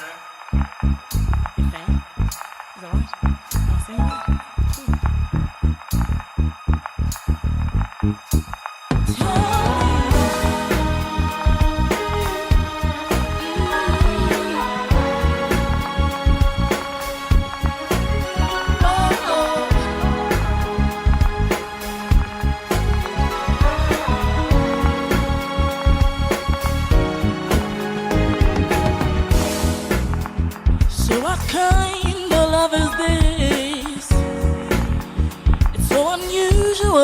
To me, that a friend can give his own life for another, and another, and another, yeah. It is by far the greatest sacrifice known to men. And if you know what's good for you, you'd pay attention to the pleas that he makes day by day. From the morning to another morning, he said, can I show you how much I care? Would you be willing to let me in your heart? Was so happy to lay down my life, so you'd have life in me. You have me for you, life and death. Would you be willing to give up a chance?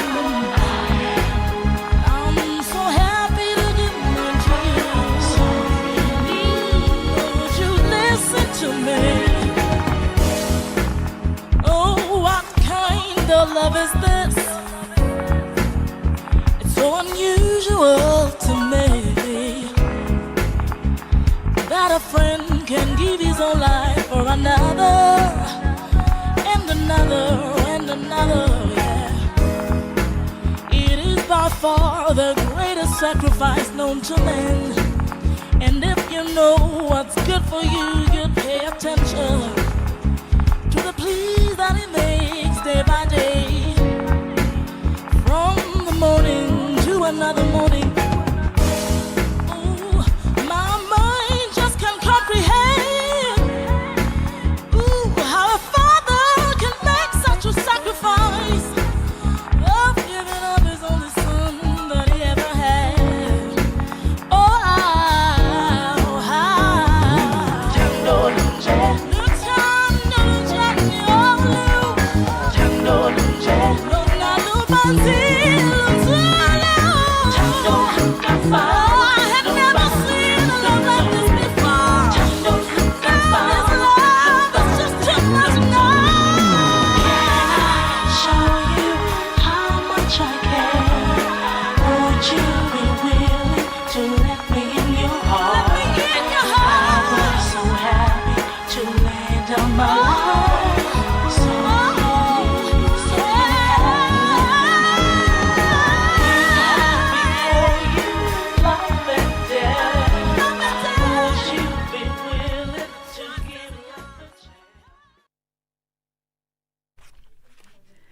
The thing is, when you have incredible guests on the show, is that then you linger in the passages and having conversation, because now we're having conversation about language and sort of the deeper meaning of languaging around an exhibition that the Jalvanis had called Idlala. And the young people were saying, you're talking about home? And they were like, no. The actual sacred space where harvest is stored, where, food is laid from season to season. But that becomes a whole different conversation. Just seeing the breaking news on the screen on SABC 404 around legendary actor Siputla Sibogodi, who has passed away. I just saw images of Siputla. He was out at Makanda this past season presenting a theatre piece there. It seems that he died last night following complications due to diabetes. Ooh, our condolences, love and prayers go out to his family, friends, and of course industry colleagues. Let's take a quick break and then we come back with our next conversation. We're getting into a conversation around reasonable accommodation for employees with mental health conditions.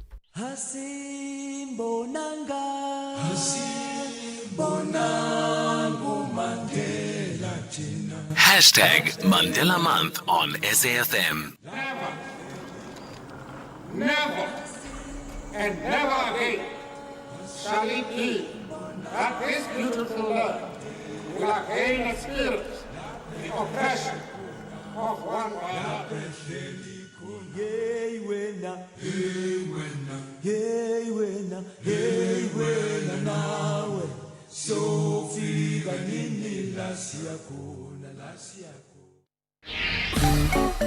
You are listening to The Full Circle. All right, let's catch up with Patrick Deal now, Labour lawyer and High Court mediator as Deal attorneys. And we're trying to understand reasonable accommodation for employees with mental health conditions. So what are employers legally required to do under labour and disability laws? We're continuing our focus for Mental Illness Awareness Month this July. And so we thought we'd bring the legal into the awareness conversations. How are you doing this afternoon, Patrick? All good, thank you, Bridget, and hopefully you as well. Yeah, all good this side. Thank you so much for the time. We appreciate it. I guess maybe let's start off with reasonable accommodation, where, what exactly is understood by that terminology, reasonable accommodation. What does it entail? And the legal responsibility perhaps that workplaces have for people with mental health conditions and disabilities. Sure, Bridget. I can frame this just for context, because I think it's important to be able to understand the notion of reasonable accommodation and what employers should do. Just to say, look, that mental health conditions like depression, anxiety, PTSD are so common, and in fact, they are the most common causes of incapacity in South African workplaces. And the law treats them exactly like any other disability, especially when they're long-term and substantially limit a person's ability to do the work. And the employer's duty is simple. It's don't discriminate, take reasonable steps to accommodate the employee before you even think about dismissal. And the cases show that employers who skip that step, really do pay dearly. So, employees who engage openly with the process are strongly protected. But also, I think what's important is just to understand a particular quote that I found in a Labour Court judgment on the issue about the sentiment that could lead us into, the actual practical steps of accommodation.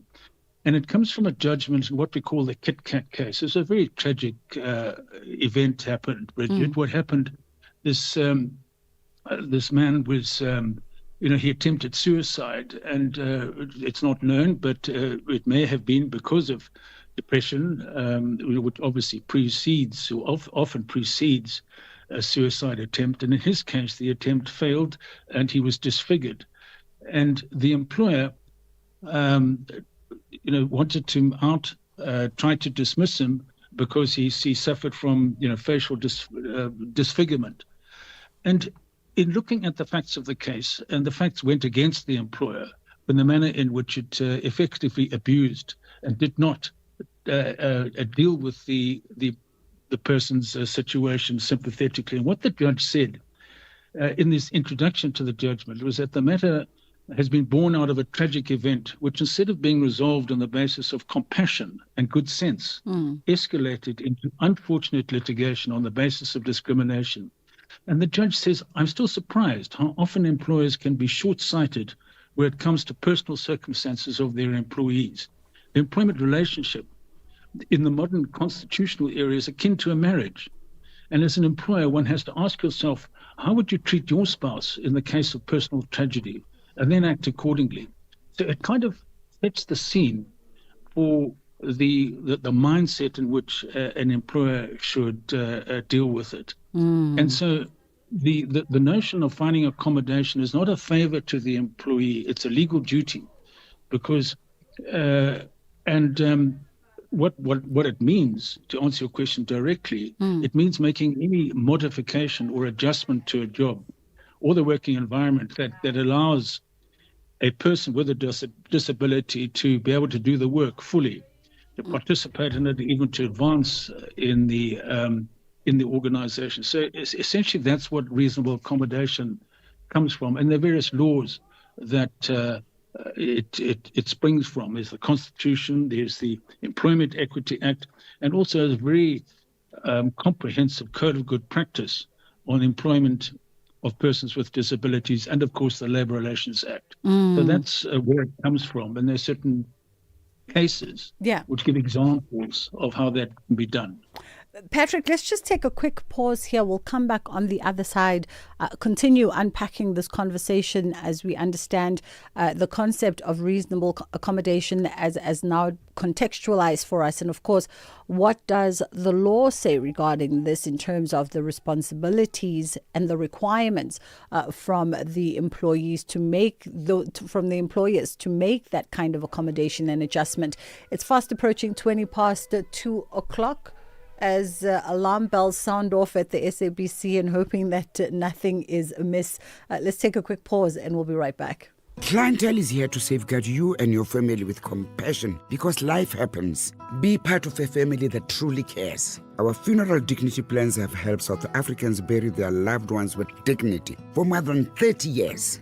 Let us help you create a meaningful tribute that honors your life and those of your loved ones. We pay out within 24 hours and you will get double accident cover with a clientele funeral plan. Our plans are affordable. Pick the option that suits your needs. Easy to apply, no medical examinations and no paperwork. SMS SAFM to 48031. That's 48031. Clientele Life is an authorized FSP and licensed life insurer. T's and C's online. Standard rates apply.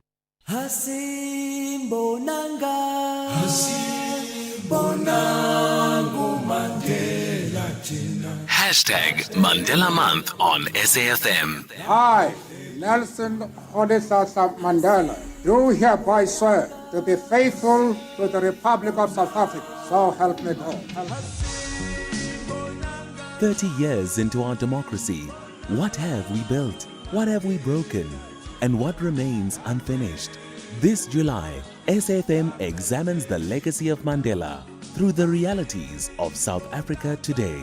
Inequality, leadership, social justice, nation building, and the responsibilities that belong to every generation.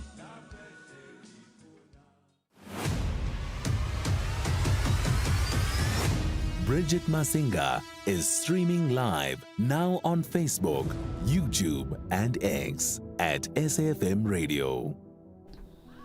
All right, we're talking reasonable accommodation for employees with mental health conditions. It is July, it's Mental Illness Awareness Month. So we thought we'd look at the conversation from a legal perspective as to the rights and responsibilities that are required of employers to create an environment that takes into consideration whatever the employees might be currently facing. And I like what Patrick Deal, Labour Law and High Court mediator at Deal Attorneys, says about employees can be short-sighted in the case of employers rather can be short-sighted in the case of employees' personal relationship. And I think a lot of the time, you'll find organizations maybe are a little bit short-sighted or don't take into consideration by way of the policies that they put in place, or even the environment that they create, that seeks to have an open door policy should someone be challenged with a mental health condition, whether it's depression, whether it's anxiety, whether it's PTSD, whatever the situation may be, whether it's something short term or something more chronic. So how do employers begin to sort of engage this conversation, Patrick, to ensure that they don't discriminate and they do have some kind of open door policy, some kind of policy that speaks towards taking reasonable consideration and reasonable accommodation? Well, Bridget, with the general requirement for an employer to genuinely do something to accommodate an employee, unfortunately, in this situation, the code of good practice, keeps it open because it must fit whatever accommodation is going to be, put into place. What is practical must fit for the individual. So mental health conditions, have some common, accommodations that employers can consider and put into place. I mean, some of these, for example, are flexible start and finish times, or time off for therapy or with psychiatric appointments, or a phased return to work, after hospitalization, or even extended sick leave, even unpaid sick leave if they've gone past their allotment. And also, temporarily adjusting targets, performance targets, and giving them a lighter workload, and even a quieter workload, or even remote work, to give them opportunity to restructure the environment within which the employee does the work to make it less stressful. So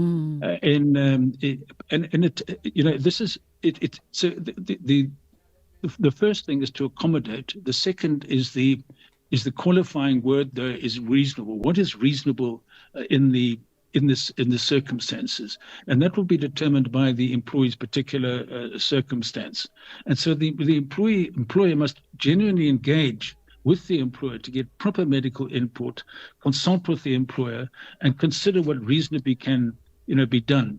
And a lot of these things don't actually normally cost a lot of money, but the law really punishes an employer who doesn't even try.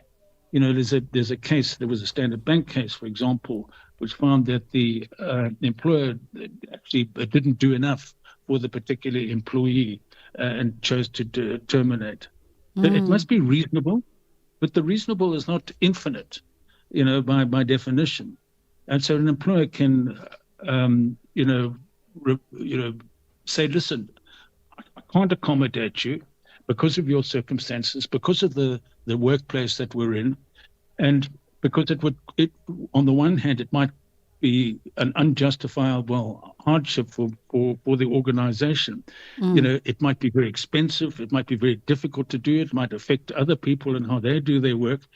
And so a lot of it has got to do with the resources of the employer concerned, their size, and so on. So a big listed organization with lots of options would be better placed, have greater number of opportunities to accommodate than a small 5-person family business, for example. So it depends very much on the circumstances, but the overall theme is to do whatever is practical. And it really does depend on the individual assessment of the individual's condition, the degree to which the person can do work and can't do work, what the limitation is, what the prognosis is, how long it's likely to last, and what can be done in the short term while hopefully the person recovers. But also that's not going to be such a burden to the employer that it becomes unsustainable from an operational and cost point of view. And maybe to put a spanner in the works, because, when we talk mental health issues, we're talking things that are deeply personal. Can an employer refuse a request for reasonable accommodation? And if so, what is the legal test that then must be met before saying no? If there is such a consideration, because as you said, you could find yourself as an employer on the wrong end of a legal battle. Yes, it essentially comes to the same thing. To listen to the employee, don't just sort of dismiss it out of hand and say, get your act together, and the fact that you're not able to do the work is causing an inconvenience to us. No, what the employer must do is take all of these reasonable steps that we've been talking about. And there are no blanket rules to this, so it must be done on a case-for-case basis. And also from the employee's point of view, the employee has to be forthcoming to say, either to reveal to the employer or to his or her supervisor or boss or whoever it is, listen, I've got a problem here. And if that doesn't happen, if the condition is obvious for people to observe, to discuss it with the employee, the employer can only do so much as what it knows about the employee, what it knows about the condition, to be able to respond to determine whether it can accommodate. And so that's where the essence of it is there. And so the employee has got personal rights. Certain personal information, medical information is protected, and there are ways of disclosing that information which is enough, not the diagnosis potentially, but what the employee can or can't do given the person's mental condition. Which you were trying to sort of balance the practicalities of what the extent of the incapacity on the one side and the medical diagnosis on the other. Those are separate. The medical diagnosis is what is private. And so the most minimal information, medical information, is enough to be able for the employer to know what the capabilities are, but also it must be treated confidentiality, and it must have the employee's consent and full participation in sharing that information, because without sharing the information, neither of them are going to be able to make a plan insofar as accommodation possibilities are concerned. Yeah, you've definitely given some good advice there, I think, for anybody who's sort of reviewing their HR policies to make accommodations, or someone that perhaps is seeking to bring in the employer as to what's been going on. Patrick Deal, thank you so much for the time and for the expertise. Labour lawyer and High Court mediator at Deal Attorneys. 2:30, it's time for the headline news with Otsile, and then we're going to get into our kids' programming. Thank you, Bridget. In the headlines, veteran South African actor Siputla Sibuhudi has passed away. In a statement, the Sibuhudi family confirmed he passed away yesterday evening due to complications related to diabetes. Deputy Minister of Public Works and Infrastructure Sihle Zikalala has led their Bring Back operation in Mohali City, Gauteng, aimed at recovering government assets that have been unlawfully occupied. And further afield, the Algerian president has offered condolences after a fire killed 11 people, including children, at an orphanage near the capital. More news at 3 o'clock. This program is brought to you by SABC Education. And if you miss any of our programs, you can catch up anytime on the SABC Plus app or on the SABC Plus website, www.sabcplus.com. Brought to you by SABC Education. Enriching minds, enriching lives.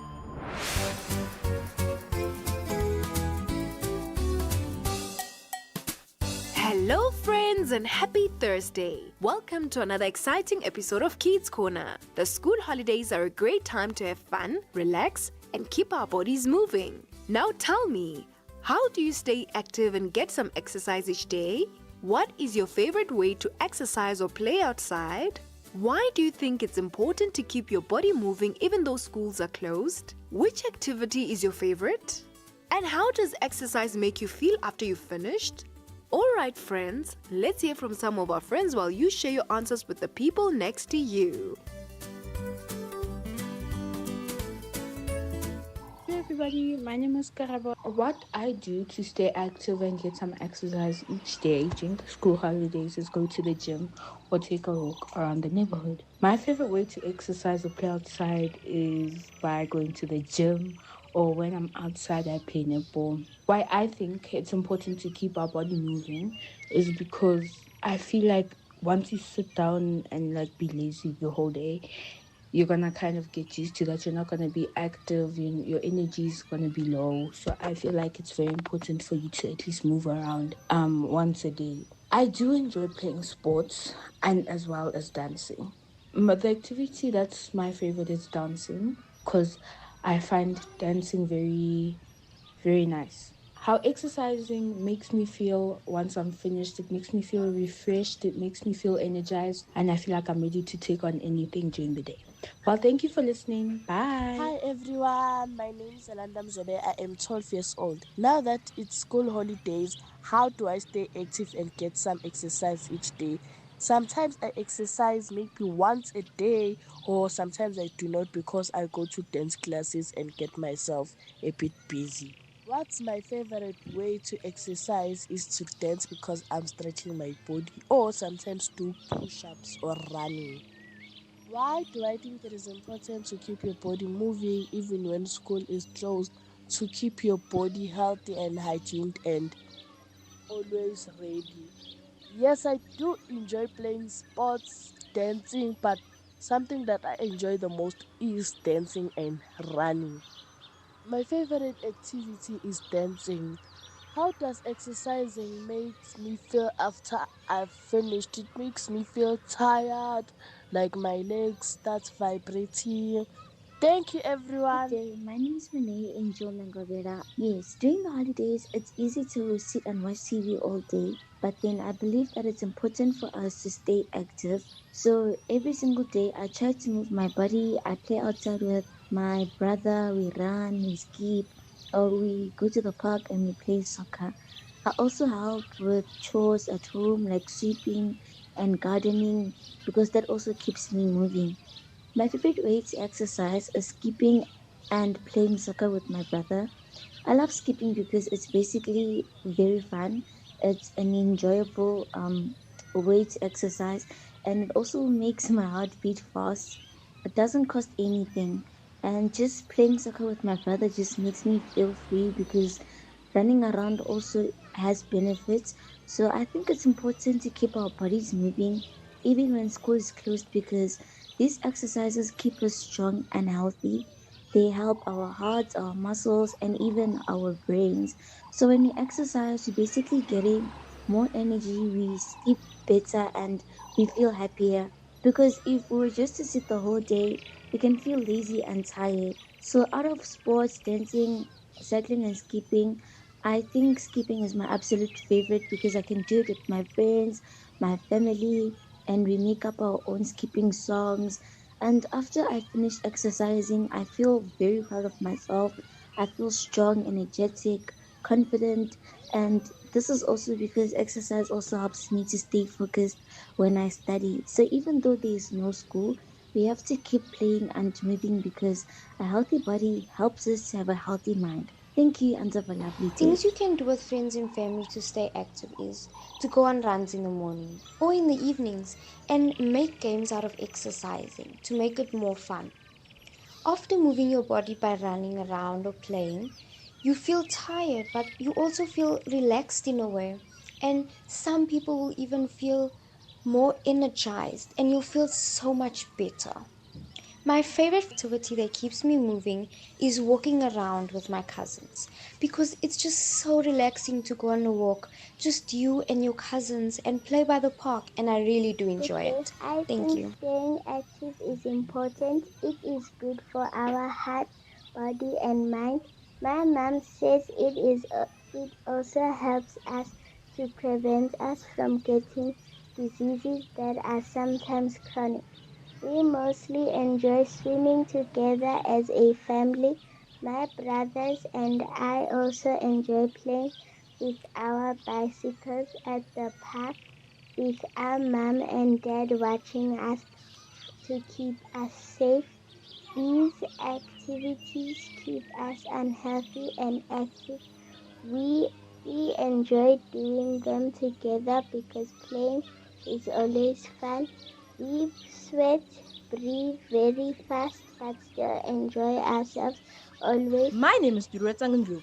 I do think that staying active during the holidays is important. Some fun ways to exercise with your family and friends are to plan a hike with them, go ziplining with them, or plan a fun activity-packed day at a resort or water park with them. After moving my body, of course I feel tired, but I also feel so strong because of how much energy I have used. Playing with my friends, because whenever I don't go anywhere, it is very fun to play with them. Plus, we play games that require tons of movement and strength.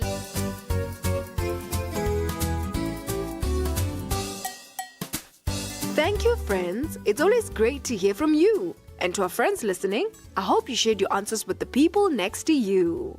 The school holidays are a great time to relax, but they are also a great time to keep our bodies active and healthy. When school is open, we get plenty of exercise by walking between classes, playing during break time, and taking part in sports. During the holidays, we need to make sure we still move our bodies every day instead of spending all our time sitting indoors watching TV or playing on phones and tablets. There are so many fun ways to stay active. You can play soccer, netball, or cricket with friends, ride your bicycle, skip with a skipping rope, dance your favorite songs, go for a walk with your family, play tag, jump on a trampoline, or simply play outside. Even helping with active chores like sweeping the yard, washing the car, or gardening is a great way to exercise. Keeping our bodies moving is important because exercise helps us grow strong muscles and bones, keeps our hearts healthy, improves our balance and coordination, and gives us more energy. Being active also helps us sleep better at night, stay at a healthy weight, and keeps our minds happy and focused. The best kind of exercise is the one you enjoy the most. Most children love playing sports like soccer, rugby, or basketball, while others enjoy dancing, swimming, running, cycling, hiking, or simply playing games with friends. You don't have to be the fastest or the strongest. What matters is having fun while staying active. After exercising, many children say they feel happier, more energetic, and proud of themselves. That's because exercise helps our brains release special chemicals called endorphins, often called feel-so-good hormones, which can improve our mood, reduce stress, and help us feel positive. It's one of the reasons why people often smile after playing outside or finishing a fun game. Friends, you should remember that our bodies are made to move. Now challenge yourself to spend at least 60 minutes being active every day. It doesn't have to be all at once. You can play, dance, run, skip, or cycle throughout the day. The less time we spend sitting in front of screens and the more time we spend moving, the healthier and happier we'll be. So get outside, have fun, stay active, and enjoy every moment of your holiday. That's it for today, friends. See you next time.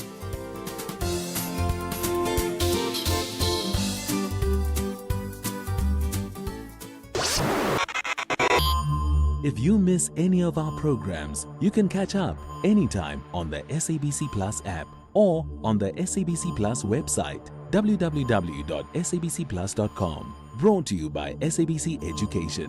Enriching minds, enriching lives.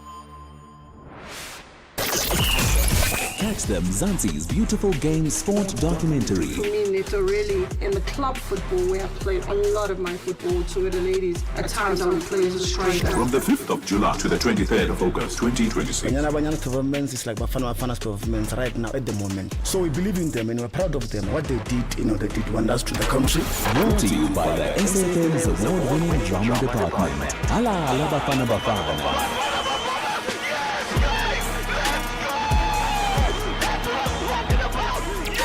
This is what we are becoming. SAfm, leading the conversations that move us.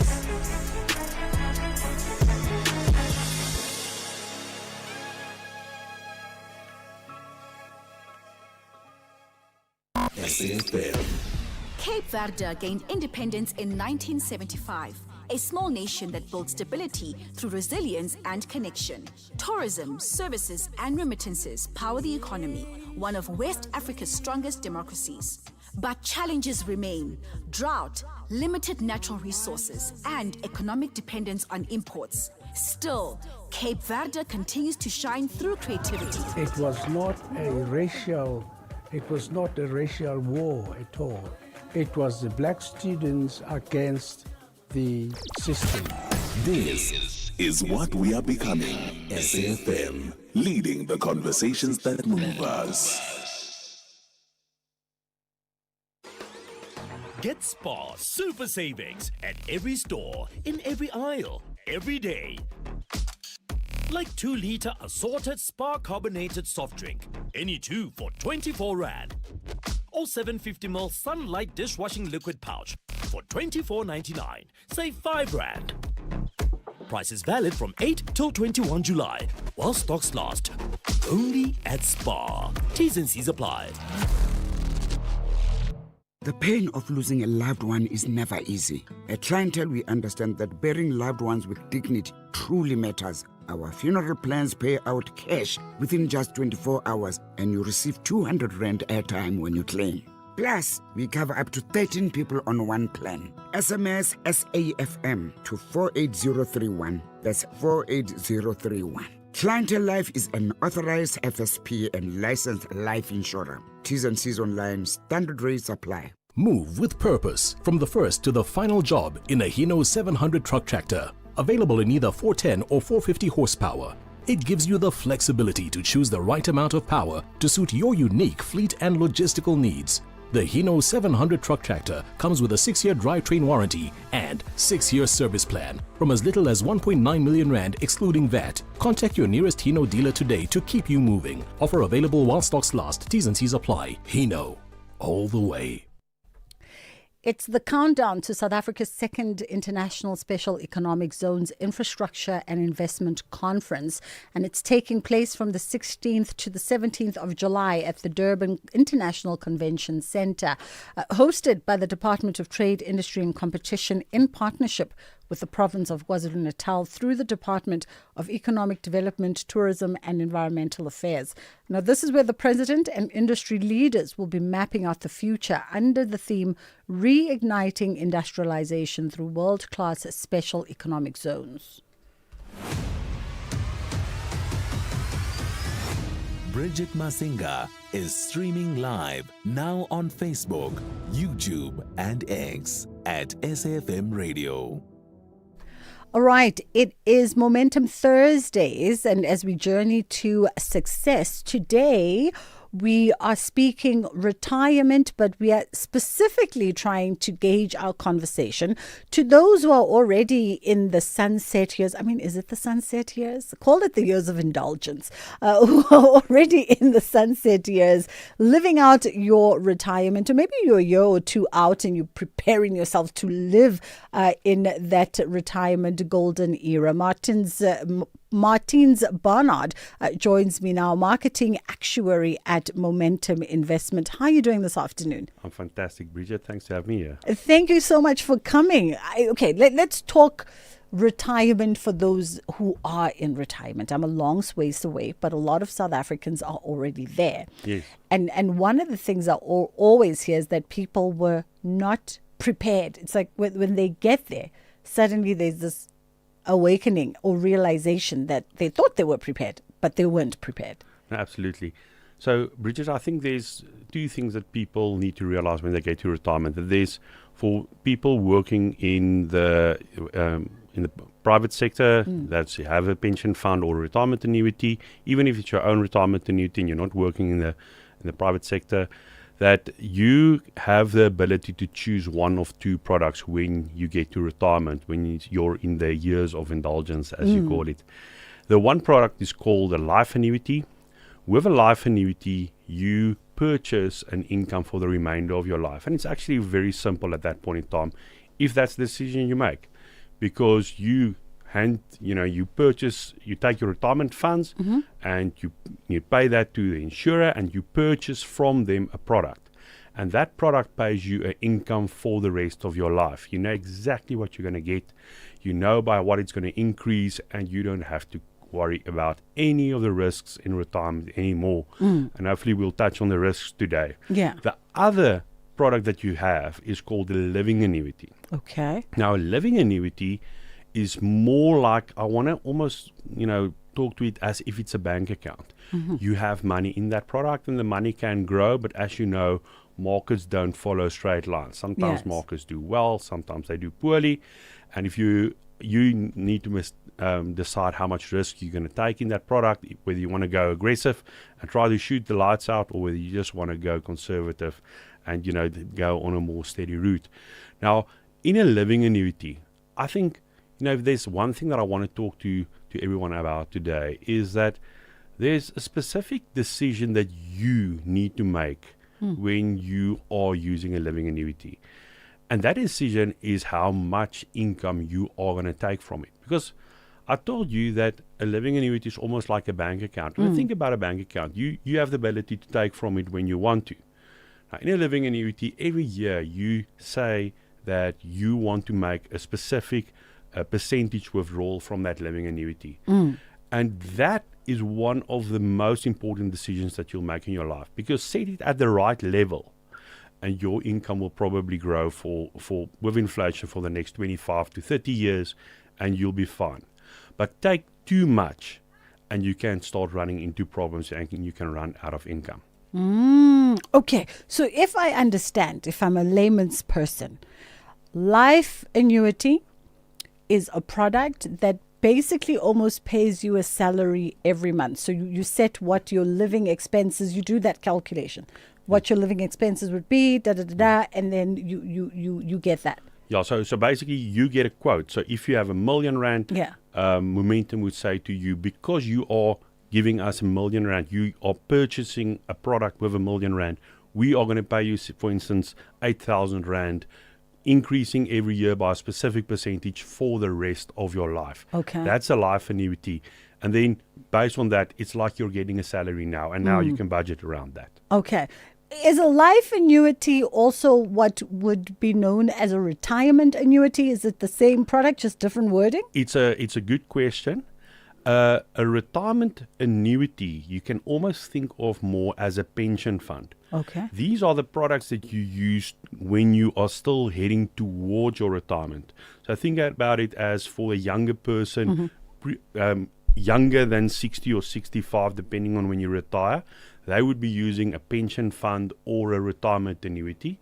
And when they get there, doesn't matter which of these products they use, they can take a withdrawal from it, okay? But the remainder needs to purchase either a life annuity or a living annuity.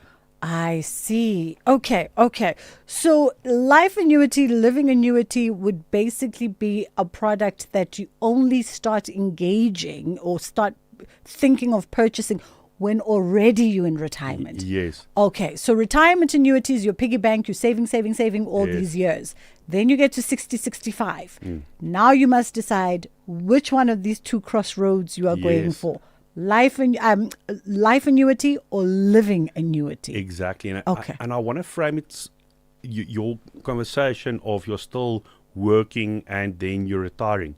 I also want to phrase it as, who is paying you? At one point in time, if you're working for an employer, the employer is paying you and you're saving some of that money. When you get to retirement, that money that you've built up, you use that to pay yourself. And you pay yourself through the purchase of that annuity, the life annuity or the living annuity. And in the living annuity, the important thing is that rule of thumb that I want to speak about of how much income you take from the living annuity. Because I was about to ask you to say, now, how do we as retirees or our retirees that are listening, I'm thinking of Jen out in Cape Town, for instance, how do they calculate whether or not their current lifestyle what would be the requirements of their current lifestyle now, 60, 65, and how long they can sustain that? Yes. And does that speak to now your rule of thumb? Exactly. And Okay. so it was so interesting when I was sitting here listening to your to the radio, to the station. You know, they were talking about kids should be playing, for instance, 60 minutes per day. That's a rule of thumb. Now, there's various rules of thumb that you can follow in life. How many hours you need to sleep? 9 to 7 hours. And for retirees, people that's now at retirement, one of the most important things for them when they are using a living annuity is to keep that rule of thumb in mind. And the rule of thumb says, if you look at the value of your retirement fund when you get to retirement, take that value and take 4 to 5% of that and say to yourself that I'm going to try and set that as my starting income. Because there's been, I'll elaborate on that now, but there's been research that was done in America about 30 years ago, but it's still relevant today. Financial advisor Bill mentioned that did that research, and he determined that if you set that level, 4 to 5%, then you should be able, even in the worst of the worst financial circumstances or market performance, to always keep increasing your income every year by inflation, and then your income will never run out for 25 to 30 years. It's a bit of a conservative assumption, but let's put it numbers to it. So let's say you have a 2 million rand pension fund when you get to retirement. Yeah. Then 5% is 100,000 rand. If you can, try and start with 100,000 rands income per year, and then you should be able to increase that by inflation every year until the day you die, assuming that you live for 25 to 30 years. So we start off with our bulk, 2 million, whatever it is, in our piggy bank. Then we calculate our annual lived expenses, unforeseeables, try to get them in that 4 to 5% range, because that is then becomes the subtotal that we then live off for 12 months. Whilst the rest continues to do what it does with interest. Now, how many of us are following this rule of thumb? I can say to you that the numbers aren't that flattering. We are seeing that people are drawing more than that. The numbers that we're seeing is probably closer to about a 7%, the average number. We are people drawing way too much, and we are seeing people drawing less than that. But you are asking the right question. Can people, sustain that or do that easily? No, it's not always that easy. But there are ways to make this rule of thumb work in your favor. For instance, I'm going to use an example. But now it's the point where you need to speak to a financial advisor, because it becomes a little bit tricky. You'll see that paper that I've given to you explains some of it.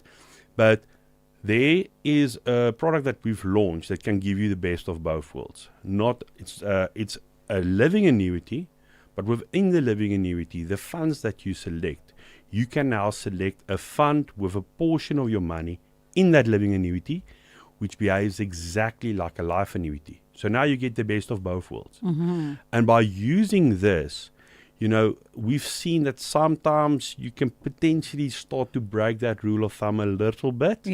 Because the income payments from the life annuity can be significant, and it can help to alleviate some of the pressure on your living annuity assets.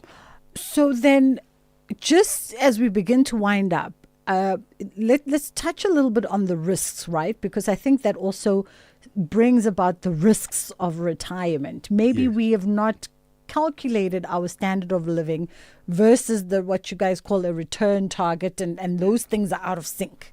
Yeah. So I've done some research, and it's actually a good question that you've asked.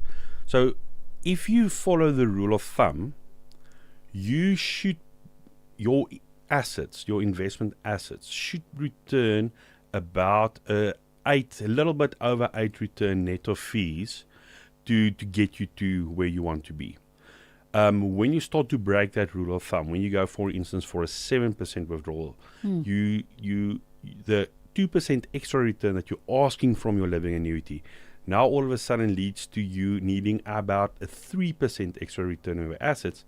So now 8%, which is a conservative or more conservative type return, becomes an 11% return, double-digit returns, which starts to become a bit more of a risk. Will I meet it? Won't I meet it? So yes, what you're taking and the return that you need, there's a direct link between them, but it's not a linear link. If you take more, what you need from markets starts to increase rapidly. Yeah. And no one can guarantee that. In our last 2 minutes, we have a question on WhatsApp for you. Hopefully we can get to that quickly. Yes, let's say I purchase life annuity and I'm being paid each and every month. What happens when I pass away? Will my child be able to claim the remaining funds, or is done? Excellent question. So to the listener, I don't catch the name, but when you purchase the life annuity on day one, you set with your financial advisors, let's call it certain terms and conditions. So you say, I want a certain type of life annuity. For instance, I am married. When I die, I don't want the income payments to stop.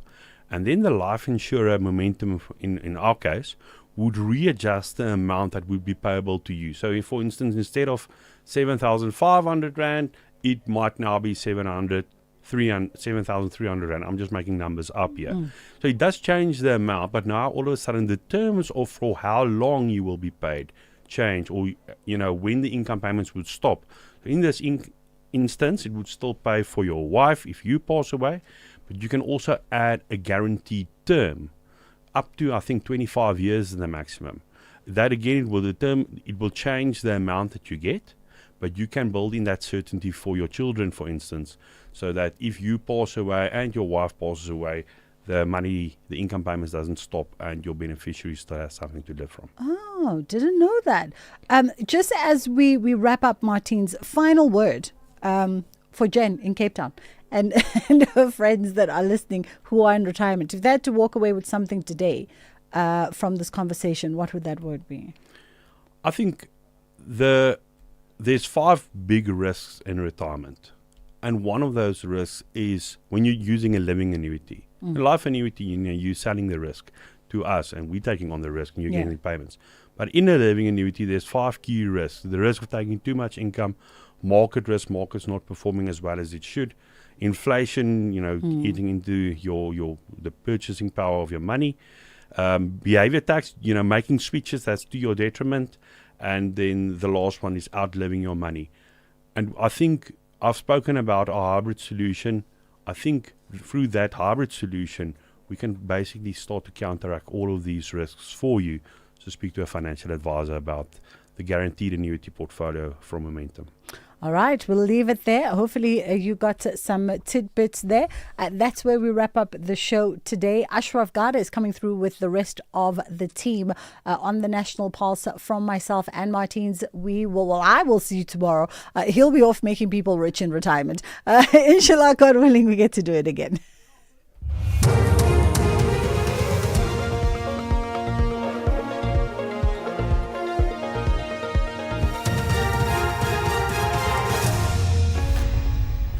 Top stories at 3 o'clock. South Africa mourns veteran actor Sebutla Sebogodi and children among those killed in a fire in Algeria. Good afternoon. Veteran South African actor Sebutla Sebogodi's passing has been described as a massive loss to the entertainment industry. Sebogodi's family has confirmed that he passed on yesterday evening following complications related to diabetes. He was best known as Kenneth Mashaba on Generations and also starred in Rhythm City, The River and Scandal, among many others. Sebokgodi's close friend and industry colleague, Tebogo Tatu, says he is still in shock. I'm shocked. I was hoping that this is actually another fake news media stuff that I've been seeing recently about the man himself. Spootlas, may his soul rest in eternal peace, man. Gone too soon. And I just want to say condolences to the family, to close friends, to industry.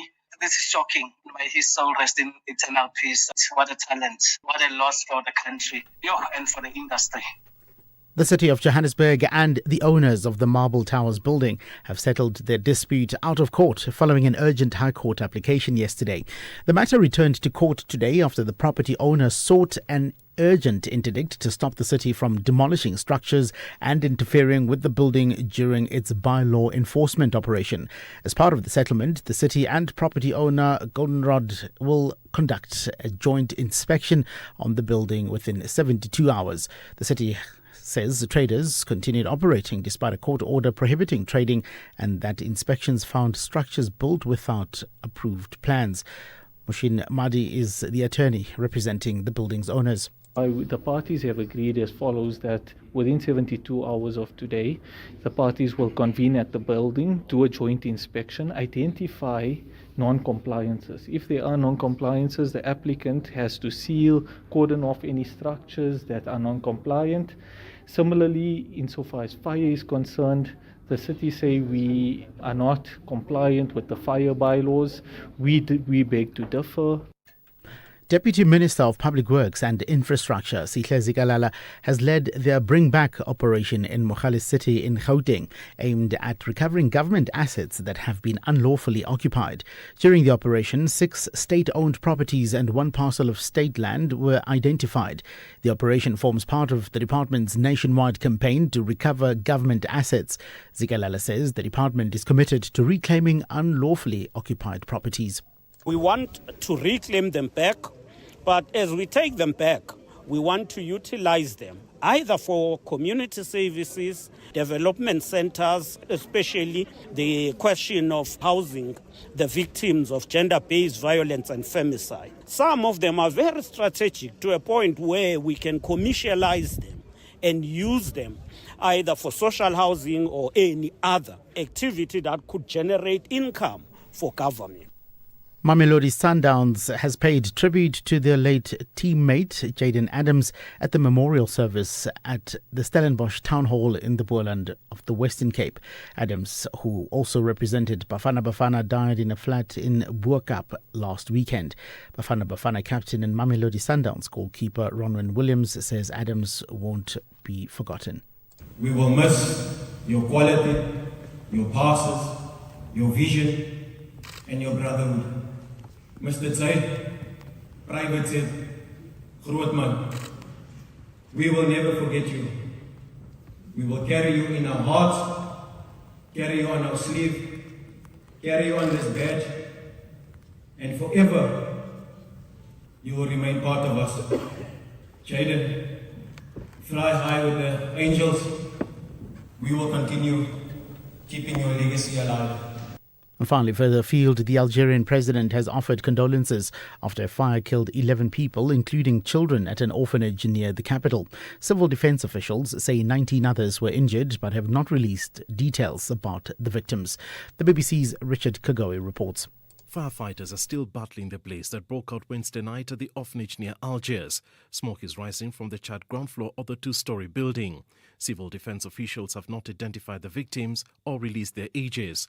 5 people with disabilities were evacuated to safety.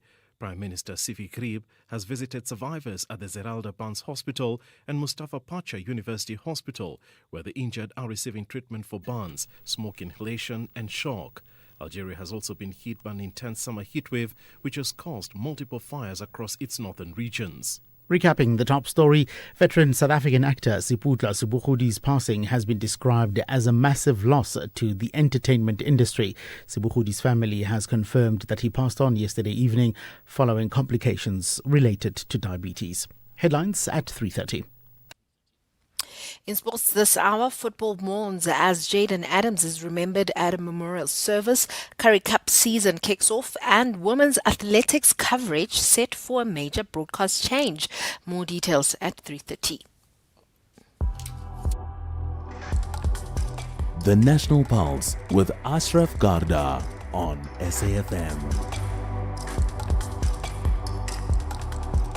You're listening to the National Pulse, weekdays 3 to 6 p.m. Well, I can give you 3 reasons to listen to the show. One, there's going to be reaction from the Coalition Against Xenophobia. We'll talk about that later on. We'll also have an immigration lawyer who'll give you the who, what, when, where, why around foreign nationals and your relationships with them, your dealings with them in terms of employment and a whole lot else. So do listen out for that. And being in the midst of Mandela Month, we'll focus on an issue around support for the impoverished in Mandela Month, but specifically also the New York Mayor Mamdani. He spoke at the Nelson Mandela Global event in New York last night, or their time 6 p.m. right, our time past midnight. So we'll reflect on all of that because, of course, he references Nelson Mandela and him being this leader that he has been and still continues to be even in his absence. My name's Ashraf Garda. This is the National Pulse. Listening in is great. Thanks for setting your alarms. I certainly did so. But you can do more than just listen. You can tweet as well. Post on social media, hashtag the National Pulse. Tag us on the Twitter platform or X platform at SAfmRadio, and myself, Ashraf Garda. Do the same on Facebook too. But you can also post pictures on all those platforms, including Instagram. Just tag us. We'll certainly find it. But by the way, also a picture on WhatsApp. If you're up for it, you can send it to 0614 104 107, and that's the same number you use if you are sending a voice note. But keep them up to 30 seconds, please. Of course, to call in live, I expect you've got this number saved already. But just in case you're listening in for the very first time, let me welcome you to the show. But 086 000 2032.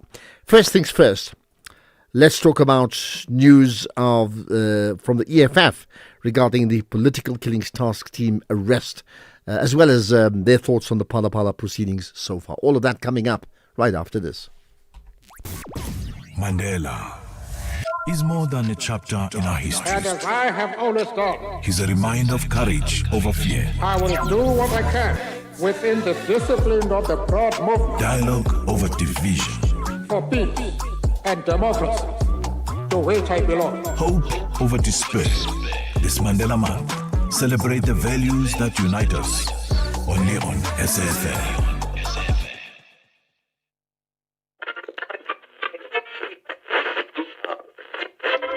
For 90 years, one voice has informed, challenged, and connected a nation. SAfm, South Africa's national English public radio station. Established in 1936 as the SABC's very first service, the A program, evolving through the English service, Radio South Africa, to SAfm in 1995, shaping thought and strengthening democracy. From a full-spectrum station to a trusted home of news and talk, SAfm continues to lead the conversations 90 years strong. SAfm, leading the conversations that move us.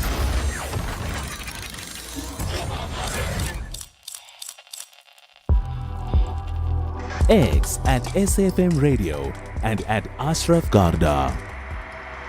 Right, first things first, let's reflect on the news that Sipho Matlangu, a 35-year-old suspect, arrested by the Gauteng Political Killings Task Team, which is the PKTT, in connection with the murder of the Tshwane EFF Regional Secretary, Monica Dube. Well, he appeared in the Cullinan Magistrates Court today. The case itself has been postponed to the 23rd of July for a bail application. Let's get reaction from the EFF themselves. Their Treasurer General is Ompile Moatwe. Appreciate your time. Thanks for engaging me on the National Pulse. Good afternoon, Ashraf, and good afternoon to the listeners at home. Thank you so much. Right, what do you make of, in this case now, we now know Sipho Matlangu appearing in court linked to someone who's very close to you and your party? It's a third one. And once again, Ashraf, we wish to take this moment to really wish Monica Dube to rest in peace, and we wish that her family can find justice and find closure to this brutal killing. We want to extend our appreciation to the PKTT team and the SAPF at large for the hard work that they've put so that they can at least apprehend one suspect in such a very short space of time. Indeed, this is a case of assassination because if you remember, Monica was shot at sometime in February and she survived. Went to hospital, was in ICU for quite some time. Came back, didn't even spend more than 2 months, and they found her again. This time they shot her in front of her kids. And what we hear, Ashraf, which is far much more painful, is that they then put the cartridge on top of the dressing table of her bed. So these are people who are heartless. These are people who have got no consideration for life and have got no respect to the laws of this country. And we hope and pray that justice will be served in this matter, not only for Monica Dube, but for the rest of us who are not safe. Clearly, the thugs and the criminals have taken over the streets of South Africa, and this must be a case that sends a very strong message to criminals to say you've got no place for us here in South Africa. We wish that the SAPS can go to the bottom of this matter, even find the mastermind behind this, because surely, as I'm saying, we suspect this is a political killing. It's one of those assassinations that are linked to politics, and it will be great for us to understand exactly what happened. We have full confidence in the judiciary in this country and even the prosecution in this country, as it were. And we're hoping that they will do everything in their power to get to the bottom of this, and so that finally the family can find peace and closure to this matter. I mean, that's the, you referenced the issue of crime in our country, and we know it's widespread. But there is a difference between opportunistic crime on the one hand, crime as in syndicates, and then politically linked crimes. And your point, this one falls squarely into that, which confirms the point why your former member, in fact, was shot at twice. I mean, one was shot at, then killed after that, even after having survived the first attempt anyway. What do you think? I mean, what do you know about what may have happened in terms of motive and who may have acted upon that motive? Look, we don't want to speculate at this point. I think let's just focus on the suspect being arrested and that the police will get to the bottom of this. Of course, not very much has come to light so far because today was the bail application hearing. But let's appreciate that the suspect is actually behind bars. So there's no one who's going to try to bribe him to say, don't mention this, don't mention that. And if I was him, really, I wouldn't even apply for bail because now that he's arrested, the mastermind will come for him now because they don't want the truth to come out. So, but generally we have a problem of crime in the country. And Ashraf, we can speak the way we speak. Pastors can pray. Everybody can do that bit. For as long as there's still a problem of inequality, poverty, and unemployment in the country, the crime will not end. We're just going to see more and more statistics coming up. That's what I'm saying. I mean, I hear you. All of us were not safe. Yeah. I mean, I hear you. But again, I'll still make that distinction between crime as we know it in terms of the regular crime versus a political elimination. I hear and respect your point about not wanting to talk about it, but maybe in this case. But the issue of South Africa moving from political tolerance to political intolerance is a huge cause for concern, isn't it? No, it is. But at the bottom line, what triggers all this is poverty. So people now see politics as the vehicle to overcome this problem of poverty, inequality, and unemployment. That's the bottom line of it. Back in the days, when unemployment was not as high as it is now, people were not even bothering with politics, in all fairness. But everybody now is looking for a job, looking for opportunity, and they see politicians being the ones who've got the means or the gateway to some relief in terms of poverty, unemployment, and inequality. And therefore, they'll obviously be a suspect. We're dealing with a case this, you'll be shocked what is going to come out in court. It will be a petty thing that is being fought about. And hence we are saying, let's allow the SAPS to do their bit, but at the bottom line, we will never address crime in this country for as long as we have not addressed the three challenges that we are faced with, which is unemployment, poverty, and inequality. It doesn't matter which sector you are in, whether you are in broadcasting, whether you are a journalist, you are a politician, you are a doctor. All of us were faced with this triple challenge of poverty, unemployment, and inequality. And I'm sure many people, many feel the same. Just before I let you go, I mean, just your thoughts on the President's Phala matter. As you know, the Western Cape High Court now reserving judgment. Any thoughts on that? The President is wasting everybody's time. He argues in his case because he needs to satisfy the requirements for an urgent interdict. So for an urgent interdict, it must have a date, an event date. So there's no date to it. His date is actually the 2nd to the 4th of September. And that date will come and go and nothing will happen. The second issue is you need to demonstrate to the court that you're going to suffer irreparable harm. He has not done that. Instead, he's telling us about reputational damage. Reputational damage of what? Because he's the one, after this matter surfaced in 2022, he took a platform in Limpopo at the ANC meetings and said, indeed, he traded in dollars. Indeed, dollars were stolen in his farm, and those dollars were in the sofas and couches. That time, he should have known that his reputation is completely gone. The third issue is you need to demonstrate to the court that the matter is not a self-inflicted agency. What I mean by that, the Court issued its judgment back in May. I think it was on the 8th of May. The President only filed this urgent interdict in June. When the Court issued the judgment, it said the matter must be referred to the impeachment committee. Therefore, the President needed not to wait for the Speaker to announce, because the Speaker had no other choice but to refer the matter to the impeachment committee.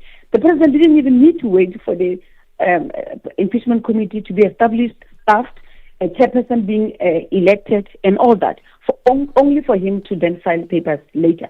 So these three requirements, the President has not demonstrated that he has met them. But what is more said, Ashraf, is that he says, I need relief between now and the date of the review.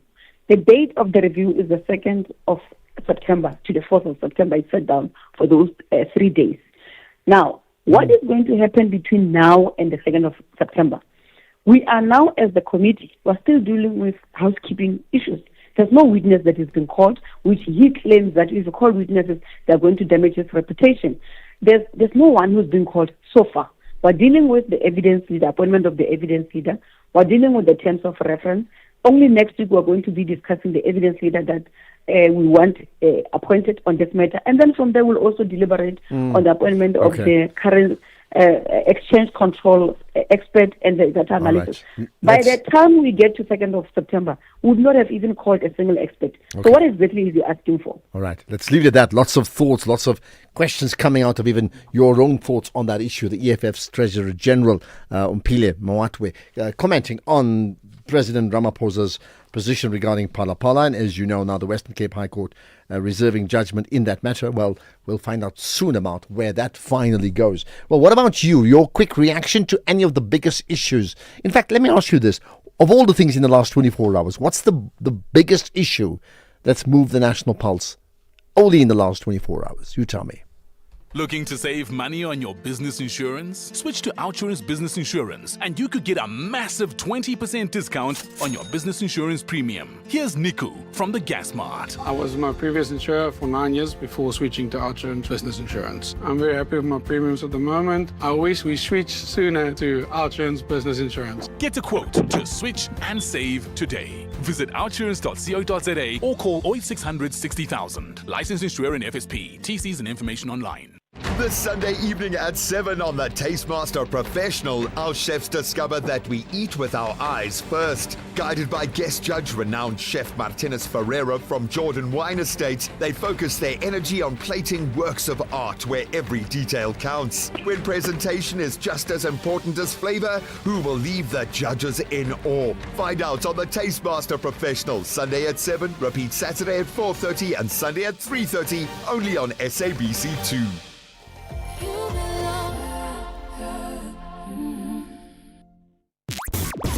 History is never silent. The day Nelson gave evidence, it was so terrible to watch. It lives in every voice preserved. The idea of a democratic and free society. In every story remembered. In every lesson passed on. Throughout Mandela Month, SAFM opens its archives to bring you the speeches, Your Royal Highness, distinguished guests, comrades and friends, interviews, and defining moments that continue to shape our future.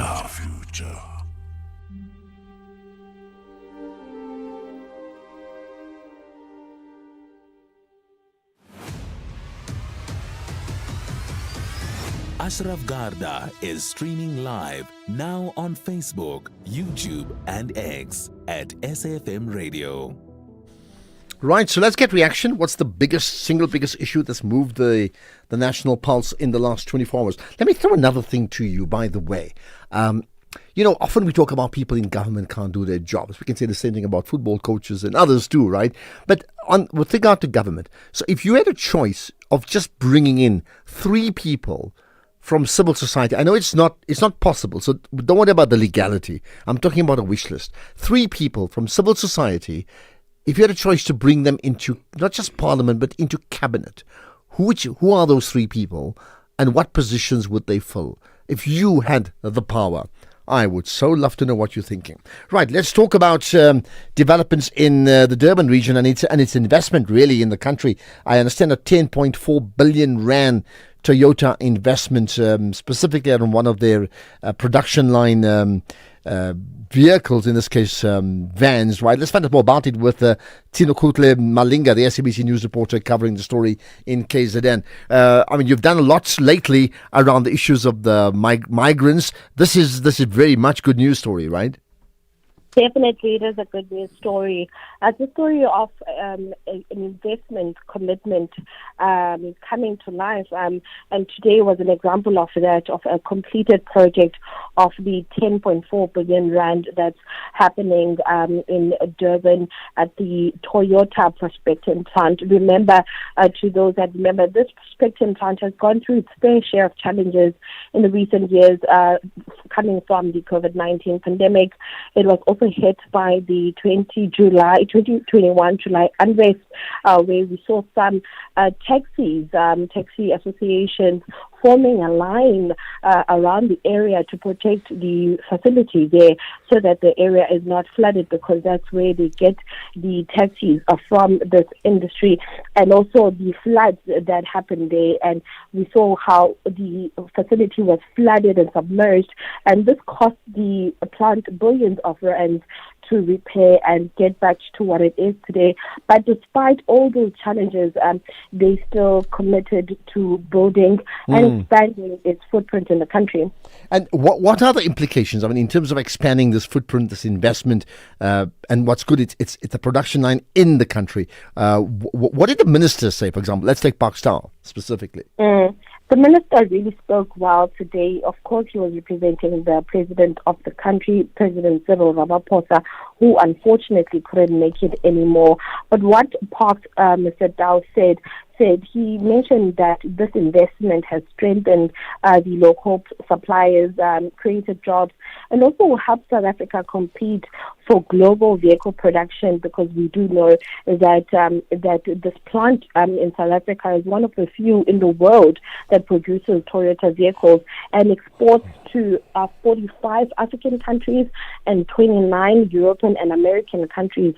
So clearly, a lot of the cars that are made here in South Africa are shipped out, and this, economically, it means a lot. And specific, I mean, this I see is a Toyota Hilux rather, production line. Did let's say even from the Japanese side, how much went into discussion about how this thing came about? Yes, they really spoke about how the investment really was something that they were set on despite the challenges that we've mentioned earlier. They mainly spoke on the renewed vote of confidence that they've had in South Africa, also highlighting the challenges that they had with the city in terms of service delivery issues. And remember that the company wanted to bail out and exit the city because of those service delivery challenges, saying that this commitment revives the relationship that the country has with the brand, but also their intention to continue building, especially in a world where they are competing with companies that sell electric cars or these new Chinese brand vehicles. So they're really looking into expanding their footprint and also compete with the new arriving models. Okay. Any other final point you wish to bring up that may have come up today, both from the South African and the Japanese side? I think the most thing that came across strongly is the program for me that the staff goes through. We came across a lot of testimonies of the people that work in the company.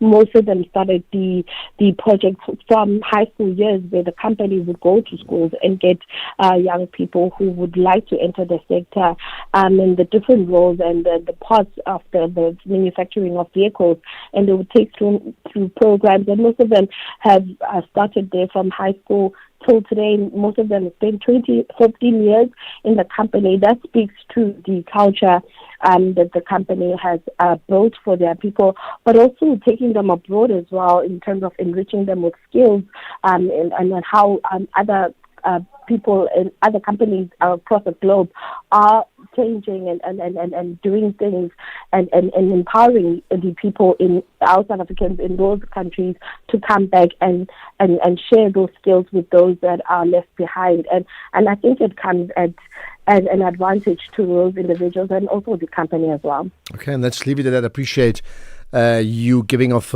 your time as always. That's Tina Kutle Malinga, the SABC News reporter covering the story in KZN. Let's get reaction from you, so you can call in live 086 000 203 to ask you the question. And it is hypothetical, but I'd love to get into your mind. You could choose 3 people, you could appoint them from civil society, not from current parliament, okay, outside, that could serve in the cabinet. Who would they be and why? Like, give me the names and which positions. I'd love to know. Ashraf, this is Tepiso.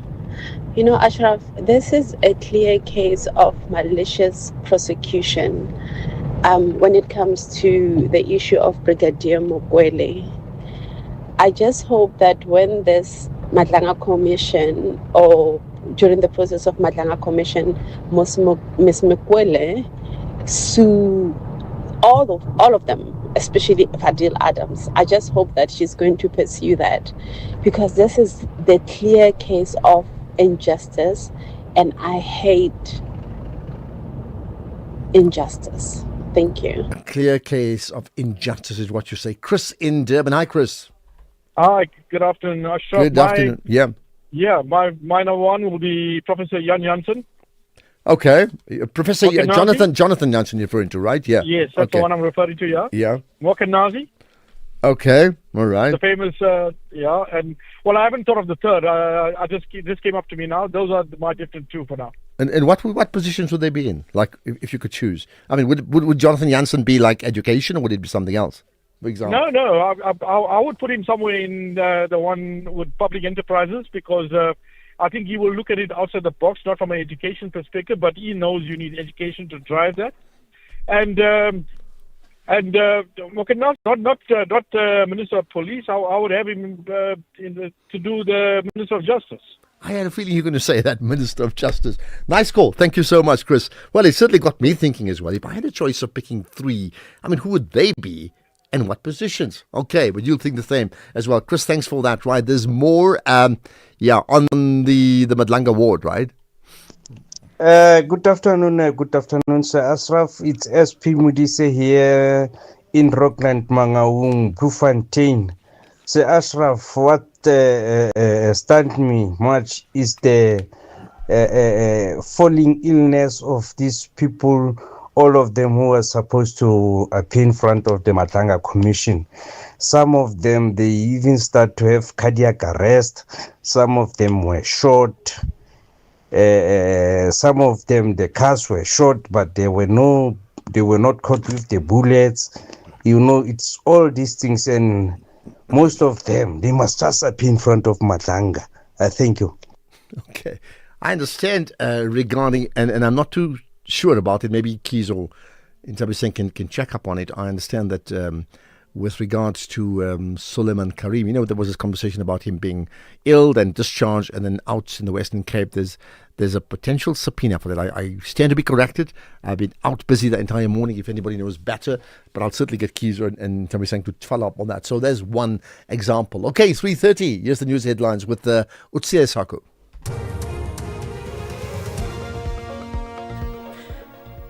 Thanks, Ashraf. Good afternoon. In the headlines, veteran South African actor Siputa Sobukhudi's passing has been described as a massive loss to the entertainment industry. Sobukhudi's family has confirmed that he passed on yesterday evening following complications related to diabetes.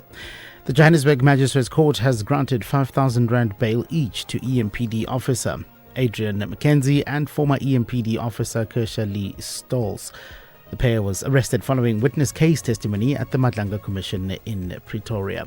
They were allegedly involved in the theft of precious stones valued at just under 50 million Rand at a house in Killarney, Johannesburg in 2023. And the family of slain Mahikeng activist Tato Molusangwe says it fears his murder case could suffer the same fate as other high-profile cases after 2 arrested suspects did not appear at the Mabatu Magistrates Court on Monday as anticipated. This was because the matter was not placed on the court roll by the NPA. Details at 4 o'clock. This is SAfm Sports with Duming Khapele. Well, to me, the World Cup is like almost over. And then we reflect on heroes and then we reflect on the big stories. And I mean, your story today is on one of those stories that will just not go away, isn't it? Absolutely. A very good afternoon to you, Ashraf, and our listeners. Well, family, friends, and teammates gathered this morning to pay tribute to late Mamelodi Sundowns midfielder Jaden Adams at a memorial service. The 25-year-old passed away last Saturday, with tributes continuing to pour in from across the football fraternity. Mamelodi Sundowns senior coach Steve Rompela described Adams as a unique individual whose absence will leave a void that cannot be filled. Hard work and memories. The world is going to miss you.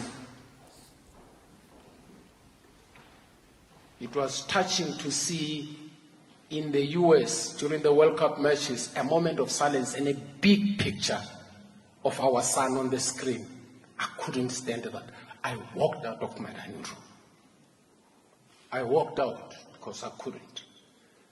And the world is going to miss him. African football is going to miss him. We South Africans are going to miss him. Mamelodi Sundowns supporters are going to miss him. But we are proud that we shared space and time with him. We are not going to be selfish. We are going to accept the inevitable. We'll say yes to this one. It is painful. But this as well will take as a way of saying we are growing as we are going through this. May his soul rest in peace. Meanwhile, Banyana goalkeeper Andile Dlamini insists that she's always thankful to don the national team colours. Banyana are currently in camp for the upcoming 2026 Women's Africa Cup of Nations, taking place from the 26th of July to the 16th of August in Morocco. And Banyana will play an opener against Tanzania on the 27th of July before facing Cote d'Ivoire and Burkina Faso. And the Sundown Stars says that they aim to yet again win the hearts of South Africans in this tournament. Success is making all South Africans happy, making ourselves happy, making the the technical team happy, achieving each and everything that we've written down as a team for ourselves. Success is making sure that we qualify for the World Cup, and success is making sure that all of the individuals here come back with something that they've learned in the tournament and gaining experience, and also their names written in the stars. Elsewhere, England captain Harry Kane says that it's too early to judge whether he could play on for his country until the next World Cup in 2030 following the painful semi-final defeat by Argentina. It was a second World Cup semi-final defeat in 8 years for England and striker Kane, and Kane has scored 6 goals at this World Cup with a third place match to come. He might, if he is lucky, win the Golden Boot, although both Messi, who had assist for both Argentina's goals against England, and France's Kylian Mbappe are on 8. In terms of rugby, the Carling Currie Cup reaches a crossroad this weekend as the Premier Division gets underway, while 4 First Division sides battle for a place in the final. Tomorrow's action sees the A-Link Pumas host the Sharks 15 in Bombela before the defending champion Suzuki Griquas face the DHL Stormers 23 in Cape Town. Saturday brings the First Division semi-finals with Eastern Province meeting the Falca in Gqeberha and the SWD Eagles hosting the Leopards in George. On Sunday, the Toyota Cheetahs welcome the Fidelity ADT Lions to Bloemfontein, while the Boerland Cavaliers take on the Vodacom Bulls 15 in Wellington. Ending things off with athletics, new guidelines have been released by the European Broadcasting Union to ensure more respectful camera angles during the live coverage of women's athletics. Developed in consultation with female athletes, the guidelines aim to avoid sexualizing competitors with unnecessary close-ups and slow motion shots. British pole vaulter Holly Bradshaw she was among those who advised the EBU, highlighting the abuse and mental health impact caused by inappropriate broadcast angles. The move is intended to protect athletes and also inspire women and girls watching the sport. I'll have more on other sports in the next hour. Ashraf, Argentina and Spain in the final. And all I can think about as a Man United fan is that I've got something in common with Kobe Mainoo. Both of us have not played a single minute in a World Cup. Sure. Okay. Yeah. That sucks. I've actually thought of that, Yeah. of some of the players that actually went to the World Cup but unfortunately couldn't play. But listen, the talk has always been about the English tactics after they went 1-up. And I tweeted last night, and I'll repeat what I said. I said, England their best performance of the night was when it was 0-0. Their worst performance of the night when it was 1-0.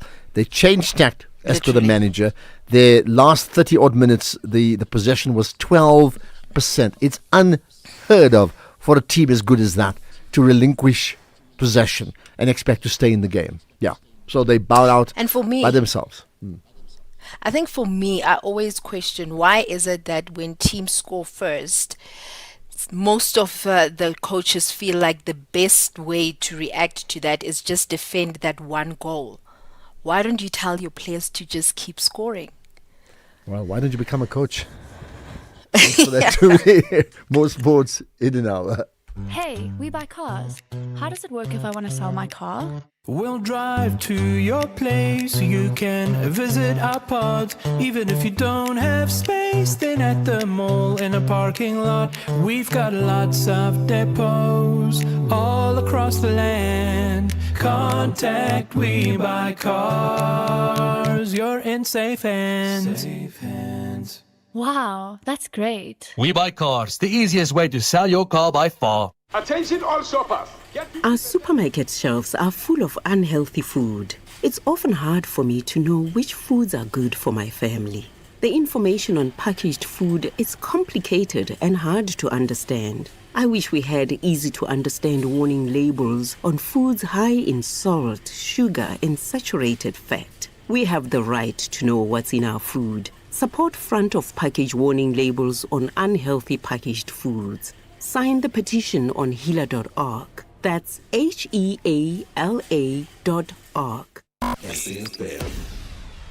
Cape Verde, West Africa. an island nation in the Atlantic Ocean, located off the western coast of Africa near Senegal and Mauritania, a country shaped by the sea, volcanic islands, ocean winds, and a culture carried through music.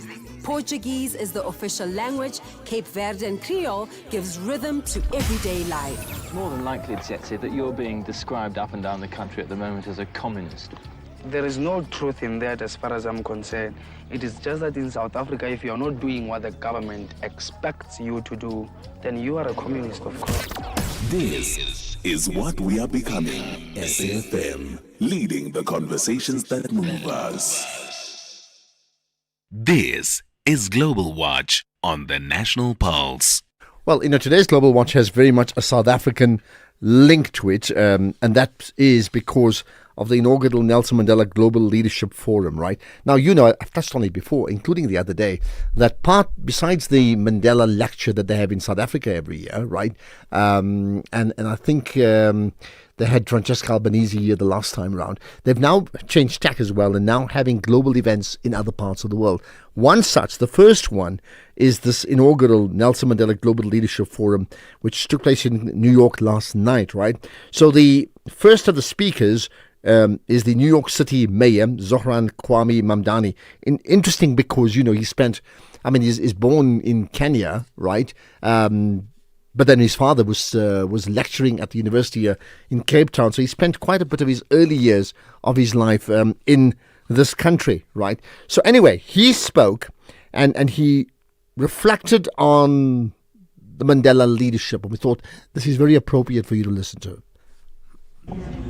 We are together this evening to launch the Mandela Foundation Global Leadership Forum, to continue the struggle for dignity that guided Madiba for nearly a century. We are together to chart a course through the turbulent waters that lie before us, a global landscape roiled by strongmen and corruption, where rights are stolen away in the dead of night and apartheid in different forms endures. We are together, all of us, searching for answers, seeking to make sense of these fractures, straining to lead amidst upheaval. Often on occasions like these, the person fortunate enough to stand where I stand now will look out into the audience and ask them to imagine if Madiba was here today, what he would have said, what he would have done.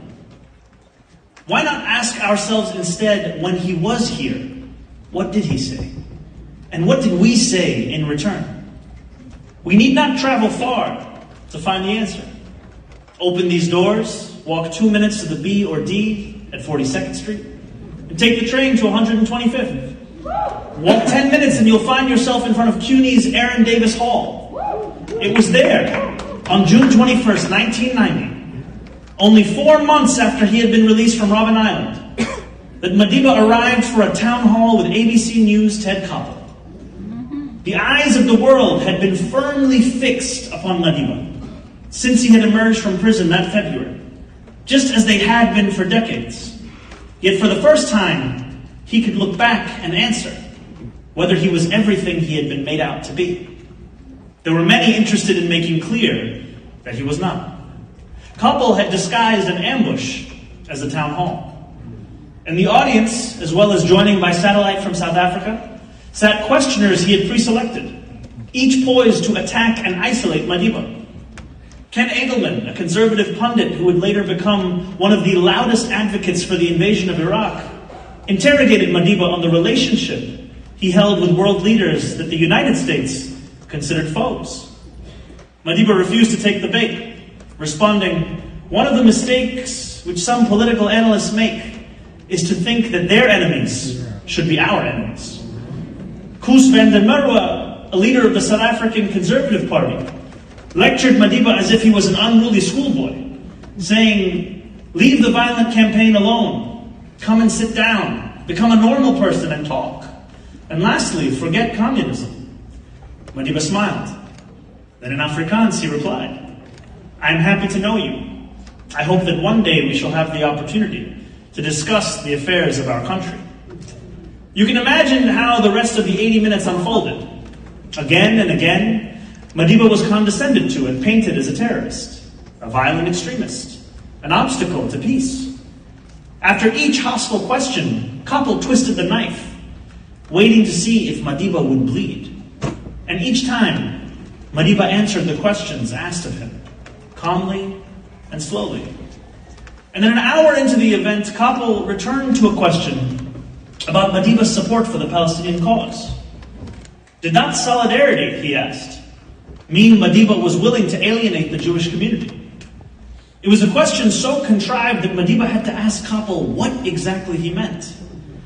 It is also a question that frankly rings familiar, one that I have been asked in similar forms many times myself. Whether opposing Israeli war crimes and violations of international law somehow makes you hateful towards a people. Madiba refused the premise. Instead, he flipped it into a different kind of question, about whether a politics of universalism can exist if it is riddled with exceptions. Okay, I wish you could play more. In fact, you can go to the Mandela YouTube account, and they've obviously played the entire speech and the conversations that followed before and after. But if you watched it, and I know that it was an awkward time at night, late night, sort of midnight and thereafter, so like 1 a.m. in the morning. But if you watched it and you want to give us your thoughts on that, because a lot of it in terms of leadership by the mayor of New York made reference to Mandela and the challenges of South Africa then and the global challenges now. So if you did watch and you have a thought on that one, feel free to comment as well. In the meantime, you can pick up on any other issue. First of all, the hypothetical one about, who would you choose? 3 people from civil society to be in your cabinet if it was up to you completely, and which positions would they fill if it was totally left to you? Right, I need to get to your thoughts after this. X at SAfmRadio and at Ashraf Garda. We'll have our daily big issue, and this week it's all about illegal mining that comes up, and we'll do that just now. But in the meantime, here's a question. Hey, afternoon, Ashraf. You're speaking to Temkosi Miaza here from KZN, Moy River. What a nice question. The person that I would have recommended to cabinet is Dr. Azaj Amin, the chief economist from Econometrics, if I'm not mistaken. That guy, I think he would make the best minister of finance. The way how he interprets and predicts things like inflation, interest rates, and so forth, I think he knows his story. Well, and I've had the privilege of chatting to Dr. Azar Jamin very, very often on the show. So points taken. Here's another. Ashraf, this is not in Cape Town. Your answer. Lebohang Pheko, Minister of Finance. Dumal Kubule, Minister of Trade and Industry. Azar Jamin, Reserve Bank Governor. Those are the people outside cabinet now, and I want them to be in cabinet. Thank you, Ashraf. Thank you. And again, Lebohang Pheko, very, very bright woman. Certainly had the privilege of engaging with on many occasions. And Azar Jamin, once again, need I say more, right? Right, there's more of that, by the way. Hi, Ashraf. I'll take this. I will appoint the evidence leader, that Mrs. Sillo, as a public protector, and take Mukhonazi be the Minister of Defense, and this guy of the doctor from the Gift of the Givers as the president of the country. Yeah. This is Jacob Mukopani. Okay. But I'm thinking about Imtiaz Suleiman. Remember, you're the cabinet. You appoint the cabinet, so you effectively the president. So you've appointed somebody else above you as the president. But listen, I'm on a serious note. I get your point about Dr. Imtiaz Suleiman. Incredible work he's done and sustained over many, many years. On the other names you gave as well. Good afternoon, Ashraf. I'm Tagata in Mangwevi, Nilandi location, Kofimvava, Ghana in Nigeria. Are threatening South African businesses that they are going to shut them down because of accusing us of being xenophobic to their people. I think SADC need to have a convention so that we can differentiate between illegal immigrant and a business. This is unfair, and it shows that this thing is done deliberately to collapse South Africa. Thanks, Tagata. Okay, there we are. Well, listen, that issue of Ghana will come up again because many people are talking about that. And I wonder what you think about it. I mean, is it, you think it's okay for some countries to have a tactic of isolating South Africa for what they see unfolding? Remember, there's government and there's you and me, and there's like civil society. Government's position regarding foreign nationals, I think, generally has been very, very clear. Okay, let's talk about illegal mining after this. As we celebrate 90 years of existence, SAFM takes you back to the voices that shaped a nation. Now leave the SABC and see the tower block lit up, 27 stories of light. Move from Auckland Park into the shadow of the Hillbrow Post Office Tower.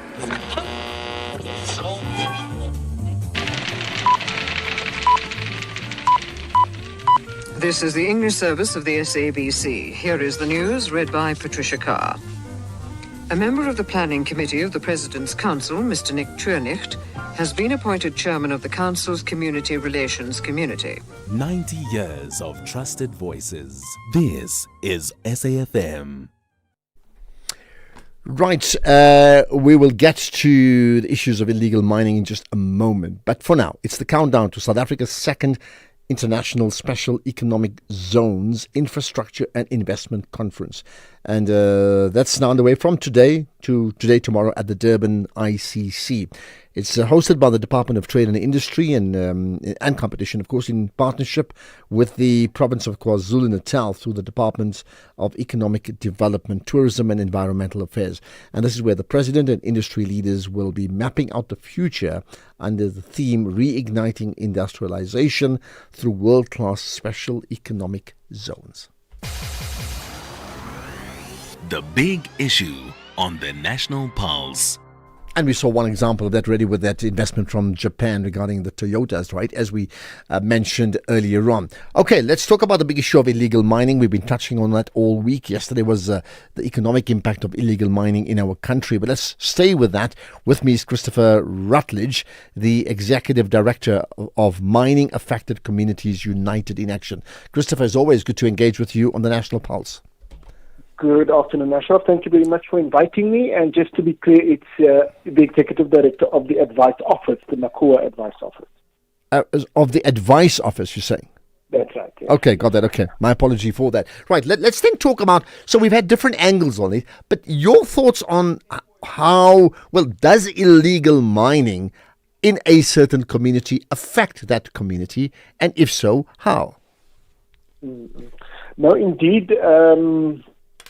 Indeed, Ashraf, there are two experiences in a broad sense that we have experienced on the ground. The one is where communities benefit from the economy that emerges around mining activities, and the other is where communities feel threatened by the activities of mining syndicates. And so that has become really key issues that communities face, and which we have been hoping that the process of unfolding before Parliament and the Madlanga Commission would help us to deal with in terms of its root causes. But you know, that seems to be wishful thinking at this stage. So, I mean, just in terms of, you know, what you've seen anecdotally about different communities and the impact that it's had. I mean, what can you share with us? I'm looking at the human story around it. Look, I mean, we in the course of the work that we've undertaken, we've come across many young, brave men who have gone down below, who go there because they are hungry, because they need to feed their family, and because that's really the only livelihood opportunity available to them. And there are many of them, as you know, and we also have the same men who are exploited by syndicates, who are essentially cheap labor, and who put their lives at risk every day to try and put food on the table. You know, so there is that side of the equation.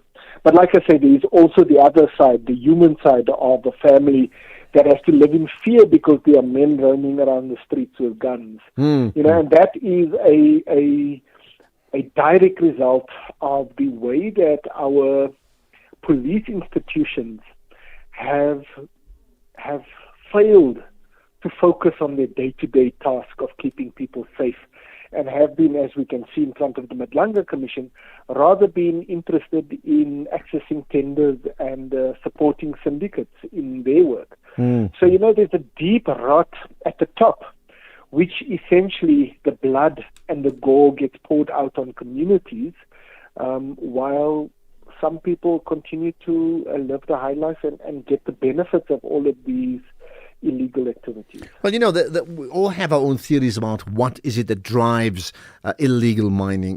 What are your thoughts? What drives it?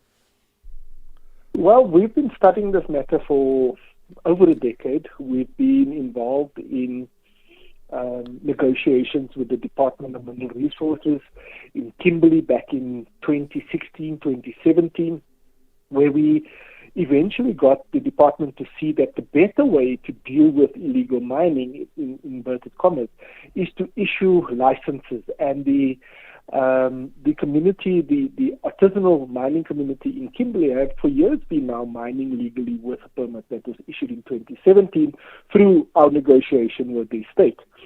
Now, we know that from those experiences, we've also had lots of studies with Wits University, we've done our own research with our conferences on this matter, and it is clear that the driver is obviously at the top, it's greed, and at the bottom, it is need. You know, people are desperate for accessing opportunities to work, and so they're taking what opportunities are available, and the fact that the police are not policing means that, you know, it is very difficult for a hungry man to look at a loaf of bread and say, I'm not going to eat that. But I mean, would you say, you know, often for many people when they think of the Zamazamas, you tend to think about illegal miners as individuals, exactly that, you know, chasing their quick buck to survive every day on the one hand. But is it not also true that, in fact, evidence suggests, and even anecdotally true, that in fact that may be that one person multiplied by even 100 or 1,000, but in reality it's actually driven by a business, someone on the very top who's coordinated this entire issue. So it's not greed for, you know, bread, but greed for more money, and therefore there's a syndicate that drives it. It's a business. Yeah. Now again, Ashraf, there are many different experiences.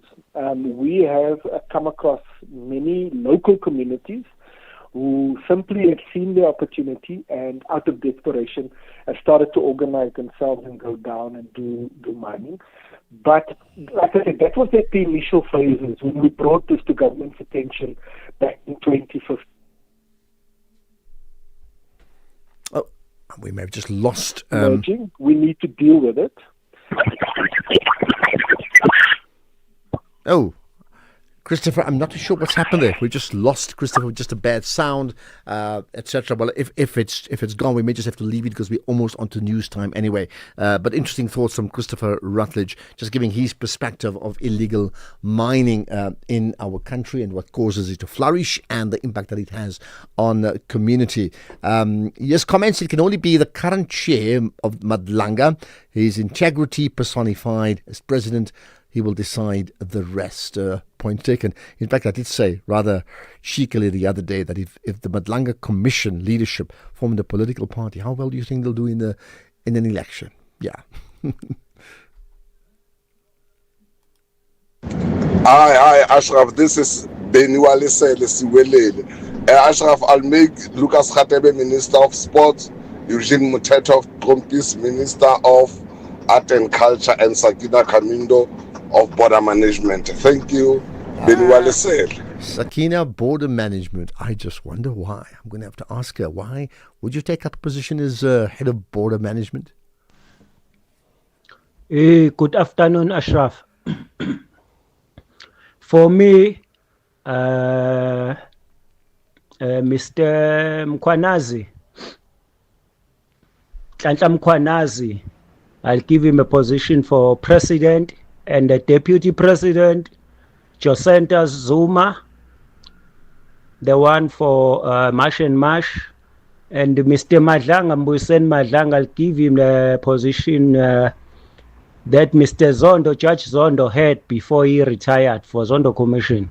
Thank you. All right, got that. Thank you for that.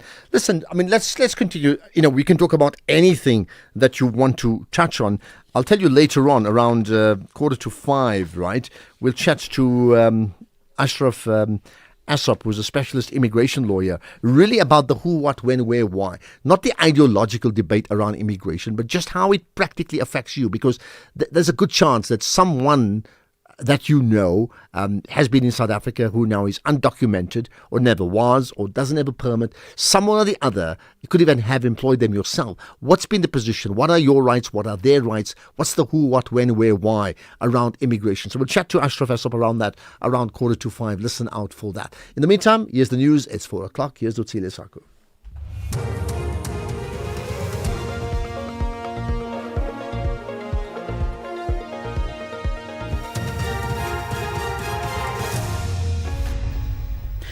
Thanks, Ashraf. Top stories at 4 o'clock. South Africa mourns veteran actor Siputla Sibuhudi and court grants bail to suspects in precious stones theft.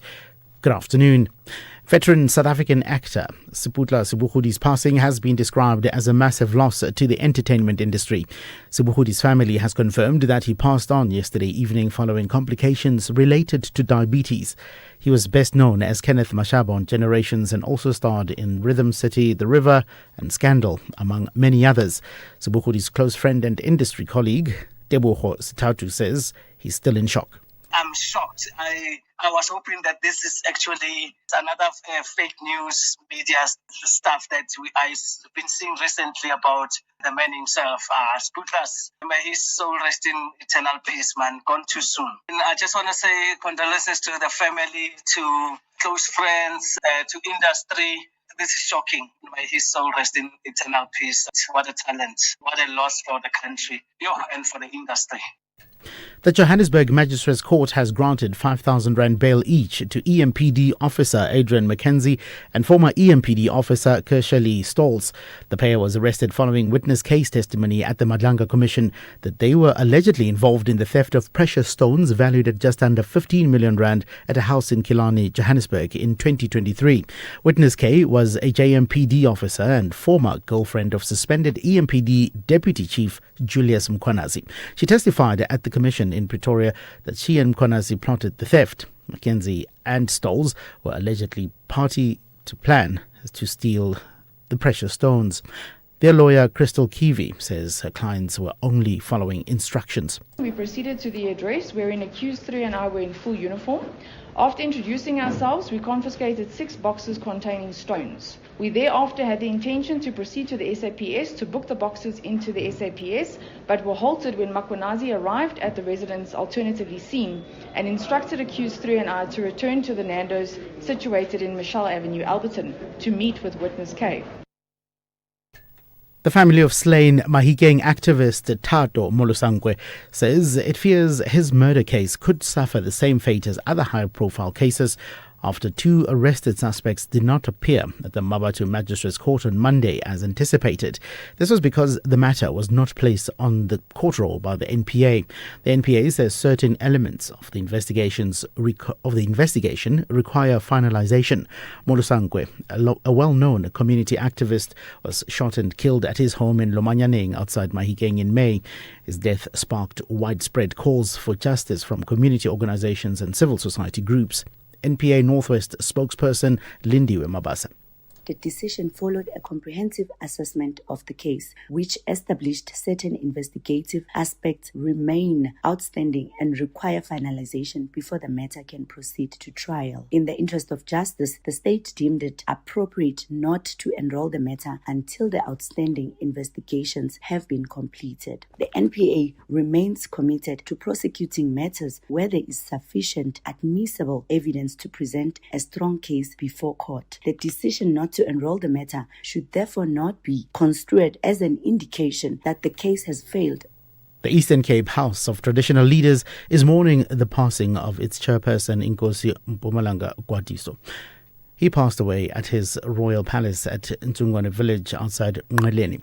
Chairperson of Controlesa, Chief Mwelo Nongonyana, says the country has lost a principled leader.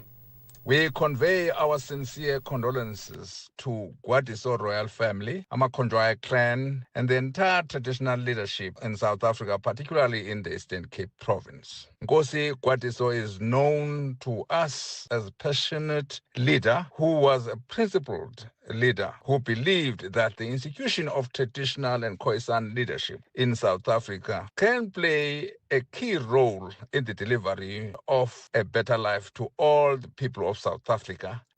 And finally, Deputy Minister of Science, Technology and Innovation, Nomalunge Lokina, says the International Decade of Sciences for Sustainable Development must drive real action by placing science at the heart of government planning and decision-making. She was speaking at UNESCO's Global Conference in Paris. Kina says South Africa is using science and innovation to tackle development challenges while advancing sustainable development goals. As the country South Africa, the main barrier is really not the absence of scientific capability. We have put in place scientific institutional arrangements that help us to translate scientific evidence into policy.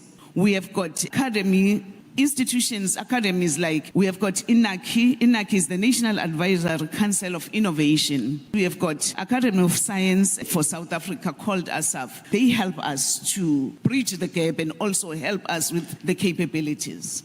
Recapping the top story, veteran South African actor Siputla Subuhudi's passing has been described as a massive loss to the entertainment industry.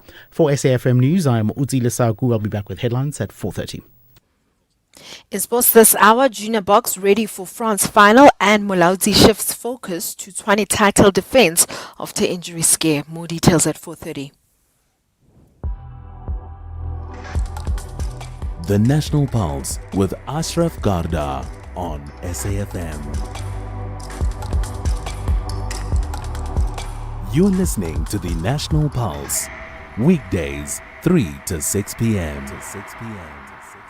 Right, still to come. So we'll chat about two things. And I know people are commenting about the cabinet. So let's stay with that as a theme, just a hypothetical theme at the moment. You're in charge of the cabinet. You get a chance to appoint 3 people to the cabinet, your cabinet. Who would those 3 people be and which positions? So, what's it? Minister of Police? Is it Health? What? Who are these people? And those 3 are from civil society. They are not in Parliament right now. I just want to see where we go with this because it gives you a sense of the strength of civil society. Talking about that, we'll chat to the Siafana Sonke Action Campaign. They've had a briefing today on the state of migrants in Durban. So we'll talk about that. And then later on, we'll chat to Ashraf Assop, who's a immigration lawyer, who will talk about the who, what, when, where, why around documentation and being undocumented. I think that's an important conversation to have as well. But first things first, we will talk about a disturbing issue, really, another one of many, around a damning report detailing findings and recommendations on policing and correctional facilities across the Northwest region. We'll do that after this. SAFM, guiding you through the rush hour traffic. To the N1 North through Midrand, the breakdown at New Road, the usual sort of problem, and that's got traffic backing through Allendale and getting back towards Buccleuch interchange. William Mandela, still no traffic lights in Monte Casino from Bryan's to the Crossford Highway Bridge up into Four Ways. That is very slow going. And if you're on your way out towards Brakpan, Boksburg and Springs, the N17 around Wits Rifles Road, just one lane open as the roadworks continue on that section of the N17 eastbound. A little bit of traffic around the Key Ridge, Cliffdale area today. There's a breakdown on the northbound track going up to Pietermaritzburg and just a bit sluggish through the roadwork zone there on the Durban-bound carriageway. Trucks backing up again today, Rossborough, Umbilo and Bayhead, the M7 towards South Coast Road and South Coast Road between Bayhead and the M7. That's all heavily backed up. It's been a problem over the last couple of weeks and those trucks are backed and stacked in there today. Cape Town, roadworks on the N7 at Dunoon continue, one lane open there, and the M5 fairly sluggish going south through Coburg interchange as far as the Milner Road exit in Rondebosch. With your traffic updates, I'm Rob Byrne. Leading up to our 75th birthday in August, VW is giving you the chance to drive away in a new Polo Vivo. If you buy any new Volkswagen vehicle this month, you will automatically be entered into the competition, and South Africa's best-selling hatch could be yours. One car, one winner, one unforgettable moment. Will it be you? It's our birthday, but you get all the gifts. Visit your nearest dealer today. T's and C's apply. The pain of losing a loved one is never easy. At Clientele, we understand that burying loved ones with dignity truly matters. Our funeral plans pay out cash within just 24 hours, and you receive 200 Rand airtime when you claim. Plus, we cover up to 13 people on one plan. SMS SAFM to 48031. That's 48031. Clientele Life is an authorized FSP and licensed life insurer. T's and C's online. Standard rates apply. Looking for exclusive content, live events, and special broadcasts like the Madlanga Commission? Then connect to the all-new SAfm Connect stream. The Madlanga Commission, live and uninterrupted from 9:30 Monday to Friday. SAfm Connect brings you more of the conversations that matter. Listen anytime, anywhere by visiting connect.safm.co.za or stream directly on SABC Plus at sabc-plus.com. SAfm Connect. More conversations, more access. There's much more coming. Right, it's the countdown to South Africa's second International Special Economic Zones Infrastructure and Investment Conference. Well, it just started 16th, 17th of July at the Durban ICC. It's been hosted by the Department of Trade, Industry and Competition in partnership with the province of KwaZulu-Natal through the Department of Economic Development, Tourism and Environmental Affairs. So this is where, the President and industry leaders will be mapping out the future under the theme of reigniting industrialization through world-class special economic zones. Ashraf Garda on the National Pulse. Right, so listen to this. So we'll chat to Siafana Sonke, their representative, Lubna Nadvi, coming up just now. But for now, this seems to be like an ongoing story of just one after the other about findings of, dire conditions in places, whether it's hospitals or schooling, or in this case, even correctional facilities. The South African Human Rights Commission has published a damning report detailing its findings and recommendations on police and correctional facilities across the Northwest region. Let's find out what they are with Shirley Malambo, the provincial manager for the South African Human Rights Commission in the Northwest region. Shirley, as always, thanks for engaging us on the National Pulse. Good afternoon, Ashraf, and good afternoon to your listeners. Just a point of correction, is Shirley Mlombo. What have we? Oh, we got the Malambo. Okay, my apology for that. Thank you for that, right? Thanks for that correction. So with an O there, right? Thanks for your time, Shirley. So let's talk about, first of all, what alerted you as the SAHRC to look into dire conditions, hypothetically at that time, in that region? The South African Human Rights Commission has a threefold mandate, which includes monitoring observance of human rights, protecting human rights, as well as promoting human rights. So as part of our monitoring mandate, we have over a number of years been going to places of deprivation of liberty to assess the conditions and human rights observance in those facilities. So it's as we were doing our monitoring activities in the ordinary course that we came to learn over a period of time that there are systemic challenges across various detention facilities in the Northwest. Okay, what then did you uncover? The main challenges that we uncovered is overcrowding in detention facilities, and as part of the investigation, Department of Correctional Services admitted to overcrowding of around 146%. Also, we found that there's also overcrowding in detention facilities of police stations, and this is mainly attributed to the closure of detention cells in many police stations due to them falling into disrepair. So now the available police stations have to house detainees from other stations. Also, chronic deterioration of infrastructure in many facilities, not only in the detention facilities, but also service areas of police stations and correctional centers. Also, other challenges we found is chronic staff and vehicle shortages, particularly within police stations, inadequate detainee care, as well as inadequate telecommunication facilities, with many facilities no longer having telephone communication facilities available to detainees. So these are some of the issues that we have uncovered in our monitoring work. And what would you say would be the cause of this? Because, I mean, the description is dire. Would you agree with that description, that it's dire? It is dire because the issues from our report, is it evident from our report, they're not isolated issues. They are systemic. So we believe the issue is dire and it does need urgent attention. For us, the root cause really are many, and there are different root causes depending on the challenges we've picked up. For example, the issue of infrastructure, we found that the root cause is that infrastructure is not being maintained proactively, which results in things that should be resolved within a short period of time are growing into bigger infrastructural issues that require then more money and skills to redress. And as we're engaging the departments about the cause of infrastructural challenges, they pointed to Department of Public Works, saying it's Department of Public Works that is supposed to be maintaining these facilities.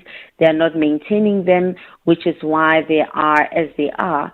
But in turn, the Department of Public Works is saying it doesn't have enough resources because departments are not contributing sufficiently towards the maintenance of the facilities. So there is a back and forth in terms of infrastructure. Has there been, I mean, as part of, and there's recommendations I know you're making, but in terms of, accountability, would it be correctional services, and what do they say? I mean, is it the oft-repeated story, and I hear the Department of Health saying the same thing, we don't have the budget, we don't have the money? Yes. We do sympathize with the departments because they do work in a very difficult environment where resources are diminishing, even for the work that we do as a Human Rights Commission. But ultimately, the law is very specific in terms of where the responsibility lies. And it lies with the service departments, which is your police services, as well as the Department of Correctional Services. They have the obligation towards their employees to ensure they work in a safe environment. They have an obligation towards the detainees to ensure that they're taken care of and that the infrastructure can support their needs. Also, they have an obligation, police stations, to ensure that they can service the members of the public. So that's what we have found as the South African Human Rights Commission. Okay, now you have certain recommendations, right? What are they? We have a number of recommendations, but in a nutshell, we have requested the departments to submit plans to us within 90 days of how they will resolve the infrastructure issues, overcrowding, as well as the chronic staffing and vehicle shortages within a 24-month period. Also, we have directed that within 90 days, they must resolve the issue of telephone lines that are not working in detention facilities. And we have also recommended that with immediate effect, they must ensure that the issues relating to detainee care, which is sufficiency of blankets, sufficiency of mattresses, cleaning of detention cells, those issues must be addressed immediately, including the issues around the provision of medical care. Those issues must be addressed with immediate effect. And I mean, lastly, and this is a balancing act between, talking about people who are in prison for correctional services. That means they've done something wrong and therefore a need for correction. But even within that, the need to be humane about it. Now, I know people listening in may have very different views about that. What impact does this actually have on these inhabitants within the correctional services? You are correct, Ashraf, that the Constitution is very clear. The fact that you are a detained person does not diminish the rights you enjoy in terms of our Constitution. So they are entitled to all the rights in the Constitution, particularly the right to dignity. Also, Section 35 is very specific about the rights of detainees, which includes the right for them to be housed in humane conditions. And this is very important, Ashraf, given that detainees don't have options. They can't exactly move to the next residential address. So that's why there's a greater burden on the state to ensure that they provide them with humane conditions of accommodation.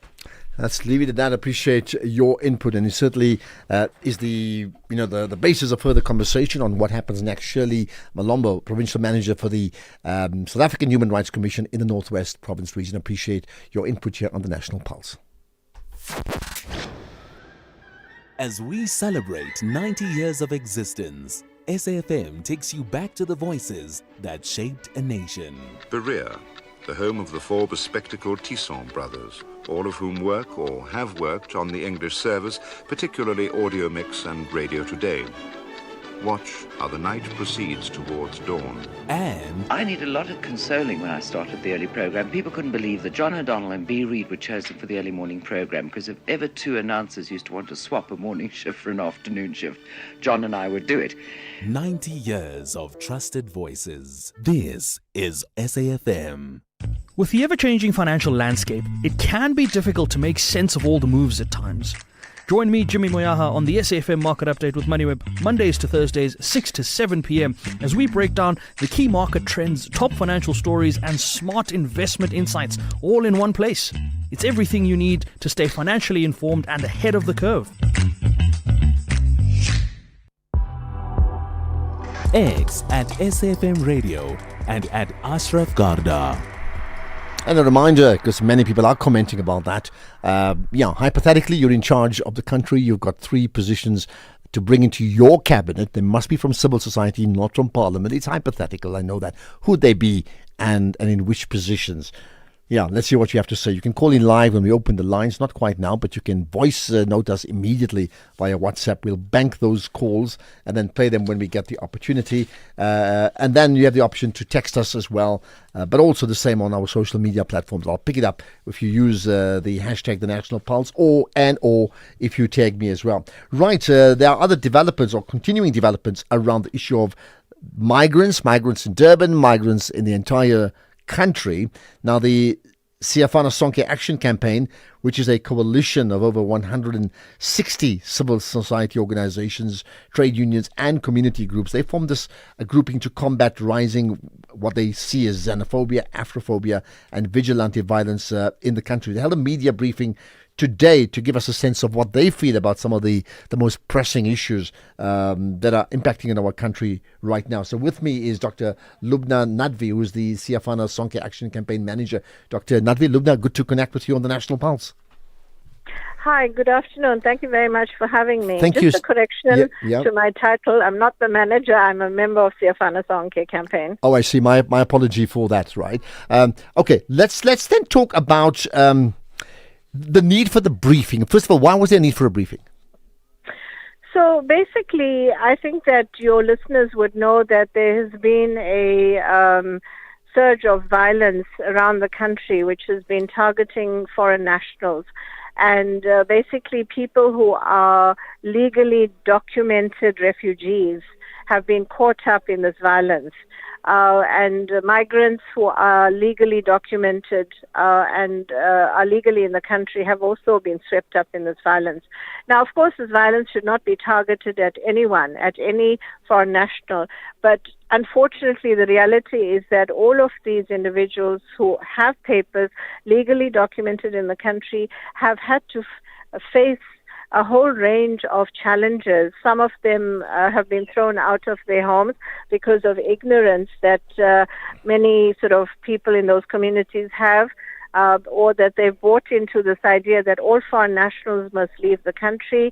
We who have been involved with this group of 400 plus legal refugees who have been staying on Che Guevara Road outside the Home Affairs building. We have seen how this group has, for the last almost 9 weeks, had to live out on the pavement because they were thrown out of their homes. They were forcibly evicted, and they can't go back to their homes, but they are legally documented. They were working, they had lives before they were forced to leave their places that they were living in. So the purpose of the briefing was to give factual information about what is happening with legally documented foreign nationals in the country, what their plight is, and the fact that we need to stop this violence, and we need to get the government to take responsibility for the fact that foreign nationals in our country are being subjected to the most horrendous human rights violations. We know of women, for example, who have had miscarriages, who have been raped, children who have been subjected to some horrible things happening to them, men as well, who have been beaten up. We know of incidences where foreign nationals have been killed.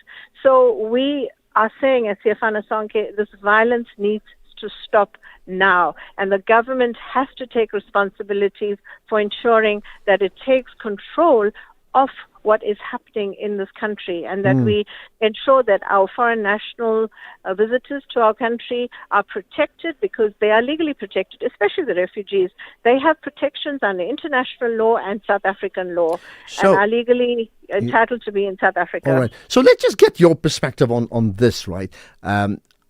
What do you feel, you as in the organization that you speak on behalf of, right? What do you feel about the momentum created by many groupings who are protesting against the issues of undocumented foreign nationals who are living in the country and working in this country? They've been doing it, some of them 1 month, some of them a year, some of them 20 years, and the need therefore to borrow a very colloquial phrase, clean them up, right? What do you make of that?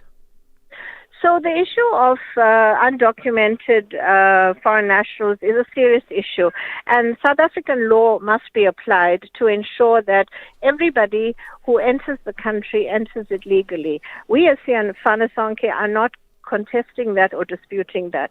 The challenge has been that the rhetoric that has been sort of put out there by these groups that have been saying we must so-called clean up the country and get rid of all foreign nationals from our country has created problems. Trying to deal with undocumented migrants does not give one a license to kill foreign nationals. And that's unfortunately what's been happening. So the rhetoric out there has to actually be dealt with, because innocent people who should not have been caught up in any of this, what's been happening before the 30th of June and after the 30th of June, have been caught up. They've been forced to live out on the streets, under, the open sky. Children, babies as young as a few months old are forced to sleep on the pavement. So this is what our country has become. Let me break it down into two. I mean, those that are calling, in fact, you're saying those that are calling for undocumented foreign nationals not to be in the country. In fact, if I hear you correctly, you're saying you're on side with that position, right? It should never have happened. Okay. But then you're also saying there are many others who are now either threatening foreign nationals or actually beating them up, and in some cases taking their lives. They may or may they not be part of official organizations, but they may well act on their own, and we don't know. We don't have the proof as to who's driving that, right? The third one is government, right? So government has to act against what they haven't done for a long, long time. Should they be acting with the haste that they're acting with now? Meaning what they didn't fix in 20 years, they're attempting to fix in a week, if I can put it that way, because of pressure from the various protest groups. And that is what's causing the humanitarian crisis that we're seeing unfolding in various towns like Durban, but also even at the borders. What do you feel about that? Well, this is exactly it. The government didn't deal with the issue of immigration for a very long time. So our borders are porous. People have entered, and if they entered on a visitor's visa, they overstayed their visa, and they are then in the country illegally, according to South African law. So there's many different cases that have emerged. But ultimately, at the end of the day, the human rights of everybody even if you are so-called undocumented, needs to be observed. We cannot be, going around beating up people just because their visa has expired, or, Home Affairs, for example, didn't renew their documents in time. And, we have to look at the bigger picture, right? So government has a huge responsibility for a lot of what's been happening. And they have acted in haste in terms of trying to get rid of so-called, I don't like that term, but to actually repatriate a lot of people who are in the country illegally. And I think that we need to deal with illegal, foreign nationals, most definitely, but we must do it with humanity, with humaneness. And we've seen the brutality that, has actually accompanied this entire process. And what we're saying is we need to actually just stop for a moment, look at what is going on. And for the people who are forced to live out on the streets, those people have papers. Why are they on the streets? It's because of the ignorance that this entire exercise has, or the people who are carrying out these actions. It's because of the rushed nature of this entire process. So, a separate conversation would be the many who call in to say, hey, we're out of jobs. You tell me about humanity. What about us who've not had jobs for years on that? But don't answer that. You've got 30 seconds as we get to news time, Lubna. Therefore, in the light of what you're talking about, what for you would be the short-term immediate solution and the long-term solution in 30 seconds? So we need to get shelter for all the people who are legally documented and are forced to sleep out on the streets. We need to make sure that even those that are not legally in the country are treated with humaneness and with kindness. And we need to become South Africans again, because I think we have lost the spirit of Ubuntu. We need to rediscover our humanity, and we need to show the world that South Africa is about humanity and Ubuntu, and not the violence that we've seen unfolding on our streets and in our neighborhoods for the last several months. And that's where we leave it. Dr. Lubna Nad, we appreciate your time. Speaking on behalf of Siafana Sonke Action, and there we are, Action Campaign, that is, there we are. That's her thoughts. You may want to respond in your own way. Do they have a point in terms of how South Africa as a country has managed this entire process? Let's get the news headlines. It's just gone for 30 years with Sila. Thanks, Ashraf. In the headlines, the Madlanga Commission has heard that allegations involving Crime Intelligence Head Dumisani Khumalo include claims that Secret Service account funds were used to buy a replacement laptop and pay a sex worker. This was after a laptop belonging to Major General Philani Lushaba was allegedly stolen. The Deputy Minister of Higher Education and Training says no student should be left waiting months for answers to funding-related queries. The ministry says it's working to address ongoing challenges at the National Student Financial Aid Scheme. And veteran South African actor Suputla Sobukhudi's passing has been described as a massive loss to the entertainment industry. Details at 5 o'clock with Greg House. SAfm, guiding you through the rush hour traffic. It's a busy Thursday afternoon drive home for motorists in the north at Joburg. Not only the roadworks on Witkoppen and Acta, which holds up Rivonia as well, but the lights at Rivonia and Witkoppen are also offline. That traffic getting very heavy. It will get worse over the next hour or so. Also staying north, William Mandela from Bryanston, drive across the highway up to Monte Cassino with no traffic lights. That's quite heavy for motorists trying to get into the four-ways area. And the lights are down again on Grayston Drive at the Mike 1. So if you're coming out of Sandton, Grayston Drive, all clogged and choked.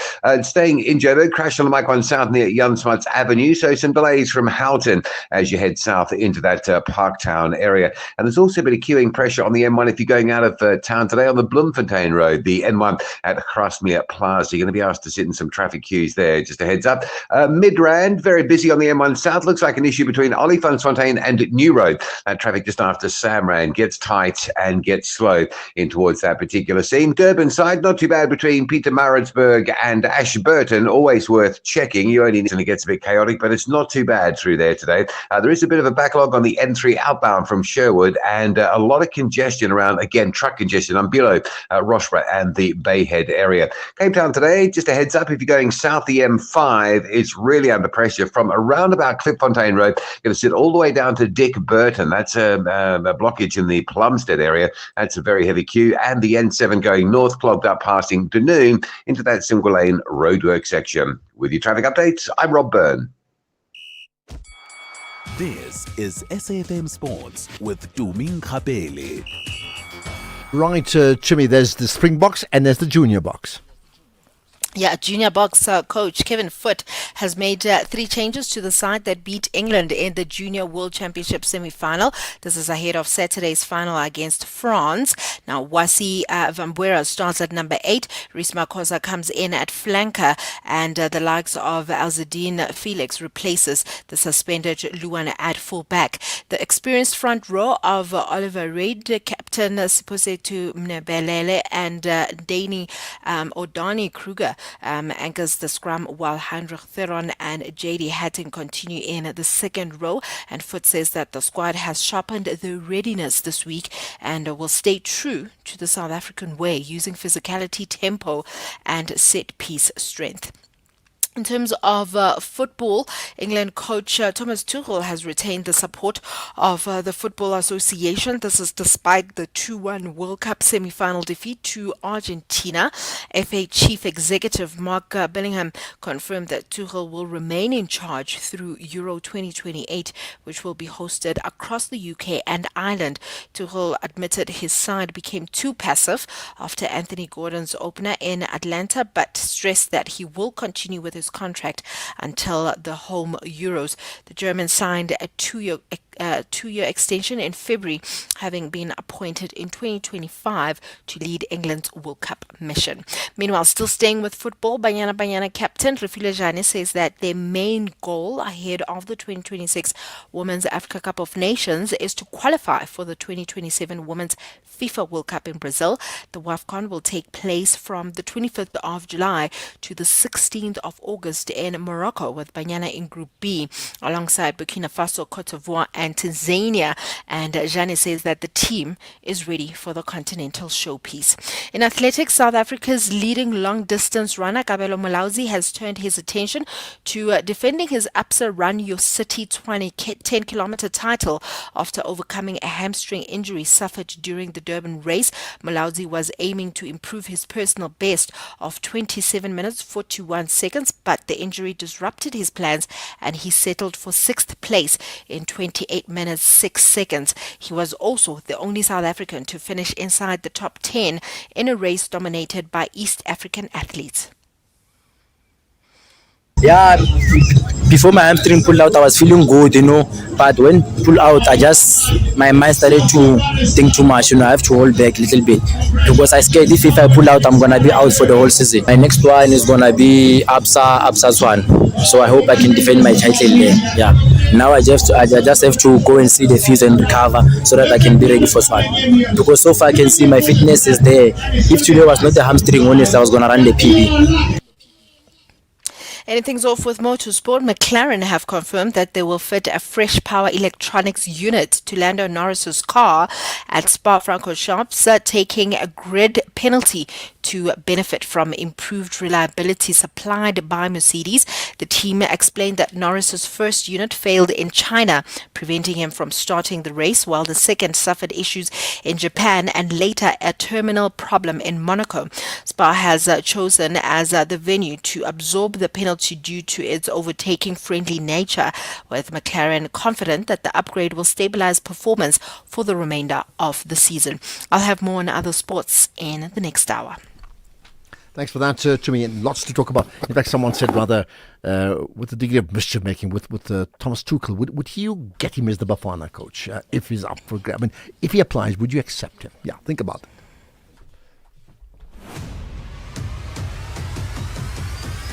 Ashraf Garda is streaming live now on Facebook, YouTube, and X at SAFM Radio. And then another said, well, he wouldn't defend me for my life. So anyway, let's let's leave it at that. It's the countdown to South Africa's second International Special Economic Zone Infrastructure and Investment Conference, which, as you know, takes place from today, tomorrow, at the Durban International Convention Centre, the ICC, hosted by the Department of Trade, Industry and Competition in partnership with the province of KwaZulu-Natal through the Department of Economic Development, Tourism and Environmental Affairs. So this is where the President and industry leaders will be mapping out the future under the theme of reigniting industrialization through world-class special economic zones. Get Spar super savings at every store, in every aisle, every day. Like 145-gram Doritos corn chips, any 2 for 42. Save 8 Rand. Or Nestle Kit Kat, Aero, Bar 1, Smarties, or Tex chocolate bars. Buy any 2 for 24. Save 6 Rand. Now that's super savings. Price is valid from 8 till 21 July. While stocks last. Only at Spar. T's and C's apply. Leading up to our 75th birthday in August, VW is giving you the chance to drive away in a new Polo Vivo. If you buy any new Volkswagen vehicle this month, you will automatically be entered into the competition, and South Africa's best-selling hatch could be yours. One car, one winner, one unforgettable moment. Will it be you? It's our birthday, but you get all the gifts. Visit your nearest dealer today. T's and C's apply. Well, listen to this now. Your older car may not have push-to-start ignition, but OUTsurance, Essential Car Insurance, has got you covered. 38-year-old Portia pays only 512 rands a month for her 2015 Kia Picanto and has no upfront excess payable, so no unexpected out-of-pocket payments. Ready to stop paying your new car insurance premiums for your older car? Get OUTsurance Essential Car Insurance today for unfinanced cars older than 5 years and valued at less than 150,000 rands. SMS car to 43185. Got it? Car 43185. Licensed insurer and FSP. T's and C's and information online. Economic news on SAFM. Facts and figures you can count on. Right, what about Q1 results from Karoo? All the results will come with Makwe Masilela from Makwe Fund Managers. What have you got? Ashraf, CarTrack subscribers up 18% and subscription revenue up 19%, and that's despite the strengthening rand, which negatively impacts contributions from most of the country in which these guys operate. And their product innovation continues to deliver the intended outcomes, and they have impact on a serious sales and marketing drive. Operating profit up 16% and adjusted earnings per share up 11%. Market participants have largely looked through the backward-looking inflation data as renewed fighting in the Middle East pushed crude prices high for a fourth straight session. The latest escalation has revived concerns that higher costs could feed into future inflation, potentially limiting central bankers around the world because their scope to reduce interest rates, and traders continue to grapple with these lofty stock valuations and whether AI hyperscalers are building more capacity than they will need. Bonds also under pressure as higher oil prices lifted yields, and the best performing corner so far this year in the markets is forced to deal with renewed bout of volatility. Heightened geopolitical risk also kept a lid on risk appetite, with the US intensifying strikes against Iran. Yellow metal extended losses as interest rate hike expectations were reinforced, given that the latest escalation of the Middle East conflict, and we see gold is down 1.2% at 4,003, platinum down 2% at 1,645. Oil prices are up as concerns of energy supplies increased after Iran war escalated with intensifying strikes, and Iran asked the Yemen Houthis to stand ready to close Red Sea oil routes. And we see Brent crude is up 0.5% at $85 a barrel. Global markets weighted down by semiconductors, but the JC, even though was very volatile, swinging almost at 1,000 basis points, is marginally up, given that we've got less exposure to semiconductors. But the rand is down 0.6% at 16.41 against the pound, 22.17 against 16.41 against the dollar, and 22.17 against the pound, 18.79 against the euro. Okay, we got all of that. Thanks for that, Marco. We'll connect with you again tomorrow. You are listening to the National Pulse with Ashraf Garda. Right, let's get to your calls. By the way, we'll chat to a legal expert in the space of in the immigration space. Very topical to the conversations we've been having. The who, what, when, where, why. Really from a completely legal perspective. Ashraf Assop coming up just now, right? Right, here we are. There's some comments. How ironic that the government and many people in this country are so obsessed with the Palestinians while being so ineffective about human rights in this country. But how do you know that part? Like, you've checked it up, you've got the receipts to prove that, because isn't there a narrative where people are just saying certain things and you don't really know the whole story? Here's another one. Hi, this is all narratives. When it suits them, crime has no nationality. On one hand, when it suits them, while South Africans are killing foreign nationals. And then another, while Safana Sonkig, I got news for you. I know victims of crime perpetrated by foreigners, nationals. Go tell that mother whose daughter was raped and killed by Mozambicans in Soweto last year. They found her dead in a shack from Mautle in Tembisa. I mean, obviously that's a horrific story, but can you then apportion that, and even if that is a foreign national, it's still horrific, or a local, but can you apportion that to an entire group of people that's the position all the time? Anyway, let's get to Active Citizen in Polokwane. Welcome to the show. Hi. Ashraf. Yep. You see, the problem with your guest there and many other people is that they are talking these things from the comfort zones of their office, from their laurels. Let me tell you two terrible incidents that happened in South Africa. There was a girl child who was kidnapped by the Lesotho foreign illegal miners, took her underground to be gang raped for several months underground. After she was raped and they were satisfied, they killed her and threw her out of the surface. That's number one. Number two, the illegal foreigners, they went to a park and they found a couple at the park.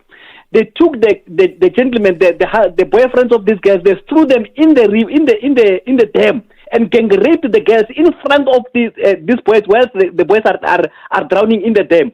And we are expected to be merciful to this type of people. I'm just giving two examples. And those, as for me, those are the two things that made me to develop this hatred towards foreign nationals. Because you check all violent crimes that are committed in South Africa. There are fingerprints there, but these people cannot be traced because they come from outside. Yeah, but let me ask you this. I mean, listen, what you've just talked about is horrific. Let's understand that. And I can't even say I can begin to understand and empathize. It's horrific. And I pray it never happens to anyone listening to the show. In fact, even if you're not listening to the show, on the one hand. Now, the fact that they're foreign nationals is bad news.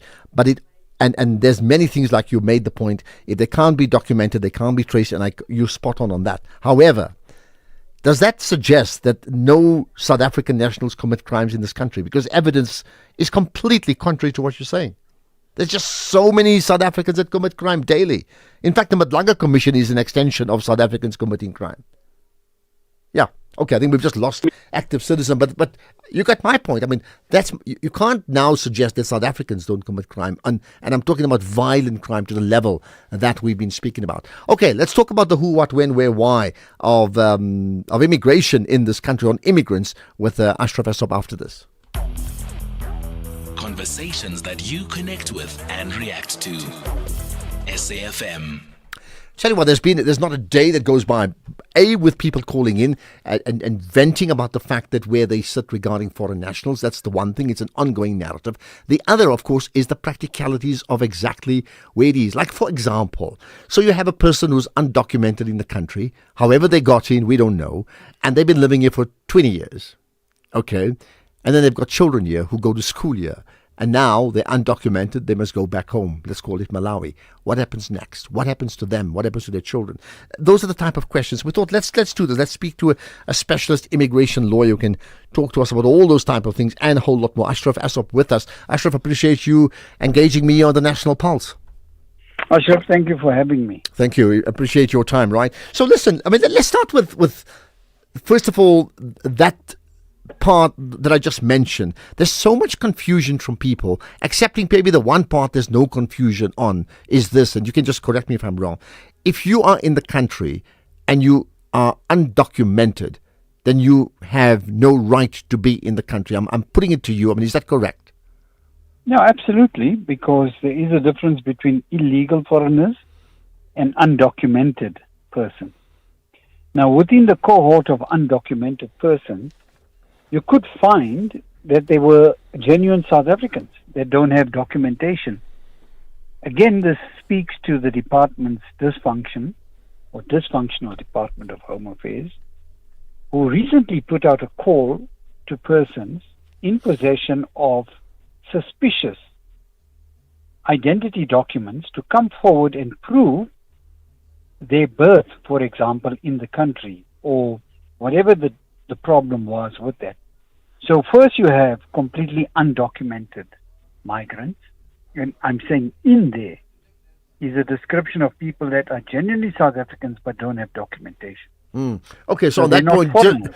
just to be clear, an undocumented South African does not have to leave the country. It sounds crazy to say, but just bring it for the record. You could be born in South Africa, a South African, your whole family is South African. For whatever reason, you're undocumented. What happens to that person? Well, now the department has asked those people to come forward that have problems with their identities to come and make a case so that they're not declared to be illegal foreigners. The second is the catch-up game that the Department of Home Affairs has to do with people that are genuinely South African but undocumented. And then you have all of the other illegal immigrants that have some kind of documentation, which could be either fraudulent, or it could be due to the Department of Home Affairs backlog, as they've expressed over many different times, that they have a backlog with refugee affairs, they have a backlog with immigration visas, they have a backlog even with checking up identity documents. So can you have a situation where and in this case we'll stay with the issue of migrants or immigrants only, right? That the person, for whatever reason, comes to this country and actually is legally here, and then in the course of that person staying here, then migrates to becoming an illegal national. How does that happen, and what happens to that person? So when we heard the commissar of or the commissioner of the Border Management Agency giving us a very detailed description of how people get into the country, it becomes quite interesting to see that there are smugglers that make 16,000 rands every 5 minutes by ferrying people across the border. So you can see the pull factors to come into South Africa is extremely, extremely high. Once here, they have a number of options. For example, our asylum-seeking system was abused and overrun. I mean, this is public knowledge. An example of that would be that the ZEPs that had left Zimbabwe due to whatever went first to become asylum seekers, and then that was overrun, and the department said, okay, we're going to give you a special dispensation. This was extended to nationals from Lesotho and Angola. And that is a pipeline to obtaining some kind of legal stay in South Africa. In the case of ZEPs, it's almost 14 years now that they were allowed to stay and be employed simply by bringing a letter from an employer. So this has nothing to do with anything else than trying to legalize your stay, and the department recognizing 180,000 Zimbabweans with a special exemption permit. So what's happened to that then, that special exemption permit now? So you remember that the erstwhile minister just said, I'm cancelling this in December, I think, of 2024. Mm-hmm. The matter was then taken to court by the Helen Suzman Foundation, and they found that the Department of Home Affairs could not make a decision and then thereafter invite you to comment and make efforts to legalize yourself or do whatever. Or examples, extend the ZEP. That matter went to Constitutional Court. There's a lifeline thrown out now that says, look, you got until June 2027 to get yourself a regular immigration visa. Mm-hmm. In terms of present legislation in the Immigration Act, that's almost impossible to achieve. You have to have, in terms of work or critical skills, about 100 points.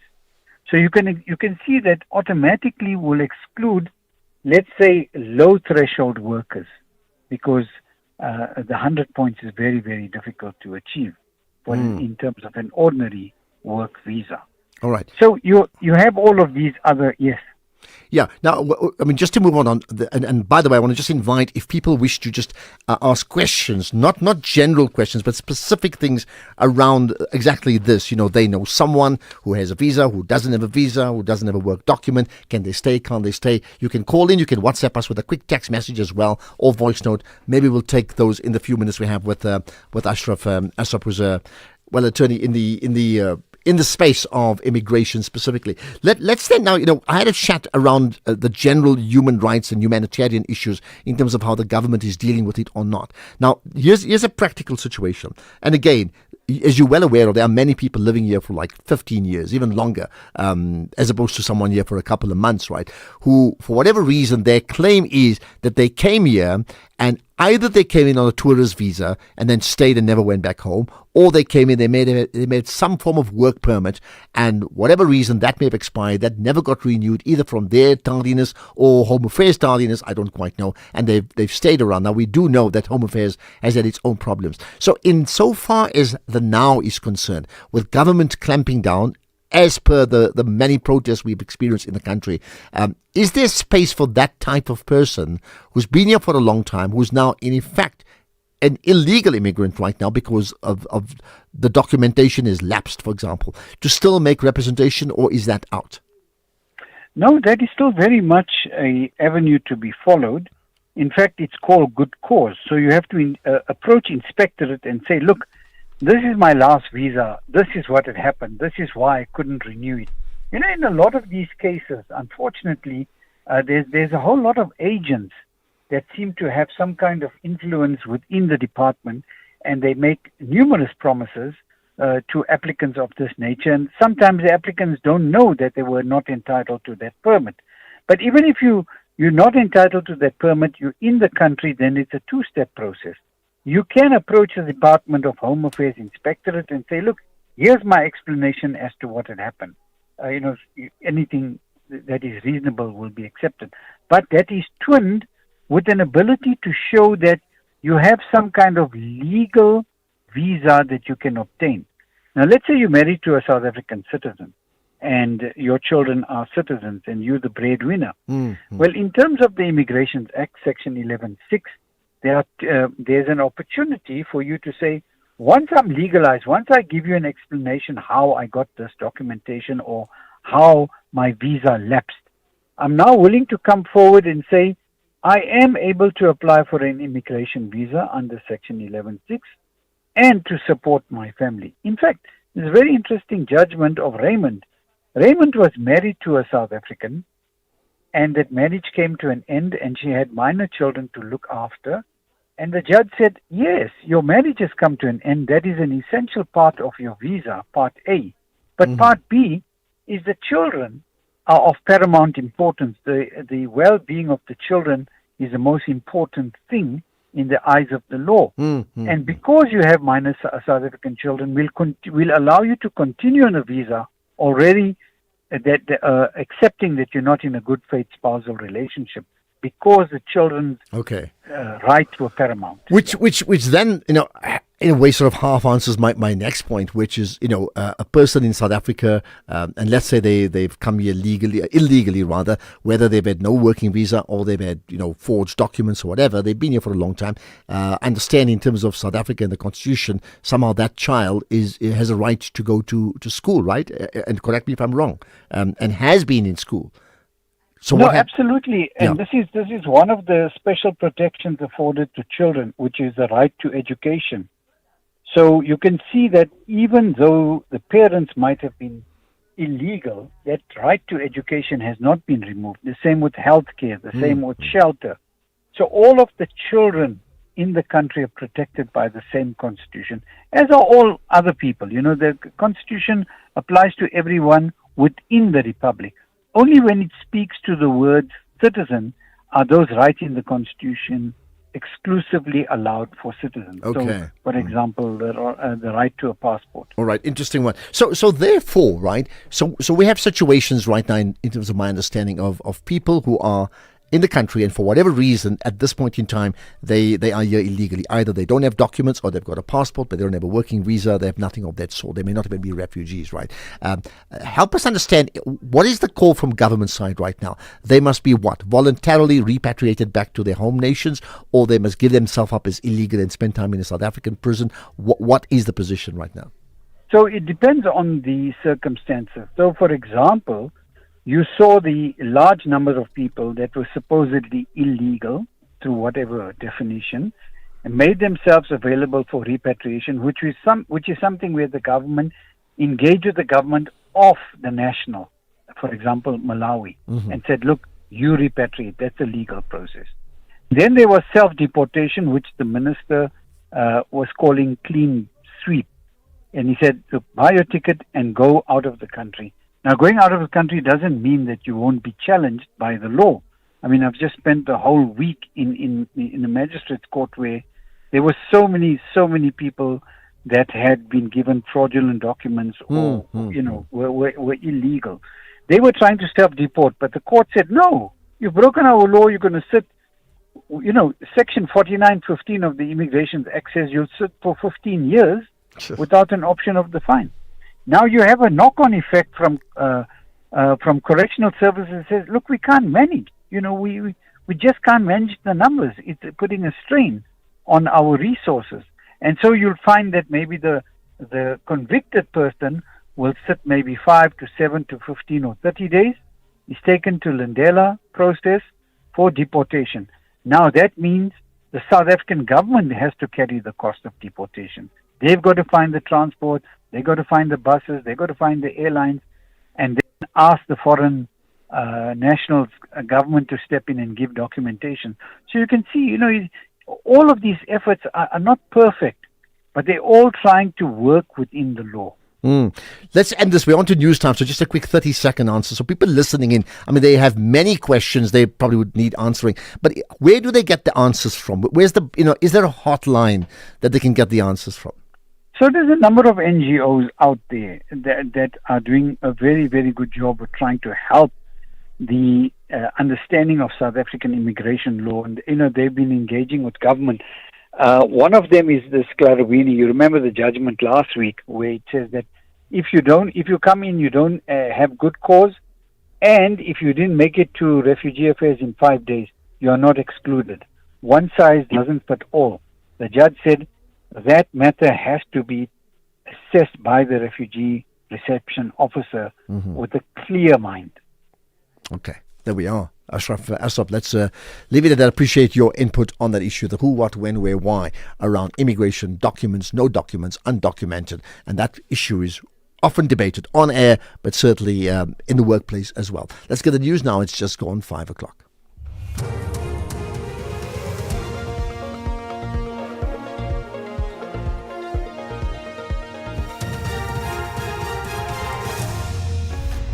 Thank you, Ashraf. Claims around misuse of Secret Service funds and calls for a stronger African voice. Good day to you. The Matlanga Commission's heard that allegations involving police crime intelligence head Dumisani Kumalo include claims that Secret Service account funds were used to buy a replacement laptop and pay a sex worker. This was after a laptop belonging to the police service's CFO, Pilali Lushaba, was allegedly stolen.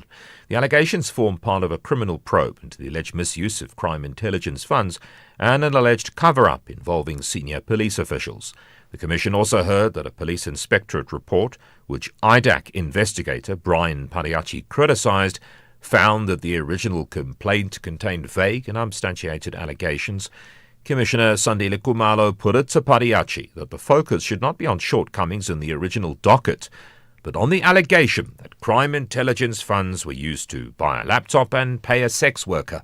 So that is the substance of it. Not whether the original docket, there are discrepancies in the dockets, there are statements missing, there are this and that, because that's not what is referred to IDAC. What is referred to IDAC is abuses at crime intelligence. One of them is specific incident where there's this cover-up. It's as simple as that.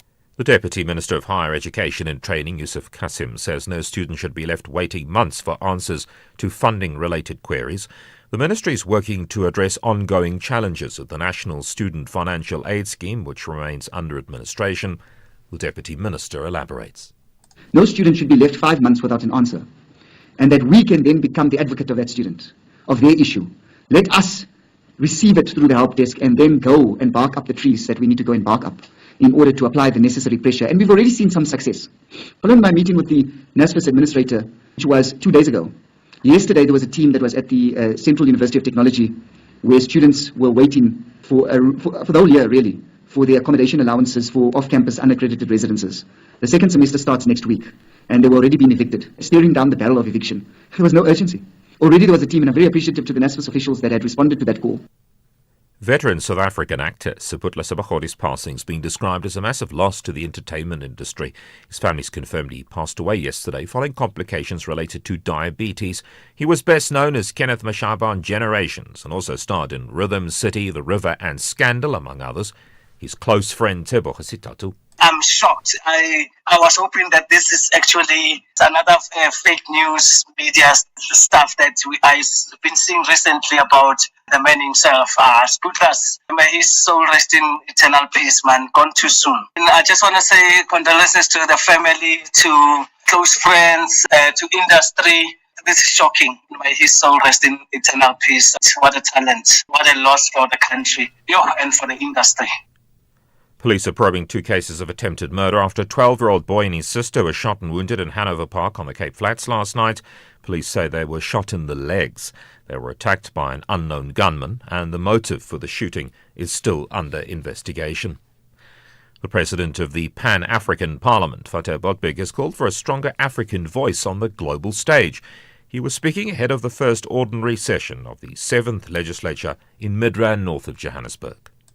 This, as Parliament, African Parliament, calls upon us to advocate for the interests of the African continent, and I am speaking here on the climate change, its effects and impact on human, especially that the African continent has suffered and is still suffering. The top story, the Matlanga Commission's heard that allegations involving police crime intelligence head Dumisani Kumalo include claims that Secret Service account funds were used to buy a replacement laptop and pay a sex worker. That's SAFM News. I'm Greg Hus.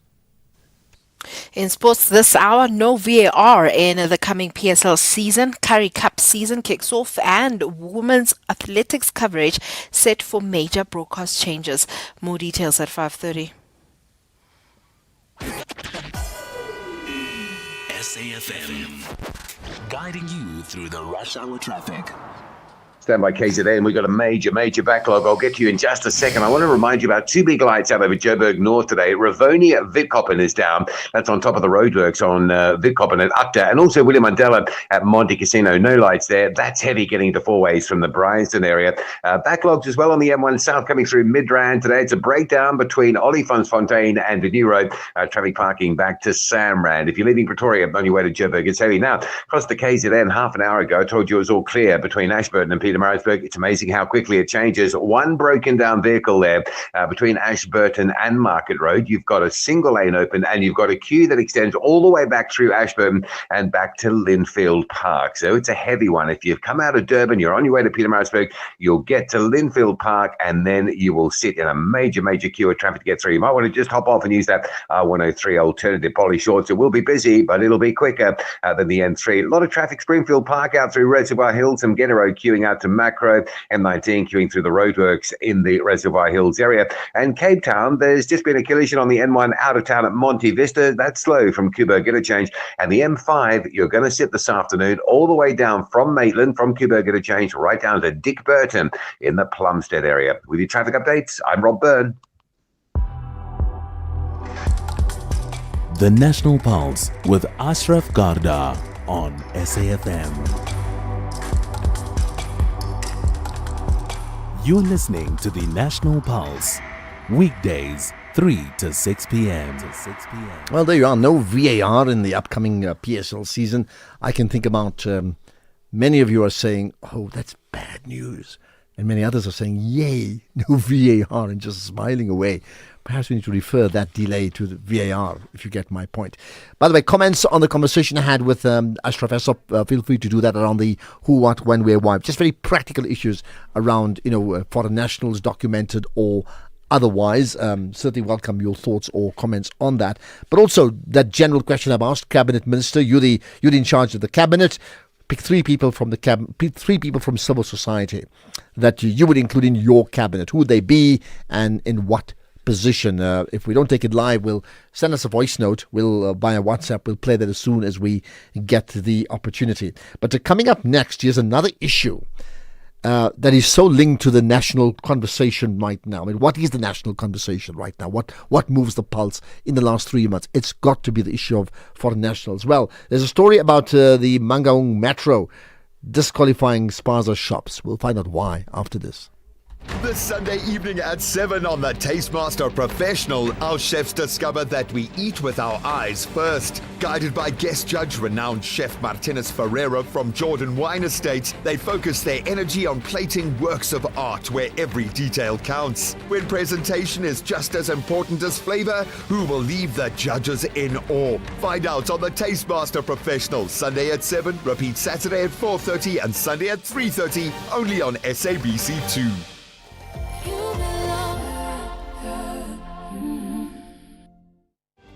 Whether it is a CCMA referral, problems with a mechanic, unfair blacklisting, or an uncontested divorce, Clientele Legal provides tough professional lawyers for an affordable monthly premium.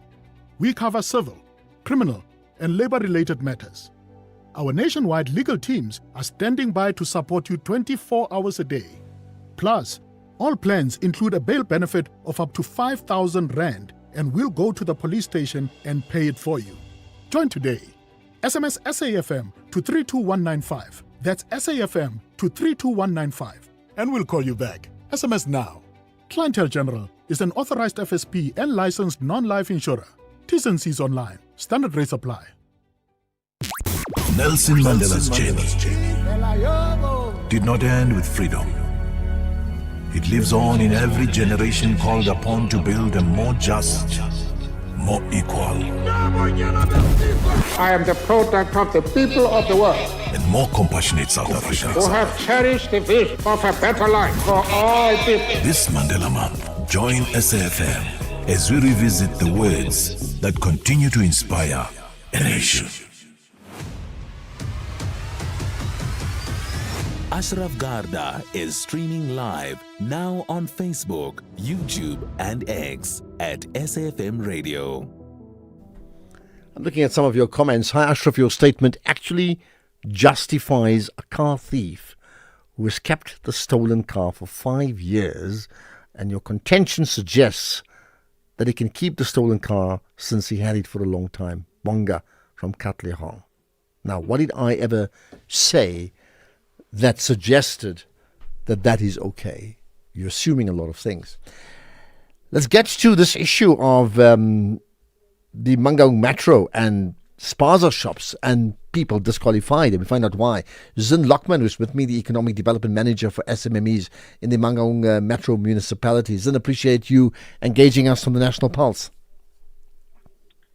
Good evening, and thank you very much for the invitation. Thank you so much. Right, let's start with this. I mean, I understand that there's a huge number of spaza shops, if I can call them that, where there's been applications and they've been turned down. Give me the story. Okay, the Mangaung spaza shop application process, like in all municipalities in South Africa, duly consists of a few important layers, as it is governed by the regulatory framework concerning spaza shops, as you would know. Now, there is a mandatory registration for spaza shops, which was followed by the State of Foodborne Illnesses issue, where the President of the country mandated that all spaza shops must register with their local municipalities.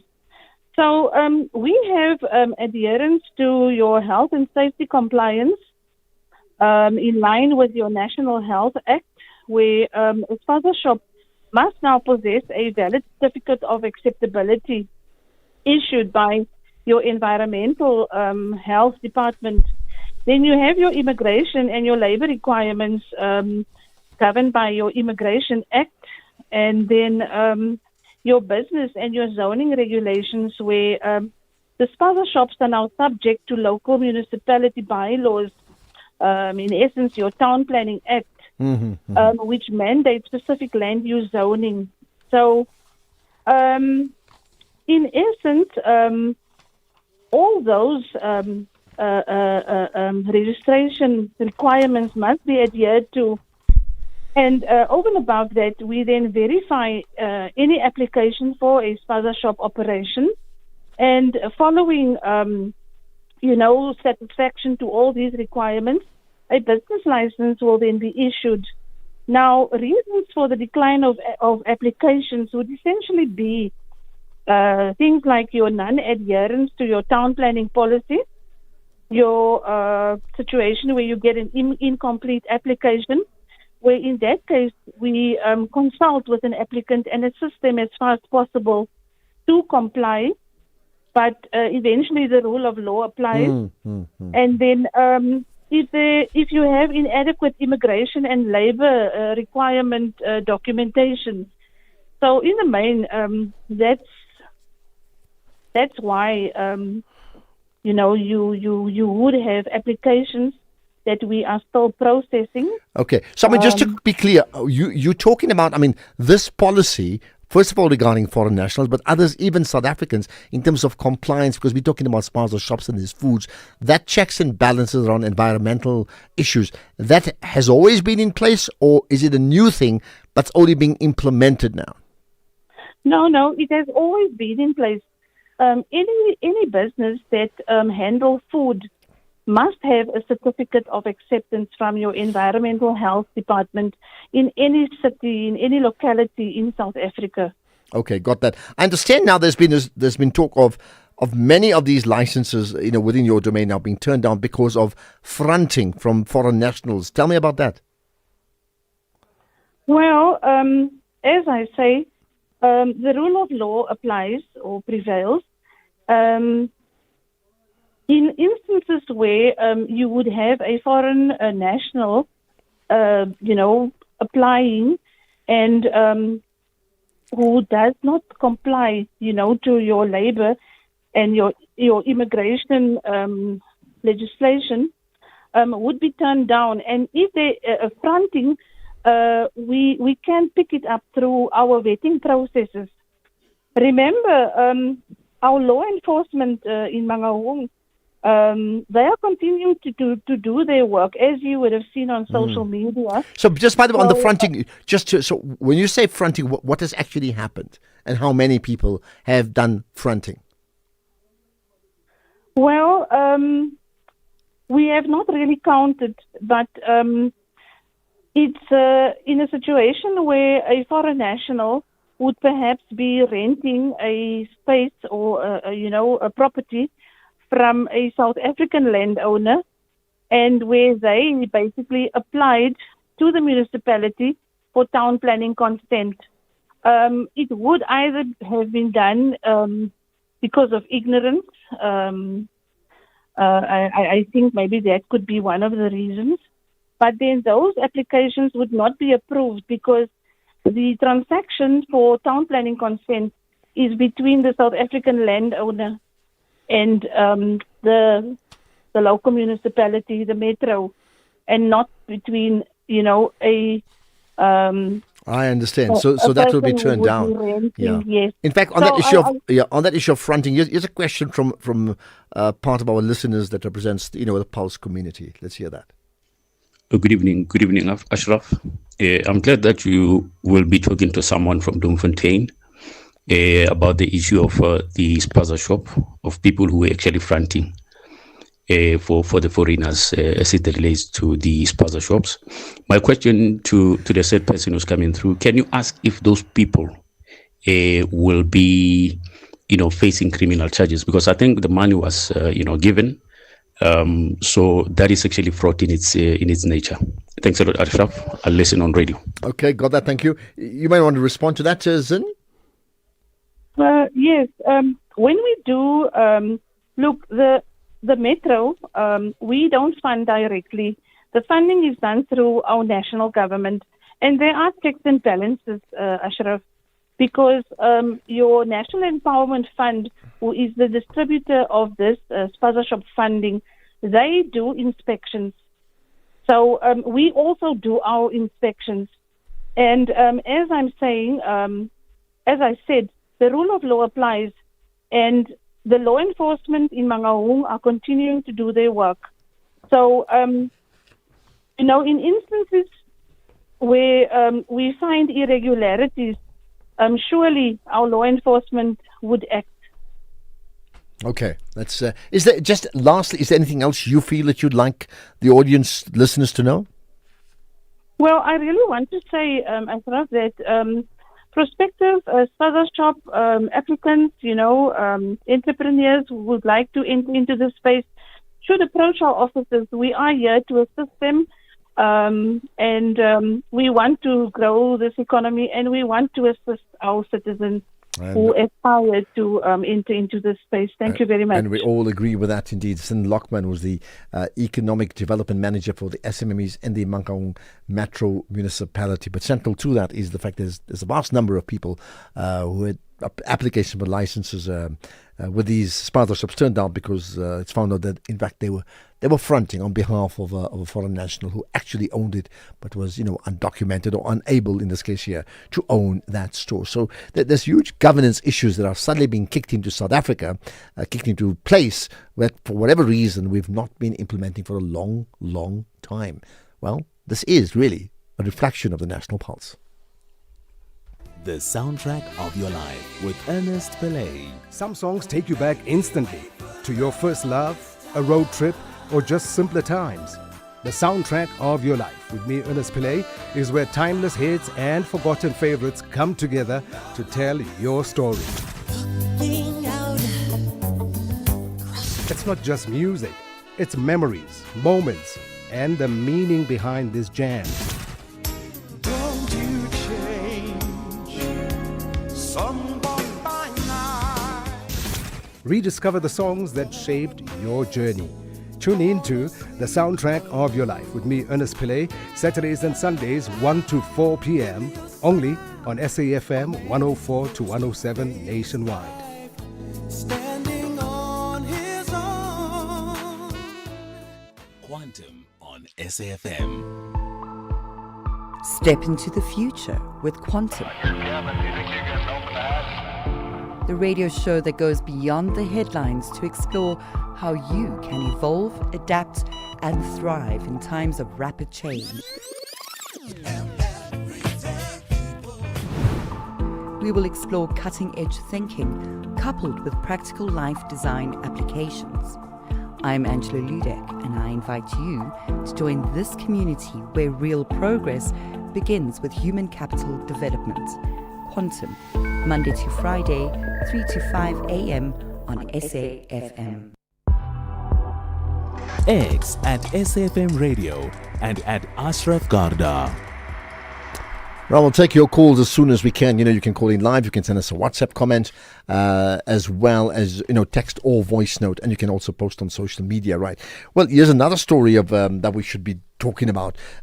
President Ramaphosa signed a few days ago, in fact, the Proclamation 325 of 2026. So, okay, what about it? Well, it gives the SIU the authority to probe the procurement of the Free State Department of Education into the construction of schools in that province. It's an issue that has come up before. Let's find out what this would really mean. Selby Makoto is the SIU spokesperson. Selby, as always, thanks for engaging us on the National Pulse. Thank you very much, Ashraf. Good afternoon to the listeners. Thank you for having us on your show. Thank you. Why is this proclamation important?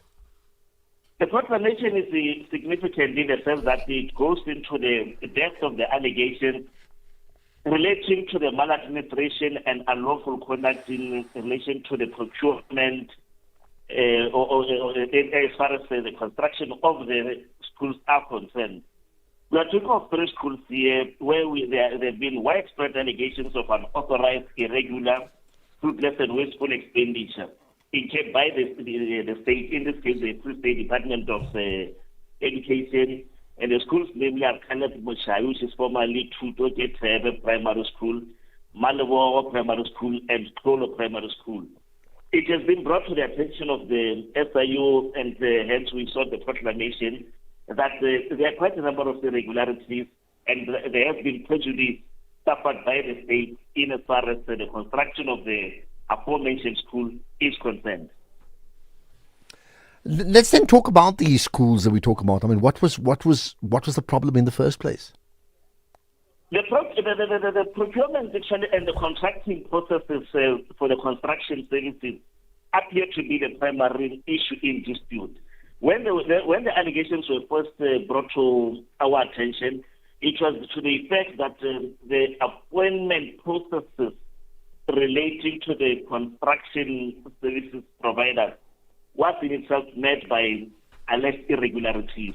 This remains allegations, and through our own internal integrity and vetting processes of such allegations, we were able to be convinced that there was a compelling case, which then brought us to a point of seeking a proclamation.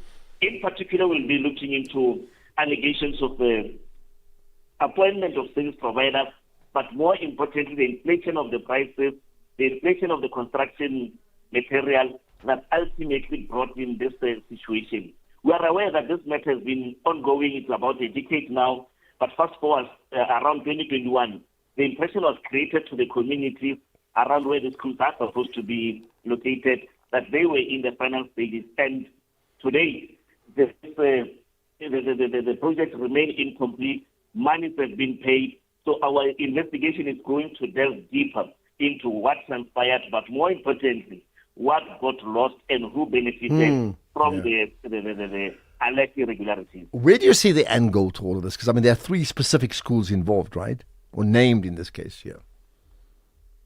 The primary angle, hence I said, relates to the procurement process, the irregularities, non-compliance with the legislation, with the applicable legislative and legal framework, violation of the procurement policies by the department and the procedures.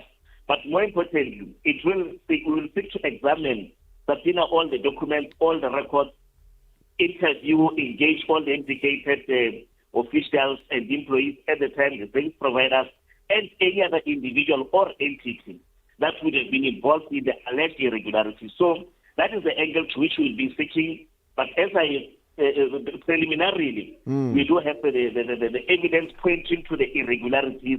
Hence, now we will have the legal authority to go deeper into this, guided by the legislative framework. Okay, and just lastly, I mean, you know, at the end of the day, how do you envisage an end goal? If we talk, say, in 3 years from now, what do you think you'd like to be telling me about this issue? Look, in the subpoena, in analyzing any records, even if it was not 3 years, Ashraf, maybe even if it dated more than that, we are able to, through our own system, identify the money flows, the procurement, the approval of the plans, vis-a-vis the actual implementation. What actually got delivered ultimately in relation to what was supposed to be delivered, relating to the procurement or any other form of contracting. Those, with the expertise that we usually bring in, we do not only go there with the investigating capacity, but we also bring in other expertise that will also be able to quantify and help us to make a legal determination as to what was misappropriated. In this particular case, the 3 schools are a case in point, and we found that the procurement preliminarily was not done in compliance with the legislative or any other legal framework, and that is where our dispute is, and that is where the scope of the investigation will be getting into. Okay, and that's where we shall leave it. Selby Makoto, the SIU spokesperson, appreciate your time here on the National Pulse. You are listening to the National Pulse with Ashraf Garda. Okay, let's get to some of your thoughts via WhatsApp comments. Keep them up to 30 seconds. Many people are jeering, and I really appreciate that. Ashraf, my name is Cyril. I'm calling from KZN, you see. The thing is, we cannot compare foreign national criminals with South African foreign nationals. I mean, South Africans, who are criminals. Because at least the South African criminals have got no place to take them to. But we've got a choice with these foreign nationals. We must take them back to their to their land, you see. But when you say you can't compare, we're talking about criminality. So if someone commits a crime who's a South African, do we then say, hey, it's a crime, but okay, it's fine, he's South African? Do we actually say that? Hi, Ashraf. For Cabinet, I propose Dr. Imtiaz Suleiman, Azhar Jameen, and Tuli Madonsela, the former public protector. Thank you. Bye. Yeah. Ismail PE. Thanks for that, Ismail. What a formidable cabinet. And I can tell you now, I'm very privileged to actually know all three of them and have engaged with them on many occasions. So what a formidable cabinet that would be. Thanks for that, Ismail, from Port Elizabeth. Yes, and this is an important point. Ashraf, how's it? You see, the difference between that one of crime is that South Africans, if they commit crime, they are traceable and they get arrested. Those foreigners, when they commit crime, they are praised by the media and politicians like EFF because they are not traceable. So I don't know how do they vote for them, but they are not traceable when they commit crime. That's the biggest problem that we're facing. Well, I take your point, and I take your point completely, that they're untraceable, you can't check them. That's true. But now here's the other part. If the fact that they were traceable, that would either be able to convict them or to prevent them from committing crimes, then how come we still have such a huge crime problem in our country committed by South African nationals who are documented, who spend time in prison, who are completely traceable, and they're still doing so, and they're doing so in big numbers? Work that one out. Hello, Mr. Ashraf. That's my sentiment. It's what I've been saying all this time, especially from the day that Ramaphosa and his government took Israel to the ICC for human rights abuse, whereas they are ignoring what's happening right under their nose. Even next door in Zimbabwe, people disappearing all the time. They never say anything about it because they are friends with the corrupt ZANU-PF that's killing its own citizens. The same thing that they're doing. They don't care about the people here. They care about being seen as though they're the champions of human rights, whereas they are doing all sorts of nonsense themselves here in the country. Here, stealing, even PPE money, they're stealing it. Immoral people pretending to be moral champions at the expense of other people. That's my view. That person, I stand with him completely. Human rights abuse is taking place here in South Africa, and they are turning a blind on it. Yet they are running to defend the Palestinian human rights. What nonsense. You can do both. You can defend the issues of atrocities. Can you imagine if the world didn't defend the South African victims of apartheid because there is nonsense in their countries? So you can have nonsense in your own country and attack it, and you can have nonsense in another country and attack it as well. Can you just imagine that? Okay, 5:30 just gone past. In fact, here's the news heads with Greg Host. Quick look at the headlines. President Ramaphosa says Toyota's South Africa's 10.4 billion rand investment in its Durban manufacturing plant is a strong vote of confidence in the country's manufacturing sector. Matlanga Commission's heard that allegations involving the police crime intelligence head Dumisani Kumalo include claims that Secret Service account funds were used to buy a laptop and pay a sex worker. The U.S. Defense Secretary's announced that military personnel aged 30 and older will undergo testing for testosterone deficiency. There's a full update at 6 o'clock. Outsurance is in the business of saving you money on your car insurance premium. If they can't, ask for 500 Rand. SMS out to 30754. That's out to 30754. SAfm, guiding you through the rush hour traffic. Northern parts of Joburg struggling today. No pointsman. Willie Mandela and Monte Casino. Not sure why, but Willie Mandela going into four ways is heavy from Bryanston side. Also, not helping matters, Bryanston and Coatesmore just down the road, those lights off. Also, Rivonia and Witkoppen is dark, no lights there. And then you've got Witkoppen and Ukta next door, which is a construction zone. So very heavy through northern suburbs. Breakdown still with us on the M1 South, just past Oliphantfontein Road. If you're on the run from Pretoria down to Joburg, there's a queue that starts right back around the the Samrand Road exit, and the N12 home to Benoni, all backed up from Jet Park through Roundabout Road down to about Atlas Road before you get out of that. Now, when we last touched base, there was a major backlog heading into Pietermaritzburg going up from Linfield Park. There's a couple of breakdowns between Ashburton and Market Road, and that's why it's slow. It's easing, but it's still terrifically heavy, and there is a backlog Polly Shorts going in up the R103, the alternative into Pietermaritzburg as well. So easing, but still very slow. N3 from Brickfield or Felix Kamini out to Sherwood and onto Spaghetti Junction. That's busy this afternoon. The Umgena Road to Springfield Park and the M19 through Reservoir Hills, that's all back again. And if you're driving Cape Town today, the operation down by Plumstead on the M5 at Dick Burton's been lifted. The M5 stays heavy from Coburg Interchange down towards the Racecourse Road exit. Crash on the M1 outbound at Monte Vista holding you up from Coburg Interchange, and Marine Drive slow today from Pardon Island out towards the Racecourse Road junction in Milnerton. With your traffic updates, I'm Rob Byrne. Thanks for that, Rob. And by the way, just note this, you may not be able to drop the price of your child's school fees, but switch to Outsurance and you could drop your car insurance premium. You could save big, like 36-year-old Gil, who saves a jaw-dropping 471 Rand a month on her, maybe that's Gil or Jill, whichever way, but bottom line, she'll save 471 in a month on a 2025 Hyundai i20. Don't pay more than you need to. Get a quote from Outsurance to switch and save today. SMS out 30754, out 30754. Outsurance, licensed insurer and FSP, T's and C's, and further information available online.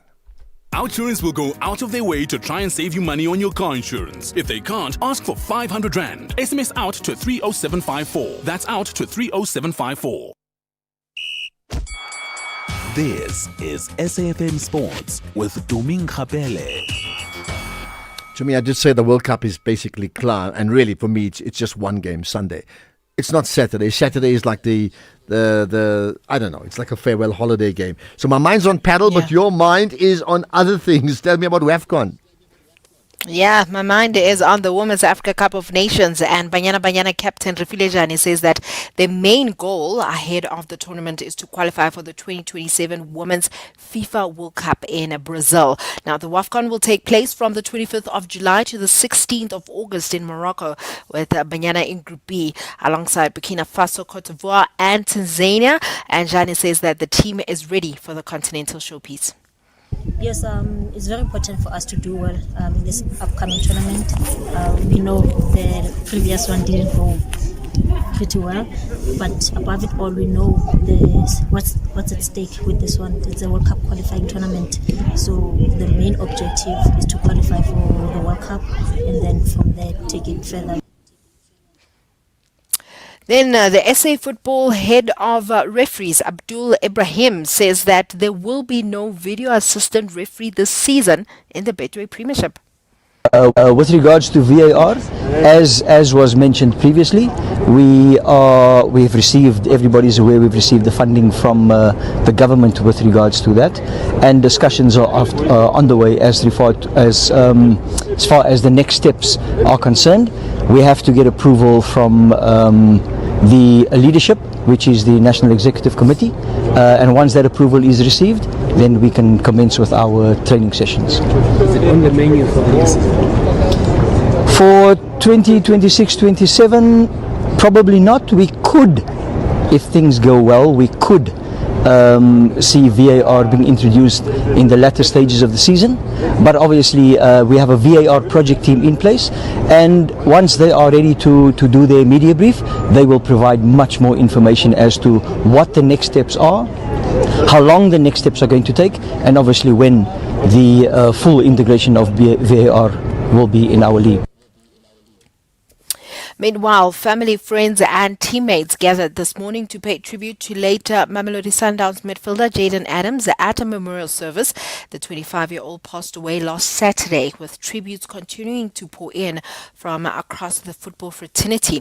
Mamelodi Sundowns senior coach Steve Rompela described Adams as a unique individual whose absence will leave a void that cannot be filled. On to rugby. The Colin Currie Cup reaches crossroads this weekend as the Premier Division gets underway, while 4 First Division sides battle for a place in the final. Tomorrow's action sees the A-Link Pumas host the Sharks 15 in Bombela before the defending champion Suzuki Griquas face the DHL Stormers 23 in Cape Town. Saturday brings the First Division semi-finals with the Eastern Province meeting the Volker in Gqeberha and the SWD Eagles hosting the Leopards in George. On Sunday, though, the Toyota Cheetahs welcome the Fidelity ADT Lions to Bloemfontein, while the Boerland Cavaliers take on the Vodacom Bulls 15 in Wellington. Then finally, in athletics, new guidelines have been released by the European Broadcasting Union to ensure more respectful camera angles during live coverage of women's athletics. Developed in consultation with female athletes, the guidelines aim to avoid sexualizing competitors with unnecessary close-ups and slow-motion shots. British pole vaulter Holly Bradshaw was among those who advised the EBU, highlighting the abuse and mental health impact caused by inappropriate broadcast angles. The move is intended to protect athletes and inspire women and girls watching the sport. With that said, it is a wrap from my side. Thanks for that, to me. So there we are. The whole exercise on Sunday, and already people talking about it. And here's a question to just general. I find a lot of people form opinions in terms of who they support on ideological and cultural and religious grounds. I mean, do you do the same thing? For example, I may be guilty of it because I did support all the African teams. So can you get my point? It was South Africa, then the African teams, then the rest. And I wonder whether others have done the same thing. For example, looking at Argentina versus Spain and looking at many reasons why they would support Argentina and many reasons why they would support Spain. And it's got nothing to do with they're a good team. There's a whole lot of other things into play. Okay, a conversation for another time.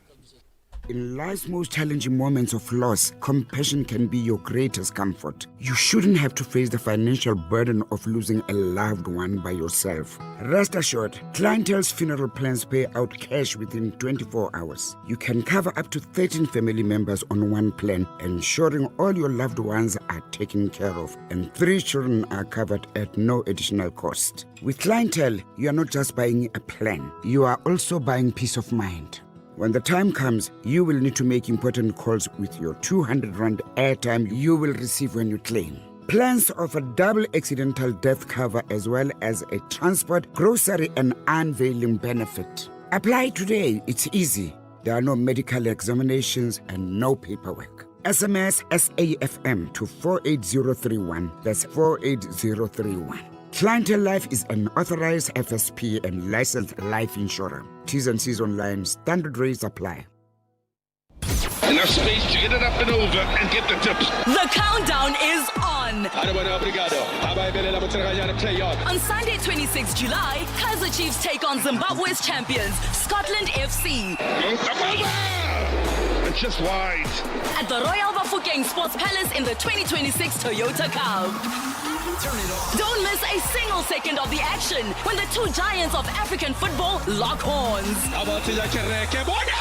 Kaizer Chiefs versus Scotland FC, live on SABC 1, SABC Plus, and SABC radio stations on Sunday, 26 July at 2:30 p.m. Rest point for Kaizer Chiefs. Grab your tickets now at CompuTicket for only 100 Rand. SABC Sport is the official broadcaster of the 2026 Toyota Cup. For the love of the game.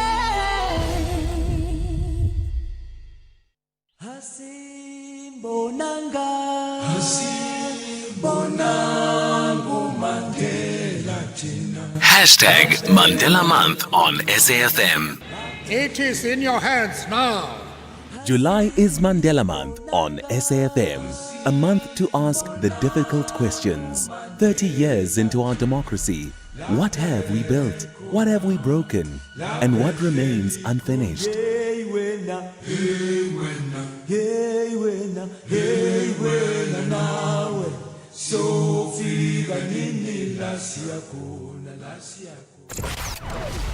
Economic news on SAFM. Facts and figures you can count on. Right, the SAfm market update comes up from 6 to 7 to set the scene. Let's set the agenda. Jimmy, you have a story to pick up on the PIC issue we covered the other day, right?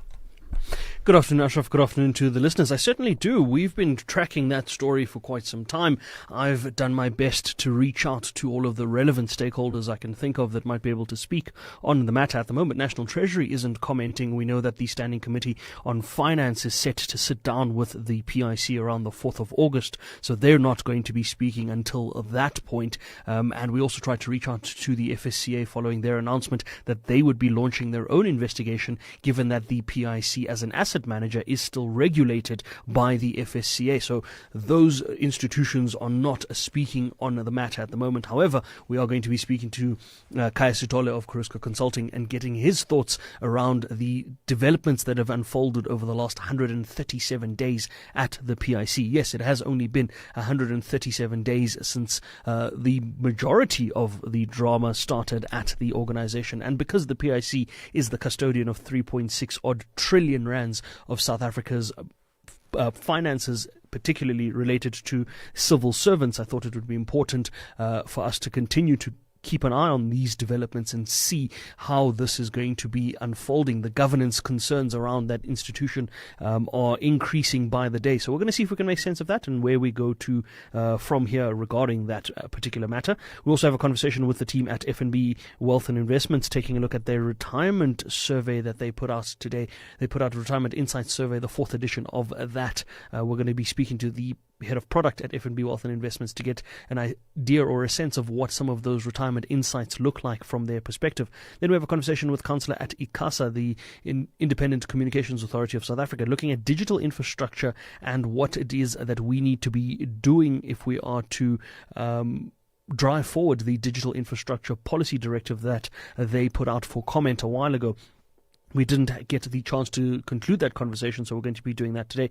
And we have a conversation with the team at Standard Bank, taking a look at women in wealth, women in investments, and trying to make sense of their role in the financial landscapes that we find ourselves in as a country.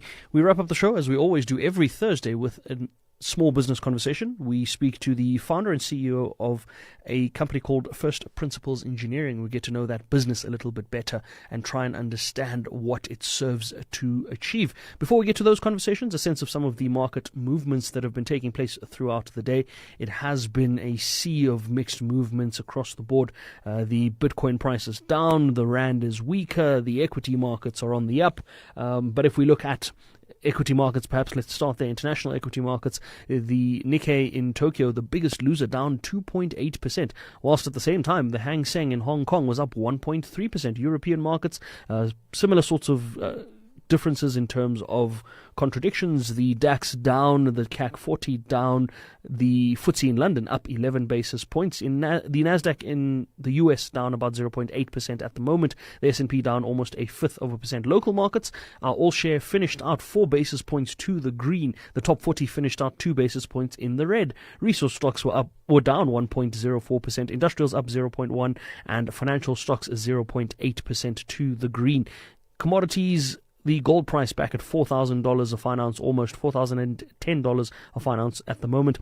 The silver price, $56.40 a fine ounce. Platinum still above 1,600. Palladium has now dipped below the $1,300 a fine ounce level and doesn't look to be doing too well at the moment. If we look at the oil price, that is where the area of concern usually is, and it is no different today. I saw earlier readings that we were around the $84 a barrel level. As I look at the oil price right now, I'm just pulling up a pricing update from my side.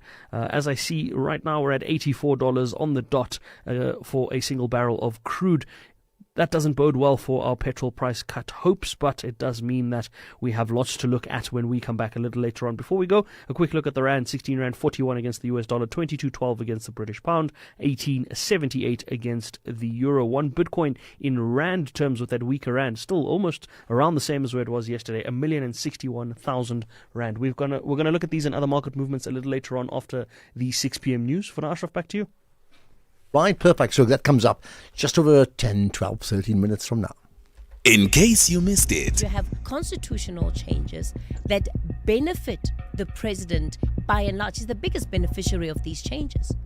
that's quite a narrow and shallow take of things, because what you need to understand is the difference between a term extension and a term limit and the implications thereof.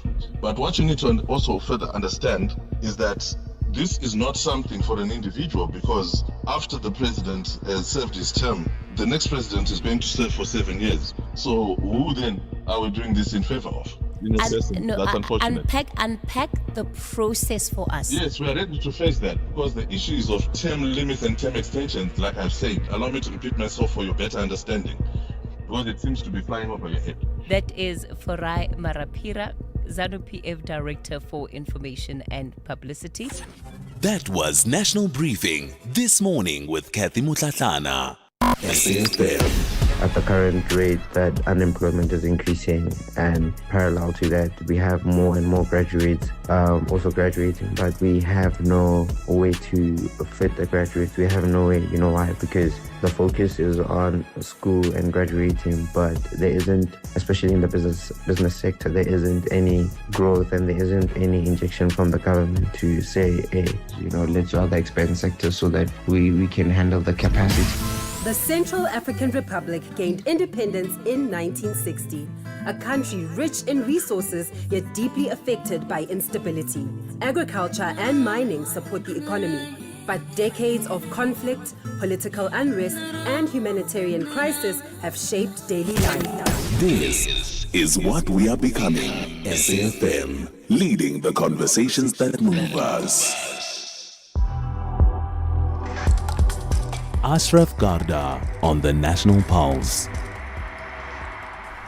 Right, it's Mandela Month. We're staying with that theme of Nelson Mandela. By the way, anybody, and I did ask you this earlier on, but anybody watch the Mayor Mamdani conversation as part of the Nelson Mandela Global Lecture Series that kicked off last night in New York? It was a fascinating one. Go to the YouTube site. You'll certainly pick up on it as well. And if you haven't really seen it, I know it is like after 12, 1 o'clock before he finally spoke. So if you watch the World Cup games now, you'd probably be long sleeping anyway, right? Okay, let's, however, move on to other issues around that theme of Nelson Mandela and the issue of beyond 67 minutes. SA Harvest has launched the Start Strong this Mandela Month that seeks to address how to build food access systems that will ensure safe, edible surplus food that reaches people consistently, responsibly and with dignity. What exactly is it? Ozzy Nell is the CEO of SA Harvest. Ozzy, appreciate you engaging us on the National Pulse.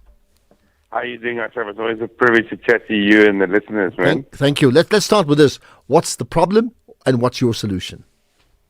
The problem is that we live in a country where more than 10 million tons of edible food goes to landfill, while we have 19 million South Africans that don't know where the next meal is coming from.